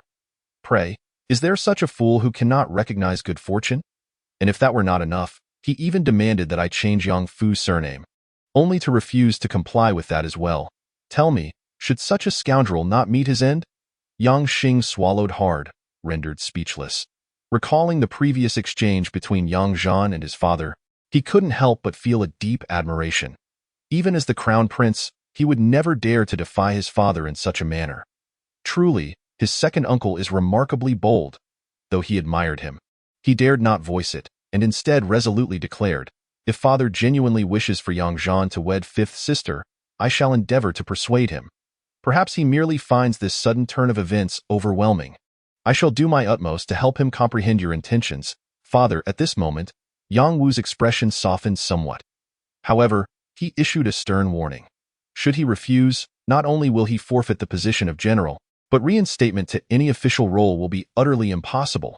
Indeed, father speaks wisely. Yang Xing nodded fervently. Then, Yang Wu furrowed his brow and remarked, "Furthermore, instruct Yang Zhan to negotiate with the Fenglin kingdom. He is currently the chief envoy. If he fails to secure favorable terms, he may as well resign from his role as jailer and take up residence there." "Yes, I shall attend to it immediately," Yang Xing replied. "Wait." He knelt once more, a look of anguish upon his face. Yang Wu said coldly, "You and the court ministers must deliberate on the matter of the prince's title. It is imperative that you reach a conclusion within a few days. Once he is conferred, inform him that to preserve his life, he must sire no fewer than 4 offspring within 3 years. The more sons, the better. Otherwise, his fief shall be reclaimed."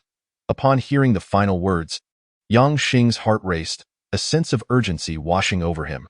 Casting a glance at Yang Wu, he felt a tumultuous anxiety, sensing that this was a warning from his father. "Begone? Yes, I take my leave." Yang Xing exited. Lear arrived and knelt before Yang Wu, saying, "Your Majesty, the Empress requests your presence, assuring you that she will bring you peace of mind." "Very well, I shall go at once." Yang Wu departed from the Wuda Hall. Boarding a palanquin en route to Fengyi Palace, dawn broke. Yang Zhan, accompanied by 3 female prisoners, found the dungeon rather desolate, with only a cook, Yang Dainyu, keeping watch. Upon seeing Yang Zhan, Yang Dainyu rejoiced, "Second master, where have you been last night?" "We thought something had happened," Yang Zhan replied. "I had some matters to attend to, but today I suddenly crave some wine. Let us prepare a dish, and you shall join me." Yang Dainyu blinked in surprise before breaking into a wide grin, saying, "Excellent! I shall whip up a fine dish to accompany the wine." "Go on." Yang Zhan had just visited Yuhong building before making his way here alone. As Yang Dainyu went to prepare the meal, Yang Zhan entered the interrogation room and closed the door.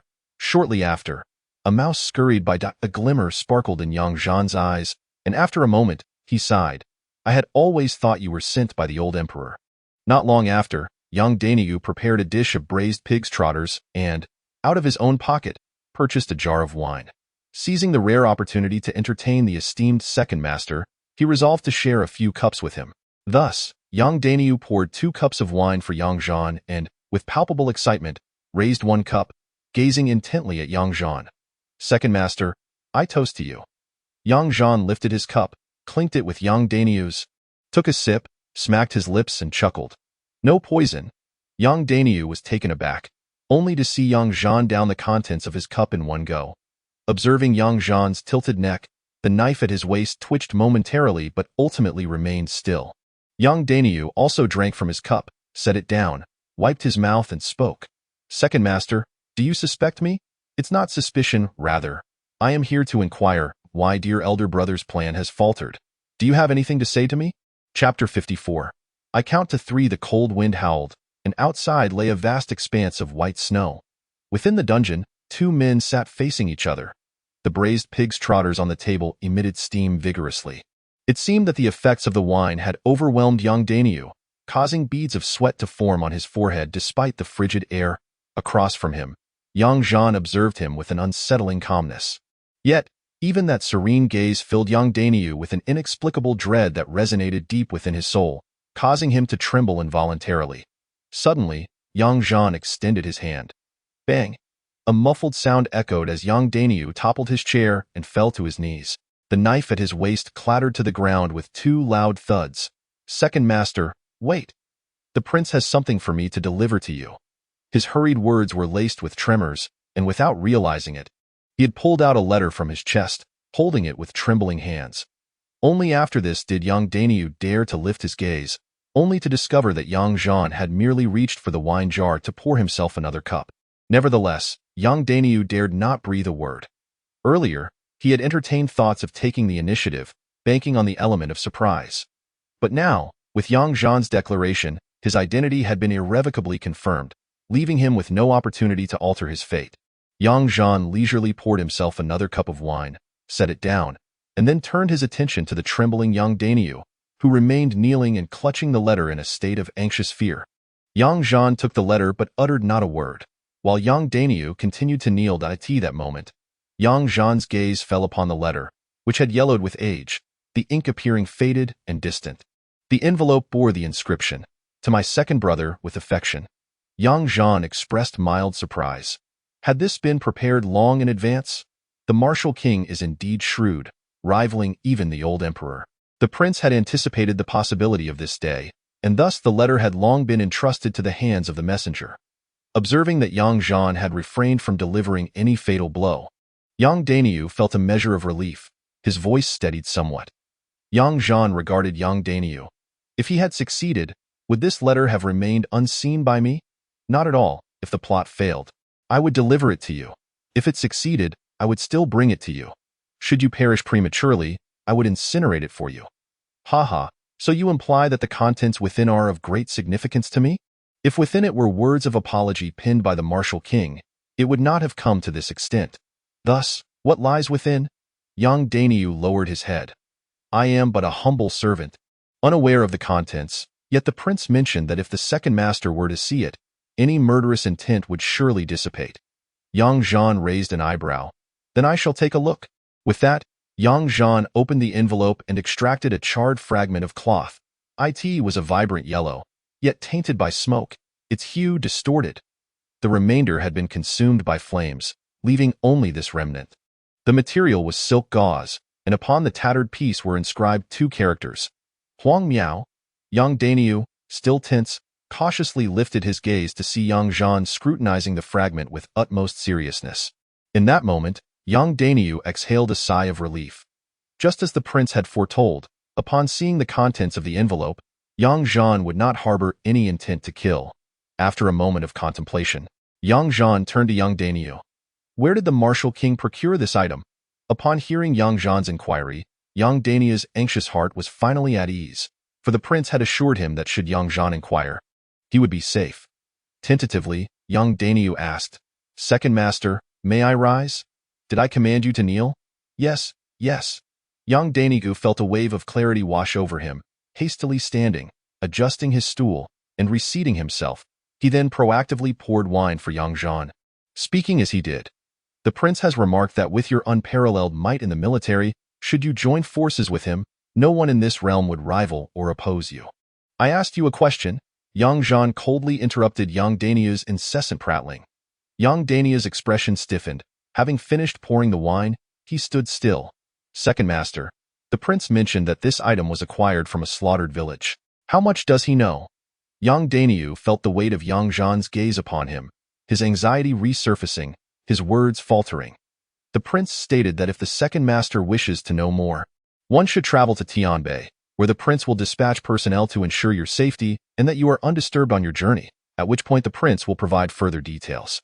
Upon concluding, young Dainyu hurriedly added, If the second master consents, I will certainly make the necessary arrangements, including for your four subordinate. A muffled grunt accompanied the sudden appearance of a figure soaring through the air. Bang!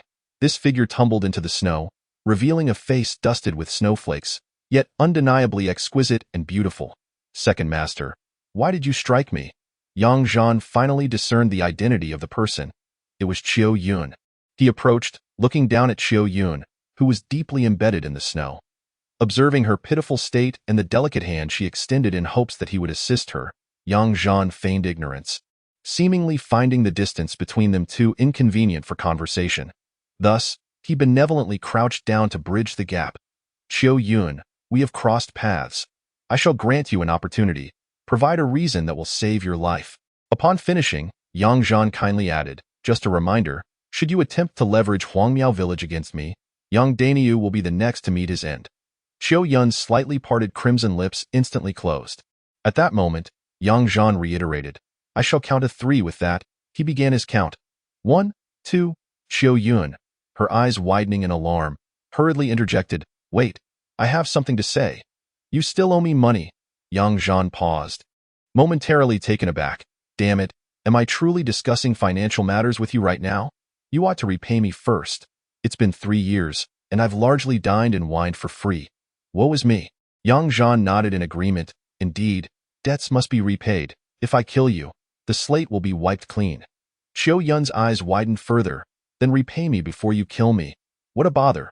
If you pay me first, then kill me, wouldn't you just reclaim it all? You must allow me to have one last glance, one last touch, so that I may leave without regrets. How much is it? 120 taels. Preposterous. How could it be so much? Did I consume that much in 3 years? You not only indulged yourself, but what of your 4 subordinates? They too feasted at my expense, and when they lacked funds to enjoy the melodies at Yuhong Tower, they came to borrow from me, and that debt rests upon your shoulders. Yang Zhan felt a dark cloud of frustration settle upon him. These 4 rascals had truly taken advantage of him. With that, he rummaged through his pouch, revealing the 10 taels of silver and a gold ingot he had acquired that day. He placed them in Qiu Yun's hands. This is all I can offer. Make do with it, after all. It's merely a formality. Suddenly, Qiu Yun burst into tears. Heartless. Chapter 55. A beautiful encounter in the meditation chamber of Fengyi Palace. Xiao Fengyi, with her eyes closed, opened them to behold the frail and trembling Yang Wu, who seemed on the brink of death. Unlike her usual demeanor of welcoming visitors, she merely uttered, please, take a seat. It was as if she were the sovereign of the Tianqing Palace. Yang Wu obediently settled onto the cushion opposite her. Remaining silent, their gazes met, devoid of any emotional turbulence. Both remained unnervingly calm. Xiao Fengyi broke the silence first. I have 3 conditions. Yang Wu nodded. Speak. The first is that the people outside are all nurtured by the Xiao family. I hope. Yang Wu interrupted. They are of no consequence. The second pertains to Jin'er. I know you would not kill him, but you are aging. I require you to ensure his safety throughout his life. I am old and will not live much longer. How can I guarantee his entire life? Xiao Fengyi spoke up, expressing her desire for the Xiao clan to settle in Jin'er's fief. Yang Wu's visage darkened. That is impossible. Xiao Fengyi did not press the matter further but added, then arrange a marriage between Fu'er and Yang Zhan. Yang Wu furrowed his brow. This matter is not easily resolved.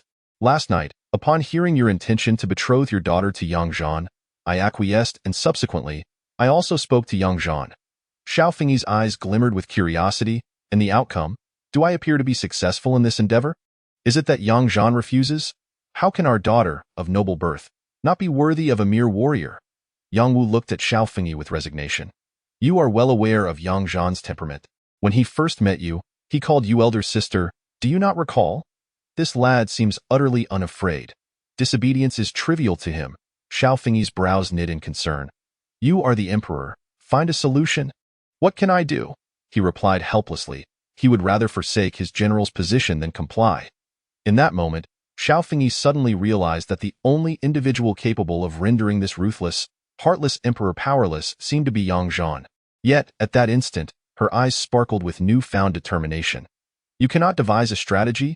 You are the emperor, after all. Have you not always deemed Yang Zhan to be loyal? If you were to issue a decree, would he truly dare to disobey? Indeed, he would. Was he disloyal? Xiao Fengyi gazed intently at Yang Wu, her thoughts muddled. Yang Wu, upon hearing this, appeared to have deflated. With a heavy sigh, he remarked, his loyalty lies with the great Xia, not with me as the emperor. You cannot expect him to conspire with foreign powers against the great Xia, but should the need arise, he would not hesitate to turn against me. Xiao Fengyi fell into silence once more. So, you, the emperor, have encountered your nemesis, and it is one you have nurtured yourself. Yang Wu sighed in reflection. Indeed, he is remarkably capable, having single-handedly altered the strategic balance between our Great Xia and the barbarian nations, which can only be seen as a boon for the Great Xia dynasty. After a moment of contemplation, Xiao Fengyi stated, "Allow me to meet him. Do you believe he will heed your call? That is not your concern. Very well, I shall summon him shortly. Let him come tonight." Yang Wu's expression darkened. "You wish for an outsider to visit my harem at night? He has no interest in my daughter, whose beauty is unrivaled. Do you think he would be attracted to those foolish women who only know how to squabble over trivialities?" Yang Wu dismissed Xiao Fengyi's audacious remarks regarding her with a detached gaze. It is not alarming if a foolish woman acts foolishly. The true concern lies with a clever woman who acts foolishly. Xiao Fengyi met Yang Wu's gaze with calm resolve. "After I meet young Zhan, regardless of the outcome, I will ensure your peace of mind. State your third condition. If the second condition is fulfilled, there will be no need for a third." "Very well, this night, I shall summon young Zhan to meet you." With that, Yang Wu coldly rose and departed. Qiu Yun believed her fate was sealed. She closed her eyes, facing her end with composure, clutching a hefty ingot of gold and silver in her right hand, struggling to maintain her grip on it with a single hand. However, the knuckles of his fingers had turned pale, clearly indicating he was exerting considerable force, though whether it signified tension or unwillingness remained uncertain. Bang! With a dull thud, Qiu Yun's consciousness plunged into darkness at last. His grip loosened. Yang Zhan retrieved the gold and silver ingots, contemplated for a moment, and then tucked the money into Qiu Yun's clothing. At this juncture, Yang Zhan commanded, "Lin Jiang." Suddenly, a figure clad in black robes emerged. "My lord, let us just call you general to avoid sounding peculiar." "As you wish, my lord." Yang Zhan was taken aback and glanced at Lin Jiang.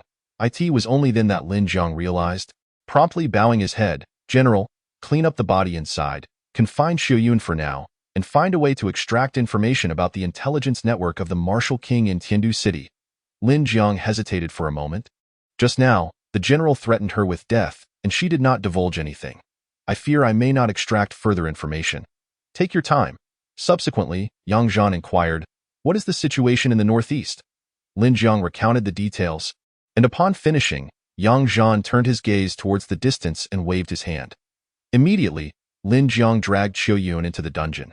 Meanwhile, Yang Zhan observed a carriage speeding towards them, skillfully drifting due to the accumulated snow, startling the horses into whinnying and kicking.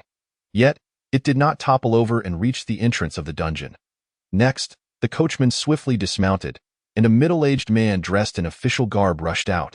Upon seeing Yang Zhan, his expression shifted from urgency to a beaming smile. "My lord, I have come to escort you." This was Chen Bo, the Minister of Rites, who had arrived quite early. "My lord, please hurry into the carriage. The envoys from Fenglin Kingdom are about to arrive at the Ministry of Rites, and I informed them yesterday that the envoy would be present today." As he spoke, Chen Bo attempted to assist Yang Zhan but hesitated, clearly feeling both anxious and troubled. Yang Zhan chuckled, "I appreciate your efforts, Minister Chen. Please, after you, my lord."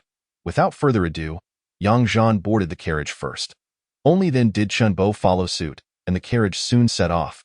This time, it moved at a slower pace, evidently because Chen Bo felt reassured upon seeing Yang Zhan on board. Subsequently, Chen Bo's gaze flickered slightly. "My lord, I am unaware of the terms for this negotiation. I only know that 3 members of the royal family of Fenglin Kingdom have been captured, and we need to ascertain what price they will pay. Have you not met with the emperor or the crown prince?"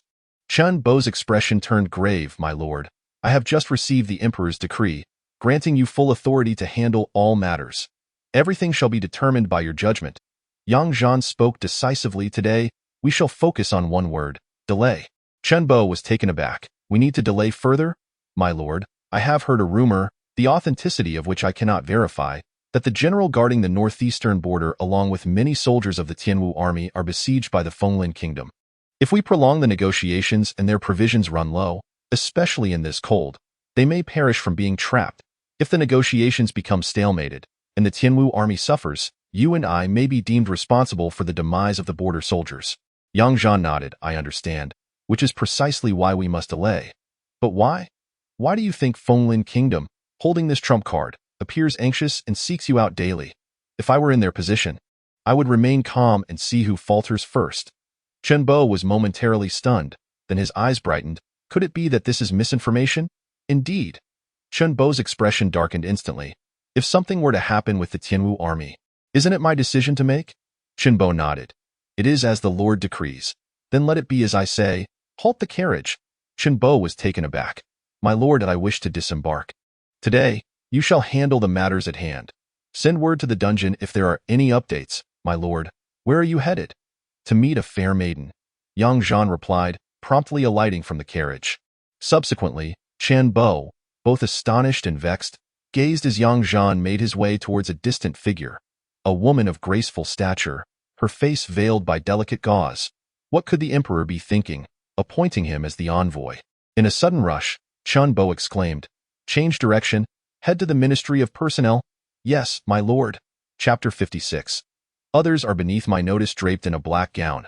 Chinine stood on the street, her face shrouded by a veil of gauze. With the sparse foot traffic, she appeared strikingly conspicuous. Even with her features concealed, an air of enigmatic beauty enveloped her. At that moment, Chinine seemed composed, yet her heart raced with unease.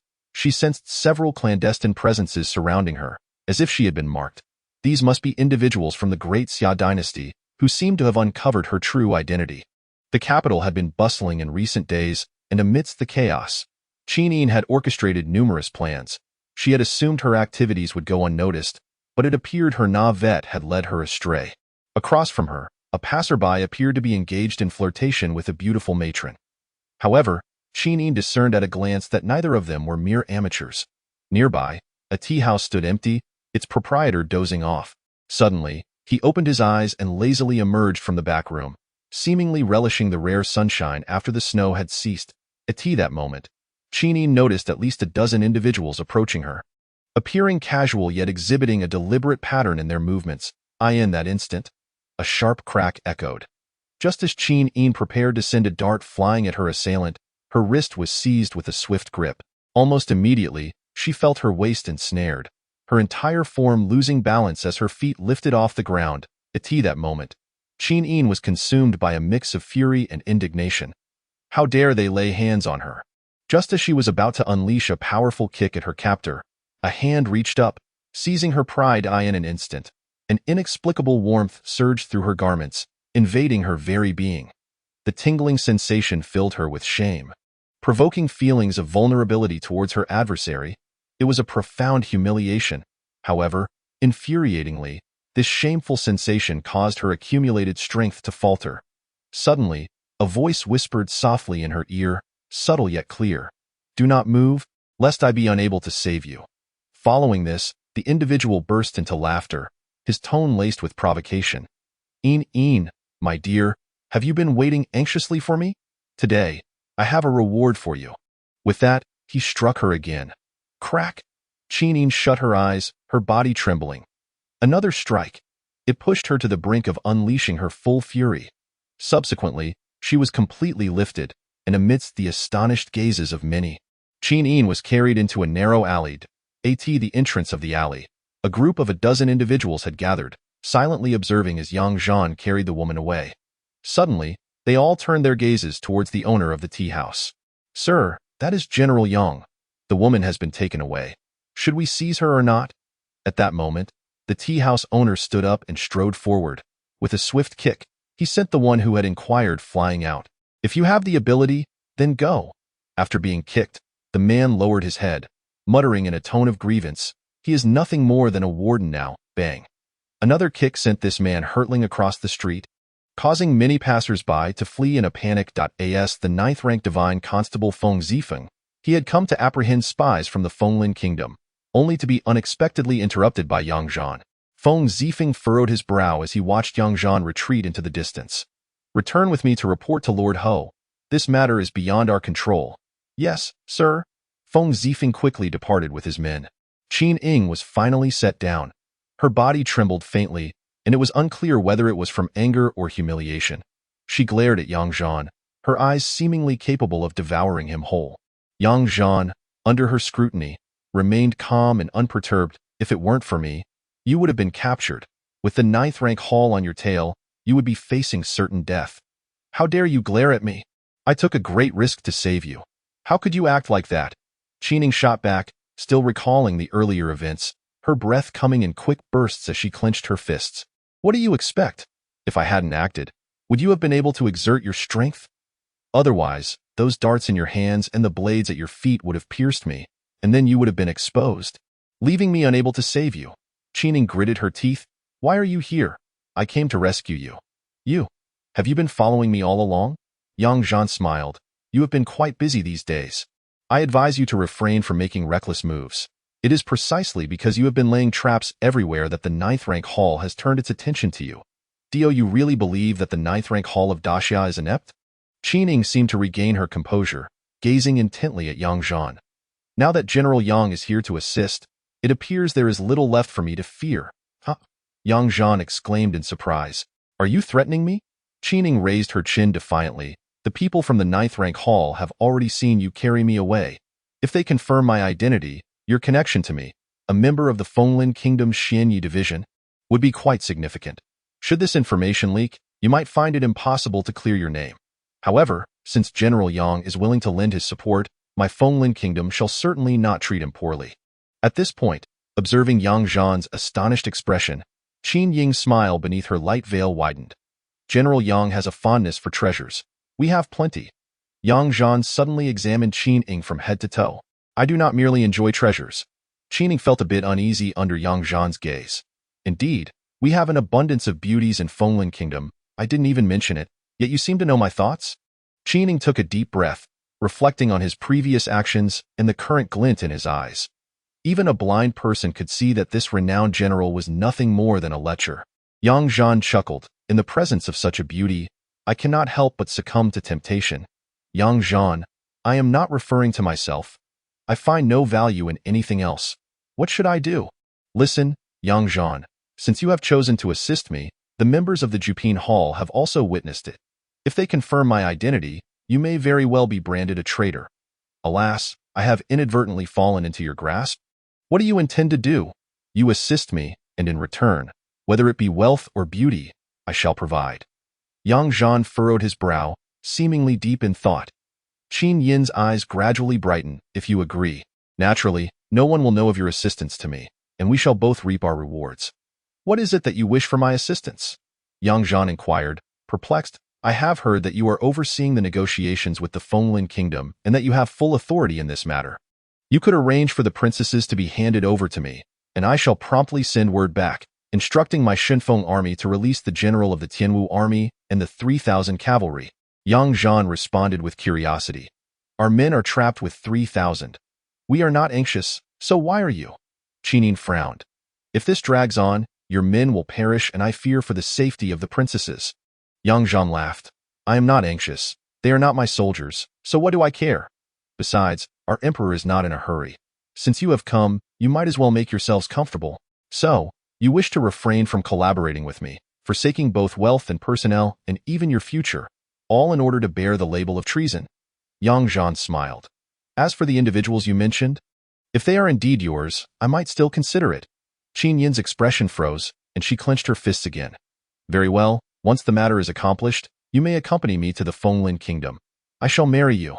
Zhan suddenly displayed a look of disdain.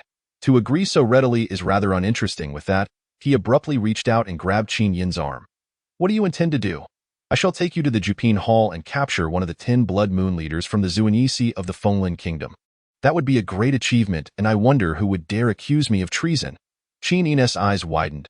Wait a moment. Chapter 57. The Saintess Zhan turned. Let us go. There is no need for deliberation. You are no match for me, including those who have just arrived, your people. As he spoke, Zhan glanced around. Qin Yin took a deep breath. I was merely jesting with you earlier. Jest? I have not been jesting with you. Qin Yin gritted her teeth. What do you truly desire? Speak. Zhan smiled. It is simple. Inform your emperor of the Fenglin Kingdom to withdraw the Shinfeng army immediately. The safety of our soldiers ensures the safety of the princesses. Furthermore, there is but one condition for the release of the princesses. Return the Hadong region to me, the great Xia. Qin Yin's voice suddenly turned cold. That is impossible. Zhan gazed at Qin Yin. What if we exchange for the saintess of the Fengshan sect? Qin Yin's eyes momentarily froze. What saintess of the Fengshan sect? Chenliner. Qin Yin's breath grew somewhat hurried. Yang Zhan spoke once more. This region of Hudong originally belonged to the Great Xia, but it was seized by the barbarian nation's army during their invasion, leaving us unable to protect Fengshan country. However, this does not imply that Great Xia has relinquished its desire to reclaim it. Moreover, your time is running short. Snow has begun to fall in the imperial city, and the barbarian nation has transformed into a snow-covered expanse. Their long-standing principle is that it's better to die in battle than to perish from starvation. At this moment, Qin Yin's breath quickened, causing the delicate veil to flutter, revealing her exquisite features. Yang Zhan chuckled. Currently, the barbarian nation dares not easily offend Great Xia. They can only seek assistance from others to meet their needs. If Fengshan country's army cannot retreat, the losses will be considerable. Qin Yin swallowed hard. How do you know that Chenliner is the holy maiden of our Fengshan sect? After all, a mere princess would not incite such urgency and tension in Fengshan country. Furthermore, Chenliner's eyes are captivating. They possess a certain brilliance. At this point, Yang Zhan, with an appreciative glint in his eyes, added, especially when she looks at me. Qin Yin inhaled deeply. I am not in a position to make that decision. If you require time, your emperor cannot decide on his own. You must consult the Fengshan sect. Inform me once you have news, but it would be best to withdraw the Shenfeng army immediately. Otherwise, the scythe of the barbarian nation may very well cut into your flesh, and when their forces advance into the borders of Great Xia, the consequences will be clear to you. With that, Yang Zhan patted Qin Yin's shoulder. Time is of the essence. We must act swiftly, or else the soldiers of Great Xia will suffer casualties. And in the emperor's fury, he could take any action. Having said this, Yang Zhan departed. At this moment, the breathless Qin Yin gradually regained her composure, her gaze becoming as tranquil as still water. Soon after, a figure appeared beside her. Qin Yin turned her head and regarded him with a frosty look. Young Master Jiu, you are late that I refrained from approaching when I saw someone lurking nearby. Young Master Jiu was quite direct. The individual known as Young Master Jiu had a somewhat pallid complexion, exuding the demeanor of a pampered and delicate scion of a wealthy family. Young Master Jiu looked at Qin Yin. Did he discover it? Yes, that's good to hear. I shall commend you. It was not my revelation. He deduced it on his own. Young Master Jiu was momentarily taken aback. How could he possibly guess? He mentioned that the holy maiden's eyes shine, particularly when she gazes at him, which I find rather perplexing. Young Master Jiu furrowed his brow. So, he has seen the holy maiden's golden pupils. At this point, a hint of uncertainty crossed young Master Jiu's face, but I wonder whether he saw it by chance or if the holy maiden intentionally revealed it. Qin Yin also frowned slightly. What difference does it make? If he saw it by chance, then it is inconsequential, but if it was intentional on the holy maiden's part, then why would she reveal such information if she were captured? Qin Yin's eyes flickered. If it is the latter, the holy maiden may have already sensed something. Young Master Jiu exhaled a breath of frustration and looked at Qin Yin. Therefore, we should prepare for both possibilities. Agreed. Young Master Jiu turned and departed. Qin Yin quickly followed suit, including the adept from the hidden Xianyi division. However, a vibrant red bird suddenly soared from the rooftop, flying into the distance. Chenliner and the others had already been relocated. The trio gazed outside at the 100 soldiers dispatched from the Forbidden Army's headquarters. With a grin, the third brother remarked, "It has been 3 years. We have never enjoyed such prosperity. Indeed, but the past was better." Following the second master, that grandeur. Old 5 sighed reflectively at that moment. Old 4 raised his battle blade, shouting fervently and with all his might, "1,000 mountains stand resolute, fierce power unleashed, the white snow conceals the glimmer of the sword." Upon hearing this, the third brother, Old 5, and Old 6 instinctively drew their swords, pointing them skyward and joining in the exultant shout. "Magnificent, comrades, we share life and death together. Like drawing a bow as full as the moon, gazing northwest, we shall shoot the barbarian king." The 100 soldiers of the Forbidden Army felt their blood surge, as if they were already amidst the northern lands, facing the vast barbarian forces, yet unyielding and full of fervor. Bang, bang, bang, bang. The sound of 4 muffled thuds rang out. "Who struck me?" The 4 turned around to see Yang Zhan with a stern expression. "For heaven's sake, what are you 4 shouting about here? Get in here. The lot of you." Instantly, the 4 spirited young men transformed into timid quails, retracting their necks and quietly following him inside. At that moment, the commander Qin Feng, with piercing eyes, spoke, "Captain." "Here." The two men stepped forward from the ranks. Qin Feng continued, "You two will each lead a team to guard the Heavenly Prison. One team will consist of 25 men on duty for 6 hours, while 25 remain on standby, changing shifts at noon. Zhang Jing, you will take the first watch." "Yes, Commander." The two captains promptly led their respective teams apart. Zhang Jing positioned 25 men around the Heavenly Prison, while the other 25 stood ready. Luo Yong took 50 men to camp on one side of the Heavenly Prison, where space was ample and vacant. At this moment, Qin Feng stood at the entrance of the Heavenly Prison, awaiting Yang Zhan's summons. Meanwhile, Yang Zhan was observing the four fellows. "You lot are living off my reputation, and now you even borrow money from Yu Honglu in my name." At this, the four men lowered their heads. "Lift your heads. What are you afraid of? Are you bold enough to act yet too cowardly to take responsibility?" Following his command, they raised their heads. The third brother immediately produced some scattered silver and handed it to Yang Zhan. Seeing this, Old 4, Old 5, and Old 6 followed suit, pulling out their own money. Yang Zhan glanced at them with disdain. "Am I asking you to repay me? I meant to say, if you're short on funds, just tell me. Running off to borrow from that woman Xiao Yun to frolic in Yu Honglu, do you have any shame?" The third brother chuckled wryly, "But we couldn't find anyone else to borrow from. Xiao Yun is so close with the second master, and you dare to retort." The third brother immediately fell silent. Yang Zhan then produced a box and opened it. "You four will share this." The four, upon seeing the silver notes within the box, were momentarily taken aback. "Second master, you are so wealthy?" "Wealth? It's nothing. Someone just delivered it moments ago." "Who?" "To pay for the 3 prisoners. We shall share it." "What about you, second master? Do I need to spend money to eat?" Old 6 grinned. "True enough, second master doesn't need money to enjoy Yu Honglu." Yang Zhan immediately lifted his foot, and Lao Lu reacted swiftly, instantly clutching the box and dashing into the backyard. The 3 companions hurriedly pursued him. Chapter 58. The Deal Behind the Scenes. Upon seeing these 4 individuals, Yang Zhan furrowed his brow. It is indeed time to let them fend for themselves. They cannot simply loiter around the Yu Hong building without purpose. Consequently, Yang Zhan entered the prison. Present. The 3 female prisoners each occupied a separate cell. Yang Zhan directly proceeded to the VIP chamber of Chen Liner. Sitting cross-legged, Chen Liner opened her eyes, exuding an air of tranquility. "Are you here to set us free? Do you wish for me to release you, or not?" After a moment of silence, Chen Liner replied, "If possible, I hope General Yang will escort me back to the Fenglin Kingdom." Yang Zhan raised an eyebrow. "Your request is rather excessive. If I were to venture to the Fenglin Kingdom, those defeated generals would surely devour me whole.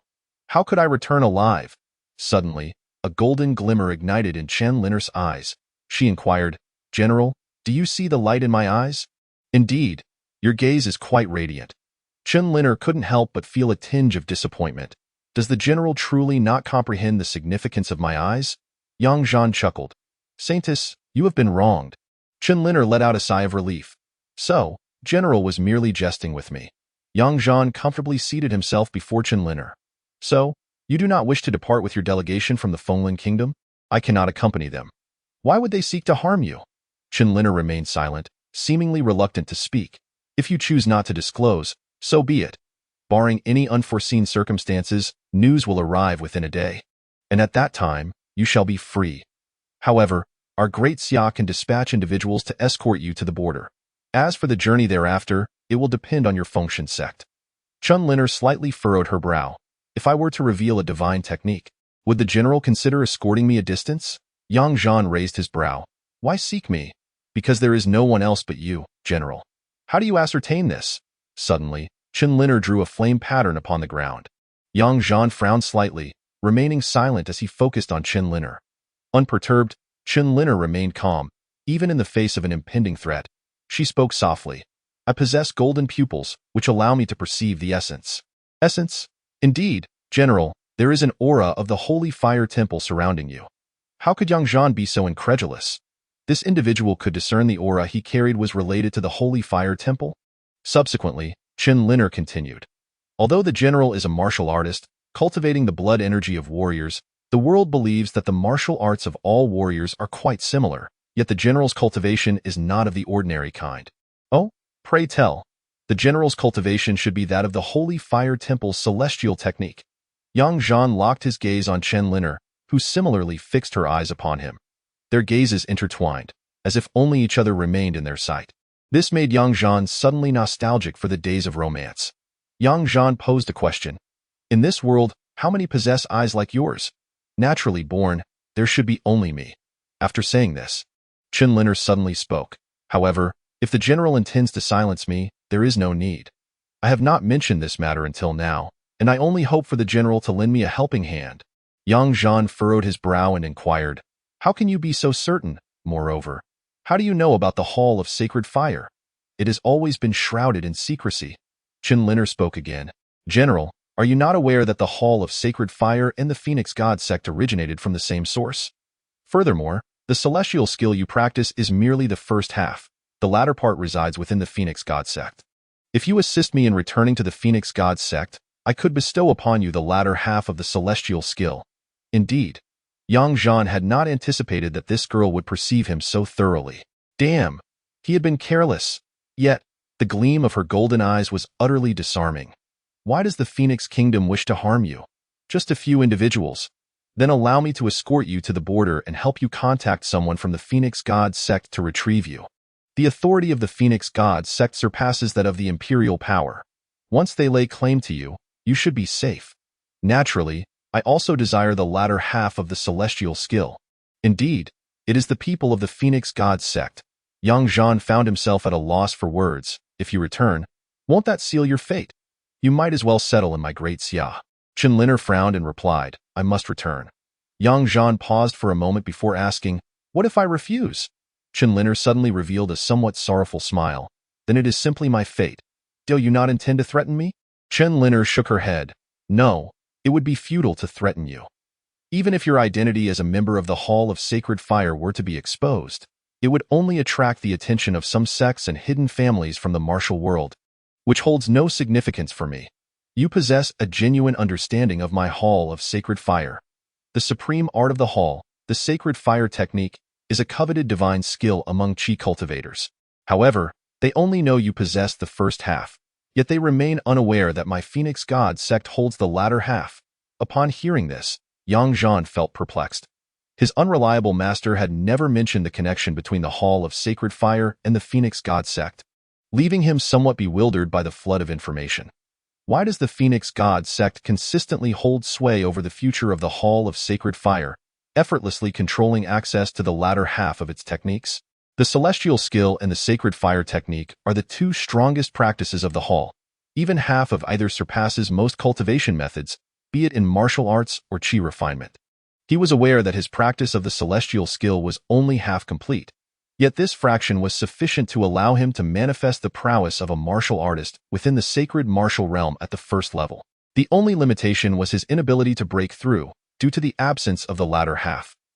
Thus, Yang Zhan sought alternative means, such as the blood qi circulation diagram inscribed on the wall by Bai Lian, which had provided him with some opportunities to transcend his constraints, and even occasionally hinted at the operational pathway of the latter half of the celestial skill that, of course, it was merely an intuition. Whether it materializes remains to be seen. Should he acquire the latter half, it would save him from traversing many unnecessary detours. However, the journey to the Phoenix Kingdom was fraught with peril, and he could not take this woman's words at face value. While he was lost in thought, Chen Liner sat quietly beside him, observing Yang Zhan. At that moment, she suddenly asked, what rank do you hold in the Hall of Sacred Fire? A mere nobody? Impossible. And nobody could never qualify to cultivate the celestial skill. A flawed masterpiece. What is there to admire? The true measure of one's prowess lies solely within oneself. Yang Zhan chose not to utter another word as he exited Chen Liner's confinement. A vague sense of complexity lingered in his mind. Someone from the Fengshen sect had schemed to endanger the Holy Maiden, orchestrating her capture by the Great Xia. The intention seemed to be to ensure that the Holy Maiden would never return to the Fengshen sect. The most pivotal detail was that this treacherous plot was instigated by the Emperor himself, a fact worthy of scrutiny. Was there perhaps a clandestine agreement between the Emperor and the members of the Fengshen sect? Yet, what could the Fengshen sect possess that would pique the Emperor's interest?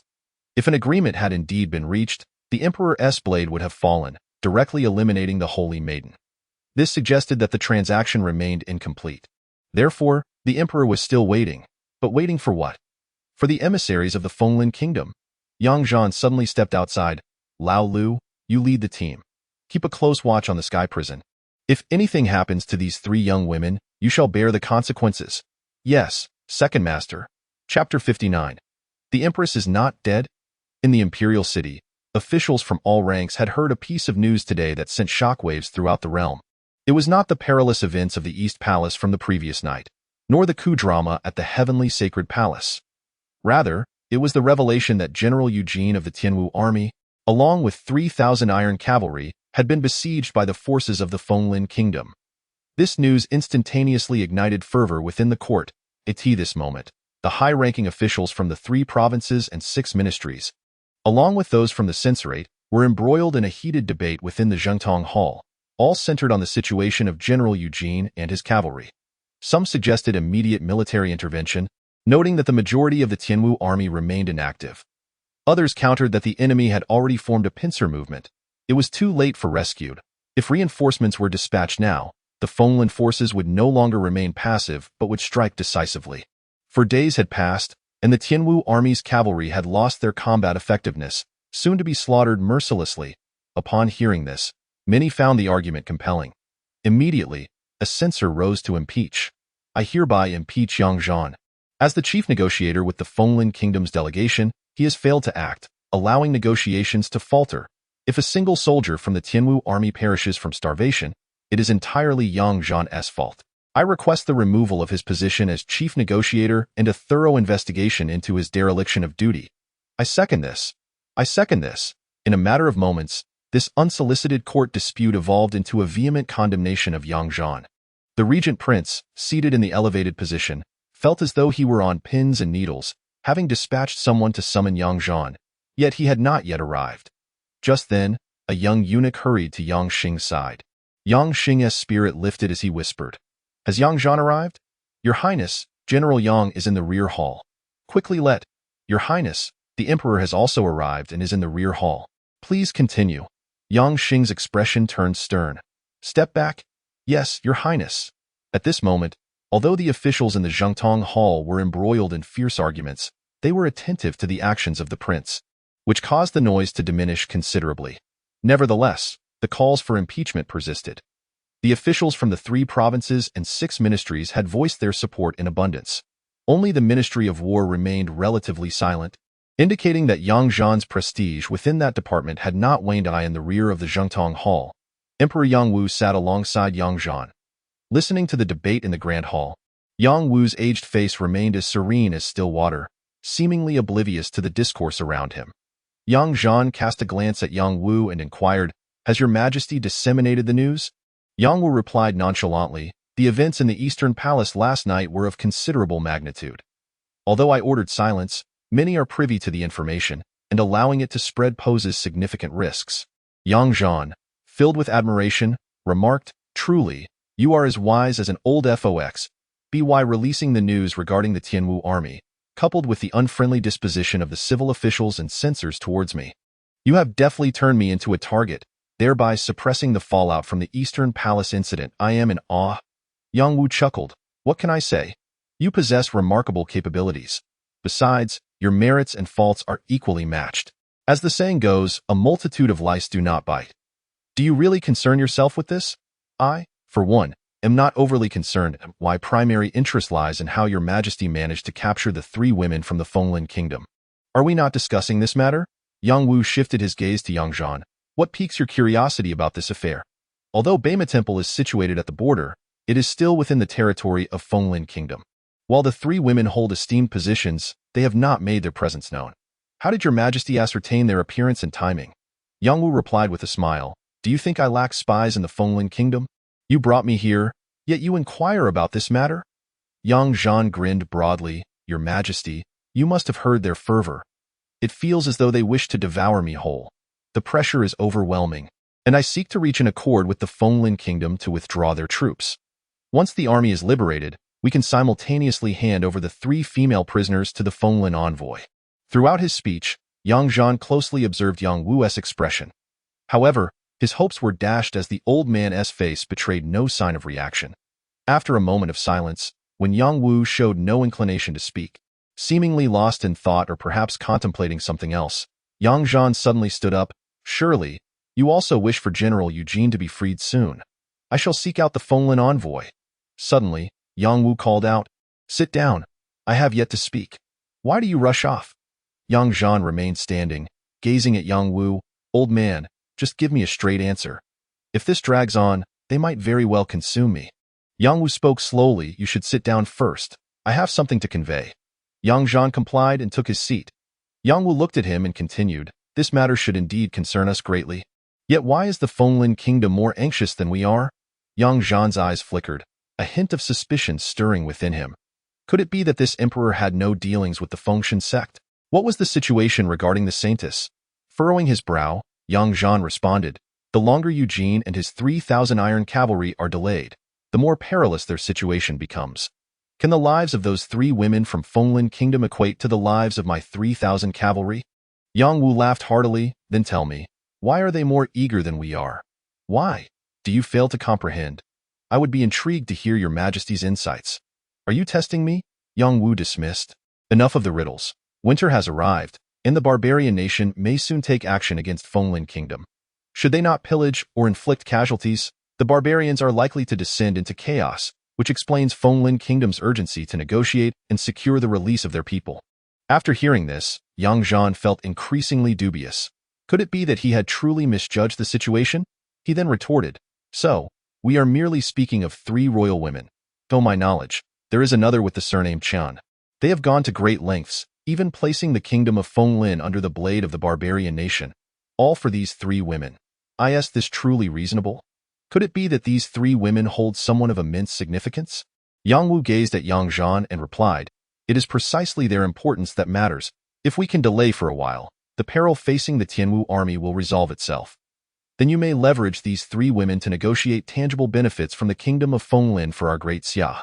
There is no need for me to instruct you further. Yang Zhan cast a sidelong glance at Yang Wu, feeling somewhat uncertain.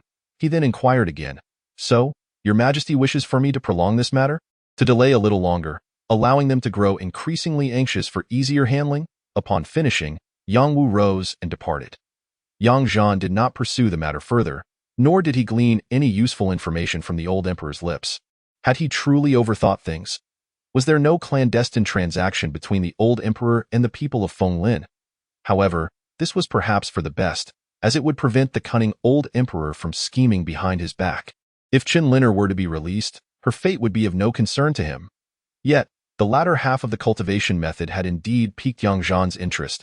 He had previously inquired with his master, but that old man had refused to divulge its whereabouts.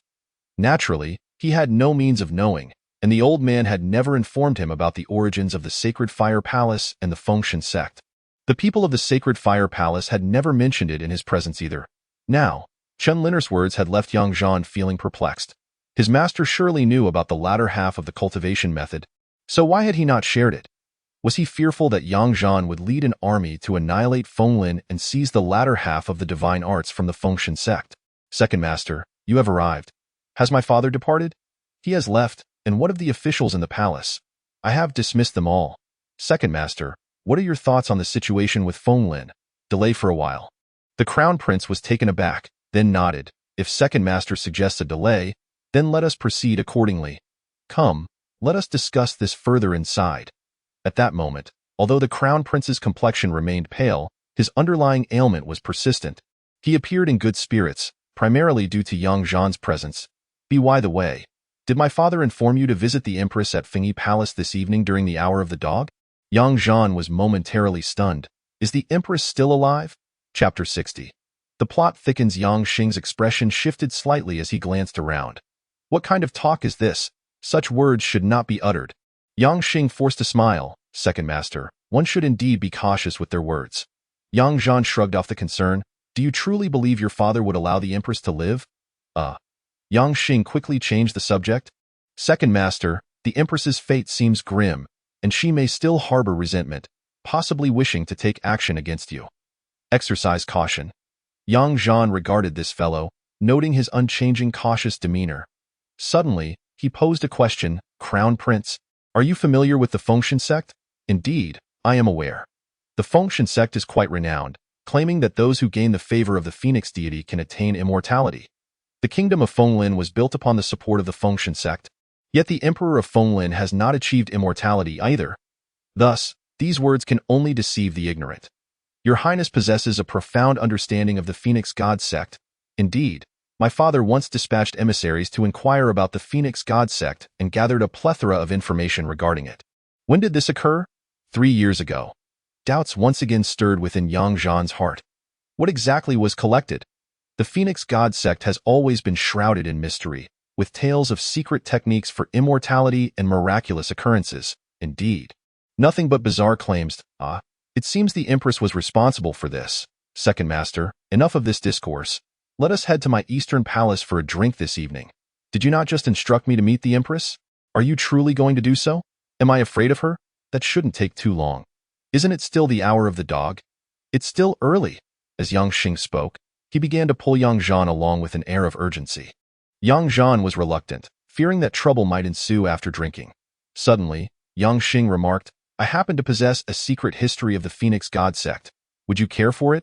Yang Zhan paused. A secret history? Just some amusing tales from the martial world, the truth of which remains unclear. Very well. Yang Zhan acquiesced and followed Yang Xing to the Eastern Palace, i.e. the Fengyi Palace meditation chamber. The Empress had been seated there all this while. At this moment, the palace maid Lear stood respectfully before her. The Empress, gazing at Lear, casually inquired, Did that young man truly say such a thing? Lear replied with a bitter smile. The palace maid from the Zheng Tong Hall informed me that upon hearing Her Majesty wished to see him. Yang Zhan's first words were indeed this. The Empress took a deep breath, a tempest of emotions rising within her. No wonder the civil officials and censors labeled him as a chaotic devil. He certainly lives up to that reputation. Lear stole a glance at the Empress, only to find that she was not genuinely angry. Suddenly, Lear knelt on the ground, exclaiming, Your Majesty, does His Majesty truly refuse to accept you? Such disregard for decorum. Take her out and execute her. Lear immediately prostrated herself on the ground, choking back tears. I am merely concerned for Your Majesty. What use is concern? Leave, and bring Yang Zhan in directly. Yes, Your Majesty. At the second watch of the day, in the Eastern Palace, Yang Zhan observed Yang Xing, who had downed 2 cups of wine, suddenly erupting into a fierce fit of coughing. Cough, cough. Moments later, his face turned crimson from the effort. The sight of his coughing fit made Yang Zhan fear that this fellow might not be able to catch his breath. If the crown prince were to die, the third prince would inevitably ascend. And even in the absence of the Empress, there remains the Shao family at that point. With the third prince's deep-seated hatred towards him, Yang Zhan himself might not mind. But those loyal soldiers who had followed him through thick and thin would likely face purging. Should he rebel? Or should he rebel to become emperor himself? The mere thought gave Yang Zhan a headache, especially after witnessing Yang Xing return to the Eastern Palace, burdened with a basket full of memorials and documents delivered by officials from various regions. Unable to restrain himself, he advised, Crown Prince, you must take care of your health. Matters that can be delegated to subordinates should not be personally attended to, such as those memorials and documents. The 3 departments and 6 ministries are not idle. Yang Xing, recovering, responded with renewed vigor, It's nothing. These affairs are my responsibility. Yang Zhan could only muster a weary sigh. Nonetheless, this young man is not entirely lacking. At least he is diligent in governance, though his constitution is rather frail. Suddenly, Yang Xing appeared to recall something, slapping his forehead. Oh dear, I've forgotten that I have some matters to attend to. Yu Shu, Crown Prince. Yu Shu entered from outside. Please keep the second master company for a few drinks. I must attend to my affairs. With that, Yang Xing hastily rose, fastening his belt, and hurriedly departed with Chen Shu and the others. This left only Yu Shu and him in the room. Gazing at Yu Shu, with her delicate and gentle demeanor, and her subtly defined waist, he couldn't help but notice her somewhat sheer attire. Although there was a brazier, and the temperature was not low, it seemed rather inappropriate to wear such light clothing, didn't he? This sight made Yang Zhan feel quite bashful. If this continued, something would surely go awry. Abruptly, Yang Zhan stood up. Crown Princess, since the Crown Prince has matters to attend to, I shall take my leave as well, Yushu softly replied. Second master, do you not wish for my company? Is it that you find me unworthy to accompany the general for drinks? That is not the reason. There are indeed other matters, Zhan retorted.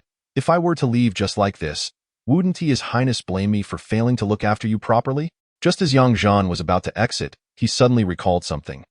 Ah, the Crown Prince mentioned earlier that he would give me a secret history of the Phoenix God sect. I would be grateful if you could fetch it for me. Crown Princess, upon hearing this, Yushu beamed. Of course. She then stepped forward, her cheeks flushed, her smile radiant. Second master, allow me to pour you some wine first. I shall retrieve the secret history for the Crown Prince shortly. As she approached Zhan, her gossamer garment brushed against him. Her arm reached before Zhan's face, grasping the wine jug. A delicate fragrance wafted into Zhan's nostrils, instantly invigorating him, prompting him to raise the wine she had just poured and take a sip to steady himself. However, the heat from the brazier was rather intense, making Zhan feel somewhat overheated and parched, compelling him to indulge in another drink to soothe his throat. Wai Yushu remained silent, observing as Zhan drank and refilled his cup. Standing closely before him, her sheer garment swaying gently. Zhan couldn't resist stealing a glance, the flame of desire igniting within him. Taking a deep breath, he stood up. The Crown Princess shall fetch it right away. Yushu lifted her head, gazing up at Zhan, her exquisitely rosy face adorned with slightly parted, dewy red lips. Her hand had already grasped his arm, which felt remarkably sturdy. Despite the blush gracing her cheeks, her eyes seemed to blaze with fervor. This enchanting voice, tinged with shyness yet laced with anticipation, made Zhan feel an impending sense of doom. He hurriedly lowered his gaze, only to be taken aback once more. His thin garment had slipped away, leaving only a delicately embroidered red pouch, which could not contain. Alas, she had indeed drugged him. Chapter 61. The meat is unpalatable in the courtyard of the East Palace. Xing sat in a pavilion, staring at the sky while indulging in solitary libations. Sip after sip, he continued to drink, even pausing only to cough before resuming. Shu could no longer contain himself and stepped forward. Your Highness, the chill of the evening renders the outdoor stove rather ineffective. Perhaps we should return indoors? Xing paid him no heed, persistently consuming his wine. Soon, he glanced up at the starry sky. How long have I been out here? Nearly an hour, Shu replied. Upon hearing this, Xing simply closed his eyes, tightly gripping the wine jug, his knuckles whitening with the pressure. Time slipped away in silence. With a deep sigh, he finally uttered, Life is but a dream. One must indulge in revelry. Shu, fetch more wine to keep this prince company. Shu glanced at Xing, then in another direction. With a respectful gesture, he replied, Yes, I shall attend to it at once. However, Shu did not return with wine. Instead, he reported, Your Highness, General Yang has departed. For reasons unknown, Shu noticed Xing's eyes glistening with unshed tears. Then we shall forego the drinking. Let us return. Inside the room, chaos reigned. The table where they had dined lay overturned, wine and dishes scattered across the floor. Several stools were broken, and bloodstains marred the ground, as if a fierce battle had transpired within these walls. Yushu sat on the floor, beads of sweat dotting her forehead, her complexion pale, her heart racing as if echoing her turmoil. She trembled slightly, her eyes reflecting a hint of anxiety. Suddenly, with a loud bang, Xing returned. Upon entering, he was momentarily taken aback by the disarray, but his gaze quickly fell upon Yushu, seated on the ground, her face glistening with perspiration and her body quivering. The most striking sight, however, was the blood pooling on the floor. Xing's expression darkened ominously. Wai Yushu hurriedly attempted to rise, but as she stood, her strength failed her, and she collapsed back onto the ground. Your Highness, Xing replied coldly. Princess, there is no need for further words. With that, he turned to leave. Wai Yushu called after him. Your Highness, it wasn't. Xing did not look back, his voice icy as he said, Over an hour, and look at what has become of my princess. Take care of your health and do not disappoint this prince's expectations. Your Highness, General Yang. Wai Yushu began. But Xing had already walked away in a frantic attempt. Yushu scrambled to her feet, but after only 2 steps, her legs buckled, and she fell to the floor once more. After a considerable pause, She managed to sit up, but as she recalled the earlier scene, her pallor deepened. She had thought she had succeeded. Yet Zhan had suddenly gone berserk, at that very moment. A surge of formidable vitality erupted from Zhan, causing her to suffer internal injuries and spit blood, leaving Yushu with the grim belief that her life was hanging by a thread. However, Zhan quickly regained his composure.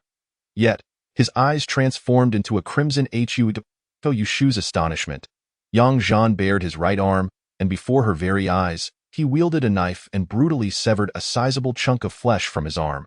Prior to this act, that arm had already been deprived of considerable blood and tissue, appearing as dark as ink, instilling fear in those who beheld it.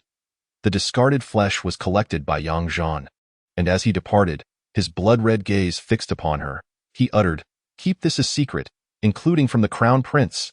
To this day, Yushu remains shaken. She reached up to wipe the sweat from her brow, offering a bitter smile. The severity of the second master's injuries is truly alarming. The poison is so terrifying. Zhan swiftly returned to the dungeon. Without uttering a word to anyone, he entered the interrogation room, closed the door, and descended into the basement. That moment, Zhan finally relaxed, lying down upon the frigid stone slab. Glancing sideways, he noticed Bai Lian sitting not far away, also observing him. For reasons unknown, he felt an overwhelming sense of tranquility. "What is wrong with you? The poison is acting up. I need to rest for a while, ma'am." A brief exchange followed, and Zhan closed his eyes. The Crown Prince and his consort were truly a troublesome pair. Resorting to drugging him, if it had merely been poison, he would have detected it with a single taste. However, it was a stimulating elixir. Who could possibly have foreseen such a thing? He could only blame his own carelessness. He had sensed Yushu's intentions but had failed to guard against this tactic. Nevertheless, he had not anticipated that the Crown Prince and his princess were indeed a contemporary model couple, engaging in such underhanded schemes. Yet, he bore the brunt of it. The invigorating substance was potent, and the allure of that woman, Yushu, was intoxicating. In an instant, it destabilized his mind, and the poison he had suppressed exploded forth, sending his blood into a frenzied turmoil, rendering him unable to contain the anguish. Fortunately, he managed to endure, swiftly severing the irreparably tainted flesh and once again consolidating his vitality to suppress the poison. However, the venom had already seized the opportunity to infiltrate his meridians. He must expel the poison to his arm swiftly and seal it away. Otherwise, it would not merely be a matter of amputation. Zhan exerted every ounce of strength to combat the encroaching poison within his meridians, his vitality surging in waves. Beside him, Bai Lian observed Zhan with a detached gaze, saying nothing. After a brief moment, she approached, her finger, as pure as jade, delicately toying with an object that had fallen from Zhan's embrace. Wrapped in leaves, the item had tumbled down and lay exposed. Bai Lian extended another finger, pinching a piece of dark, soft flesh. Tilting her head, she inspected it, then brought it closer to her nose. Looking at the closed-eyed Zhan, she inquired, "Is this the meat you brought for me?" Naturally, no one answered. She continued to examine and sniff it, then turned to Zhan. "If I don't eat what you brought, would you be displeased?" With that, Bai Lian opened her mouth and tore off a few pieces of the dark flesh, swallowing it whole. After finishing, she frowned in dissatisfaction. "It doesn't taste good." Before long, Zhan awoke. Then he touched his chest. The piece of flesh he had brought back was meant to be buried in a pit. If someone were to touch it, it would spell disaster.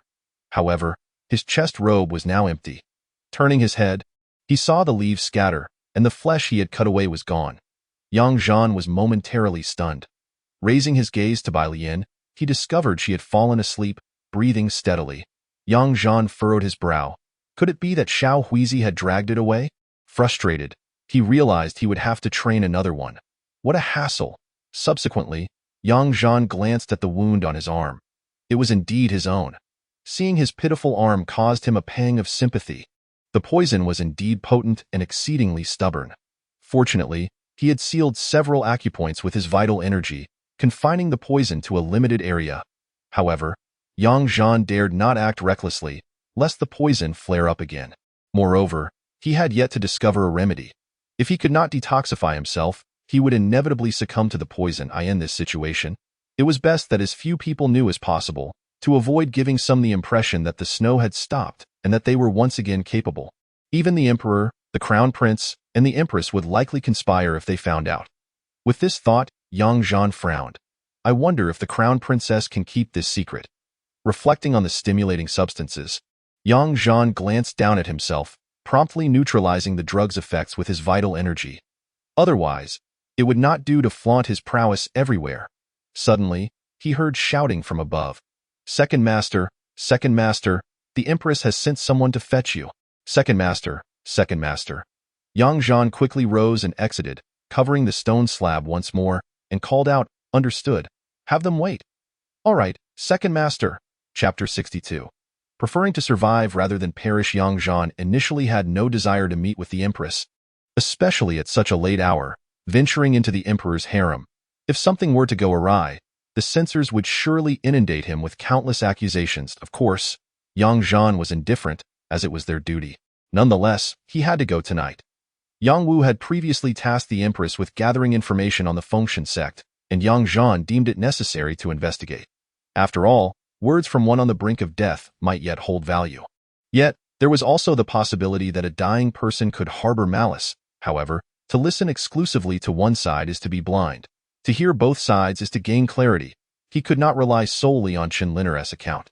At least until he received answers from his master, he ought not to make hasty decisions, fearing it might be a trap. Most importantly, the emperor had suddenly taken an interest in the Fengshen sect 3 years prior, which rekindled Zhan's suspicions after a period of complacency. The person in charge was the empress. This compelled Zhan to gather intelligence, until he understood the emperor's true intentions behind the capture of the 3 from Fenglin Nation. He would remain uneasy. If it was all for that half-completed technique and he fell into a trap, it would be no laughing matter. When Zhan arrived at Fengyi Palace, it was already past the second watch of the night. This was his first visit to the emperor's harem. Along the way, he saw numerous palace buildings, housing many concubines, and he even spotted one who appeared to be merely in her 20s. Good heavens! That old man, was he not afraid of straining his back? However, it was more likely a reckless act of seizing fertile lands while leaving them fallow. As Zhan, the leader of Fengyi Palace, was leading his team, he noticed Zhan glancing around indiscriminately. Suddenly, Zhan spoke up, General Yang, it is improper to gaze indiscriminately. The empress summoned me at this late hour without fear. Yet what do you fear? What harm is there in looking? Have you not seen? If you have not seen, how do you know I am observing? Zhan was momentarily at a loss for words. Zhan then inquired, are you of the Shao family? Zhan remained silent, harboring no fondness for Zhan. Undeterred, Zhan pressed on with another question. How long have you followed the empress? Zhan continued to withhold his response and merely led the way. Zhan spoke again. If the empress were to perish, what would you do? Impudent, Zhan retorted, his anger flaring. Zhan, however, chuckled. You see, you can hear me, yet you choose not to respond, which is quite discourteous. Continue to show disrespect to the empress, and be wary of not exiting Fengyi Palace. Upon hearing this, Zhan felt a sense of reassurance. It appeared that the empress was not on the verge of death. Rather, she seemed intent on dragging him down with her. Otherwise, the words just uttered would have prompted some arrangement from Fengyi Palace. Brother, I see your cultivation has not been easy. It would be a pity for one of your caliber to meet such an untimely end. Finally, Zhan halted, fixing his gaze on Zhan, his eyes seemingly sharp as blades. Yet, he posed a question. Are you implying that someone wishes to harm the empress? That is not necessarily the case. Perhaps she is simply troubled by her own thoughts. Zhan replied with a grin. If you are of the Shao clan, perhaps there is still a chance for maneuvering. If not, I fear it may be quite difficult. Zhan stared at Zhan in silence for a moment, before coldly stating, we are almost there. You may proceed on your own, General. As he spoke, he gestured towards a courtyard ahead, indicating he had no intention of accompanying him further. Zhan glanced into the courtyard, which bore the name Qingjing. He chuckled softly to himself, reflecting, in this world, where can one find true tranquility? Only a tranquil heart can bring peace. The courtyard was devoid of any guards, suggesting there was no ambush in waiting. Rather, it stirred Zhan's curiosity about what schemes this empress might be plotting. He stepped inside, only to find it utterly deserted, save for a meditation room ahead. The space was vast and unfurnished, with merely 2 cushions laid upon the ground. A woman sat on one of the cushions, her hair cascading freely, facing a white wall as if in contemplation. Young Zhan stood outside and called, "What does Her Majesty the Empress wish to see me for? Come in. Why do you stand there with such formalities? Are you afraid of me?" The Empress replied. "If the Empress insists, then I must enter, not for any other reason than to share a few words with my elder sister." Sitting on the cushion, Xiao Fengyi could no longer contain herself and turned around. "Will you come in or not? If it is the Empress who beckons me, I feel it is inappropriate to enter. However, if it is my elder sister calling, I would gladly come in to offer some comfort." Xiao Fengyi suddenly found herself both amused and exasperated. "At times, can be as foolish as a donkey, yet now you display an unexpected cleverness. Must you really debate with me as a peer, just to stifle my words?" Yang Zhan smiled. "I trust that the Empress has summoned me at this hour for reasons beyond merely advising me to wed the 5th princess." Upon hearing this, Xiao Fengyi slightly raised her brows. Clever. An elder sister remains an elder sister. "Please, come in." Yang Zhan stepped inside, yet Xiao Fengyi remained silent, merely gesturing towards a corner of the room. Yang Zhan turned to look and immediately frowned. There stood a rack adorned with numerous wooden plaques, each inscribed with various names, along with military and official titles. It was only then that Xiao Fengyi spoke in a nonchalant manner. "If it weren't for Fuer speaking on your behalf, His Majesty would never consent to my meeting with you." Yang Zhan gazed at Xiao Fengyi. "Are you still unwilling to accept it?"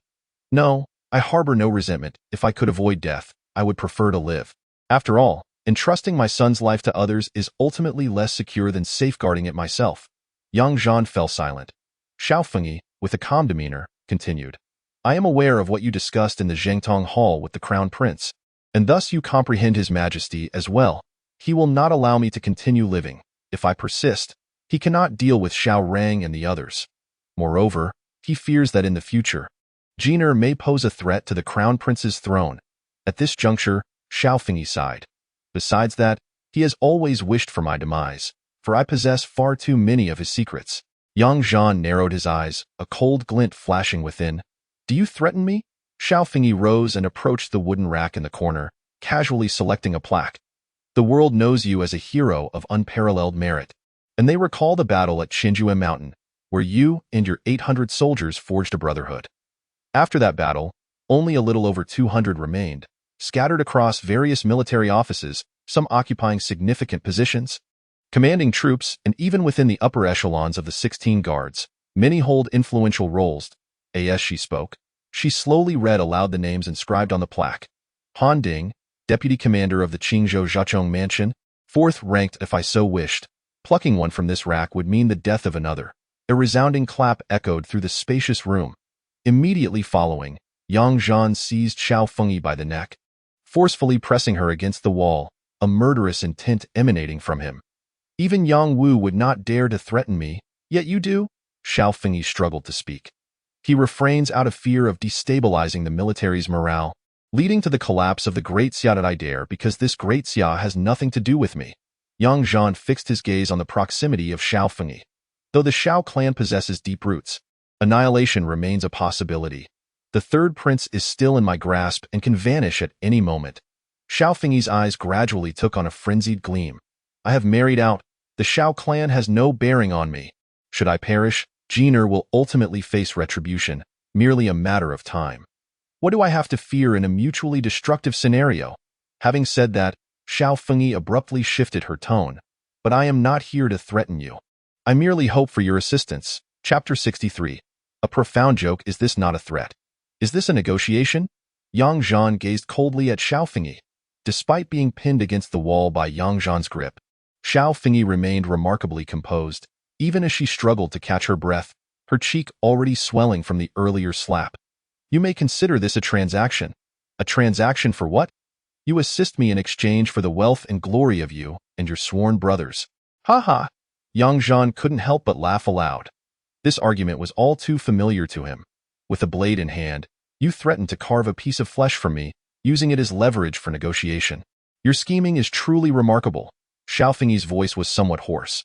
"Not only that, if you assist me, you need not worry about your fellow brothers. This is merely one aspect. Furthermore, you could gain a princess as your wife.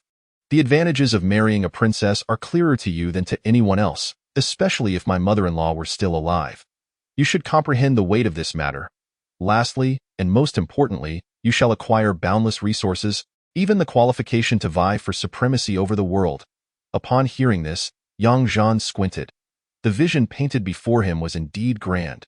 At this moment, Xiao Fengyi, lifted from the ground, was increasingly struggling for breath. Unable to restrain herself, she patted Zhan's hand, signaling him to set her down. Yet, he did not relent. Xiao Fengyi's face flushed, clearly in distress, as she coughed intermittently and said, I cannot understand why you still hesitate. It is mutually beneficial to unite, but disastrous to divide, not just for you, but for the countless lives surviving on the battlefield behind you. Zhan's gaze turned icy as he enunciated each word. You are aware they survived the battlefield. All that has transpired today was earned through their bloodshed. Yet you dare to threaten me by attempting to seize everything from them. This I cannot tolerate, nor can the soldiers who stand behind me. If we were to collaborate, why would I harm them? In fact, they would attain even greater wealth and glory in the future. At this moment, Xiao Fengyi was kicking her legs, her eyes rolling back. Zhan still showed no intention of releasing her, simply stating, You dwell in the inner palace, incapable of achieving this. Hence the true power lies with the Xiao family and the entire clan of Longxi. You have realized, but what can you do about it? Zhan smiled. You may be mad, but do you truly believe the head of the Xiao family, and indeed the entire Longxi clan, will accompany you in your madness? The empress's mouth fell agape, as if she were on the brink of death. Suddenly, Zhan released her grip. Xiao Fengyi plummeted to the ground, greedily gasping for fresh air. The once exalted empress now lay on the floor, resembling a weary old dog, her body trembling with each breath. After a considerable time, Xiao Fengyi finally regained her composure and looked up at the lofty Zhan. Then you may attempt it. I have stated before, for Zhan, I would risk everything. I fear nothing. Zhan replied coolly. Should you perish, I shall pen a letter to every head of the Longxi clan. Declaring your demise, I will assert that one of my soldiers has met an untimely death, and I shall hold the Longxi clan accountable. We are but commoners, emerging from the heaps of the deceased. The barefoot fear not the shod. We have never feared the destruction of both fish and net. If there is no conflict, we shall coexist peacefully, without infringing upon one another's domains. Humph, should they wish for war? Then let it be war. Ha, do you dare to kill me? The empress, with half of her face swollen, lifted her head, tinged with mockery. Zhan crouched down. Do you believe that because I did not kill you just now, it was out of fear? Is it not so? Furthermore, do you not comprehend why the venerable emperor has permitted me to meet with you? Do you truly believe that his sole intention is for you to persuade me to wed the fifth princess? Xiao Fengyi's expression faltered. Zhan shook his head and said, After living alongside him for so many years, with your children now grown, do you still fail to understand him? I can assure you, he has yet to retire for the night. He is eagerly awaiting news from the Fengyi Palace. What does this imply? He would prefer that I end your life with a single stroke, perhaps claiming to the outside world that you were slain by an assassin, or that you succumbed to injuries from an earlier attempt on your life. However, I am certain he has given his word that the guards of Fengyi Palace will be spared. Correct? Moreover, I can guarantee that he will not make things difficult for them. He will allow them to return to the Xiao clan, or accompany the third prince to his fief.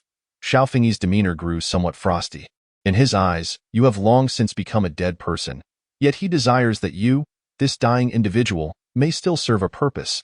It is merely a matter of making the most of what one has. Xiao Fengyi's countenance darkened. He intends to. Indeed, you have deduced correctly. The empress is not so foolish. He wishes to take action against the aristocracy, yet cannot do so himself without provoking a massive backlash. What is to be done? He needs someone to assist him.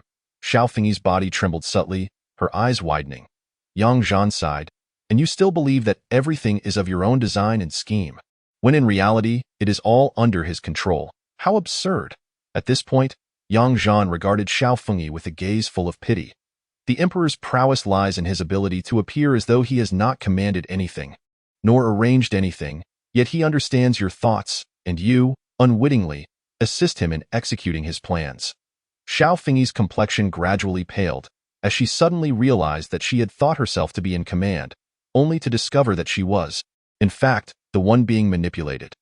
What a tremendous farce! Xiao Fengyi suddenly let out a bitter laugh. So it is. After saying this, she turned to young Zhan. Since you see things so clearly, killing me would merely play into his hands, making you a pawn in his game against the aristocracy. Regardless of what the future holds, you would be thrust forward to bear the consequences, while he, in a bid to quell the anger of the weakened aristocracy, would dispose of you as well. Yang Zhan looked at Xiao Fengyi. If I do not kill you, others will surely do so. And today, rumors will spread that I visited you, and shortly thereafter, you met your demise. Xiao Fengyi suddenly grasped Yang Zhan's arm. Yang Zhan, you are so astute. You must have a way, do you not? You should resist, mustn't you? If you could support Jiner in ascending to the throne, that old scoundrel Yang Wu would be powerless. Yang Zhan forcefully pried her hand from his arm. I will not protect someone who threatens the lives of the soldiers behind me. A madman indifferent to the plight of the common people. Although Yang Wu is cunning and treacherous, he ultimately cares for the realm.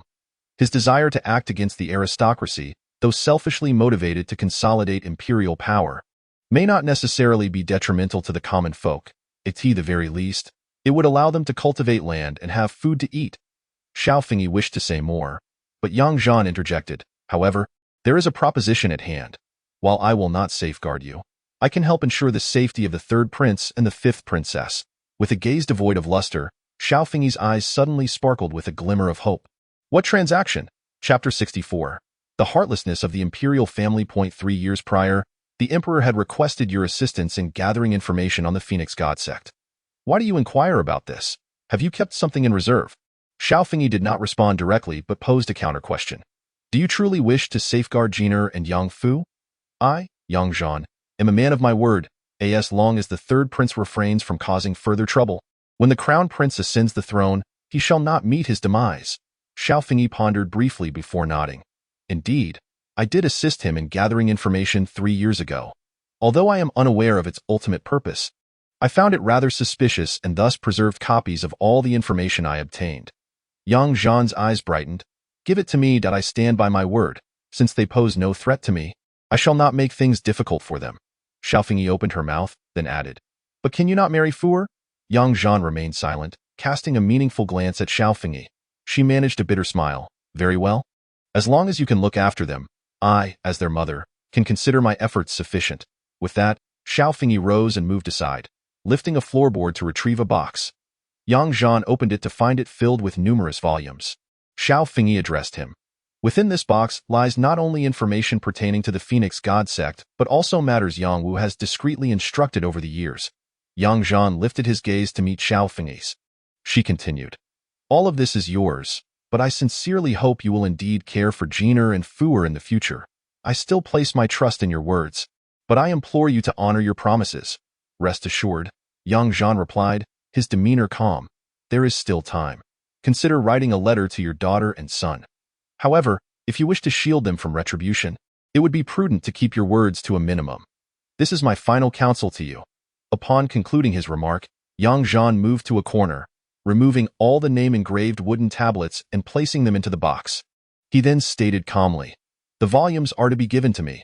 Xiao Fengyi stepped aside, handing over the register of their sworn brotherhood to Yang Zhan. This is of no use to you. Such information can be easily uncovered. However, should this information be found in your possession, it will serve as my motive to eliminate you after your demise. Indeed, I have contemplated your death, for you should not wield their lives as leverage against me. Yet it is unnecessary for me to take action myself. With that, Yang Zhan turned and departed the meditation chamber, cradling the box.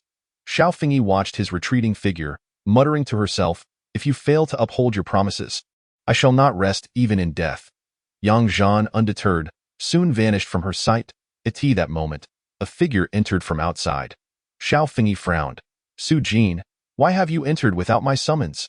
Su Jin stood at the doorway, respectfully clasping his fists. Your Highness, please proceed. Upon hearing this, Xiao Fengyi could scarcely believe her eyes. What did you say? Your Majesty, please proceed. How can it be you? You dare to betray me? Su Jin frowned and replied. Your Highness, I have never betrayed you. I am merely carrying out the Emperor's orders. At that moment, Xiao Fengyi's complexion appeared somewhat pallid, and she seemed lost in thought. After a prolonged silence, a hint of a smile emerged on her face. Who would have imagined that since the day I married Yang Wu, on that joyous occasion, The saving of a death row inmate who had committed a martial transgression was all orchestrated by him. As she spoke, Xiao Fengyi fixed her gaze intently on Su Jin. What is the truth? What is truly real? Su Jin furrowed his brow. Your Highness, given the circumstances, there is no turning back. Xiao Fengyi collapsed onto the ground, staring at Su Jin, and then beyond him I asked that old man not even coming to see me off. The Emperor has instructed me to convey to your Highness that you should depart. As long as His Majesty is alive, the third prince and fifth princess shall remain safe. Suddenly, Xiao Fengyi burst into a radiant smile. In the end, I can never compare to the late Empress, at least, when she died. Yang Wu sat in mourning before her lifeless body and wept. After uttering these words, Xiao Fengyi turned, grasping a piece of white silk. Su Jin interjected. Your Highness, there is no need. Allow me to assist you. As he spoke, Su Jin stepped forward, a sharp blade in hand, which swiftly pierced through the Empress's back. Blood flowed from the blade's tip, streaming ever faster, forming a line of crimson droplets. At that moment, a small red bird took flight from a tree outside the window, in the windy hall. The rocking chair swayed incessantly. Yang Wu sat with his eyes closed, seemingly dozing off. Just then, the chief of the Imperial Guard, Lin Buhuan, entered. Yang Wu opened his eyes. Is it over? Lin Buhuan nodded. It is concluded. Yang Wu abruptly sat up and then stood, moving to the window to gaze in the direction of Fengyi Palace. Staring intently for a long while, Yang Wu inquired, have you managed to overhear what they discussed? Nothing. Yang Zhan is too formidable. Once approached, he is bound to notice. Even Su Jin, who was present, could not discern anything. However, Yang Zhan struck the Empress and left with a box. Yang Wu's brow furrowed. A box? Yes, but its contents remain unknown. Yang Wu's expression darkened. This Empress of mine seems intent on ensuring I suffer. If she cannot find happiness, neither shall anyone else. At this juncture, Yang Wu chuckled, albeit with a chilling undertone. Lin Buhuan, puzzled, asked, does your Majesty know what is inside that box? Yang Wu turned, his gaze icy as he regarded Lin Buhuan, who immediately lowered his head, falling silent. Subsequently, Yang Wu commanded, proceed as planned. Yes, your Majesty. Lin Buhuan exited, and Yang Wu resumed his seat in the rocking chair, appearing remarkably calm, as if his Empress had not perished at all. Before Yang Zhan could reach the prison, the sound of bells resonated behind him. The tolling was strikingly powerful, seemingly capable of echoing throughout the entire city of Tiandu. Yang Zhan glanced back. They truly are prompt. Before long, Yang Zhan arrived at a residence, entering without hesitation. Immediately, two figures clad in black robes appeared, bowing respectfully before him. Master, take me to see Yang Jin. Yes, Master. In a short while, Yang Zhan came face to face with Yang Jin, who wore a grim expression as he glared at Yang Zhan. Yang Zhan, you have quite the audacity. A sharp crack resounded, leaving Yang Jin momentarily stunned. Yang Zhan spoke in a calm tone. Do you hear the tolling of the bell? Yang Jin regained his senses, his face flushed with rage. Do you dare to strike me? Slap. Another resounding blow. The marks of the slap quickly appeared on both sides of Yang Jin's face. Though his eyes burned with fury as they locked onto Yang Zhan, he dared not utter a word. The bell continued to toll. Yang Zhan gestured upwards. Do you hear the bell? So what if you do? Is it possible that my father has passed away? A glance from Yang Zhan met Yang Jin's gaze. What a filial son of this generation. Yang Jin's anger surged. What does that have to do with you? Who has actually died? In the palace, aside from a handful of individuals, who else would receive such a fate? Could it be my elder brother?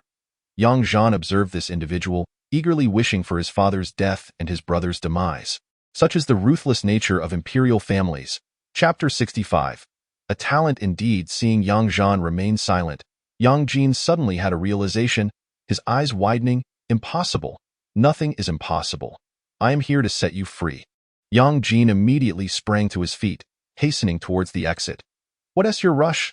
Yang Jin turned, his eyes reddened, yet tears streamed down his face. Yang Zhan frowned, though she may be a queen or not. For the sake of her children, she would do anything. Her love for you and the fifth princess is genuine. Yang Jin fixed his gaze on Yang Zhan, his voice trembling. How did my mother die? You must know. Yang Zhan pointed to the chair before him. Yang Jin returned and sat down, his eyes fixed on Yang Zhan. How she died, You may ponder that yourself.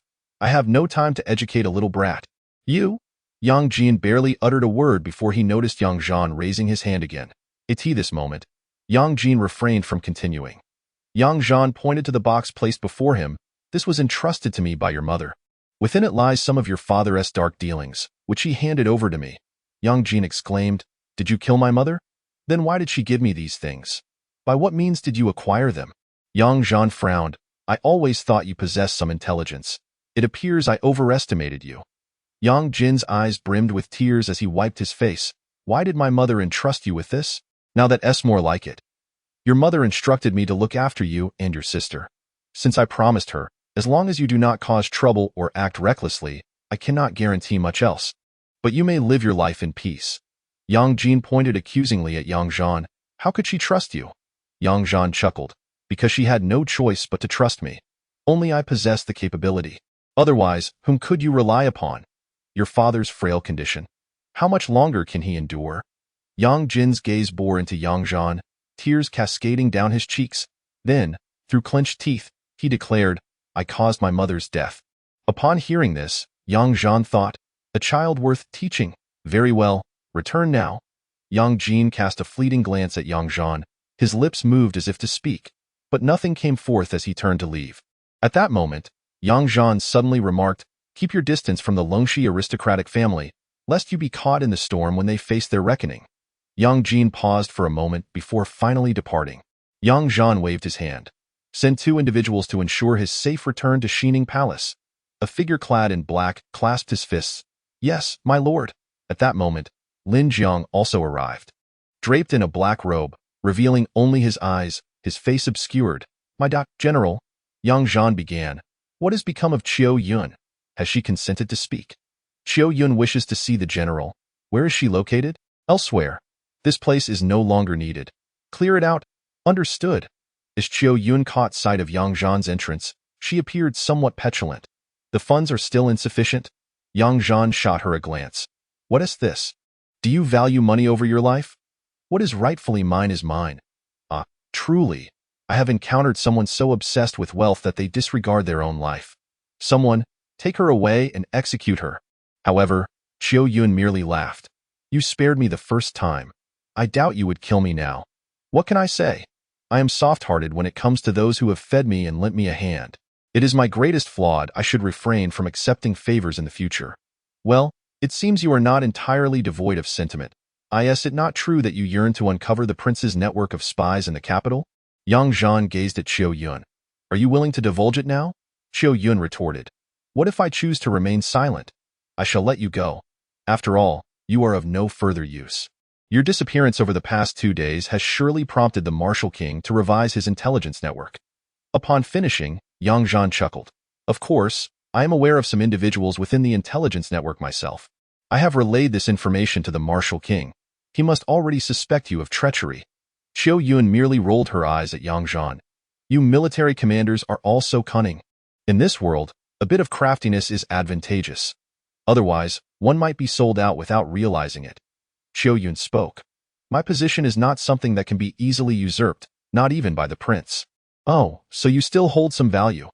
Even if I am of no use, you are still obligated to support me. You owe me money. Once I acquire funds, I shall repay you. Qiu Yun shot Yang Zhan a glare. You still owe me? Just like that night you inquired about the whereabouts of the third prince. The prince instructed me to refrain from interfering, yet I still informed you. Yang Zhan was somewhat taken aback. Is this the manifestation of your hidden intentions? You still owe me money. If you are to perish, you must repay your debts first. Yang Zhan laughed heartily. Your heart is surprisingly kind. Humph, I have done nothing to wrong you. Had you killed me last time, I would haunt you as a ghost, demanding repayment. Afterward, Qiu Yun inquired. Has the empress died? Who informed you of this? One can discern such news from the sound of the bell. Yang Zhan nodded. Indeed, she has passed. Qiu Yun's gaze flickered. Have you been ensnared? Yang Zhan turned to look at her, genuinely astonished this time. Qiu Yun smiled mysteriously. I suspect that the empress's demise will, both overtly and covertly, point to you. Did you deduce this, or did you catch wind of something beforehand? Qiu Yun pondered for a moment. That old man in the imperial city, a cunning individual, seeks to maximize the benefits of every situation. The Empress's coup, the third prince's assault on the Eastern Palace, these matters undoubtedly rely on the support of the noble families behind Empress Xiao. That old man has consistently indulged the progression of events.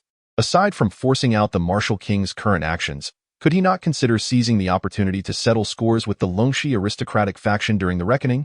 Yang Zhan listened, compelled to acknowledge the adeptness of those who manipulate intelligence. Naturally, being dispatched to Tiandu City to manage a web of spies signifies no incompetence. But how do you know he intends to deal with the aristocratic faction? Xiao Yun smirked slightly. What do you think I do? Apart from gathering intelligence, I must also study the temperament, habits, and daily conduct of significant targets to derive accurate information. Do you truly believe that the emperor had any genuine intention of deposing the crown prince from the very beginning? I think not. What leads you to that conclusion? If he wished to dethrone the crown prince, he would not have allowed the third prince to harm you. You survived and he failed, yet you were still pushed into the crown prince's camp, which further complicates the struggle for the throne. If bloodshed were to occur, when it comes time to quell the public's fury, the third prince would either perish or be severely punished. Instead, he effectively protects the crown prince.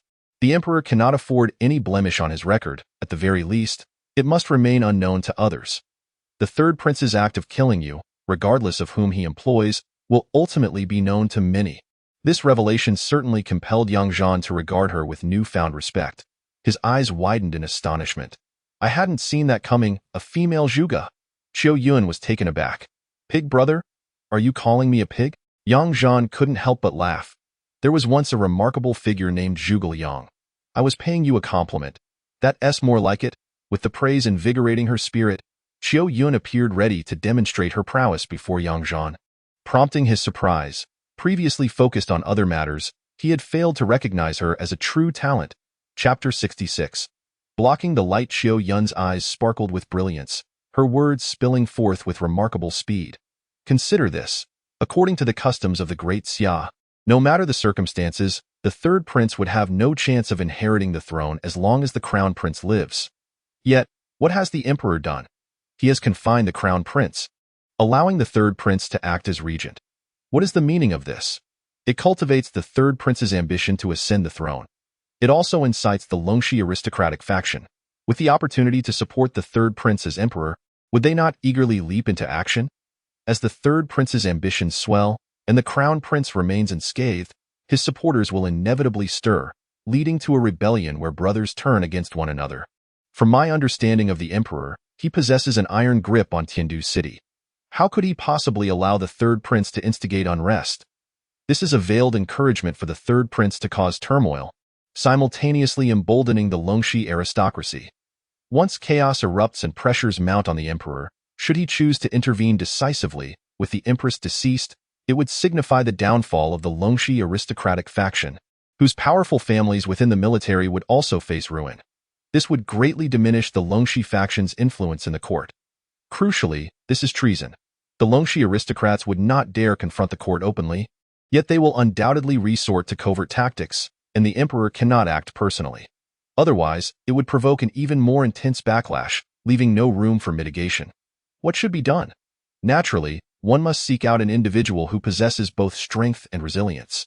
Pray tell, amongst the myriad of scholars and warriors in the court, who could possibly be more fitting than you? You have long been dubbed the demon king of the world, a veritable force of nature. Yang Zhan raised an eyebrow. What utter nonsense! You've just enumerated the few virtues I possess. Xiao Yun's eyes sparkled. Strangely enough, that truly is a significant virtue for you. I might jest about myself. But why are you so eager to extol my praises? Xiao Yun shot Yang Zhan a glance.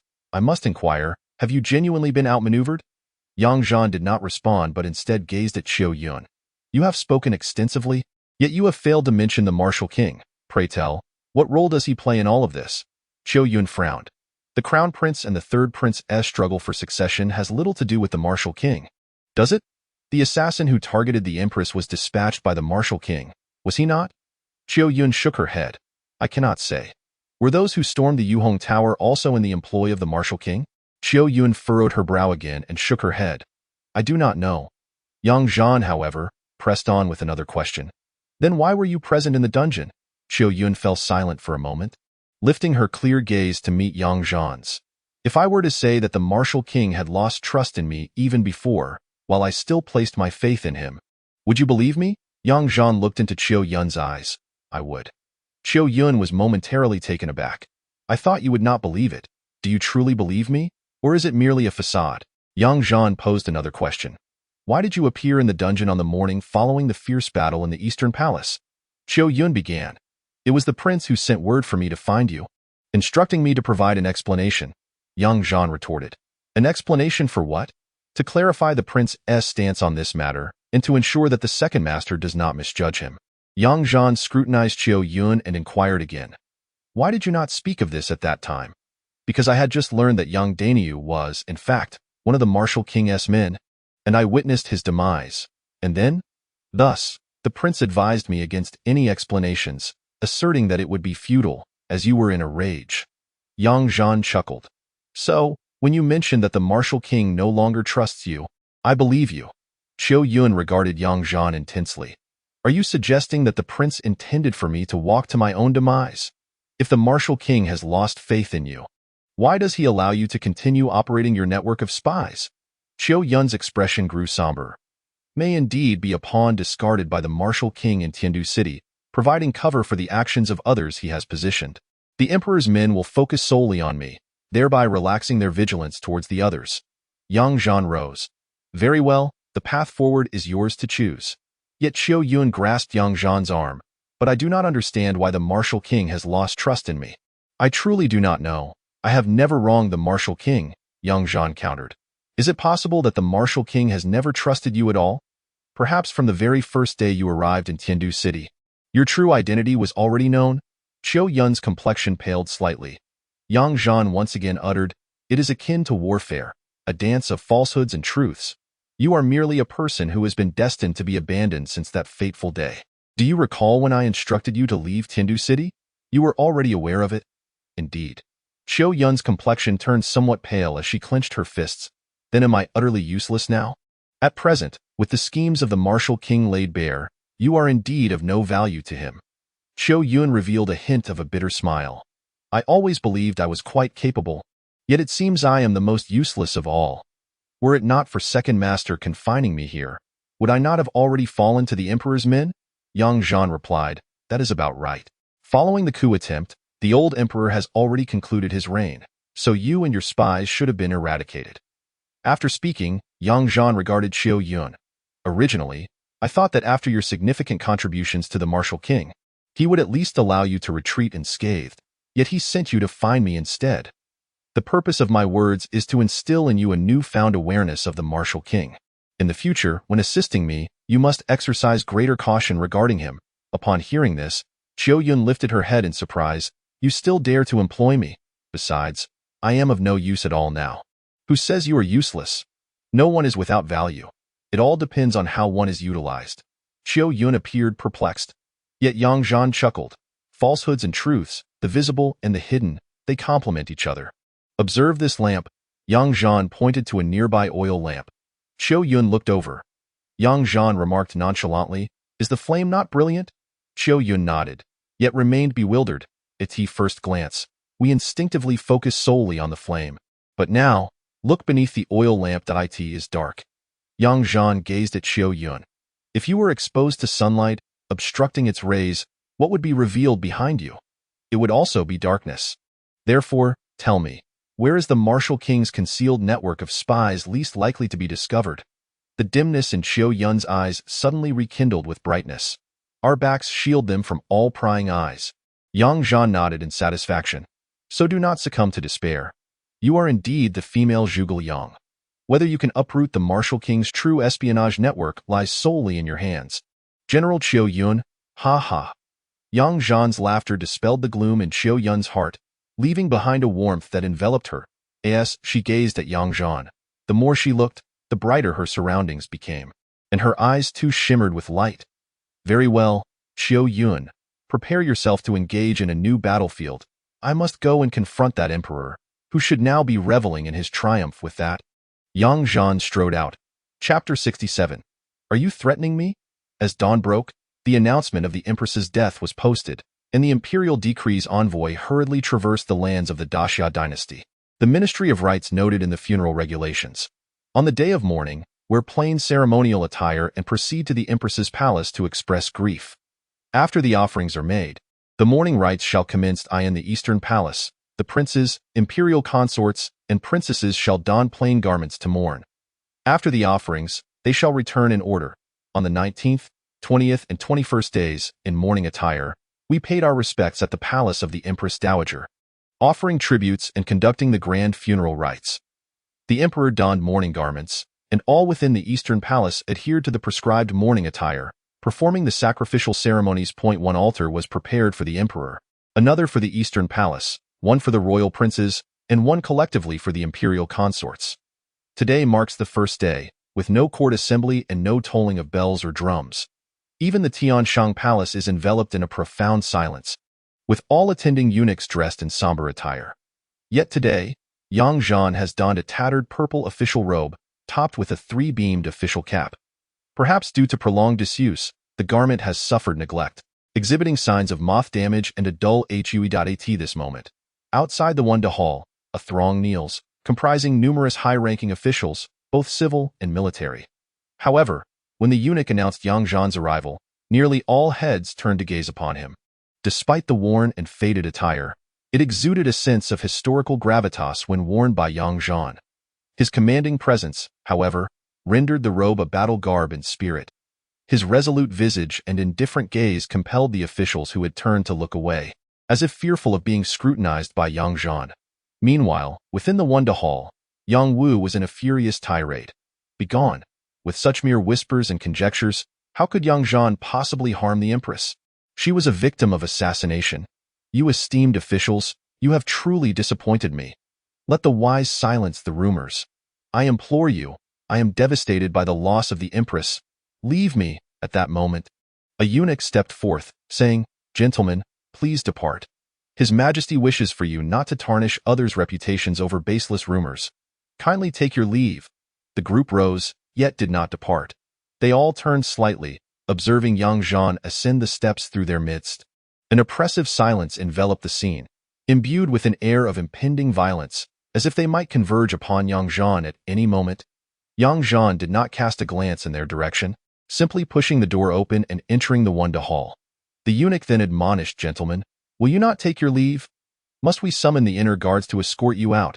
Eventually, the officials departed, each countenance shrouded in a cloud of discontent. Inside the Wanda Hall, the previously furious and heartbroken Yang Wu now sat calmly in a rocking chair. Upon seeing Yang Zhan enter, he appeared somewhat taken aback. It was the first time in 3 years he had witnessed Yang Zhan so formally attired. Soon after, noticing the moth-eaten and wrinkled official robe, Yang Wu remarked, "You bring me shame. I shall have the tailor bureau craft you a new set shortly. Do I lack a new official robe?" Yang Wu then smiled. "You don't seem too pleased." Yang Zhan glanced around, spotting a stool behind the writing desk. He approached and unceremoniously sat down. Yang Wu shot him a disapproving look. Such disrespect. Yang Zhan remained silent, leaning back in the chair, eyes closed, as if on the verge of slumber. Yang Wu, instead of reprimanding him, smiled. This demeanor hardly resembled that of a man mourning a lost wife, rather akin to someone who had just taken on a dozen new brides. However, Yang Wu's amusement stemmed not from the Empress's demise, but from witnessing Yang Zhan's melancholic visage, which genuinely delighted him. This sentiment left Yang Wu astonished, reminiscent of the moment he first ascended to the throne, an undeniable sense of pride and exuberance enveloping him. After all, it was a delight to witness this young man facing adversity. Yang Wu chuckled, not pleased. "Haha, I have told you before, you are still too inexperienced in battle. I may not match your prowess, but when it comes to strategy and understanding human nature, I possess greater insight." Yang Zhan, with his eyes closed, slowly began to speak. "Indeed, it is quite impressive. I have contemplated 2 possibilities. 1, the Empress, in her dying moments, seeking to drag me down with her, and 2, her death being used as a means for me to subtly bear the blame, either as a pawn in your suppression of the noble families or as a shield against them. If I have already foreseen this, why should I proceed?" Yang Zhan countered, "Yes, why should I go?" This question momentarily caught Yang Wu off guard, casting a shadow of doubt upon him. He furrowed his brow and inquired, "Why?" Yang Zhan replied coolly, "Guess." Yang Wu shot a piercing glance at Yang Zhan. "You would knowingly venture forth for that chest, wouldn't you?" Yang Zhan opened his eyes and met Yang Wu's gaze. "Did you not anticipate this?" "Indeed, I did not foresee it. I was rather careless." "So, the Empress had already conferred upon you some strategy?" Yang Zhan remained silent. Yang Wu's expression soured. "Have you seen it?" "Not yet." Yang Wu's frown eased, then handed over. "This matter will be considered as if it never occurred, and the Empress's affairs will have no bearing on you. Now that you mention it, I find myself even more intrigued." Yang Wu's demeanor darkened. "You insolent brat, do not overstep your bounds." Yang Zhan raised an eyebrow. "Am I only permitted to be your target, while you cannot allow me to grasp a few pieces of information? Speak, what do you want?" "Everything you desire." "Do you wish to become emperor?" "Not particularly." "Well, that is precisely what I cannot grant you," Yang Zhan declared. "I demand an imperial edict." "What kind of edict?" "An edict allowing me free access to the 6 ministries, the Grand Court, and even all records of your daily activities." Yang Wu's face fell in astonishment. "What do you wish to investigate?" "You would scrutinize even me." "What concern is it of yours what I choose to investigate?" "That is impossible. The court is filled with numerous sealed documents, all of which are confidential. How could I allow you unrestricted access?" Yang Zhan sighed. "So, does this mean our transaction is off?" "Transaction? Nonsense.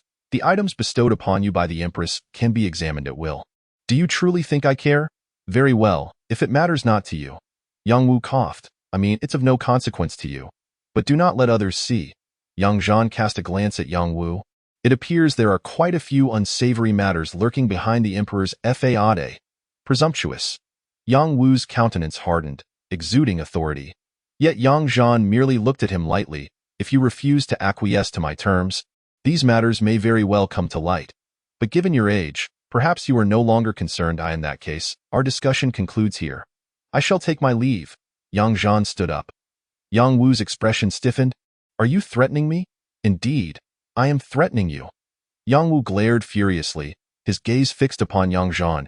"You are becoming increasingly audacious. Did you not consider my audacity when you plotted against me? It appears you underestimated my resolve, even finding fault with me after ensnaring yourself in your own trap. You simply cannot accept defeat." Yang Zhan cast a sidelong glance at Yang Wu. "I am not one to shy away from defeat. I am willing to assist you, to serve as your shield. All I seek is a royal decree to investigate the archives. What secrets could possibly warrant concealment from my inquiry?" Yang Wu's expression darkened. "What is it that you wish to investigate? Speak plainly." Yang Zhan's gaze sharpened. "Huangmiao village." Yang Wu was momentarily taken aback, then recollected something. "Are you still intent on probing? Did King Wu divulge something to you?" Chapter 68. One need not grind to consume tofu. Yang Zhan fixed his gaze on Yang Wu. "Why do you assume that King Wu has spoken to me?" "Yang Danyu." Yang Zhan continued to scrutinize Yang Wu. "Is Yang Danyu not affiliated with King Wu?" "Indeed, though he feigns allegiance to me. To some extent, he has leaked information. With no evidence to counter, you may assert whatever you wish." "You insolent brat, do you suspect that I ordered the massacre of Huangmiao village?" Yang Zhan produced a piece of bright yellow fragment. Yang Wu gazed at it, momentarily stunned. "A decree?" The old man possesses keen perception, instantly recognizing it as a fragment of a royal edict. Yang Zhan then turned the fragment to reveal the 2 characters inscribed upon it, Huangmiao. Yang Wu, upon seeing this, could not help but laugh in anger. "If I intended to annihilate a village, would I require a decree to do so? Hence, this edict does not command the massacre. So, do you harbor suspicions about me? Yet the 2 characters Huangmiao appear here. How could a village be associated with a royal decree? Why would an edict bear the name of Huangmiao? Do you wish to investigate the archival decree?" "Not only that, I intend to scrutinize all records. I shall investigate as I please. Do not obstruct me, lest I suspect your involvement." Upon concluding, Yang Zhan rose, fixing his gaze upon Yang Wu. "Will you acquiesce?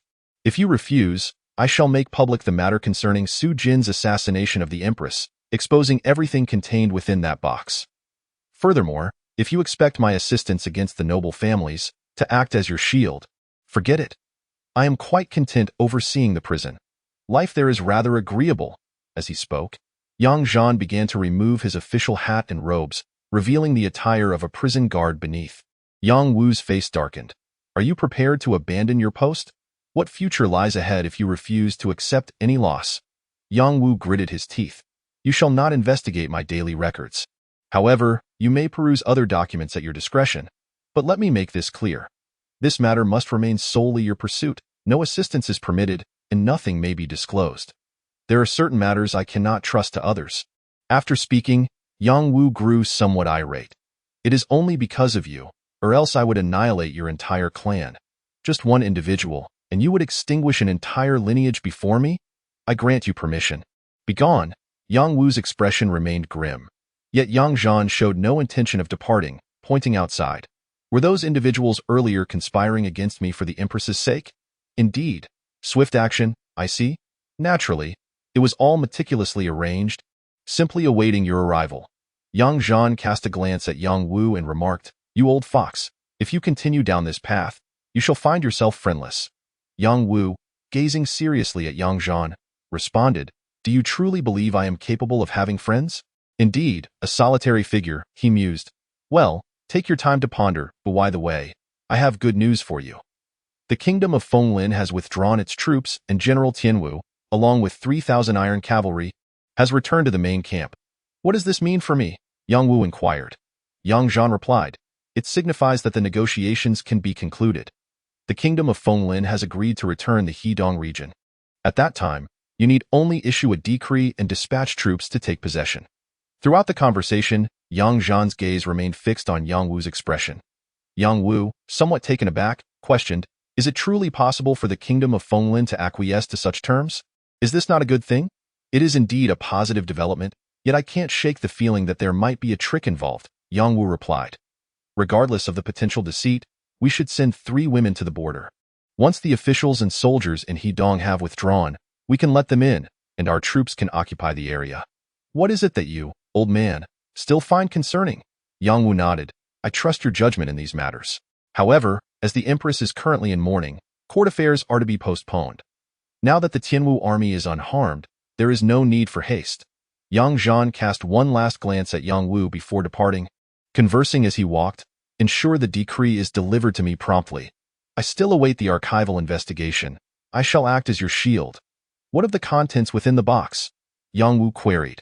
Rest assured, I shall safeguard them for you. Anyone attempting to seize what lies within must first tread over my corpse. At that moment, Yang Zhan had already exited. Yang Wu lingered at the door for a while, furrowing his brow slightly, just conceding like that. This is rather uncharacteristic of that young man. Soon after, the newly appointed Grand Minister Li Xian entered. Yang Wu turned to Li Xian. Has the spy network established by King Wu been completely eradicated? It has been cleared, but there remains a few that have slipped through the net. Are there still remnants? Li Xian continued, a Yun Shuji Pu Qiu Yun, the head of King Wu's spy network, he added. It appears she was secretly apprehended by General Yang. Yang Wu narrowed his aged eyes. Yang Daniu was killed, and yet this Qiu Yun was merely captured? That seems to be the case, Li Xian affirmed. Yang Wu pressed further. Were the assailants at Yuhong building affiliated with King Wu's spy network? Li Xian lowered his head. We have interrogated many, yet none could provide clarity, thus we cannot ascertain. Suddenly, Li Xian spoke up. Your Majesty, it is curious that Yuhong building can harbor prisoners from the heavenly prison while conducting its affairs with utmost secrecy. General Yang commands a significant number of subordinates. Shall I send someone to investigate Yuhong building? Moreover, there are rumors from the Jupin Hall suggesting that General Yang may have connections with spies from the kingdom of Fenglin. Yang Wu turned his gaze sharply toward Li Xian. Sensing the tension, Li Xian immediately knelt. Your Majesty, I have spoken out of turn. Concerning Yang Zhan, it suffices to observe. Do not interfere, inquire, or investigate. I acknowledge my transgression.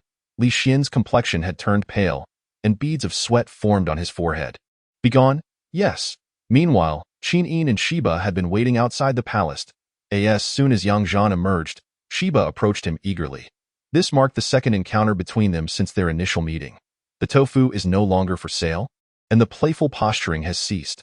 Paradoxically, this renders the scene even more appealing. Generally, beauty must be savored. An elderly gentleman once wisely remarked that to live a long and healthy life, one must indulge in sights that uplift the spirit. As I slightly raised my gaze, I spotted Qin Yi not far off, swathed like a zhongzi, her face obscured as if she were afflicted with a contagion. "General Yang, our young lady requests your presence." I cast a glance at Sheba. "Sheba, are you still selling tofu?" Sheba appeared somewhat uneasy, clearly recalling the scenes from the interrogation room. "No longer." "What a pity. I lament the absence of your tofu." To my astonishment, Chinin overheard and retorted, "Then I shall have Sheba follow the general daily to grind tofu for you." Yang Zhan chuckled. "What a delightful thought. You dare to place a spy in my midst, and yet you have the audacity to voice it. Isn't it you who craves tofu? The delicacy of tofu does not solely rely on grinding. There are countless ways to enjoy it." As he spoke, Yang Zhan approached Qin and suddenly wrapped his arm around her slender waist. Qin trembled slightly, her eyes flashing with a deadly glare. Yang Zhan remained unfazed, while Sheba stood beside, mouth agape. Yang Zhan smiled. "My lady, refrain from fidgeting. This area is rife with forbidden troops and numerous spies. With me, a second-rank official of the court, close at hand, is it not safer?" Qin inhaled deeply, the sheer fabric revealing the contour of her nose. Her voice brimmed with indignation. "When will you release them?" "I too wish to release them forthwith, but our empress has passed, and during this period of mourning, the emperor has decreed a delay. However, should you relinquish the Hedong region, it is merely a matter of time before release is granted." "How long must this drag on?" "It is not I who delays, but the emperor himself. I am powerless." "You are not true to your word." "What word have I not honored? I never said I would not release them. It is merely postponed due to the mourning period. Patience, please. Come, allow me to escort you a distance. Look, there are many eyes upon us, and you surely do not wish to attract unwelcome attention, do you?" As Yang Zhan spoke, he glanced at the forbidden troops and several individuals masquerading as vendors, peering in our direction. Qin felt a surge of anxiety, tumultuous within. Nearly biting her tongue, she uttered, "Thank you, General. I feel somewhat dizzy. I would be grateful for your escort." "No problem. It would be my pleasure." Yang Zhan beamed. Chapter 69. Right on time. "To commend this general, sir, what shall we do?" General Yang has reappeared. At this moment, the hidden Ma Zifeng of the 9th rank hall wore a grim expression. Only moments ago, the 9th rank hall spies had once again identified the woman suspected of being a spy from Fenglin country. Just as he approached, ready to apprehend her, he had not anticipated Yang Zhan's emergence. Meanwhile, another detective, Zuoling, bore a stern countenance. "Is this not fortuitous? We shall not only capture the Fenglin spy, but also apprehend a high-ranking official colluding with foreign enemies." Ma Zifeng suddenly turned to Zuoling. "Are you serious?" "Lord Zua?" Zuoling glanced at Ma Zifeng. "If you are afraid, then do not proceed." Ma Zifeng raised an eyebrow and soon burst into laughter. "Then I shall preemptively wish Lord Zua a triumphant victory, successfully apprehending the culprit and achieving unparalleled merit." As he spoke, Ma Zifeng clasped his fists together, his expression earnest.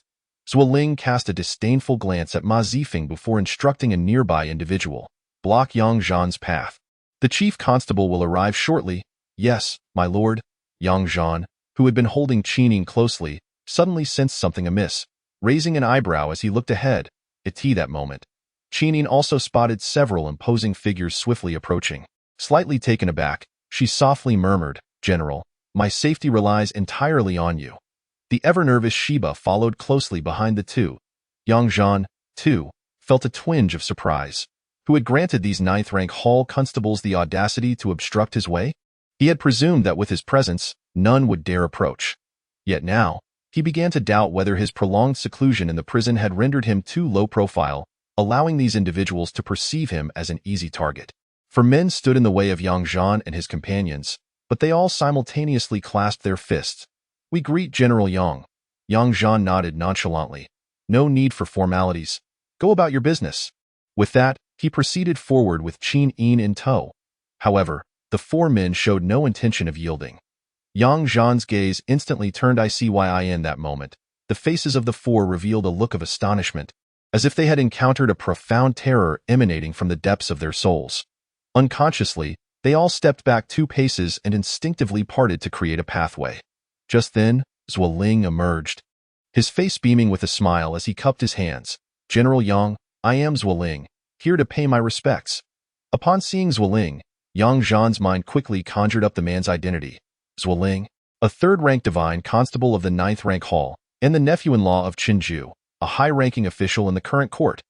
Qinju hailed from the esteemed Qin family of Longxi. Realizing this, Yang Zhan was taken aback by how swiftly these individuals had acted. His target had been hit far too quickly. Looking at Zhuo Ling's beaming countenance, Yang Zhan returned the smile. Constable Zhuo, why such formality? Previously, we were indebted to your ninth-rank hall for retrieving bodies from the prison. Otherwise, they would have piled up. Next time I require assistance, I shall surely seek your help, though I wonder, do you accept bodies from the ninth-rank hall? Though Yang Zhan delivered this last remark with a smile, it sent a chill down the spines of the 5 ninth-rank hall members. Zhuo Ling's expression faltered slightly, yet he maintained his smile as he glanced at Qin Yin and then at Shiba. Finally, he inquired, General Yang, may I ask about this lady? Yang Zhan interrupted Zhuo Ling, saying with a grin, she is a spy from the Fenglin Kingdom. Hearing this, Yang Zhan bluntly stated, a spy from Fenglin Kingdom. In that instant, both Qin Yin and Shiba's expressions shifted dramatically. The members of Zhuo Ling's group were left utterly dumbfounded, especially Zhuo Ling, who had assumed Yang Zhan had meticulously crafted a false identity for the woman. To his astonishment, Yang Zhan's outright admission left him at a loss for words, even momentarily paralyzed in uncertainty. He had merely intended to stall Yang Zhan, not to engage in immediate confrontation. Zhuo Ling was acutely aware of Yang Zhan's prowess. Even all of them together would not be enough to withstand a single blow from him. The crux of the matter is that Yang Zhan drove them away and then absconded with the spies, leaving no one apprehended and no evidence in hand. Consequently, they endured the beating in vain. Yang Zhan, however, remained unfazed and added nonchalantly, I, too, am a spy of the Fenglin Kingdom. Why not have the esteemed Master of Justice take us all in? Zhuo Ling swallowed hard. General, you jest? Yang Zhan replied coolly, not at all, hurry now. I have already spent 3 years in prison. A visit to the small cell of the ninth hall might even improve my meals. Zhuo Ling managed a bitter smile. How could the general possibly? Suddenly, without warning, Yang Zhan delivered a swift kick. Zhuo Ling's pupils constricted. There was no time to evade. He was sent flying over Tianzhong. The other 4, instead of rushing to assist, retreated in unison. Yang Zhan continued to embrace Qin Yin's waist, strolling leisurely forward while declaring, who gave you the audacity, the right to usurp this general's achievements? Next time, it will not merely be a matter of a single kick. If there are issues, have your Master of Justice come and speak to me, or better yet, send that half-immortal dupe to converse with me. Upon hearing Yang Zhan's words, Qin Yin momentarily appeared dazed, sensing something amiss, while Ba looked equally perplexed. At that moment, several figures emerged, exuding a formidable aura that instantly locked onto Yang Zhan and his companions. Ha ha, General Yang, in the ninth hall, from nobles to commoners, we possess the authority to conduct inquiries, bestowed upon us by His Majesty. Does General Yang consider himself above the nobility, or perhaps he believes he is beyond the Emperor's jurisdiction? To refuse an inquiry and assault members of the ninth hall is intolerable. A middle-aged man clad in azure robes approached, hands clasped behind him, accompanied by a formidable presence. Yang Zhan remained calm and collected, as if he were not holding the leader of the Fenglin Kingdom's spies, but rather a delicate young maiden. That moment, Yang Zhan glanced at Qin Yin, who gazed back with wide, innocent eyes, projecting an image of frail submissiveness. Yang Zhan smiled, then, turning his attention to the man in azure, he declared with a serious expression, it is fortuitous that the Master of Justice has arrived. You must commend me for my achievements. Master of Justice Guo Yu was momentarily taken aback. Commend you? Indeed. This general has apprehended a spy of the Fenglin Kingdom and was on his way to the ninth hall, only to be met by your people attempting to steal my glory. Such audacity is intolerable. In an instant, Qin Yin's expression froze as she recalled the enigmatic remarks Yang Zhan had made to Zhuo Ling and the others earlier, while Ba grew increasingly anxious. Guo Yu peered at Zhuo Ling, still sprawled on the ground, and furrowed his brow. Where is the spy that General Yang has captured? Yang Zhan pushed Qin Yin forward slightly while grasping Ba's hand. To capture 2 at once. Though this merit may merely be an embellishment for me, even the smallest of mosquito legs is still meat. Ha ha, Master Guo, esteemed captains, you are all witnesses. With that, Yang Zhan shoved the 2 women forward, proclaiming, Master Guo, I entrust them to you. But on the merit ledger, this general must take the lead. If not, I am but a rough man, prone to folly. Qin Yin grew anxious. General, how could you? Yang Zhan suddenly embraced Qin Yin's neck, leaning close to her ear and softly murmuring, I am wholeheartedly devoted to you. Yet you treat me with such ambivalence and scheme against me. I am truly angered, and it will not be easy to appease me. He then burst into loud laughter, exclaiming, however, these two lovely ladies appear quite charming. After some questioning, if all goes well, I shall have them sent over to indulge in the delights of the women from the Fenglin kingdom. With that, he kicked forcefully, and Qin Yin was instantly propelled away, landing at Guo Yu's feet, trembling and unable to rise.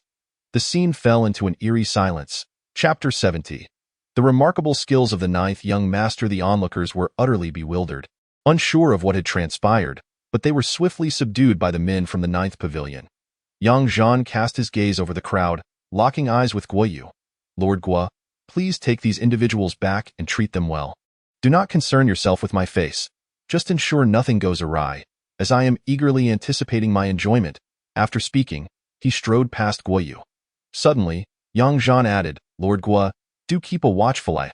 If these two women manage to escape, I shall not let this matter rest easily, especially since I have gone to great lengths to capture them. Guo Yu narrowed his eyes. Rest assured, General. Then, Yang Zhan abruptly called out to the fleeing Ma Zifeng. I require the use of your blade. Before Ma Zifeng could respond, the knife at his waist was swiftly drawn.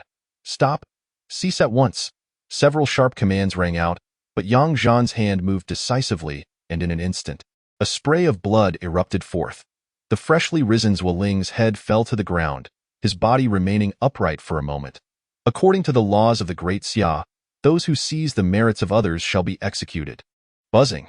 The blade in Yang Zhan's hand was flung away, the sound of metal clashing resonating as Ma Zifeng's knife was sheathed. The atmosphere was thick with a murderous intent, with numerous powerful auras locking onto Yang Zhan. Yet, he merely clapped his hands and turned around, casting a cool glance at the gathered crowd, eventually settling his gaze on Guo Yu. Guo Yu's expression turned icy. General Yang, Zwiling, as a divine capture officer holding a fifth-rank official position. You dare to kill him without authorization?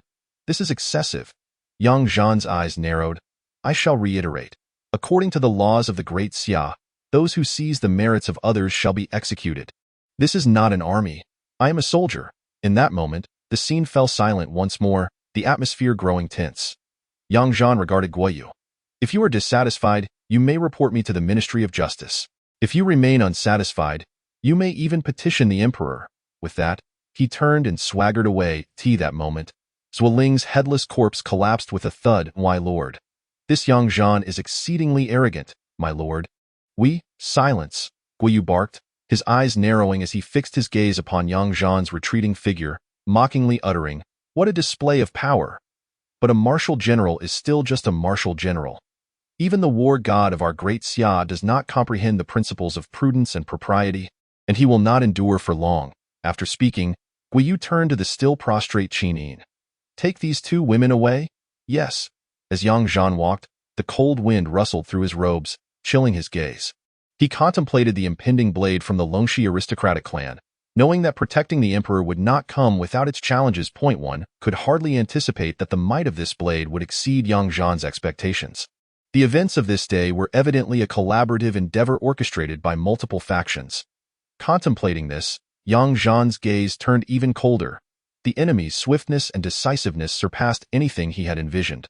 Earlier that morning, upon encountering Qin Yin outside the palace gates, suspicions had already begun to brew within him. It was rather audacious for a prominent spy leader from Fenglin Nation, under the scrutiny of the ninth-rank hall, to brazenly await him at the palace entrance. This indicated that Qin Yin had been meticulously monitoring his movements. Furthermore, it suggested that she was unperturbed by the prospect of being targeted by the ninth-rank hall. Thirdly, it implied a deliberate setup aimed squarely at him. Previously, Yang Zhan had harbored doubts, questioning the audacity of such individuals to confront him in broad daylight. Little did he know that it was indeed the vanguard of the Longxi aristocratic group, with the esteemed Chief Constable Guo Yu of the ninth-rank hall making a grand entrance. The appearance of the ninth-rank hall signified that Qin Yin intended to use herself as bait to ensnare him. This left Yang Zhan somewhat taken aback. Was Qin Yin unafraid of capture, or did she intend to drag him down with her in death? Yang Zhan leaned towards the former, further deepening his sense of the murky waters he was wading into. After all, the ninth rank Hall was a formidable weapon in the Emperor's grasp, and yet they had chosen to involve themselves. What role did Guo Yu play? Was he a passive participant or an active one? Did this have any connection to the Emperor? At that moment, Yang Zhan raised his head and gazed at a delicate young man, standing at the bridgehead, appreciating the snowy scenery.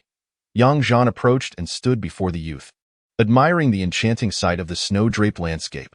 The young man turned to glance at Yang Zhan before attempting to walk away. Yang Zhan spoke, "Ninth young master, how do you find the spectacle?" The youth did not pause, seemingly ignoring Yang Zhan's words.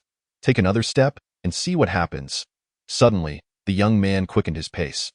Yang Zhan surged forward, moving even faster, and seized the young man's shoulder, yanking him back with force. Boom! The youth was instantly propelled backward, carving a long trench in the snow. Just as he was about to retaliate, a dagger was already poised against his chest. The young man's complexion appeared even paler against the backdrop of the snow. Yang Zhan chuckled. "I have been aware of your presence for quite some time. What is this? You didn't manage to ensnare me this time and feel a bit resentful, reluctant to leave." The young man fixed his gaze on Yang Zhan. "I do not comprehend your words. Do you think that simply by not acknowledging it, you can evade the consequences of being recognized as the ninth young master?" The youth swallowed hard, yet his demeanor remained resolute. Yang Zhan continued, "Do you believe someone can safeguard you?" The young man's eyes sharpened. Yang Zhan pressed the dagger downwards. Suddenly, boom! A resounding explosion echoed. The young man's body sank directly, sending a flurry of snowflakes into the air. When Yang Zhan thrust the dagger downward, it merely pierced the young man's chest, failing to penetrate deeply. However, an opening had been blasted into the bridge, through which the young man managed to escape. Yang Zhan raised an eyebrow. What sorcery is this? Can a mere sound cause this stone bridge to crumble? This was the first time Yang Zhan had witnessed such a phenomenon, leaving him genuinely astonished. Nevertheless, the dagger was already stained with blood, indicating that the ninth young master had sustained an injury. As Yang Zhan rose, he noticed a eunuch galloping towards him, accompanied by several palace guards. "General Yang, please slow down." It was the newly appointed chief steward, Li Xian. "General Yang, His Majesty has issued a decree." Yang Zhan extended his hand, and Li Xian promptly presented the imperial edict to him. Then, he spoke again. "There is another one." Li Xian once more produced a decree, accompanied by a large seal, which he presented to Yang Zhan. Upon inspection, Yang Zhan realized that this was none other than the seal of the Grand General overseeing the various guards. Li Xian smiled. "General Yang, His Majesty places such trust in you. I hope you will diligently alleviate the Emperor's concerns and promptly proceed to the Southern Yamen for your appointment. The Emperor has also entrusted a confidential edict to you." Subsequently, Li Xian retrieved a small scroll and handed it directly to Yang Zhan. Without delay, Li Xian and his entourage departed. Standing on the bridge, Yang Zhan examined the two decrees. The first permitted him to access any archives of the court. The second was a command, appointing Yang Zhan as the second-rank assistant general of the state, promoting him to Grand General, and placing him in command of the various guards, complete with the general's seal. As for the third confidential edict, Yang Zhan unfolded it contained but a few sentences. The celestial prison must be closely monitored, lest there be any lapses. Furthermore, do not associate with the spies of the Fenglin Kingdom, for if you are caught in a compromising position, it would be difficult for me to manage. Was Guo Yu's earlier appearance a warning to him? Yang Zhan furrowed his brow. Must it really be written in a confidential edict that the celestial prison needs to be watched? Or does this imply something else? The Holy Maiden. Chapter 71. The secret left by the Empress in the Windy Hall. Yang Wu reclined in a rocking chair. Leisurely, at that moment, Li Xian entered. With his eyes closed, Yang Wu inquired, "Has Yang Zhan departed for his appointment?" "In response to your Majesty, Yang Zhan has not yet gone." "What is he doing?" "Yang Zhan has returned to the celestial prison and has not come out since." Yang Wu kept his eyes shut. "Did Yang Zhan say anything when you delivered the edict?" Li Xian lowered his head. "Your Majesty, Yang Zhan did not say anything, nor did he inquire about anything." At this, Yang Wu's brow furrowed. Then, he opened his eyes and gazed at Li Xian. "I have heard that Yang Zhan has apprehended spies from the Fenglin Kingdom." "In response to your Majesty." "Yes, Yang Zhan has captured 2 spies from the Fenglin Kingdom." Yang Wu queried, "What are their names?" "One is called Shiba, and the other Qinin." Yang Wu replied nonchalantly. Bring Qin to me. I shall question her personally. Li Xian was momentarily taken aback, then bowed his head. Yes, your majesty. Shortly thereafter, Qin was brought into the Windy Hall. Yang Wu turned to Li Xian. Leave. No one is to approach the Windy Hall. Li Xian hesitated for a moment, cast a glance at the imprisoned Qin, and then complied with the order to exit. At this moment, Yang Wu regarded Qin, and she met his gaze. The elder and the younger exchanged glances for a while, before Yang Wu spoke first. You possess quite a bit of audacity, exposing yourself twice under the watchful eyes of the Jiupin Tang. The first time, you were saved by Yang Zhan. The second time, you escalated the situation, even drawing out Guoyu, only to encounter Yang Zhan again. What do you intend to achieve? Qin fixed her gaze on Yang Wu. Are you the emperor of Daxia? Indeed, that is I. Qin smiled. Meeting your majesty is truly a challenging endeavor. Yang Wu's aged eyes glimmered. So, you intentionally allowed yourself to be captured? How did you know that I would see you? Qin replied with a smile, because of my name. Yang Wu narrowed his eyes. If you wish to see me, you could have sent a message through the Jiupin Tang. Why resort to this? Qin retorted playfully. Is your majesty not concerned about being detected? Ha! Do I need to worry about anyone? Yang Zhan. A glimmer of cold light flickered in Yang Wu's eyes. Qin spoke again. I initially intended to frame Yang Zhan with a charge of treason, hoping to have him detained for a period, but unexpectedly, he saw through it himself. Yang Wu regarded Qin. What exactly are you trying to convey? Qin replied with a smile. What His Majesty desires, we can provide, but in return, what we seek must also be granted. Yang Wu responded nonchalantly. What is it that you desire? Qin relaxed slightly, furrowing her brow as if in pain. Yang Wu chuckled. The kick from the war god of Daxia is quite unbearable, isn't it? Indeed, it is. Subsequently, Qin looked at Yang Wu. You ought to be aware of what we seek. Allow me to pose a counter-question. Are you reluctant to provide it? Yang Wu frowned. It is not that I am unwilling, but rather that I am unable to do so at this moment. Where is it? In Yang Zhan's possession. Qin frowned. How could it be in his hands? Yang Wu sighed. The Empress granted it to him. You are the Emperor. Do you have no means?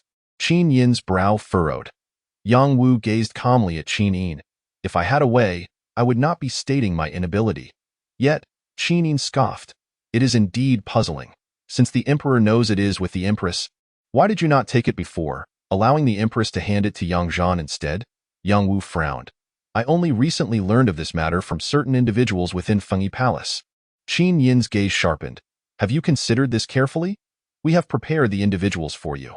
If you fail to provide what we desire, then this transaction cannot proceed. Yang Wu frowned. Thus far, I have only seen one saintess. I have not encountered the other individual. She has already arrived. Yang Wu smiled. The Fengshan sect indeed performs admirably. Qin frowned. So, what of the items we seek? Yang Wu slightly furrowed his brow. 1 month. Why 1 month? I said 1 month, and it shall be 1 month. Very well. Should we not see the items we desire within a month, then the transaction is terminated. Yang Wu nodded. Rest assured. At that moment, Qin suddenly stood. I am somewhat curious, Your Majesty. Have those items been gathered? Yang Wu replied coldly. That is not for you to concern yourself with. Yet, Qin remarked. I merely wish to remind you, time is of the essence, and I hope you fulfill the transaction promptly. Humph, I do not require your reminders.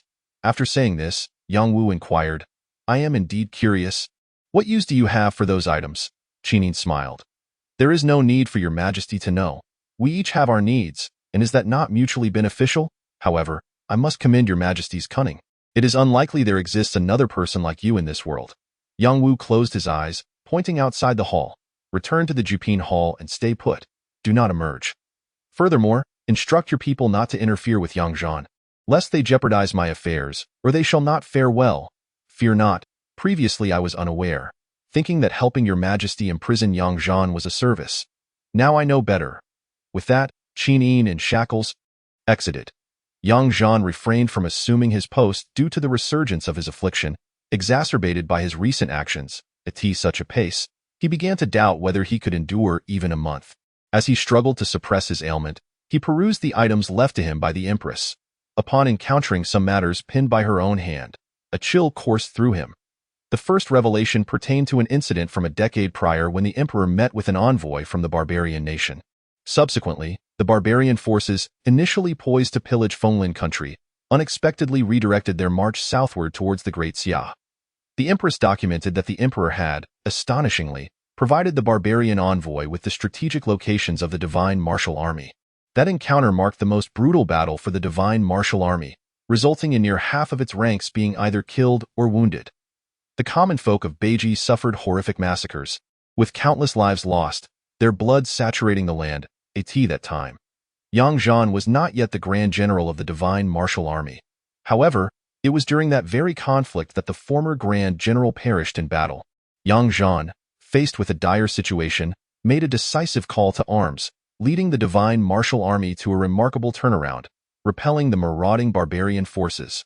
From that day forth, he firmly established an unassailable reputation within the divine martial army. The empress gleaned this knowledge through means devised by the Shao clan, having embedded merchants within the ranks of the barbarian envoy to gather such intelligence. Reports indicated that the emperor of Great Xia harbored a desire for the barbarian forces to wreak as much havoc upon the populace as possible. As Zhan recalled the scene, he remembered the emperor dispatching military overseers, some of whom carried a peculiar black jar adorned with eerie runes during the conflict. He had inquired about its purpose, to which they replied it was a curse intended to condemn the barbarian people to death. Yet, he witnessed these individuals carrying the jar to the villages that had been ravaged, only to find that the barbarian forces had long since departed. It was only upon reviewing the empress's collected information regarding the Fengshan sect that he discovered the jar was, in fact, an artifact of dark sorcery known as the Grievance Spirit Jar. This vessel was said to capture the vengeful spirits of those who perished in fear and despair. With trembling hands, Zhan turned the pages, each subsequent account revealing similar atrocities. However, as the commander of the divine martial army, he had managed to avert significant losses, instead inflicting severe casualties upon the barbarian forces. Nevertheless, among the military overseers dispatched by the emperor, there were still those wielding the Grievance Spirit Jar, harvesting the resentment of the slain from both sides. But what purpose did Yang Wu have in collecting such grievances?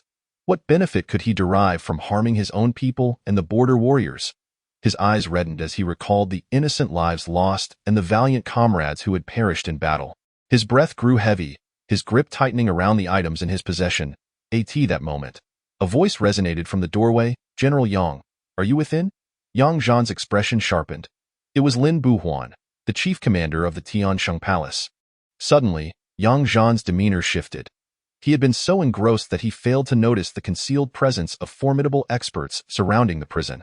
Outside the interrogation room, Lin Buhuan stood with arms crossed, casting not a glance at the menacingly intent third and fourth sons, who were poised with lethal intent. He merely stated, "General Yang, do you wish for this commander to intrude upon you?" At that moment, the murderous aura emanating from the third and fourth sons intensified, their focus unwaveringly fixed on Lin Buhuan. The battle blade in hand glimmered with a chilling light, seemingly poised to strike at Lin Buhuan's neck at any moment. However, both their lips were stained with blood, their garments and hair disheveled, indicating that they had already engaged in combat. At last, Zhan opened the door, cast a fleeting glance at Lin Buhuan, and then fixed his gaze upon Sanzi and Seer. He inquired nonchalantly, "Are you injured?" Sanzi and Seer continued to glare intently at Lin Buhuan, gripping their blades tightly, and replied in unison, "A minor injury, Second Master." Lin Buhuan spoke up, "General Yang, I have come under the command of His Majesty." Zhan's expression remained indifferent as he said, "The Emperor specifically tasked me with asking you when you shall take office. Do not let His Majesty's trust be in vain." Lin Buhuan furrowed his brow, retorting, "Is there a rebellion afoot? What is the Emperor in such a hurry about? If he is anxious, he should retrieve the imperial seal and appoint someone more capable." Lin Buhuan continued, "General Yang, this is no trifling matter. Furthermore, His Majesty merely asked me to inquire about your decision regarding when to assume your post." As he spoke, Lin Buhuan glanced toward the interrogation room. Zhan interjected, "If you wish to see something, come in and look. There's no need to linger at the doorway." With that, Zhan stepped aside. Lin Buhuan, unceremonious, entered without hesitation. Zhan then addressed Sanzi and Seer, "Have Qin summon all the troops and arrange them in battle formation. I intend to drill them shortly." Sanzi and Seer were taken aback for a moment, Then their eyes brightened. They promptly turned and dashed off like the wind. Meanwhile, Lin Buhuan, observing the interrogation room, seemed unfazed by Yang Zhan's orders to the prison guards, merely surveying the surroundings. Suddenly, he spoke, "General Yang, is the box from the Empress still in your possession?" "What of it?" Lin Buhuan chuckled. "It is merely my intention to advise you, General Yang. Some items in your possession may serve as a death warrant. It would be wiser to entrust them to His Majesty, for your own good." Yang Zhan responded with a smile. "Did you come to convey this on your own accord, or was it the Emperor who sent you to say it?" Lin Buhuan sighed. "This is something I wish to express to you personally, General. You must have heard the saying, 'To serve the king is to walk with a tiger.' While His Majesty may regard you with paternal affection, he is still the Emperor, and we are both his subjects." Yang Zhan comprehended that Lin Buhuan, and perhaps even the Emperor, likely remained oblivious to the contents of that box. Otherwise, he would have come with troops to seize it rather than engage in insinuations. Yang Zhan smiled. "The gifts bestowed upon me by the late Empress must be safeguarded properly. How could I dishonor her spirit? I appreciate your good intentions, Commander Lin." Lin Buhuan returned the smile. "In that case, I shall refrain from further remarks. By the way, what treasures did the Empress bestow? Surely, there are some valuable items." "Even if there were treasures, they would not pertain to Commander Lin," came the reply. Lin Buhuan's brow furrowed. "If that is the case, I shall take my leave to report back." As he turned to depart, Yang Zhan suddenly spoke up, "Commander Lin, is there not something unresolved?" Lin Buhuan, perplexed, asked, "What is it?" "You have struck my two brothers, and you intend to leave just like that?" Upon hearing this, Lin Buhuan could not help but chuckle. "Merely two prison guards, and yet they dare to obstruct me without understanding the situation? That I have not slain them already is a testament to their fortunate fate. Might General Yang have something further to say?" As he spoke, Lin Buhuan cast a nonchalant glance at Yang Zhan, seemingly unconcerned. After all, he was the sole warrior of the sacred martial realm in the capital, while Yang Zhan, despite his strength, was merely at the first rank. Yang Zhan returned Lin Buhuan's gaze. "I possess a certain flaw in my leadership. I cannot abide seeing my soldiers being bullied. Let it be known, even if it were the Emperor himself who dared to strike them, I would stand up for them." Lin Buhuan's smile grew ever more radiant. "General Yang certainly cherishes his troops as if they were his own children. But is this not a trifle arrogant?" Yang Zhan shook his head. "If you deem it arrogance, then so be it." As he approached Lin Buhuan, he continued, "Oftentimes, I merely sit in the central camp, making strategic decisions, while my troops must expend their blood and lives to execute my commands. Without them, I am but a mere figure of a general." At this juncture, Yang Zhan fixed his gaze upon Lin Buhuan.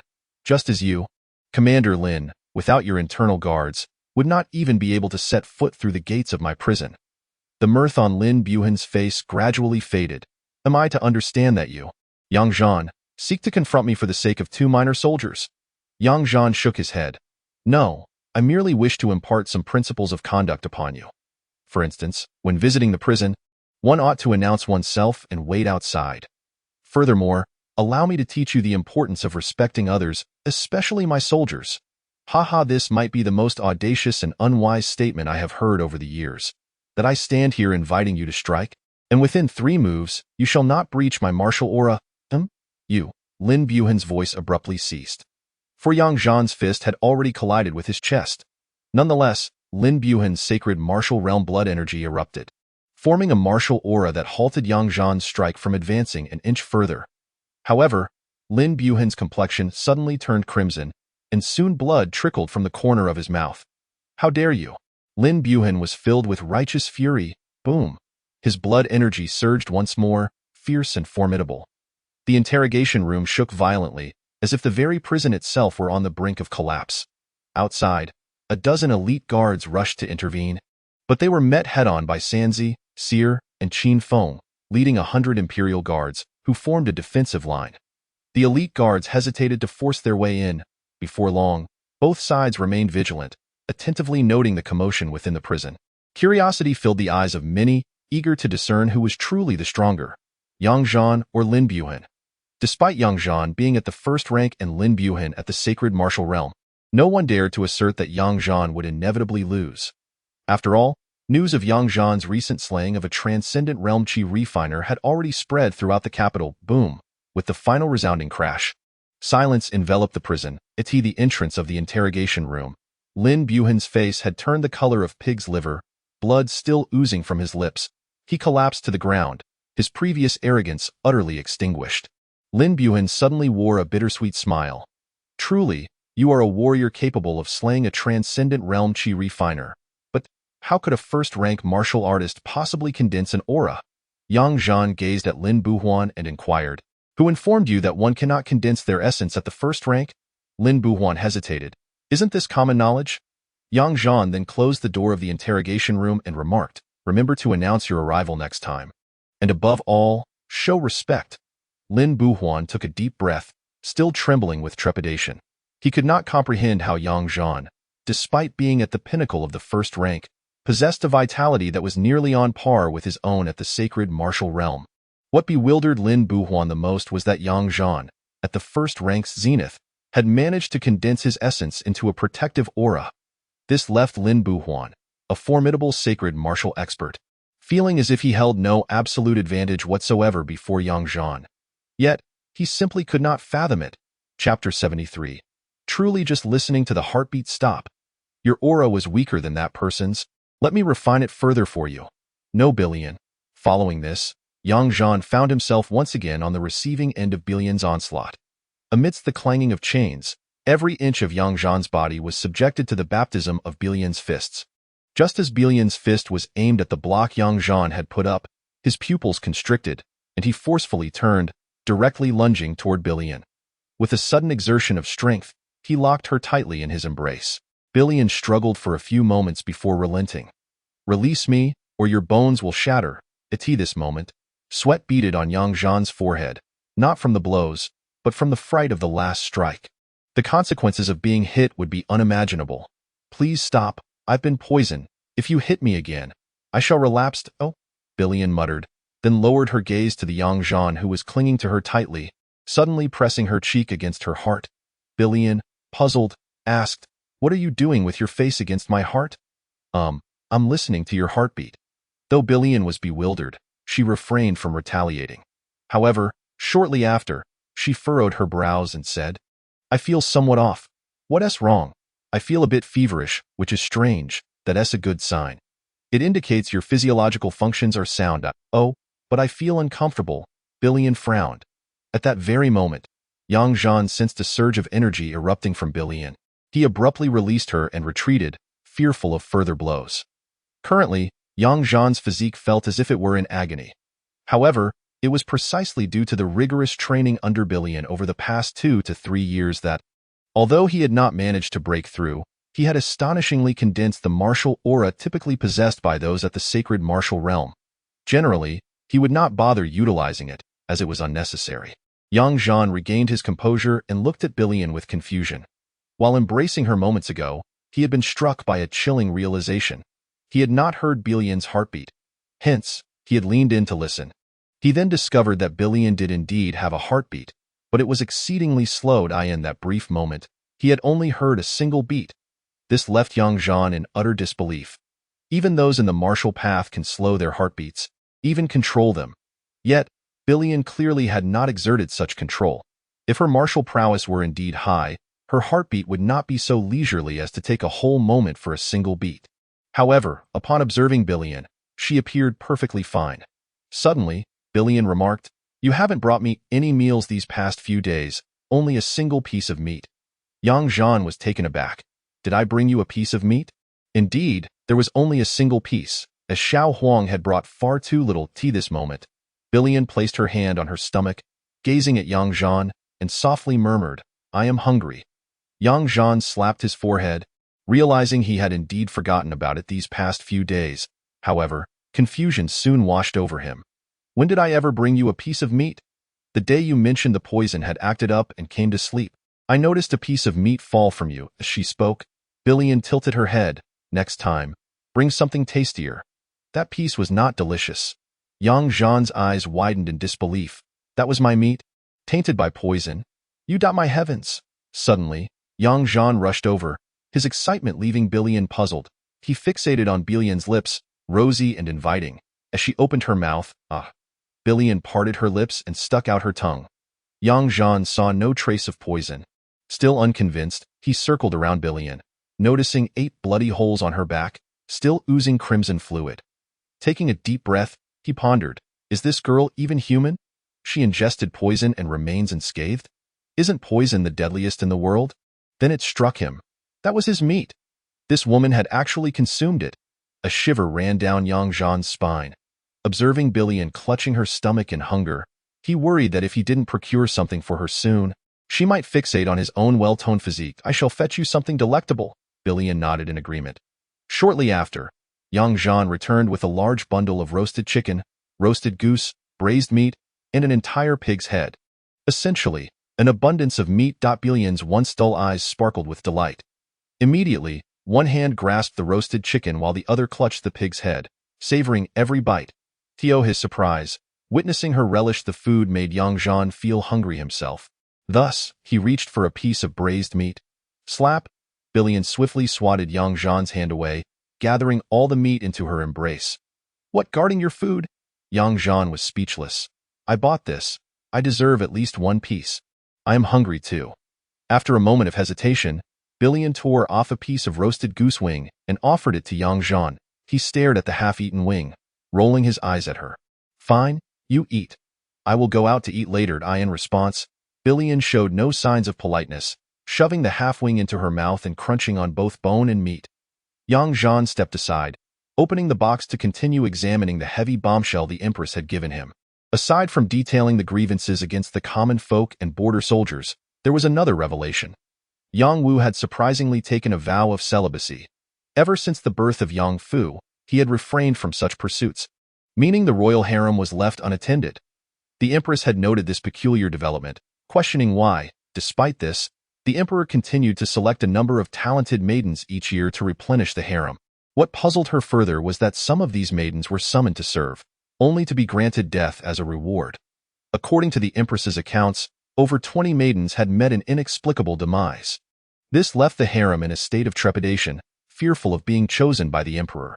Ultimately, at the bottom of the box, Yang Zhan discovered a small box, measuring merely a few inches on each side. Yang Zhan opened the box and paused, his expression momentarily frozen. The imperial seal? A counterfeit imperial seal. He lifted the seal to examine it closely, then retrieved a decree from his pocket. Comparing the intricate patterns and inscriptions, Yang Zhan furrowed his brow, remarkably identical, as if crafted with meticulous precision. Could it be that the Empress truly contemplated rebellion, hence preparing the seal in advance? After toying with the seal for a while, he discerned that it did not appear new.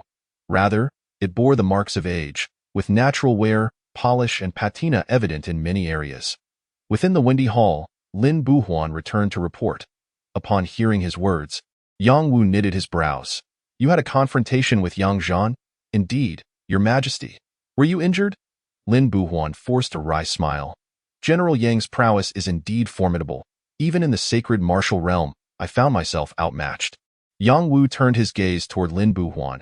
Has Yang Zhan broken through to the sacred martial realm? Lin Buhuan shook his head. No. He remains at the pinnacle of the first grade. Yet his combat techniques are exceptionally impressive, and he has already condensed his vital energy at this stage. In that instant, Yang Wu's eyes sparkled with a hint of excitement. This lad never fails to surprise me. He then directed his attention back to Lin Buhuan. What has the Empress bestowed upon him? Lin Buhuan replied with a shake of his head. General Yang did not disclose that information. Suddenly, Yang Wu inquired, Have you discovered where it is placed? Lin Buhuan lowered his head. Replying to Your Majesty, no. Yang Wu raised an eyebrow. Uncover it and bring it back. But remember, do not resort to coercion. Lin Buhuan was taken aback. Your Majesty, if we cannot force the issue, and General Yang refuses to comply. Yang Wu expressed a hint of disappointment. Must I spell it out so clearly? Can we not resort to stealth? Lin Buhuan was astonished, seemingly unprepared for the Emperor's suggestion to pilfer from a minister. Regardless of whom you engage, it will remain between you and me. Lin Buhuan's expression hardened. As you command. Chapter 74. The heir enters Tiandu in the wake of the Empress's grand mourning. The palace and the entirety of Tiandu city were enveloped in a shroud of white mourning attire and snow. Inside the windy hall, Yang Wu reclined in a rocking chair with his eyes closed. Suddenly, Li Xian rushed in, breathless. Your Majesty. Yang Wu lazily opened his eyes. Is there trouble? Minister Chen is currently leading officials from the Ministry of Justice to apprehend Yang Zhan. Yang Wu's gaze flickered. Yang Zhan has yet to assume his post, correct? Yes, Your Majesty. What has Yang Zhan been occupied with these past few days? General Yang has been reviewing the archives of the 6 ministries and has also visited Yuhong Tower. Yang Wu's eyes narrowed. What archives did he examine? Your Majesty, General Yang insisted on conducting his inquiries alone, and the maidservants were not privy to the details. Yang Wu frowned. Very well, let him investigate. It is merely an old case from Huangmiao village. After so many years, what more could be uncovered? It would only be a waste of time. After a moment, Yang Wu turned to Li Xian. So, Chunju is leading troops to the dungeon to capture Yang Zhan? Indeed, go find Yang Zhan, inform him of this development, and also encourage him to report for duty promptly, lest certain individuals seek to wield their authority against him. Li Xian bowed his head and exited. At this moment, Yang Wu issued another command. Summon Lin Buhuan. Yes, Your Majesty. Yang Zhan was seated in a woman's boudoir within the jade-red pavilion, where a subtle and delicate fragrance wafted through the air. Given the period of mourning, the jade-red pavilion had been ordered to close its doors. However, Yang Zhan found it rather straightforward to contemplate. At this moment, he rested with his eyes closed, leaning back in his chair. Over the past few days, he had been ostensibly investigating matters concerning Huangmiao village, yet in truth, he was delving into the affairs of Bai Lian. Not long ago, Yang Zhan had uncovered detailed records regarding the construction of the heavenly prison in the Ministry of Works. It was built in the 9th year of the Taichung era, and prior to its construction, the site had been a temple known as Tianyuan Temple. The records from the Ministry of Works contain no mention of any underground chambers. However, the passage leading down from the interrogation room was merely covered by stone slabs. While ordinary individuals might not perceive it, would the builders have been oblivious? If they were aware, why was it not recorded in the documents? Could it be that the ground remained untouched and only the structure above was modified, thereby concealing the underground chambers? As these thoughts crossed his mind, Yang Zhan found the notion absurd. Now, in the year 46 of the Jianqing era, it had been a full 81 years since the construction in the 9th year of Taichung. If the underground chamber had gone unnoticed back then, it must have existed prior to the construction of the heavenly prison. This was no jest. At least 81 years had passed, and a little girl would have surely aged and perished, yet Bai Lian remained as youthful as ever. Even if Bai Lian were a formidable warrior, time could not completely elude her.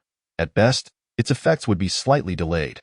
However, after 81 years, no matter how mighty a warrior, it was implausible for one's appearance to remain unchanged. Yang Zhan furrowed his brow. He had consulted the archives in the Ministry of Household regarding the conscripted laborers who built the heavenly prison, and without exception, they all perished, not from old age, but rather, they were taken to construct the imperial tombs, and none returned alive.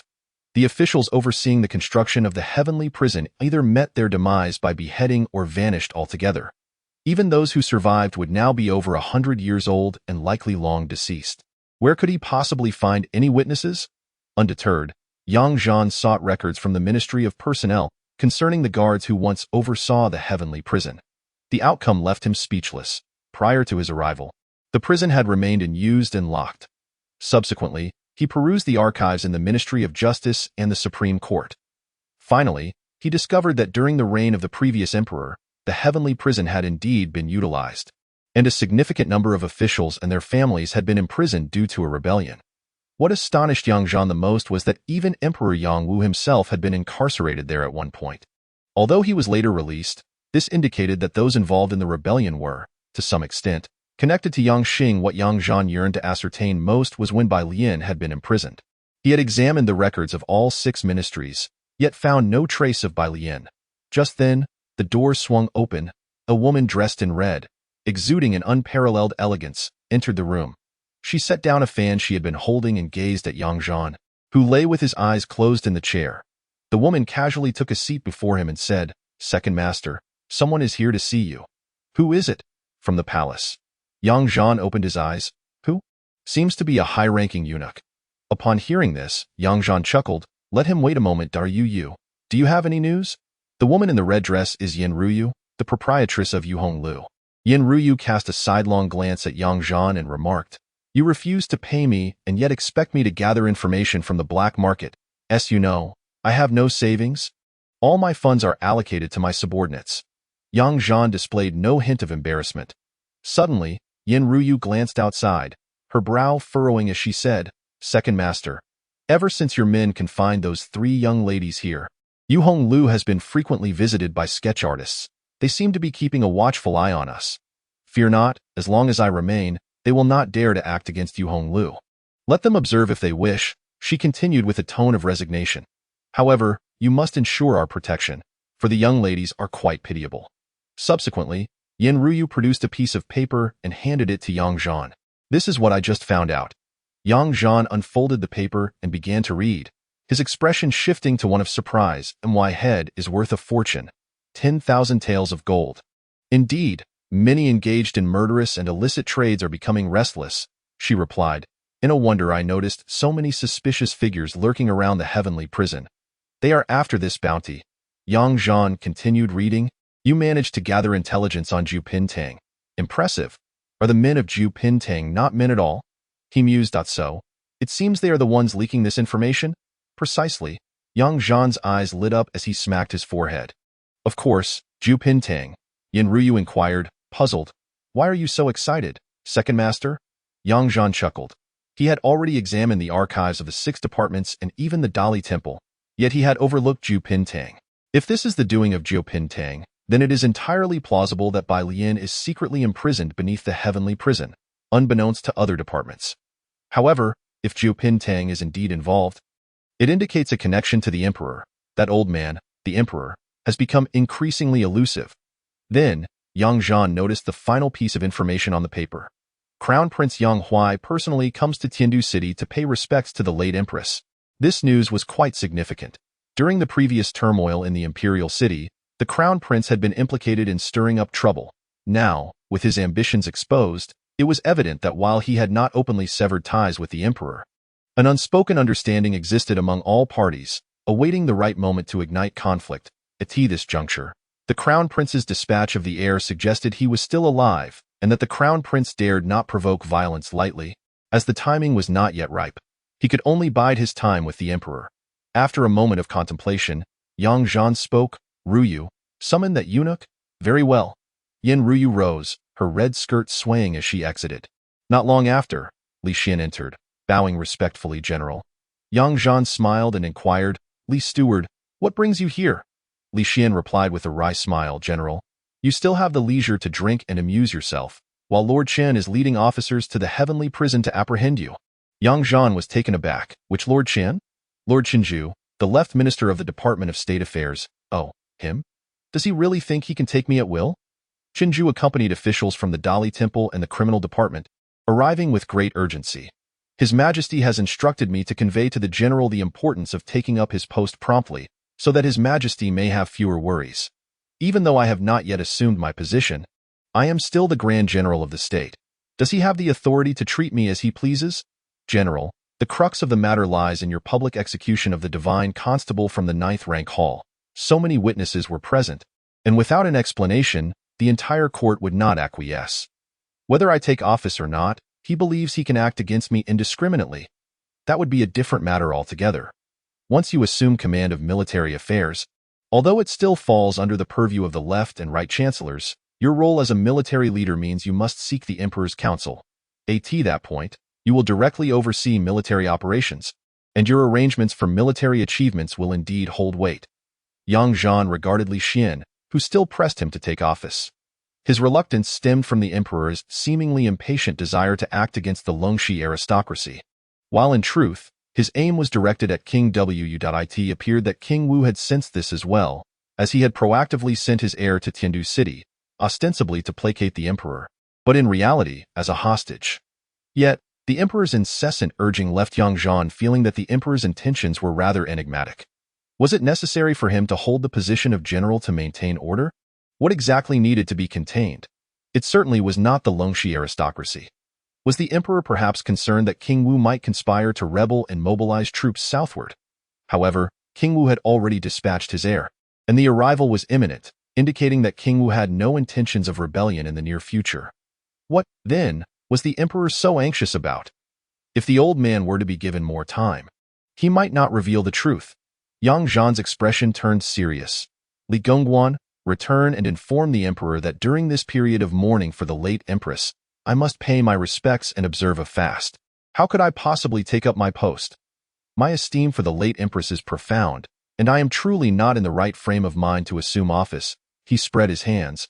You see, I have been consumed by grief these past days, unable to eat or drink, and have lost considerable weight. Li Xian was taken aback, then glanced at Yang Zhan, who had been indulging in pleasures at Yuhong Tower for several days. Inwardly, Li Xian cursed. Was this what one called being unable to eat or drink, consumed by grief? Speaking such blatant falsehoods with such seriousness was truly exasperating. With a wry smile, Li Xian said, General, what of Master Chen and his associates? No matter. Return and let the emperor handle it for me. I trust the emperor's wisdom. He would not allow me to fall into a predicament. Now, be off, Li Gonggang.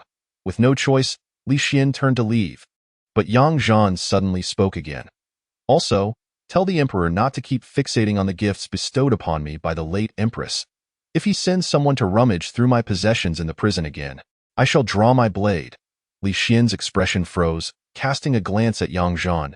He felt quite vexed. Who exactly was the emperor here? This fellow was audacious beyond measure, practically more imperial than the emperor himself. In the Eastern Palace, Yu Shu, donned in ceremonial mourning attire, had just returned from Fengyi Palace. At this moment, several weary soldiers stood at the entrance of the Eastern Palace. Greetings to the Crown Princess. Yu Shu hurried inside. Shortly thereafter, she encountered a general clad in armor standing in the courtyard. Brother! The general turned, and upon seeing Yu Shu, his face broke into a smile. Sister, it has been many years.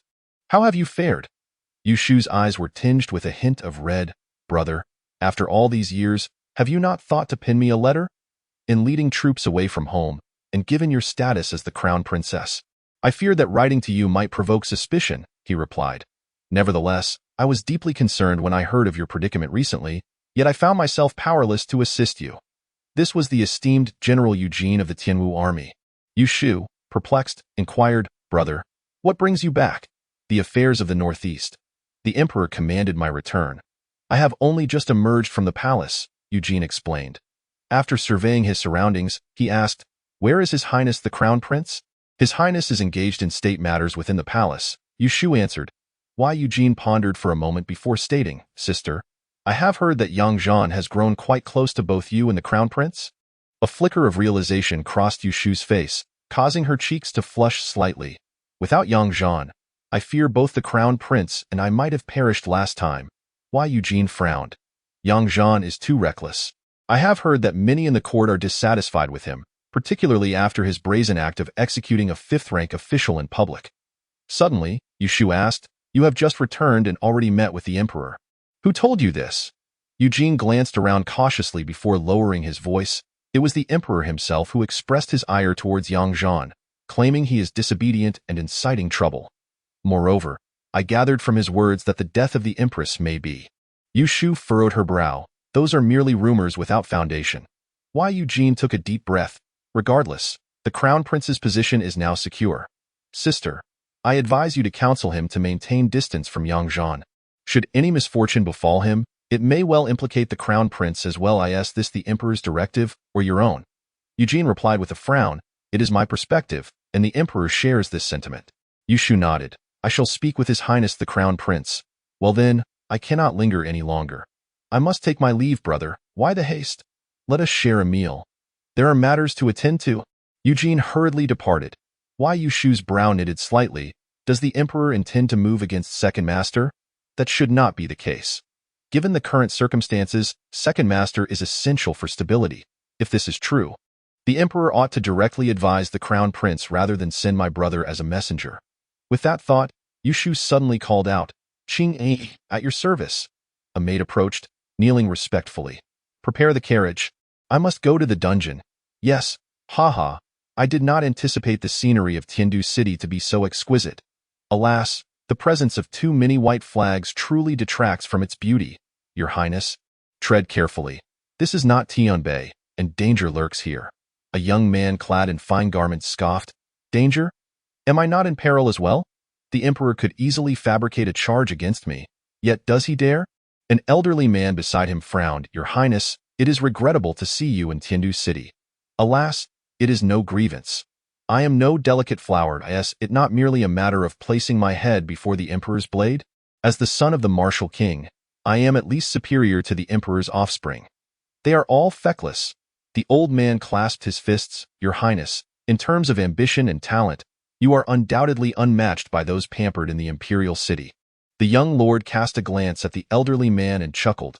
Ah, my esteemed sir, it seems you have also mastered the art of flattery.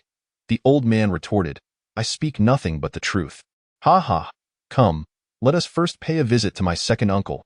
Mr. Wu's eyes lit up. Your wisdom is truly remarkable, young lord. Thus, the group, with great vigor, turned and made their way toward the celestial prison. Chapter 76. The Flower of Death, Messenger from the Other Shore, as expected. It wasn't long before a member of the Imperial Guard arrived with news. The left minister, Ju, had left in a disgraceful manner, summoned by the Emperor himself, who reprimanded Ju for disturbing the mourning rites during the Queen's period of bereavement. Meanwhile, in the 9th rank hall, Guoyu and Yang Zhan sat opposite each other. Yang Zhan wore a broad smile, while Guoyu's expression was as grim as a stormy sea. General Yang, have you not yet had your fill of displaying your might? Have you come to our 9th rank hall to stir up trouble? How could you say such a thing, Master Guo? I am but a simple warrior, a rough man with straightforward thoughts. When I encounter injustice, I naturally cannot learn to endure it. Ha! If General Yang is truly so straightforward, then the barbarian emperor must be driven to madness. Yang Zhan grinned. If I were less straightforward, would I be allowed to visit the celestial prison? Observing the celestial prison does indeed wield influence over court affairs. If General Yang were to take up his post in the southern Yamen, our great Xia's realm would undoubtedly be as secure as a fortress. Yang Zhan continued to beam. To receive Master Guo's praise brings me great joy. Guoyu was taken aback. Was this lad genuinely oblivious to his sarcasm, or was he merely pretending? Yet, Yang Zhan spoke up, Master Guo, I have come here to share a drink with you and to offer my sincere apologies. Guoyu raised an eyebrow. Why do I find that hard to believe? Truly, I intended to bring wine, but alas, my pockets are rather empty. Sigh, I cannot afford it. It must be your frequent indulgence at the Jade Red Pavilion that has left your pockets so barren. Yang Zhan shot a disapproving glance at Guoyu. Master Guo, I was merely doing a good deed by providing for those unfortunate women in the realm of flowers. Each time I visit, they are filled with joy. If I were to neglect them for even a few days, they would lose their appetite and wither away. The sage says, great love knows no bounds. Though I am but a mere warrior, I still hold the sage's words in high regard. Guoyu was taken aback. He had not anticipated that such a grand general could be so infatuated, and yet articulate it so eloquently. Guoyu clasped his fists. I admire your audacity, General Yang. You truly deserve the title of most thick-skinned. Thank you for your kind words, Master Guo. When you have some free time, you should also visit the Jade Red Pavilion. The young ladies there are quite amiable. They could melt a person's heart. When you go, just mention my name for a discount. Guoyu's countenance turned frosty, and the corner of his eye twitched. What brings General Yang here? Speak plainly. I have come to inquire, Master Guo, when will the 2 charming young ladies I captured be delivered to me? I have been longing for them day and night, and it has been quite unbearable. Guoyu's expression darkened. You have gone too far. These 2 individuals are of great significance. How could they possibly be handed over to General Yang? Yang Zhan chuckled.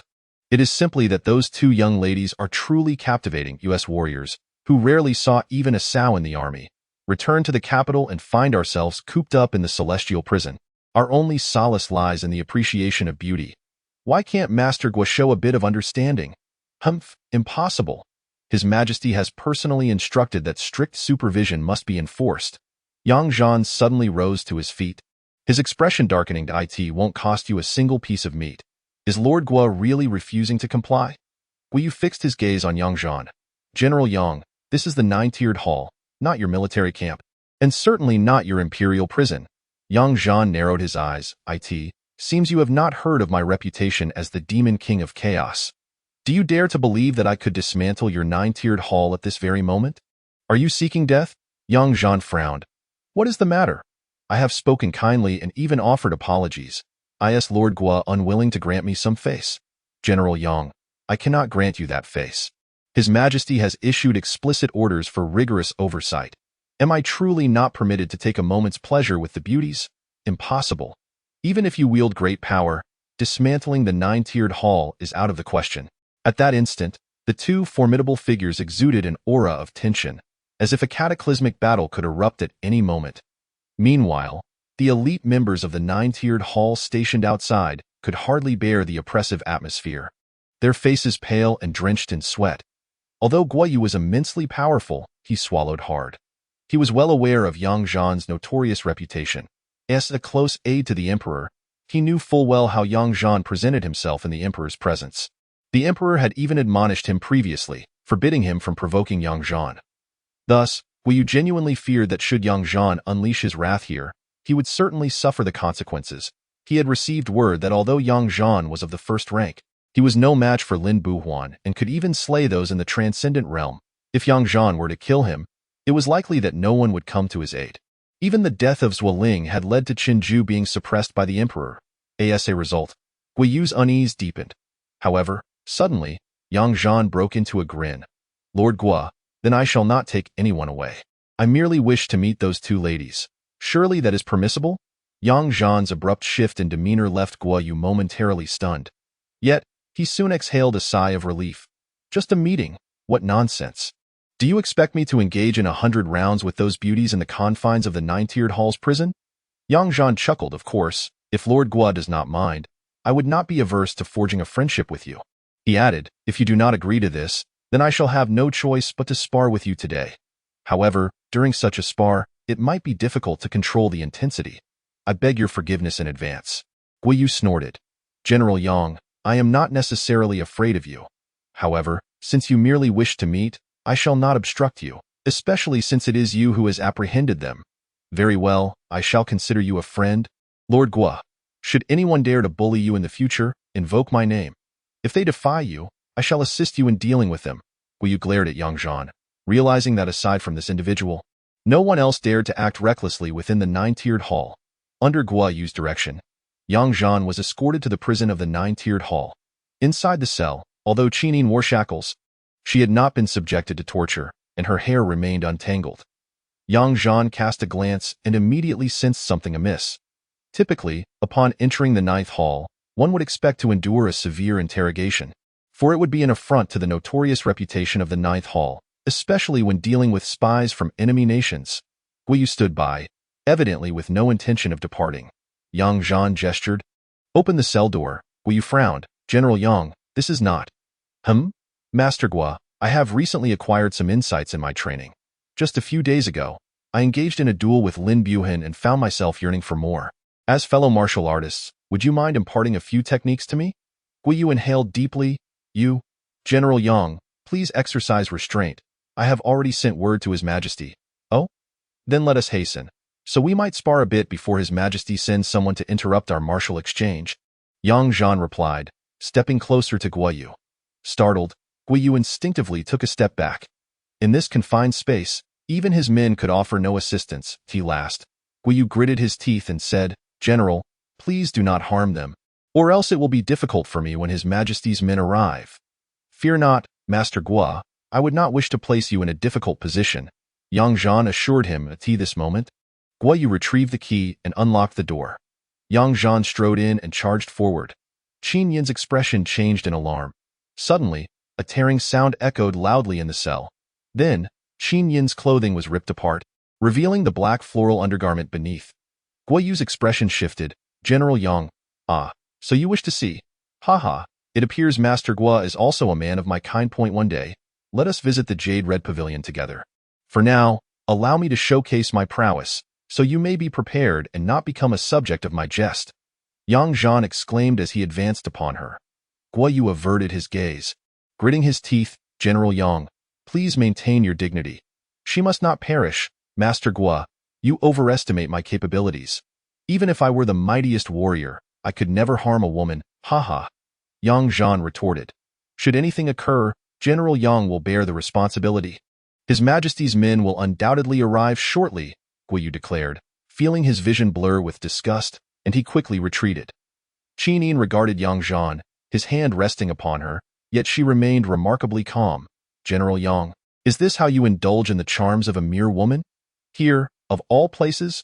Yang Zhan replied, lifting her chin, it is unavoidable. I am enamored with you, my beauty, and I find myself pining for you, causing me great distress. Qin Yin inhaled deeply, her undergarment fluttering. Yang Zhan looked down, clicking his tongue in admiration. Indeed, a rare beauty. General Yang, are you here to take revenge on me? She asked. With another rip, Yang Zhan tore away more of Qin Yin's attire, glancing at her before turning her back to him.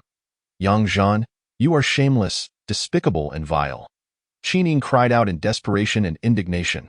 On her fair back bloomed a striking red flower, with only a stem and no leaves. Yang Zhan's eyes narrowed. The flower of death, a messenger of the Phoenix God sect. TSK, I am humbled. Chapter 77. An opportunity that proves fruitless, Your Majesty. The crown prince of the martial king has arrived. But he has gone to the dungeon, Li Xin reported, casting a glance at the motionless Yang Wu sprawled upon the chair. Then he continued to speak. Your Majesty, the Shao family and the Longxi aristocracy are both preparing to deal with Yang Zhan. At present, the number of impeachment petitions is as numerous as falling snowflakes, and the crown prince's side is nearly overwhelmed. Yang Wu remained silent. Li Xin spoke again. Just now, news from the Jiupin Hall reported that Yang Zhan forcefully intruded into the hall to seek an audience with Qin Yin. Finally, Yang Wu spoke. Let him meet her then. Li Xin lowered his head and replied. Your Majesty, you instructed us not to make things difficult for Yang Zhan. The Jiupin Hall may also find it quite challenging.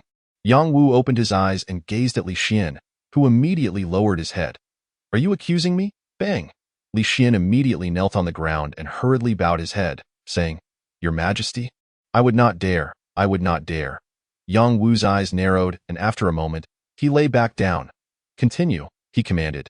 Yes, Your Majesty. Li Xin, still on the ground, continued. Your Majesty, General, you left the palace and went to the East Palace to meet the Crown Princess. Noticing Yang Wu did not inquire further, Li Xin continued to report. Afterward, General, you departed, and the Crown Princess took a carriage to the dungeon. At this moment, Yang Wu spoke again. So now, the Prince of Wu and the Crown Princess have met. Indeed, they should have already met. Yang Wu chuckled. Come back and report again in a while.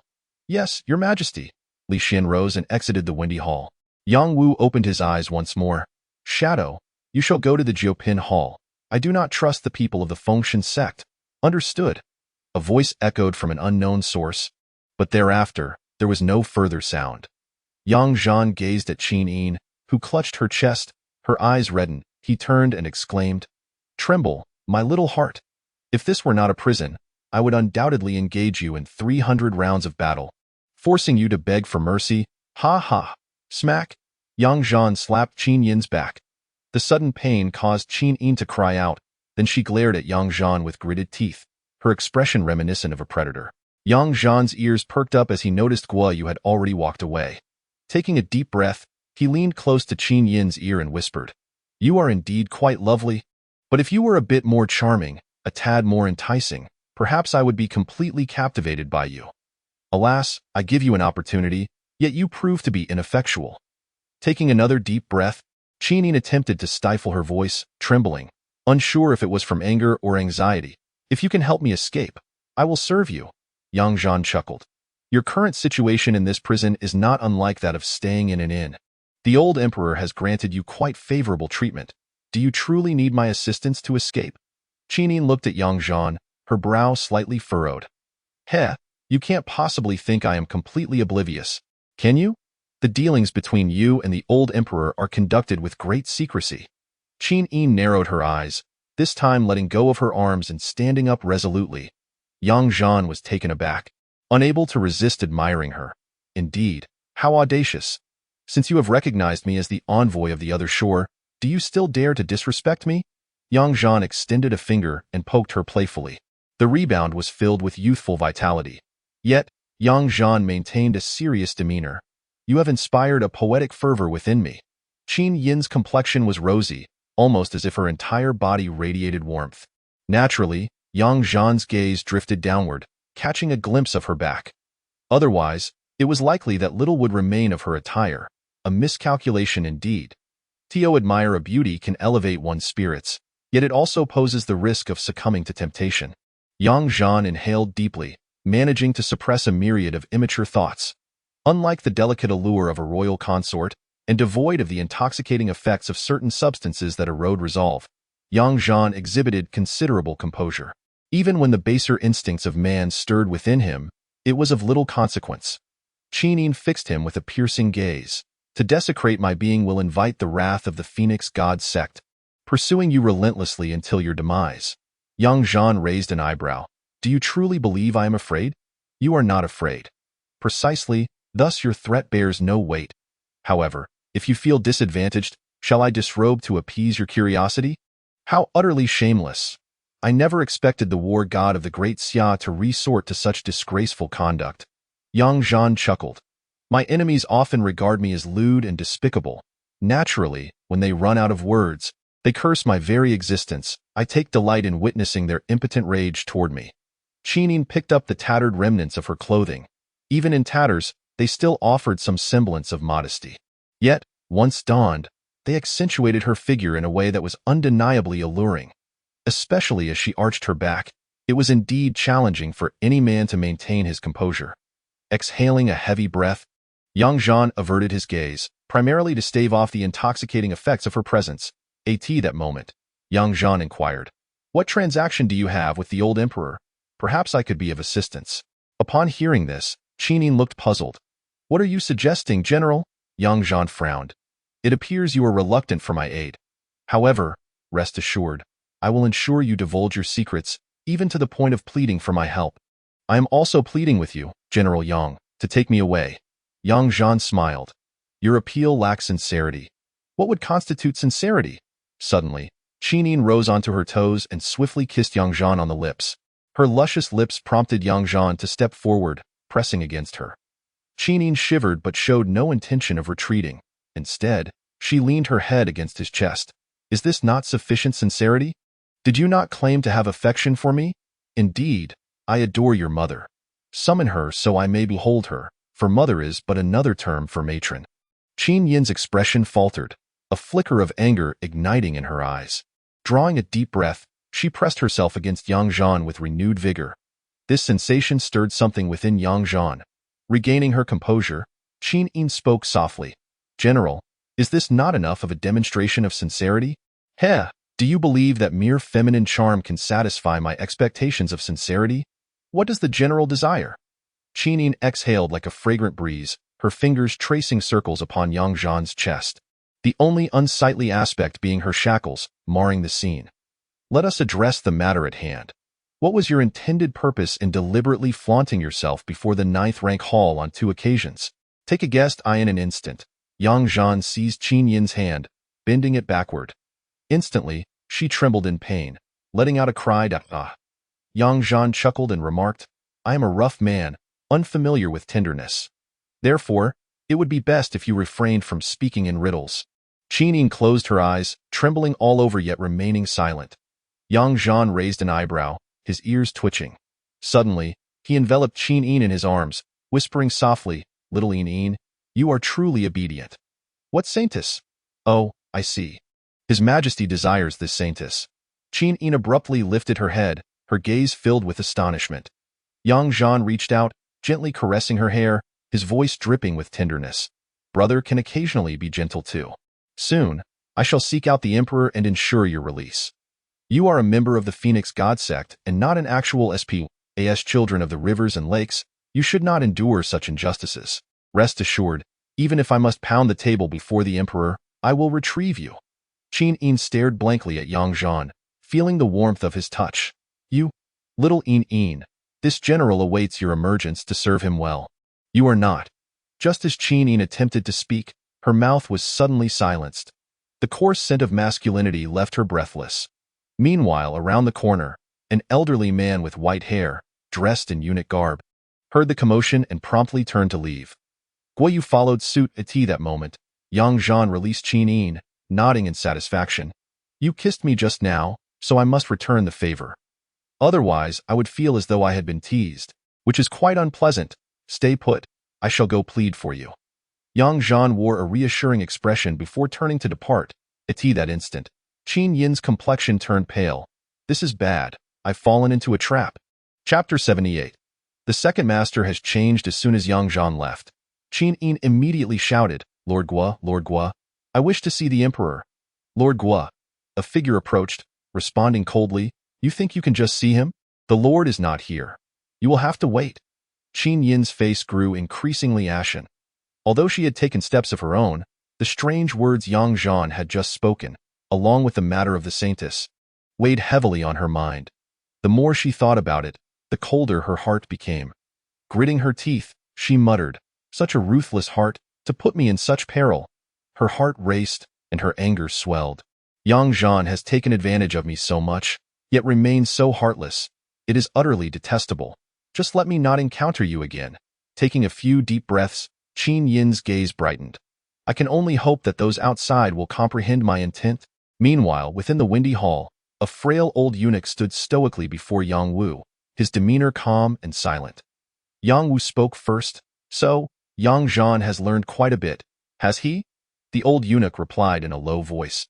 Yang Zhan at the very least knows that Qin Yin is the otherworldly envoy of the Phoenix God sect, and that the saintess among the 3 female prisoners is part of a transaction between His Majesty and the Phoenix God sect. Yang Wu's eyes flickered with interest as he straightened his posture. Are you implying that Qin Yin divulged this to Yang Zhan? The old eunuch nodded. Precisely. How much do you believe Yang Zhan knows? His knowledge should be limited. Yang Wu squinted his eyes. Eliminate Qin Yin, and thus no one will be aware that Yang Zhan possesses the coveted item. Moreover, should Yang Zhan acquire that item, he will not make a fuss about it. The old eunuch bowed his head and prepared to depart. However, Yang Wu called out to him. There is no need for your intervention. Instead, seek out another individual brought by the Feng Shan sect. For this person is of utmost importance. The old eunuch nodded and exited the windy hall. Suddenly, Yang Wu shouted, Li Xian, at your service. Li Xian rushed in, kneeling on the ground. Go inform Guiyu to execute the 2 spies from Fengling Kingdom. Yes, your majesty. Li Xian acknowledged the command and withdrew. Shortly after, Lin Buhuan entered. Yang Wu regarded Lin Buhuan. How many members from the Longxi aristocracy have arrived this time? Lin Buhuan clasped his fists. Your majesty? Many scions of the noble families have come. However, the older generation is conspicuously absent. Yang Wu nodded, as anticipated.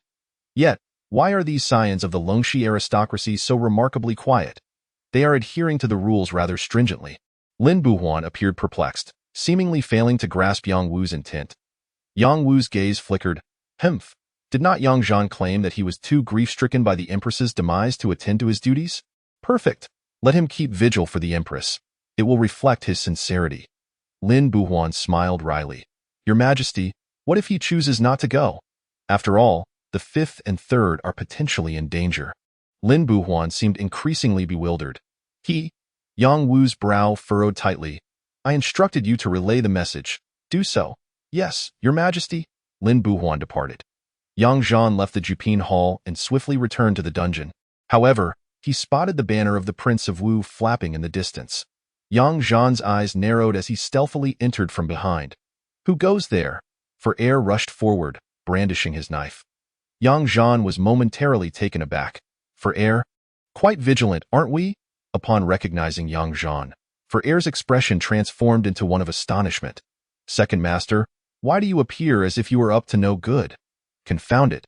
This dungeon is my domain. I shall go wherever I please. Stand aside. Second Master, the Prince of Wu is here, requesting to see you. We informed him you were not present, yet he remains outside awaiting your arrival. After a moment, For Air recalled something. Oh yes, the Crown Princess has also arrived, stating she has important matters to discuss with you. Second Master, what are you up to? That can wait. Send someone to summon Qiu Yun. Yang Zhan ventured deeper into the dungeon. For Air, perplexed, watched Yang Zhan's retreating figure, muttering. The Second Master has changed. At that moment, Sanzi also approached, expressing with a hint of nostalgia. Indeed, the Second Master has taken to solitary indulgence. Right, he no longer brings us along to Yuhong Building. Sigh, with the Second Master around, we could drink and listen to music at no cost. Suddenly, For Air interjected, Sanzi, the Prince of Wu is here. Perhaps we could borrow some money from him. Borrow from him? Sanzi blinked in surprise. For Air chuckled. Let us challenge him to a game of Pai Gao. Sanzi's eyes instantly brightened. Quick, summon the fifth and sixth.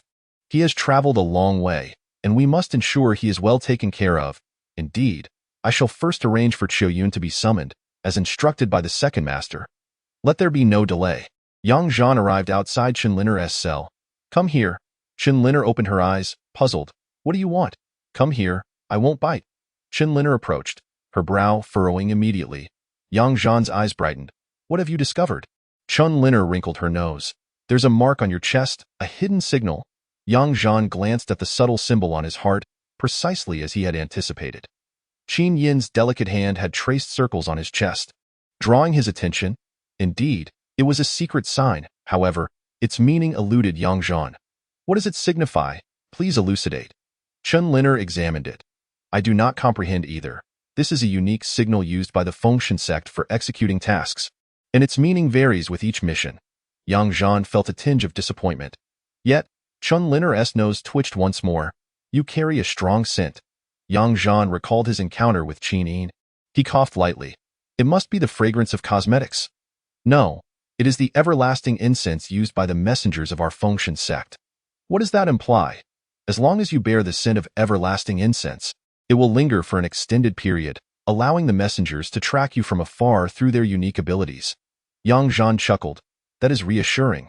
I would fear their inability to locate me. Who? The members of your Fengshen sect. Qinlinner's eyes sparkled. I was just about to inquire if you encountered one of our Fengshen sect's messengers. Do not be overly pleased. They are the ones who devised a scheme against you. Yang Zhan scrutinized Qinlinner. I have indeed pieced together some information, yet I remain perplexed regarding your situation. About me? Yes, if I am not mistaken. You are indeed an insider of your Fengshen sect, deliberately ensnared in a trap, and furthermore, there are individuals within the Great Xia engaging in transactions with the Fengshen sect, involving you, the High Saintess. Qinlinner furrowed her brow. Yang Zhan continued to gaze intently at her. Thus, why do you still hesitate to reveal why they wish to harm you? If you remain silent, I cannot aid you. Qinlinner regarded Yang Zhan, a faint smile of bitterness gracing her lips. It is not that I refuse to speak. Rather, I do not understand myself. Then how do you know someone is intentionally plotting against you? On that day, you revealed your extraordinary golden eyes to me. Qinlinner inhaled deeply. When we were captured, we were rendered unconscious. Though my body was weak and my eyes could not open, I could still hear. I overheard someone inspecting us, and they remarked, "This is the woman." Yang Zhan fixed his gaze on Qinlinner. If they sought you, why were Li Yu and Li Zhizhu also apprehended? How do you know it is someone within the Fengshen sect targeting you? My whereabouts are known only to the members of the Fengshen sect, Liu, and Li Zhizhu were unaware of my presence before entering Tianma Temple. At this point, Qinlinner shook her head. I do not understand why Li Yu and the others were also captured. Perhaps the people of Great Xia believe that capturing a princess and a county lord can yield numerous benefits. Upon hearing this, Yang Zhan scrutinized Qinlinner, admiring her striking beauty. He recalled how the old emperor frequently summoned young and beautiful maidens to his chambers, only to later execute them. However, something seemed amiss. If that were the case, Qinlinner should have been sent to the Tiansheng Palace upon her capture, rather than being imprisoned in the dungeon. It certainly was not merely her beauty or her physique that warranted such treatment. Noticing Yang Zhan's silence, Qinlinner grew anxious and implored, General Yang, can you promise to escort me back? I dare not trust anyone at this moment. But do you know who from the Fengshen sect is targeting you? If it happens to be your sect leader, wouldn't returning be akin to walking into a trap? It is definitely not the sect leader. It must be someone else. Thus, I must return to uncover the truth. Yang Zhan fell into contemplation, pondering what it was about this girl that the old emperor found so valuable. Surely, what she possessed was not unique. Many other women had similar, if not greater, qualities. Even if she was beautiful, the emperor's harem was filled with stunning women, making such effort unnecessary. Suddenly, Yang Zhan found himself gazing into Qinlinner's eyes. Chapter 79. All kindness is deceptive. What use do your eyes serve beyond discerning fortune? Qinlinner was taken aback. My eyes, aside from fortune-telling, possess no other extraordinary abilities. I do have relatively good eyesight. Does that count? That counts for nothing. Even warriors have good vision. Furrowing her brow, Qinlinner queried, Are you suggesting that someone values something I possess, perhaps even my eyes? She paused, realization dawning upon her. So, The Fengshan sect orchestrated my abduction to Daxia as part of a transaction, intending to sell me? She was quite perceptive, catching on swiftly it may very well be the case. Who is the one that seeks me? That is something you do not need to know for now, and I will not agree to assist you at this moment. Chen Liner grew desperate. If you assist me, aside from the latter half of the Tiangong technique, name your conditions. Yang Zhan could not help but frown. He had dispatched Lin Jiang to inquire with his master regarding the matters of the Sacred Fire Palace, the Fengshan sect, and the Sacred Heart technique alongside the Tiangong. However, he had yet to receive a response from his master. Just then, a commotion erupted outside. Yang Zhan listened attentively, furrowing his brow. We'll discuss this later. He exited promptly, and Chen Liner refrained from pressing him further, nor did she attempt to leverage Yang Zhan's identity from the Sacred Fire Palace as a threat. She merely felt a tinge of disappointment and worry. Upon stepping outside, Yang Zhan was surprised to find Sanzi and Seer engaged in a game of Pai Gao with the Crown Prince's son. Yang Huai at that moment, Sanzi, Seer, along with the 5th and 6th, had several stacks of silver notes laid out before them. Although Yang Huai was losing, he wore a cheerful smile. A mere glance was enough for Yang Zhan to comprehend the situation. He did not approach but leaned against the doorframe. Observing as the Crown Princess joined the game, to his astonishment, she even squatted down, wagering her golden hairpin. The intensity and confidence with which the Crown Princess played suggested that she was no novice. After watching a few rounds, Yang Zhan was amazed to see that the silver notes in front of Sanzi and Seer had been lost to the Crown Princess, causing them to break into a cold sweat. If this continued, they might even lose their trousers. Their intentions to swindle Yang Huai backfired spectacularly as they fell victim to the Crown Princess's prowess. Good heavens, what a disgrace. Just then, Qiu Yun arrived. Yang Zhan gestured toward the card game with his chin. As Qiu Yun glanced over, her eyes immediately fell upon the young master Yang Huai. A smile blossomed on her face as she approached him. Suddenly, Qiu Yun knelt and bowed, exclaiming, "I pay my respects to your highness." The young master? The moment Yang Huai lifted his head and beheld Qiu Yun, his expression abruptly froze. Yet, it was not long before a smile graced his features.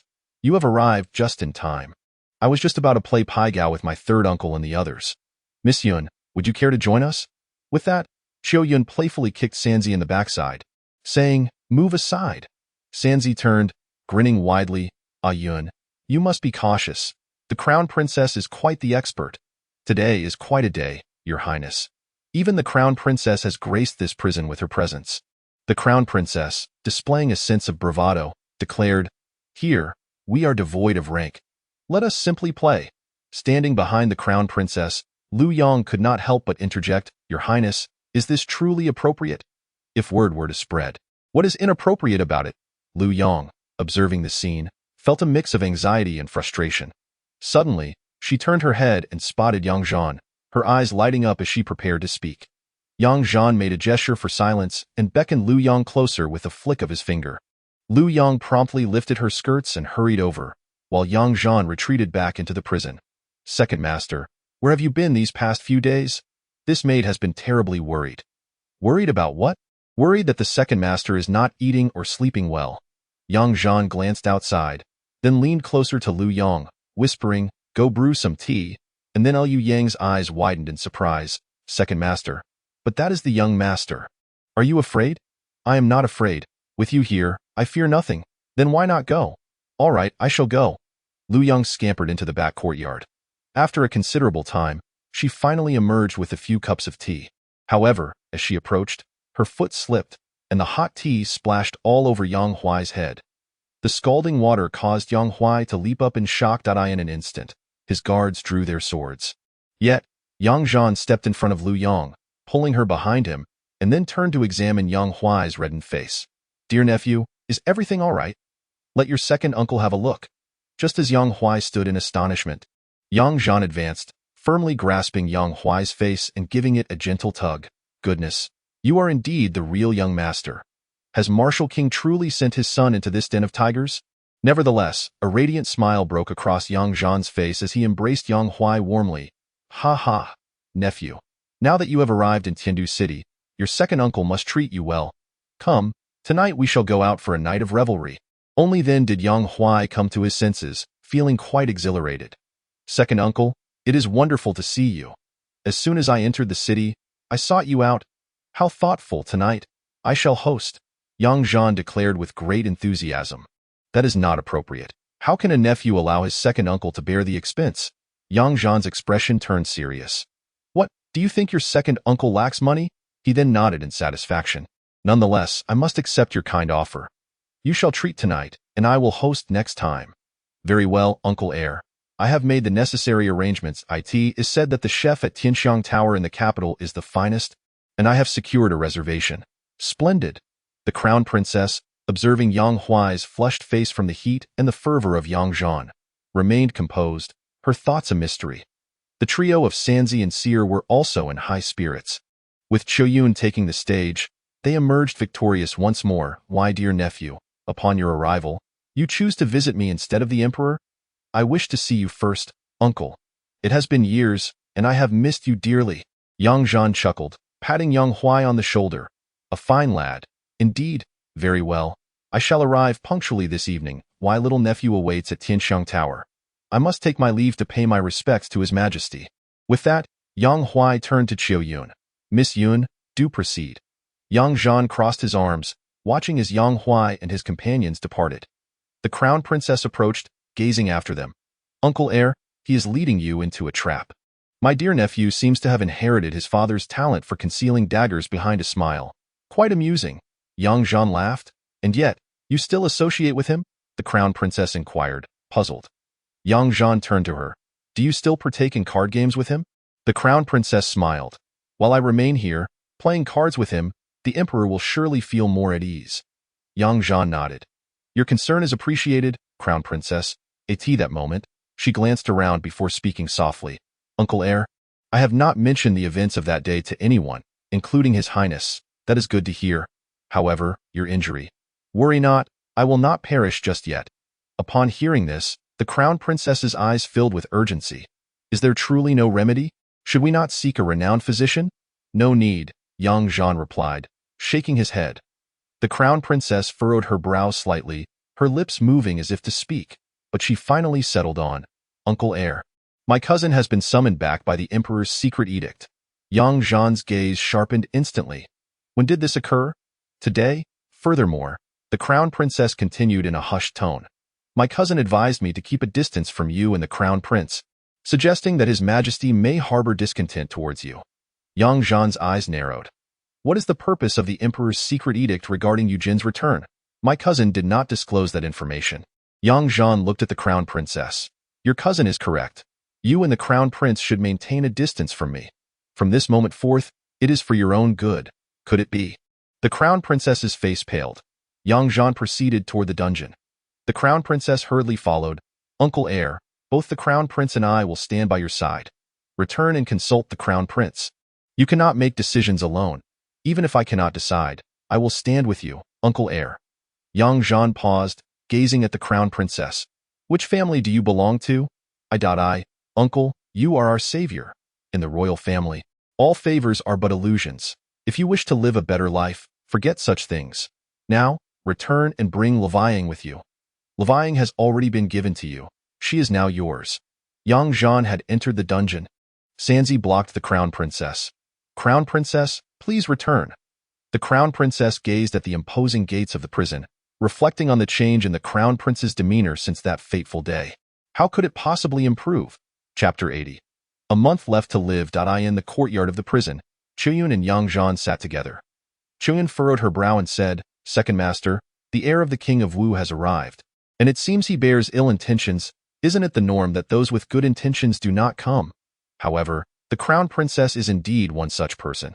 She will only add to my troubles. Is it not the case that the second master wishes to spare her from such troubles? Yang Zhan looked taken aback, turning towards Qiuyun. What do you mean? The second master's protective sentiments are palpable even from afar. Alas, I recall the time when the second master, with his fearsome demeanor, counted to 3, instilling terror in others. Now, the trauma lingers in their hearts. Hearing this, Yang Zhan shot Qiuyun a disdainful glance. If you were a novice, I might believe you.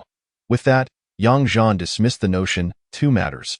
First, we must swiftly unravel the espionage network of the King of Wu, but without acting rashly. We shall strike decisively and leave no room for escape. Choyun nodded. With Lin Zhang's assistance, I have already grasped nearly half of the situation in these past few days, and targeted investigations have yielded significant results. As for the second matter, we shall discuss it when Lin Zhang arrives. Following this exchange, a silence enveloped them. Choyun stole glances at Yang Zhan, her lips moving as if she were caught in a dilemma of unspoken words. Yang Zhan lifted a cup of tea. Taking a gentle sip before speaking, "Speak your mind. When did you become so cautious in my presence? I simply do not know how to articulate it. Whatever you have, just say it." "Second Master, you did say that? After all, what is the nature of your relationship with the Crown Princess?" Yang Zhan was momentarily taken aback, initially believing that she had some delicate matter requiring his assistance, only to find her concerned about the Crown Princess instead. "What do you think the situation is?" Chuyan looked at Yang Zhan, her brow knitted. "Earlier, you mentioned that the Crown Princess came to deliver a message. If that is true, then she has committed a grave transgression. Moreover, I heard the words she spoke to you, even from a distance." At this point, Chuyun glanced at Yang Zhan again and added gloomily, "Could it be that you and the Crown Princess have engaged in something behind the Crown Prince's back?" Yang Zhan, taken aback, replied, "Is it that obvious?" Chuyun's eyes widened. "Good heavens, Second Master, why choose the Crown Princess of all women? There are countless others, both near and far. How could you provoke the Crown Princess? That could be fatal." Growing increasingly anxious, Choyun urged, "Second Master, how could you be so foolish? The Crown Princess is the future Empress. Even if the Crown Prince currently relies on you, he will undoubtedly not tolerate you in the future. If the King of Wu learns of this, it could cost you your life, and not by his own hand." Yang Zhan frowned. "This matter is quite complicated, but it is not as you think. There is nothing between me and the Crown Princess." Upon hearing this, Chuyun finally breathed a sigh of relief, patting her chest, her heart still tumultuous. Yang Zhan cast a concerned glance at her, fearing she might reveal her inner turmoil, and even began to suspect that Choyun might be attempting to entice him, though he had no evidence to support such a notion. Suddenly, Choyun recalled something, her delicate face turning grave. The Second Master harbors no such intentions, yet one cannot guarantee that she does not. Therefore, it is imperative to maintain a distance. Even if it is merely slander, the Crown Prince is the heir apparent, and such rumors could spell disaster. "Such concern for me," she scoffed. "Now that one's life and fortune are tied to your fate, how could one not be concerned?" Yang Zhan leaned back in his chair and uttered unexpectedly, "Indeed, too many lives and fortunes rest in my hands. I cannot afford to perish." At that moment, Lin Jiang leaped over the courtyard wall. With Yang Zhan present, there were naturally no guards. Lin Jiang remained shrouded in a black cloak, revealing only his pair of piercing eyes. "General, please take a seat." Yang Zhan straightened his posture and inquired, "What news do you bring?" "The barbarian kingdom has invaded Fenglin. The Tianwu army has left half to guard the borders, while the rest has retreated southeast. According to the intel, they are likely regrouping at Beiwang Pass, and Eugene should have returned secretly." Yang Zhan listened with remarkable tranquility. "And the Martial King?" "The Martial King has also mobilized troops to defend the Tianbei mountain pass. There must be matters to attend to on his end." Lin Zhang's gaze was intense as he nodded. "You are astute, General. The Martial King has another army stationed between Tianbei and Longxi." Yang Zhan chuckled. "The Longxi aristocracy has drawn closer to the Martial King," Lin Zhang commented. "It seems the letter you sent to the heads of the Longxi families had an effect. They fear your retribution." "It has indeed had an effect, but why do they still harbor fears?" "This indicates they are planning something." Lin Zhang frowned. "Do they dare? Why wouldn't they dare? In the eyes of the Longxi aristocracy, without them, the foundation of the Great Xia would crumble, and their influence has thoroughly entwined itself within the core of the imperial power. Would they truly fear a mere martial man like me?" "Yang Zhan?" Lin Zhang pressed. "Should they dare to harm your sworn brothers, they shall face annihilation. You underestimate them. How could they possibly act against my brothers? They regard themselves too highly to even glance at them. Then what is this? They are preparing to strike at me." Instantly, the atmosphere in the room grew tense. Lin Zhang's eyes glinted with murderous intent. "General, shall I send someone to quell their arrogance?" "There's no need. The Longxi aristocracy is not so easily provoked. They maintain close ties with various sects, and many young heirs are esteemed disciples of these sections. Moreover, they have cultivated numerous martial experts in secret, along with private guards. unless a great army passes through. Sending someone would merely be a death sentence. Lin Jiang furrowed his brow. Assassination. I refuse to believe we cannot find an opportunity. Opportunities will certainly arise, but they hold no significance. At this point, Yang Zhan tilted his head, basking in the brilliance of the winter sun, which offered him a modicum of warmth amidst the chill. He slowly remarked, moreover, it is not solely them who wish to act against me. Lin Jiang and Qiu Yun exchanged solemn glances. Is it the martial king? Qiu Yun inquired. Yang Zhan remained silent. Lin Jiang furrowed his brow. It must be the martial king. He sought to eliminate the second master last time. Yang Zhan, however, offered no reply, merely directing his gaze towards Qiu Yun. The second matter I wish to discuss with you is this. Disseminate a message to the spies of King Wu. Please, speak, second master. Convey that I am on the brink of death, poisoned, with at most a month to live. Qiu Yun was taken aback. Second master, this will only embolden them further. Yang Zhan rolled up his sleeve, and upon witnessing the state of his right arm, both Qiu Yun and Lin Jiang sprang to their feet in agitation. Second master, general, Yang Zhan's eyes narrowed. Rest assured, I won't die just yet. But how will King Wu be convinced? It will leak through the mouth of the crown princess. The crown princess? I have already sent Lu Yang back. The crown princess should act as I instructed. What you must do is ensure this message reaches the ears of King Wu's spies in a manner that seems entirely ordinary. Chapter 81. Madness. Lin Jiang interjected, Second Master, I fear that King Wu will not be easily convinced. Indeed, he will not believe it outright, which is why he will send someone to investigate. If he chooses to look into it, he will uncover the truth. This is not a fabrication. At this moment, Qiu Yun's eyes glistened with tears. Second Master, what exactly is going on? Yes, General, this. Yang Zhan gazed at his ravaged right arm, yet his demeanor remained calm. Since time immemorial, who among us has escaped death? In fact, I hold a certain admiration for the Emperor. He has the remarkable ability to exploit a person's utility to its utmost limits, even to the point of death, maximizing their usefulness. At this juncture, Yang Zhan caught the concerned gazes of the two and couldn't help but chuckle. Are you not concerned about your own lives? In that instant, Qiu Yun's tears began to flow freely. Why are you crying? I am not dead yet. Are you regretting following me? How can you speak such things at a time like this? Surely you have a method to counteract the poison. Yang Zhan turned to Lin Jiang. What of the message I asked you to send to the Heavenly Healers sect? Lin Jiang hesitated, then his eyes brightened. It has been sent. So, does that mean the Heavenly Healers sect has a way to treat the general? It's uncertain, but there is a glimmer of hope, is there not? Yang Zhan replied calmly. Lin Jiang, feeling a surge of urgency, declared, I shall send someone to urge them to arrive promptly. No need to rush. If Li Zhiju's master does not care for his disciple, no amount of urging will suffice. Having said this, Yang Zhan turned to Qiu Yun and Lin Jiang. Once the news of my impending death spreads, a great upheaval is inevitable, though not mention the matter of the Heavenly Healers sect. Should any of our subordinates wish to leave, let them go without hesitation. Understood. Qiu Yun and Lin Jiang breathed a sigh of relief, finding solace in the flicker of hope. Subsequently, Yang Zhan waved them off. Go now, and prepare for any unforeseen circumstances. Yes. They departed. At that moment, a mouse scurried into the room. Yang Zhan regarded the creature, which, in turn, raised its head and stood upright. A glimmer of golden light flashed in Yang Zhan's eyes. In the East Palace, upon seeing Lu Yang's return, the crown princess's eyes instantly filled with tears. What brings you back?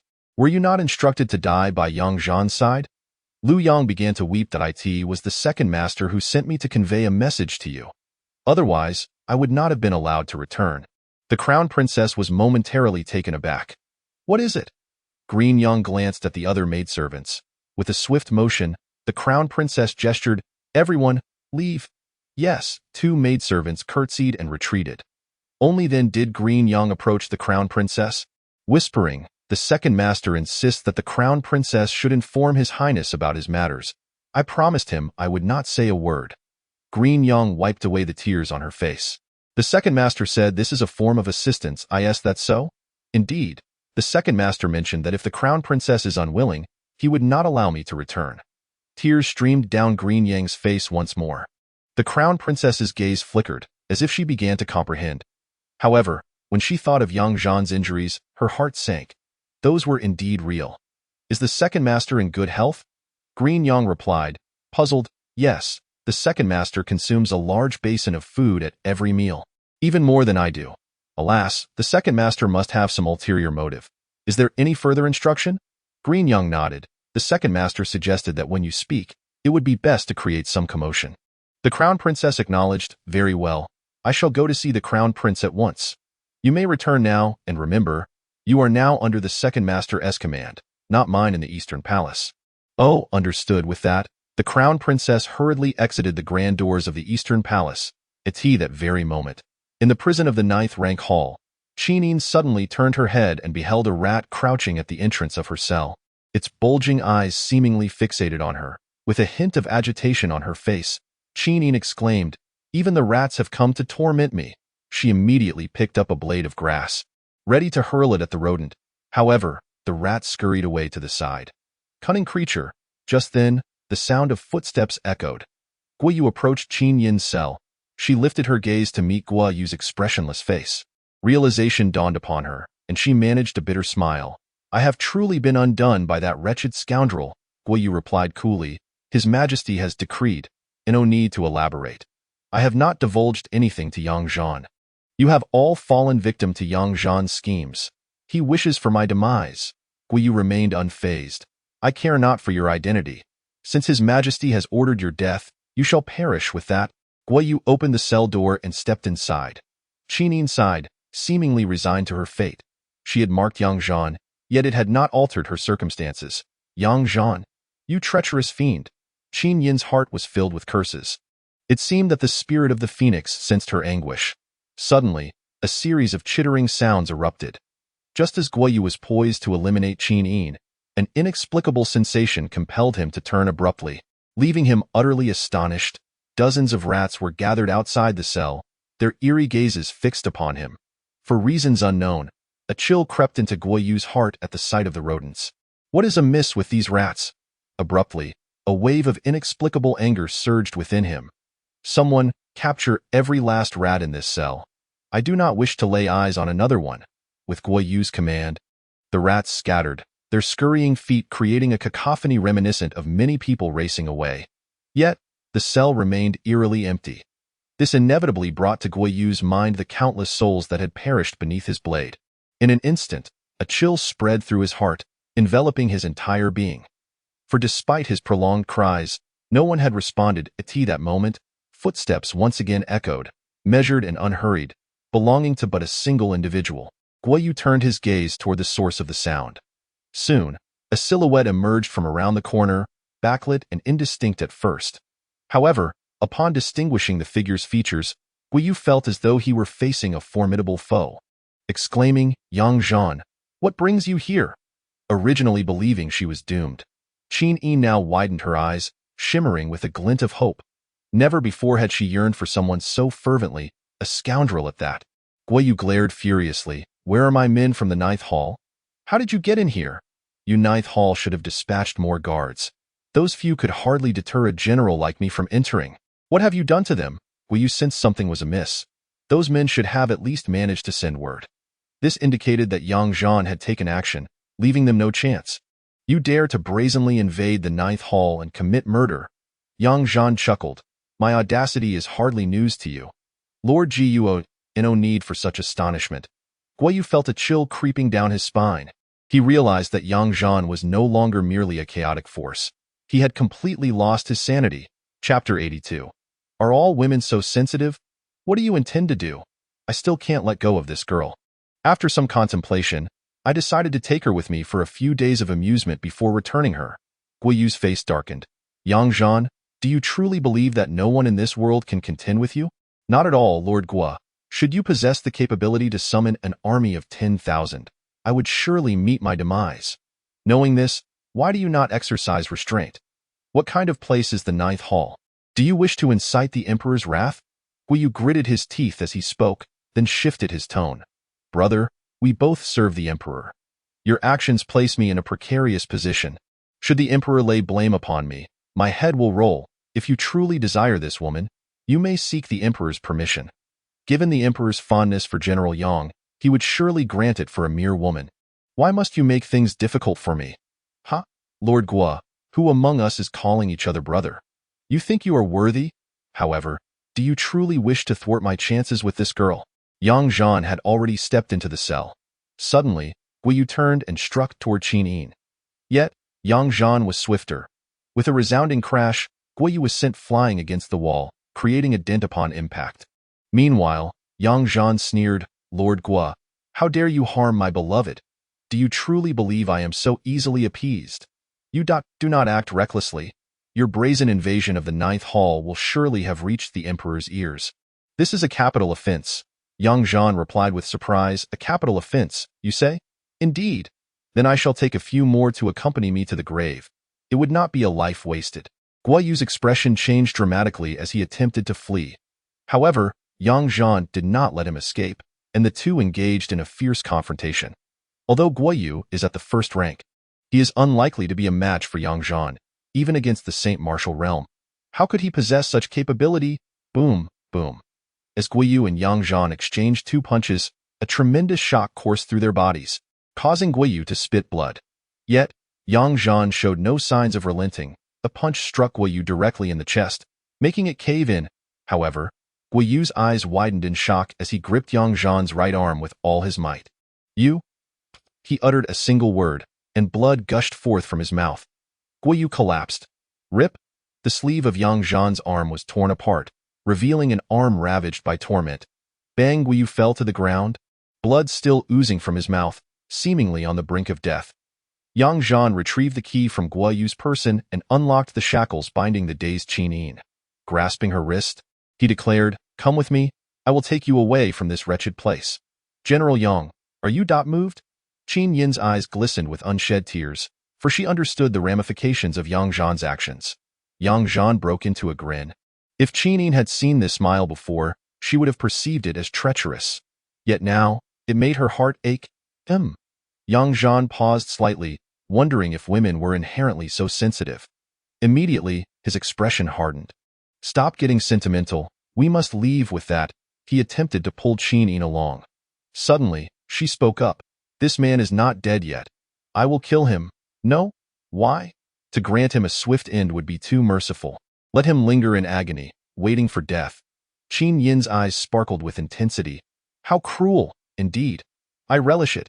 Yang Zhan was momentarily taken aback. What the hell? This girl relishes malice. Enough chatter. Let us hasten. We must rescue the others. Shortly thereafter, Yang Zhan led the two women out of the 9 ranks hall. Now is the time. You must flee, and you? Qin Yin inquired urgently. I have matters to attend to. You must go. Qin Yin frowned. Pursuers will be here shortly. I cannot escape. Just ensure your own safety. With that, Yang Zhan turned and re-entered. Sheba grasped Qin Yin's hand. My lady, we must leave. General Yang surely has a plan. What plan? After such actions, how could the emperor possibly spare him? He will be imprisoned, perhaps even executed. But we? Qin Yin gritted her teeth. We will find a way to save him. Determined, Qin Yin and Sheba departed swiftly. Meanwhile, Yang Zhan arrived at the archives of the 9 ranks hall. While documents are typically destroyed, he still harbored a glimmer of hope of finding information about Bai Lian, however faint that hope might be. After an extensive search in the archives, he began to hear the sounds of the imperial guards approaching outside. Yang Zhan quickened his pace. Ultimately, he found nothing of value, though there were numerous records detailing the heinous acts of the 9 ranks hall. General Jin Wu Wei had gathered troops to besiege the 9 ranks hall and was simultaneously investigating the situation within. Just then, a figure emerged from the archives. Instantly, countless soldiers aimed their weapons at Yang Zhan. I am Yang Zhan. At once, the soldiers lowered their weapons. It is Yang Zhan. Guiyu was carried out, weakly calling out, his finger pointing at Yang Zhan, trembling incessantly, and after supporting himself for a moment, his arm fell lifelessly. Immediately, dozens of Jinwu guards looked at Yang Zhan, yet were at a loss as to what to do. At this moment, General Zhang Dao of the Jinwu guards entered.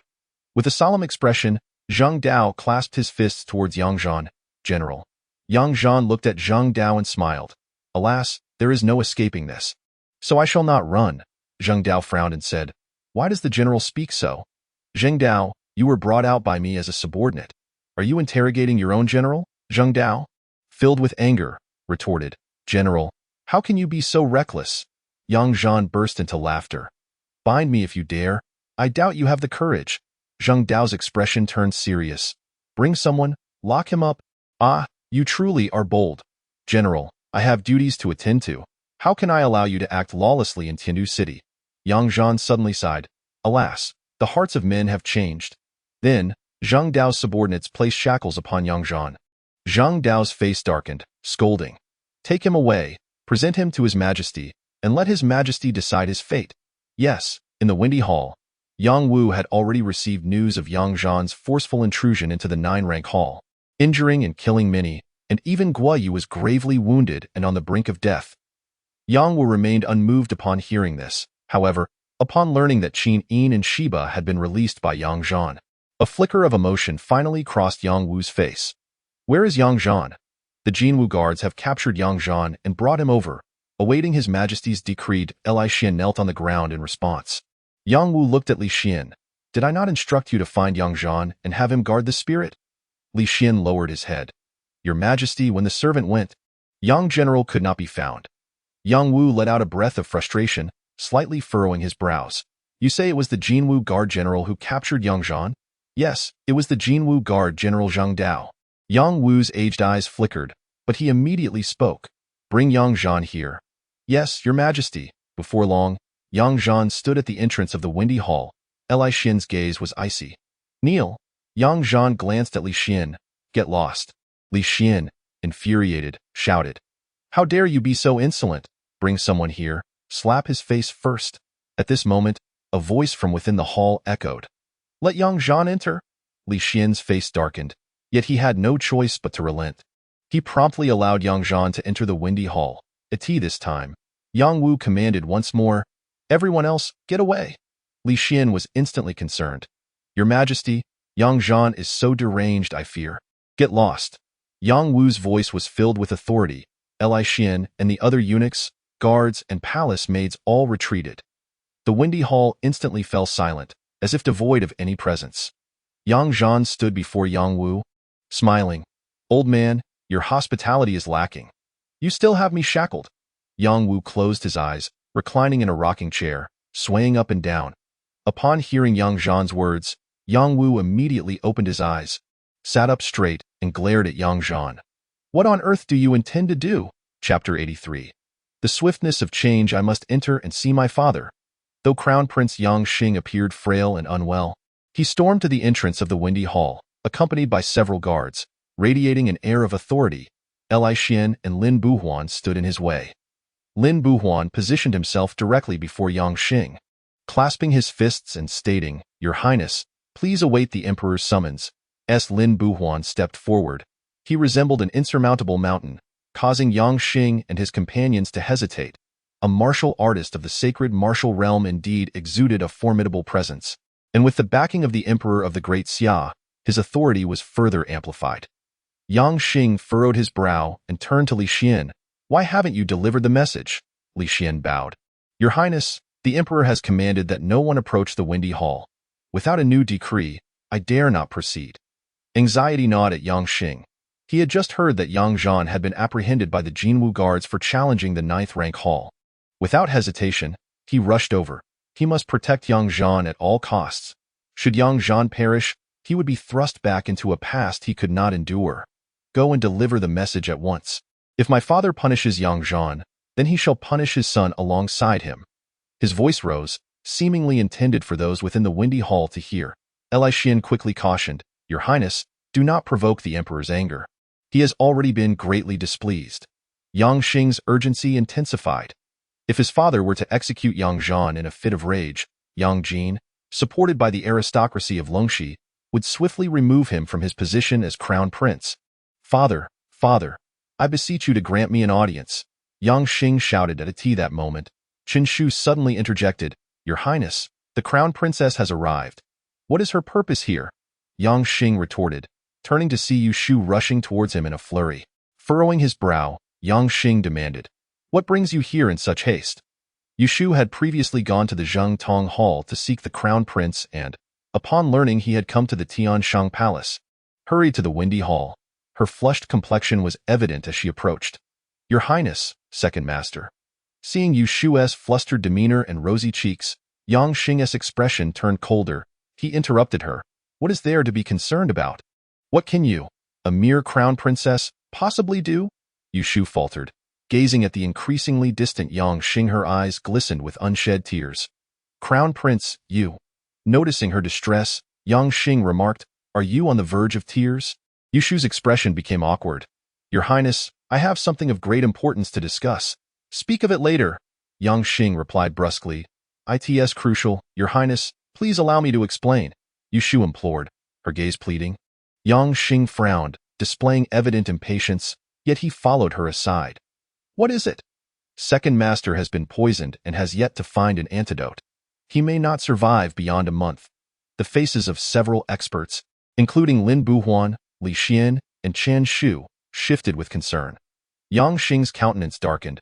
"What did you say? Second master may not live beyond a month. The poison has not affected him." Yu Shu's eyes brimmed with tears. "That was merely second master suppressing the poison's onset. I saw his right arm. Much of the flesh has withered away, dark as ink. The poison has deeply rooted itself." Yang Xing's complexion appeared somewhat pallid, and he was engulfed in a whirlwind of uncertainty. "How do you know that?" he inquired. Suddenly enlightened, Yang Xing's expression swiftly turned frosty. "Silence." Yu Shu was momentarily taken aback by the reprimand and fell silent.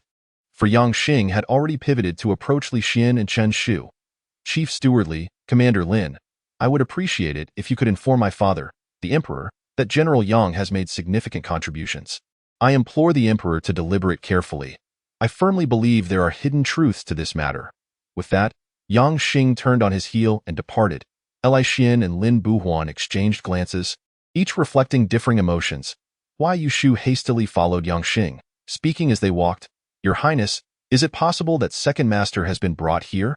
When I arrived, I overheard some palace maids and eunuchs discussing it." Yang Xing abruptly halted, gazing at Yu Shu. "How do you know that Yang Zhan may not survive beyond a month? The poison is inescapable. Second master's endurance must stem from his formidable warrior bloodline suppression.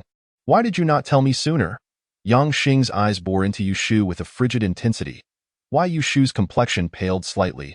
Yang Xing pressed further. "Did he instruct you to keep this from others, including me?" Yu Shu's face grew even more ashen. "You seem to have no words left, then why reveal it to me now?" After taking several deep breaths to regain her composure, Yu Shu spoke calmly. "Although I was aware that second master had been poisoned, I did not perceive the gravity of the situation, for he appeared unaffected. However, upon Green Young's return today, I was informed that second master might not endure for another month, which compelled me to inform your Highness." Suddenly, Yang Xing scrutinized Yu Shu before shifting the topic. "Yu Shu, I have heard that your cousin has returned." "Indeed. Is your cousin still in Tiandu City?" "Yes, Yu Shu. What is the meaning of this? Your cousin has been away for so many years, yet upon his return, you fail to inform me. You must arrange a welcome for him. Tonight, invite your cousin to the banquet." After stating this, Yang Xing seemed disinclined to hear another word from Yu Shu. "It is settled." With that, he turned and walked away. Yu Shu did not pursue him but instead watched his departing figure. In that moment, she realized how estranged the crown prince had become. Subsequently, Yu Shu glanced back at the silhouette of Windy Hall. Her eyes filled with concern. Indeed, as Yang Xing had previously mentioned, she was merely a crown princess. What could she possibly do? Meanwhile, Yang Zhan sat in shackles upon a nearby chair, in the face of Yang Wu's seething rage. Yang Zhan casually fiddled with his ears, as if they had been blocked moments before.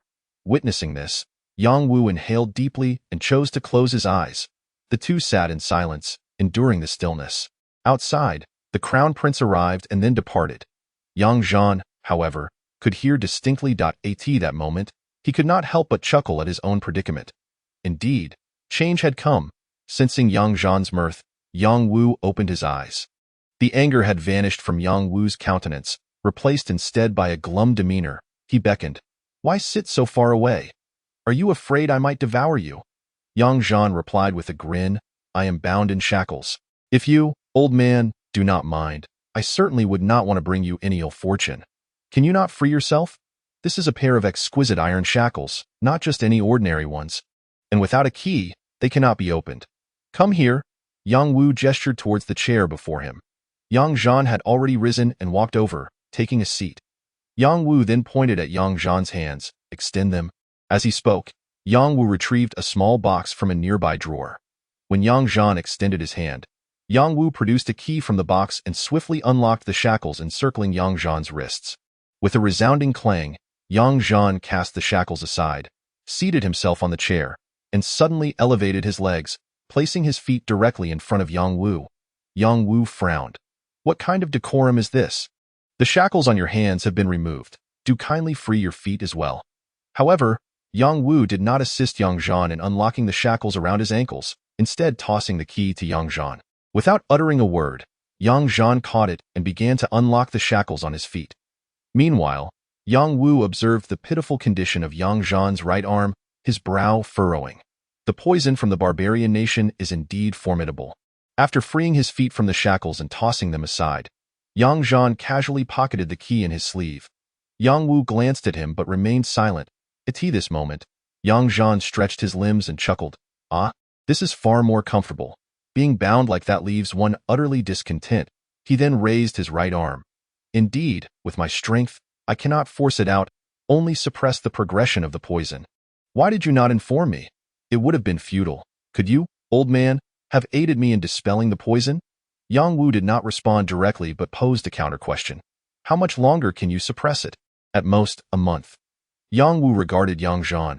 A hint of melancholy shadowing his aged face, he sighed. Do you not realize that had you informed me sooner, there was a possibility of curing the poison? Though there is no antidote, a master of the healing arts from the heavenly physician sect, possessing sufficient mastery of the life-giving techniques, could potentially expel the poison from your body. I could have helped you summon such a master. But now, Yang Wu left his statement unfinished, letting out another sigh, as if the weight of time had further burdened him. Yang Zhan furrowed his brow. Are you suggesting that it is too late now? It should not have been too late. But, after your suppression, did you not allow the poison to resurge? Indeed. Yang Wu's brows knitted together. The poison has already infiltrated your meridians. Although not extensively, it has taken root. Its current dormancy is due to your steadfast will and robust vitality. However, should your vitality wane, the poison would utterly ravage your entire meridian system. Upon hearing this, Yang Zhan furrowed his brow tightly. So, even if the master from the heavenly physician sect employs the life-giving technique now, there is no hope for me? Yang Wu offered no answer, yet the unspoken truth lingered in the air. Suddenly, Yang Zhan chuckled. If it cannot be resolved, then so be it. Everyone must face death, whether early or late on the battlefield. I was always prepared to die, yet by fortunate chance, I have lived many years longer. It seems my luck has now been exhausted.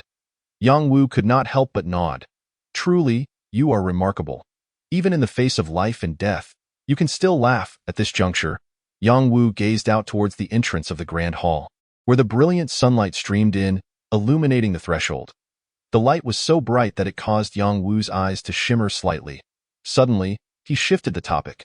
I too have grown old, and my days are numbered. Reflecting upon my life, my greatest achievement has been to resolutely defy the majority and appoint you, a youthful lad, as the Grand General of the Divine Martial Army. Indeed, you have brought me honor. At this point, Yang Wu could not help but chuckle. You have no idea how your series of victories has rendered those old curmudgeons, who once derided me for supposedly losing my grip on the empire, utterly speechless. After all these years as emperor, I find myself experiencing a sense of vindication. Yang Zhan observed Yang Wu as he reminisced about past glories, remaining composed. Yang Wu continued with a smile. In those days, they claimed you were too close to the king of Wu, asserting that I could neither summon him back nor you. Yet they were mistaken. Witnessing the countenances of those old men has left me disheartened. It seems as if everyone in the court relishes the prospect of my downfall, eagerly hoping for your rebellion alongside the king of Wu, so that I might concede they were right all along, while I was wrong. Here, Yang Wu spoke with a hint of self-deprecation. Many believe that as the sovereign of the great Xia, I can do as I please. However, the reality of being an emperor is far from simple. At this moment, Yang Wu turned to Yang Zhan. You have witnessed much and are aware that there are times when I feel utterly helpless, my thoughts and actions often constrained by significant limitations. For instance, when I sought to eliminate the threat posed by the King of Wu, you stood defiantly against me. Had you acquiesced then, the King of Wu would not have been able to disturb the peace of the great Xia. Yang Zhan's expression remained serene and unyielding as he slowly uttered, "Old man, after all you have said, you merely wish to convey 4 statements. Oh? What are those 4 statements?" Yang Wu inquired. "First, you possess the discernment to recognize heroes, and I owe my success as Grand General of the Divine Martial Army to your patronage. Second, you are indicating that the peril posed by the King of Wu is a burden I must bear." Yang Wu smiled faintly. "And what else?" "The third implication is that I should not oppose you at this juncture." Yang Wu chuckled. "And the last?" Yang Zhan regarded Yang Wu. "The first 3 are merely preambles. It is the final statement that encapsulates your true intent."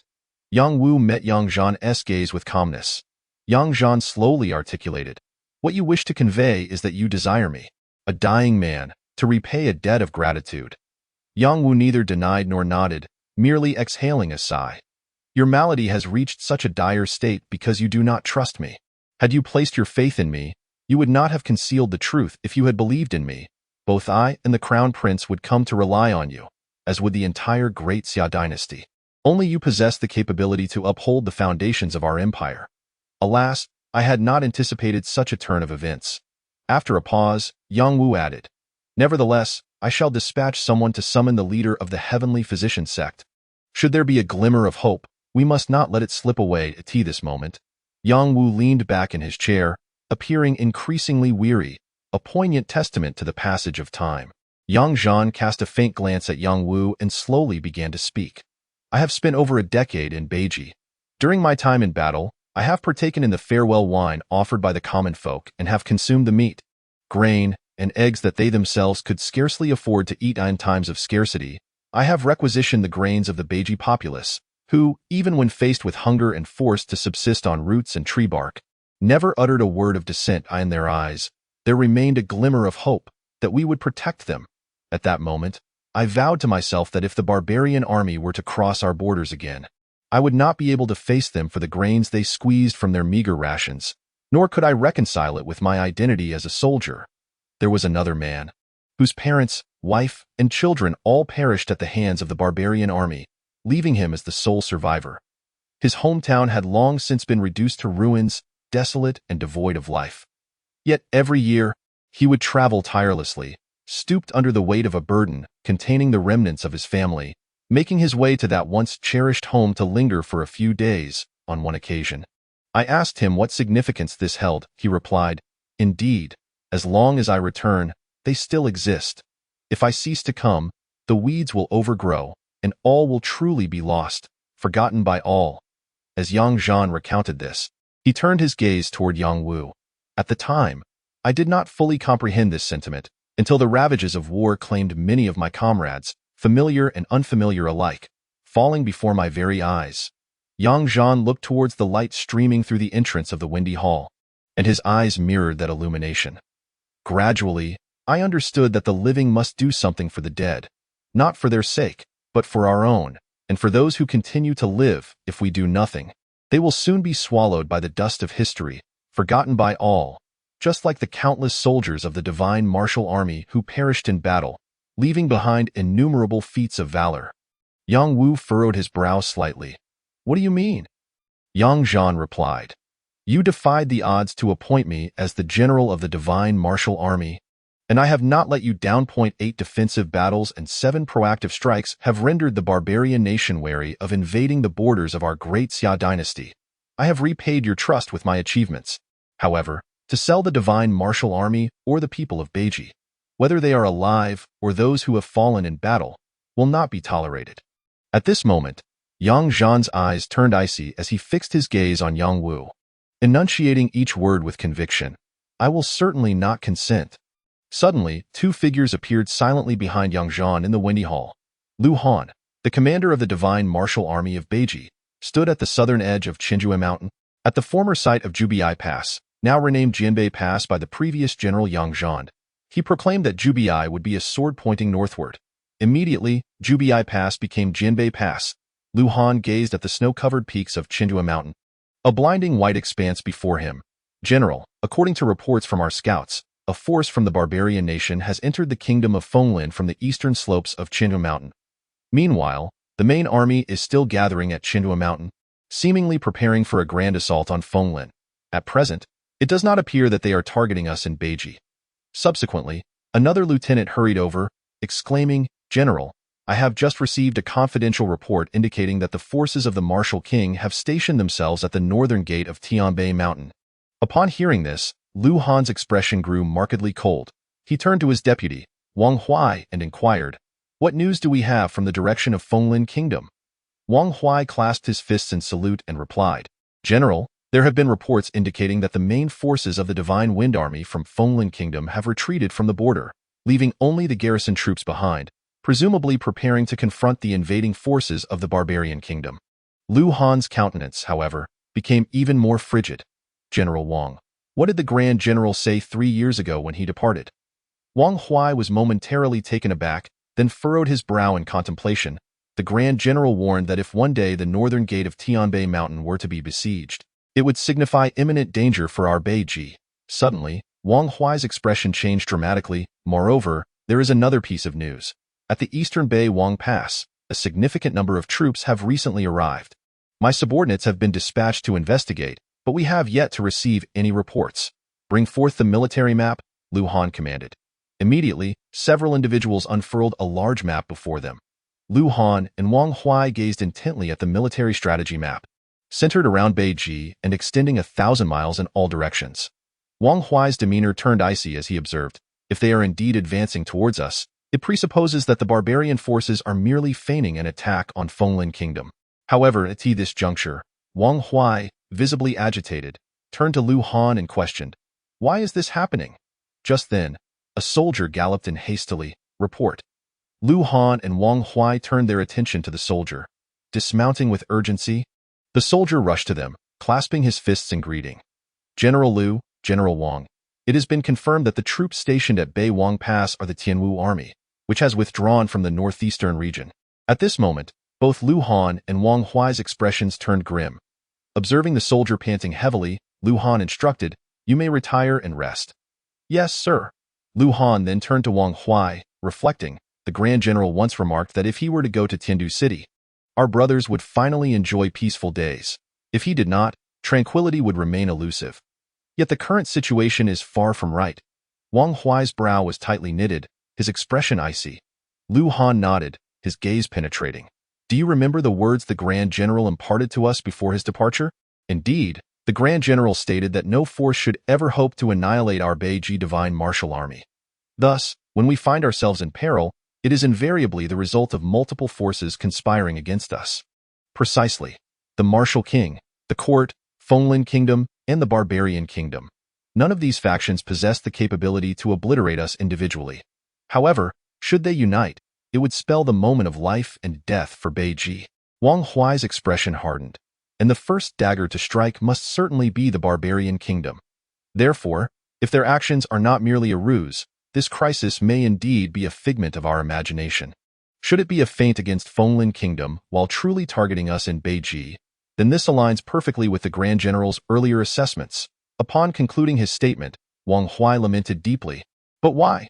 Our divine martial army has fought valiantly against the Barbarian Kingdom on behalf of the court. The Grand General and the Martial King are sworn brothers, and Fenglin Kingdom holds little significance to us. Why would this transpire?" Lu Han's gaze was sharp and penetrating. "Those wretched scoundrels above, their hearts, livers, spleens, lungs, and kidneys are all corrupted and festering. I am not surprised by any actions they may take. There must be some sordid dealings among them, and I, Beiji, have become the pawn in this vile transaction." After speaking, Lu Han turned to Wang Huai and inquired, "Has the Grand General imparted any instructions on what to do in such circumstances?" Wang Huai, pacing nervously, replied, "No, the General only mentioned the situation but did not specify a course of action."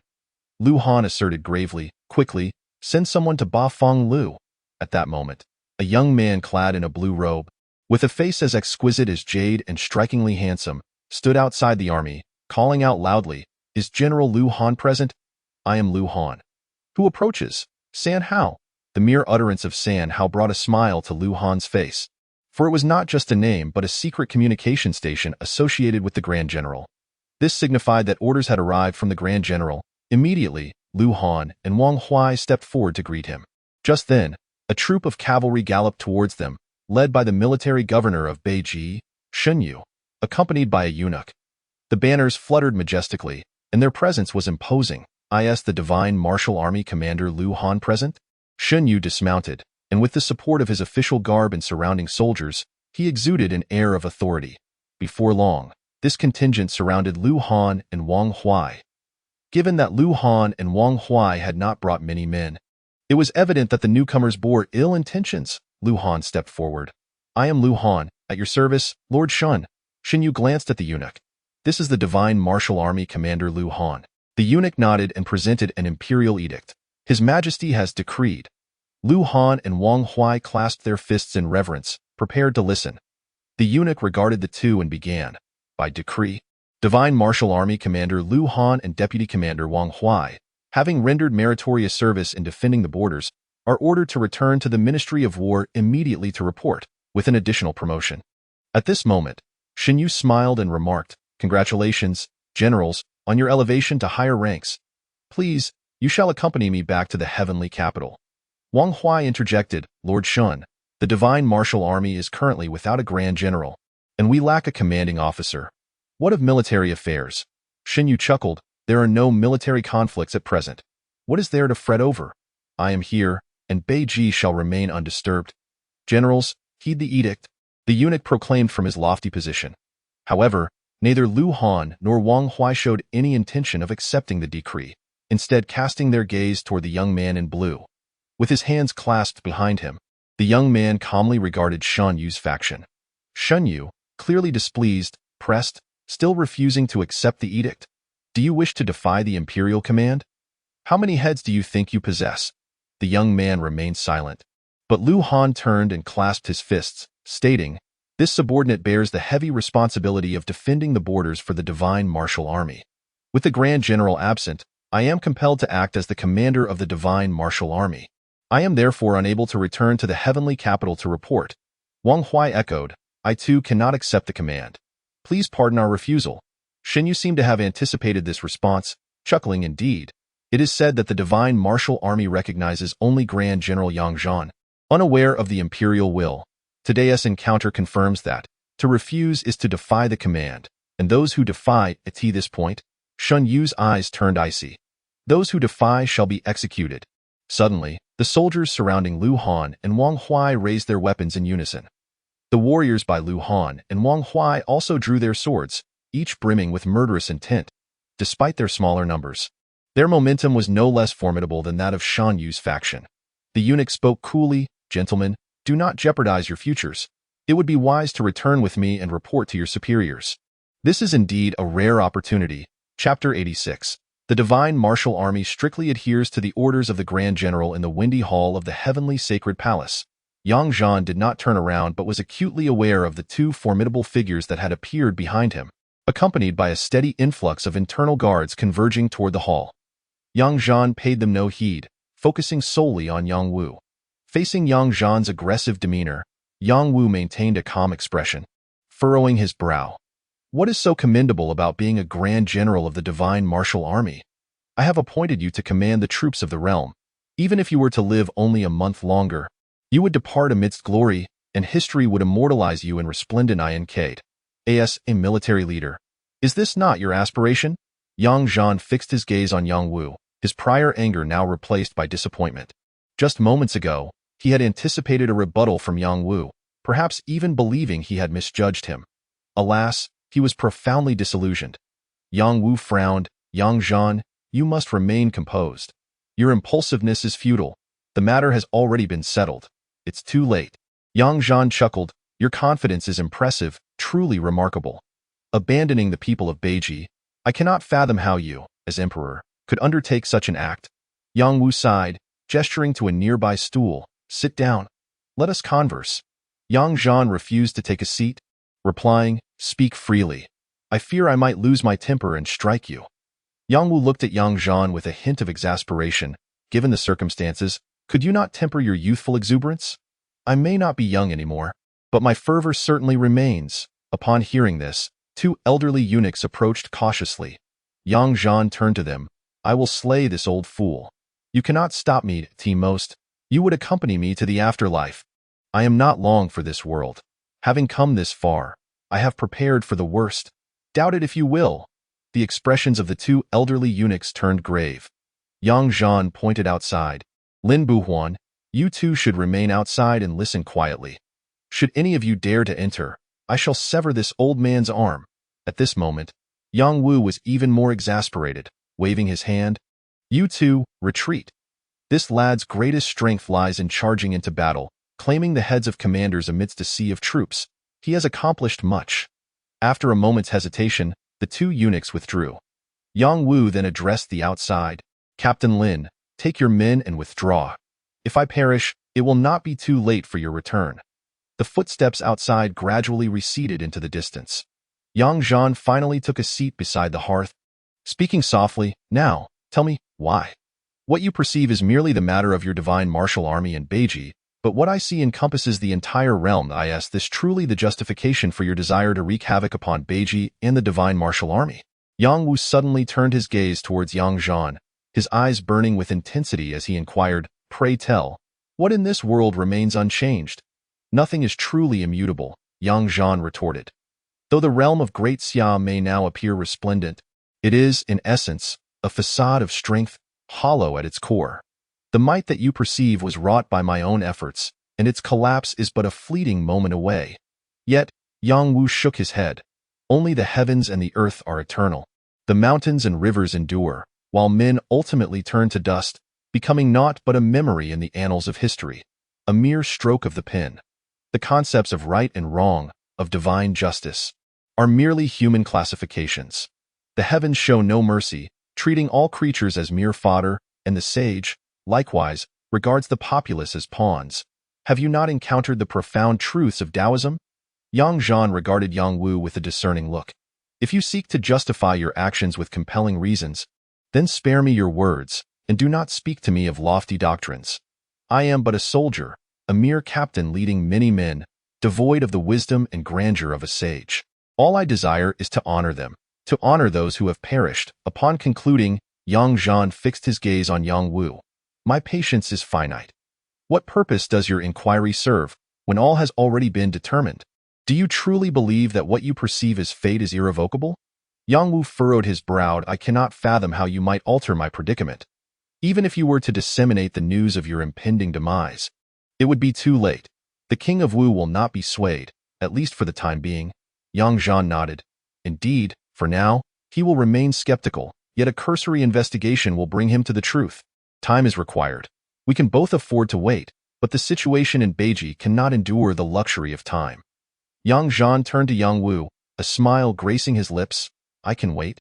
Yet I fear you may not have the same luxury. Yang Wu appeared somewhat taken aback.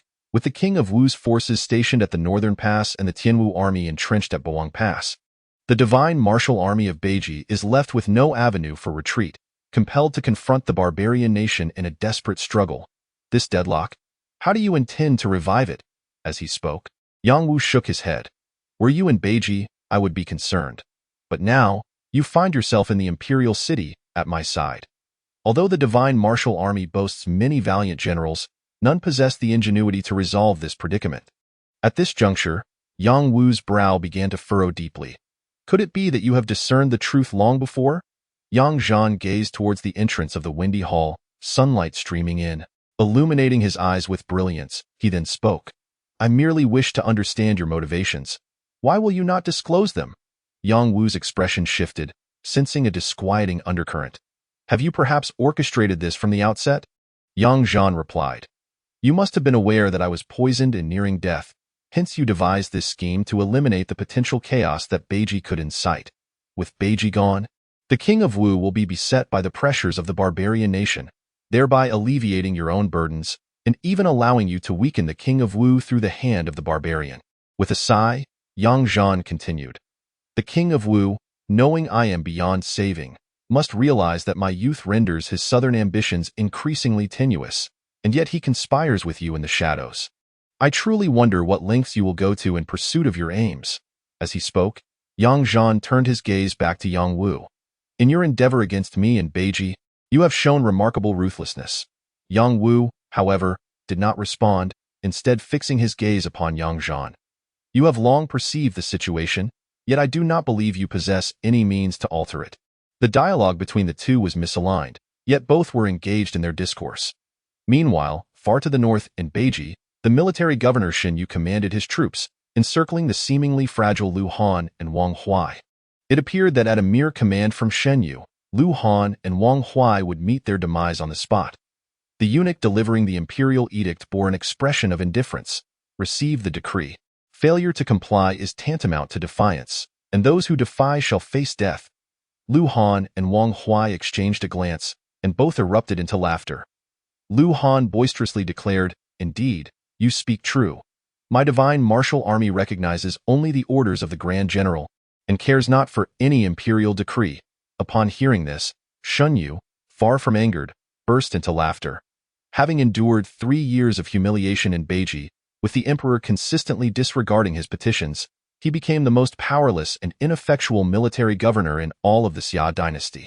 Now, the opportunity for immense wealth and honor had finally arrived, and these men dared to defy the imperial will, to rebel. Under normal circumstances, he would not have dared to act thusly within the military camp, but fortune had favored him.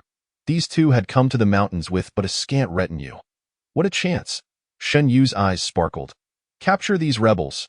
Yet, the seemingly outnumbered Lu Han's faction exuded a more formidable presence. Just as Shen Yu and his men fixed their attention upon Lu Han and Wang Huai, a young man clad in a blue robe suddenly raised his arm, and a dagger flew forth from his sleeve. Piercing Shen Yu's neck in an instant that moment, the young man soared into the air, brandishing a golden seal. Edict of the Grand General. All affairs of Beiji are to be overseen by General Lu. Any who obstruct shall be executed on the spot. Lu Han and Wang Huai charged forward with fervor. Upon witnessing Shen Yu's demise, his troops fell into disarray. Several eunuchs, seeing the chaos, fled in a panic. Wang Huai spat derisively, "Truly a bunch of worthless wretches, easily shattered. Yet they dare to confront my divine martial army." Meanwhile, Lu Han, filled with excitement, turned to the young man in blue. "Sir, what command has the Grand General issued?" The young man landed gracefully, holding the golden seal. "The Grand General commands, fortify our defenses and clear the land."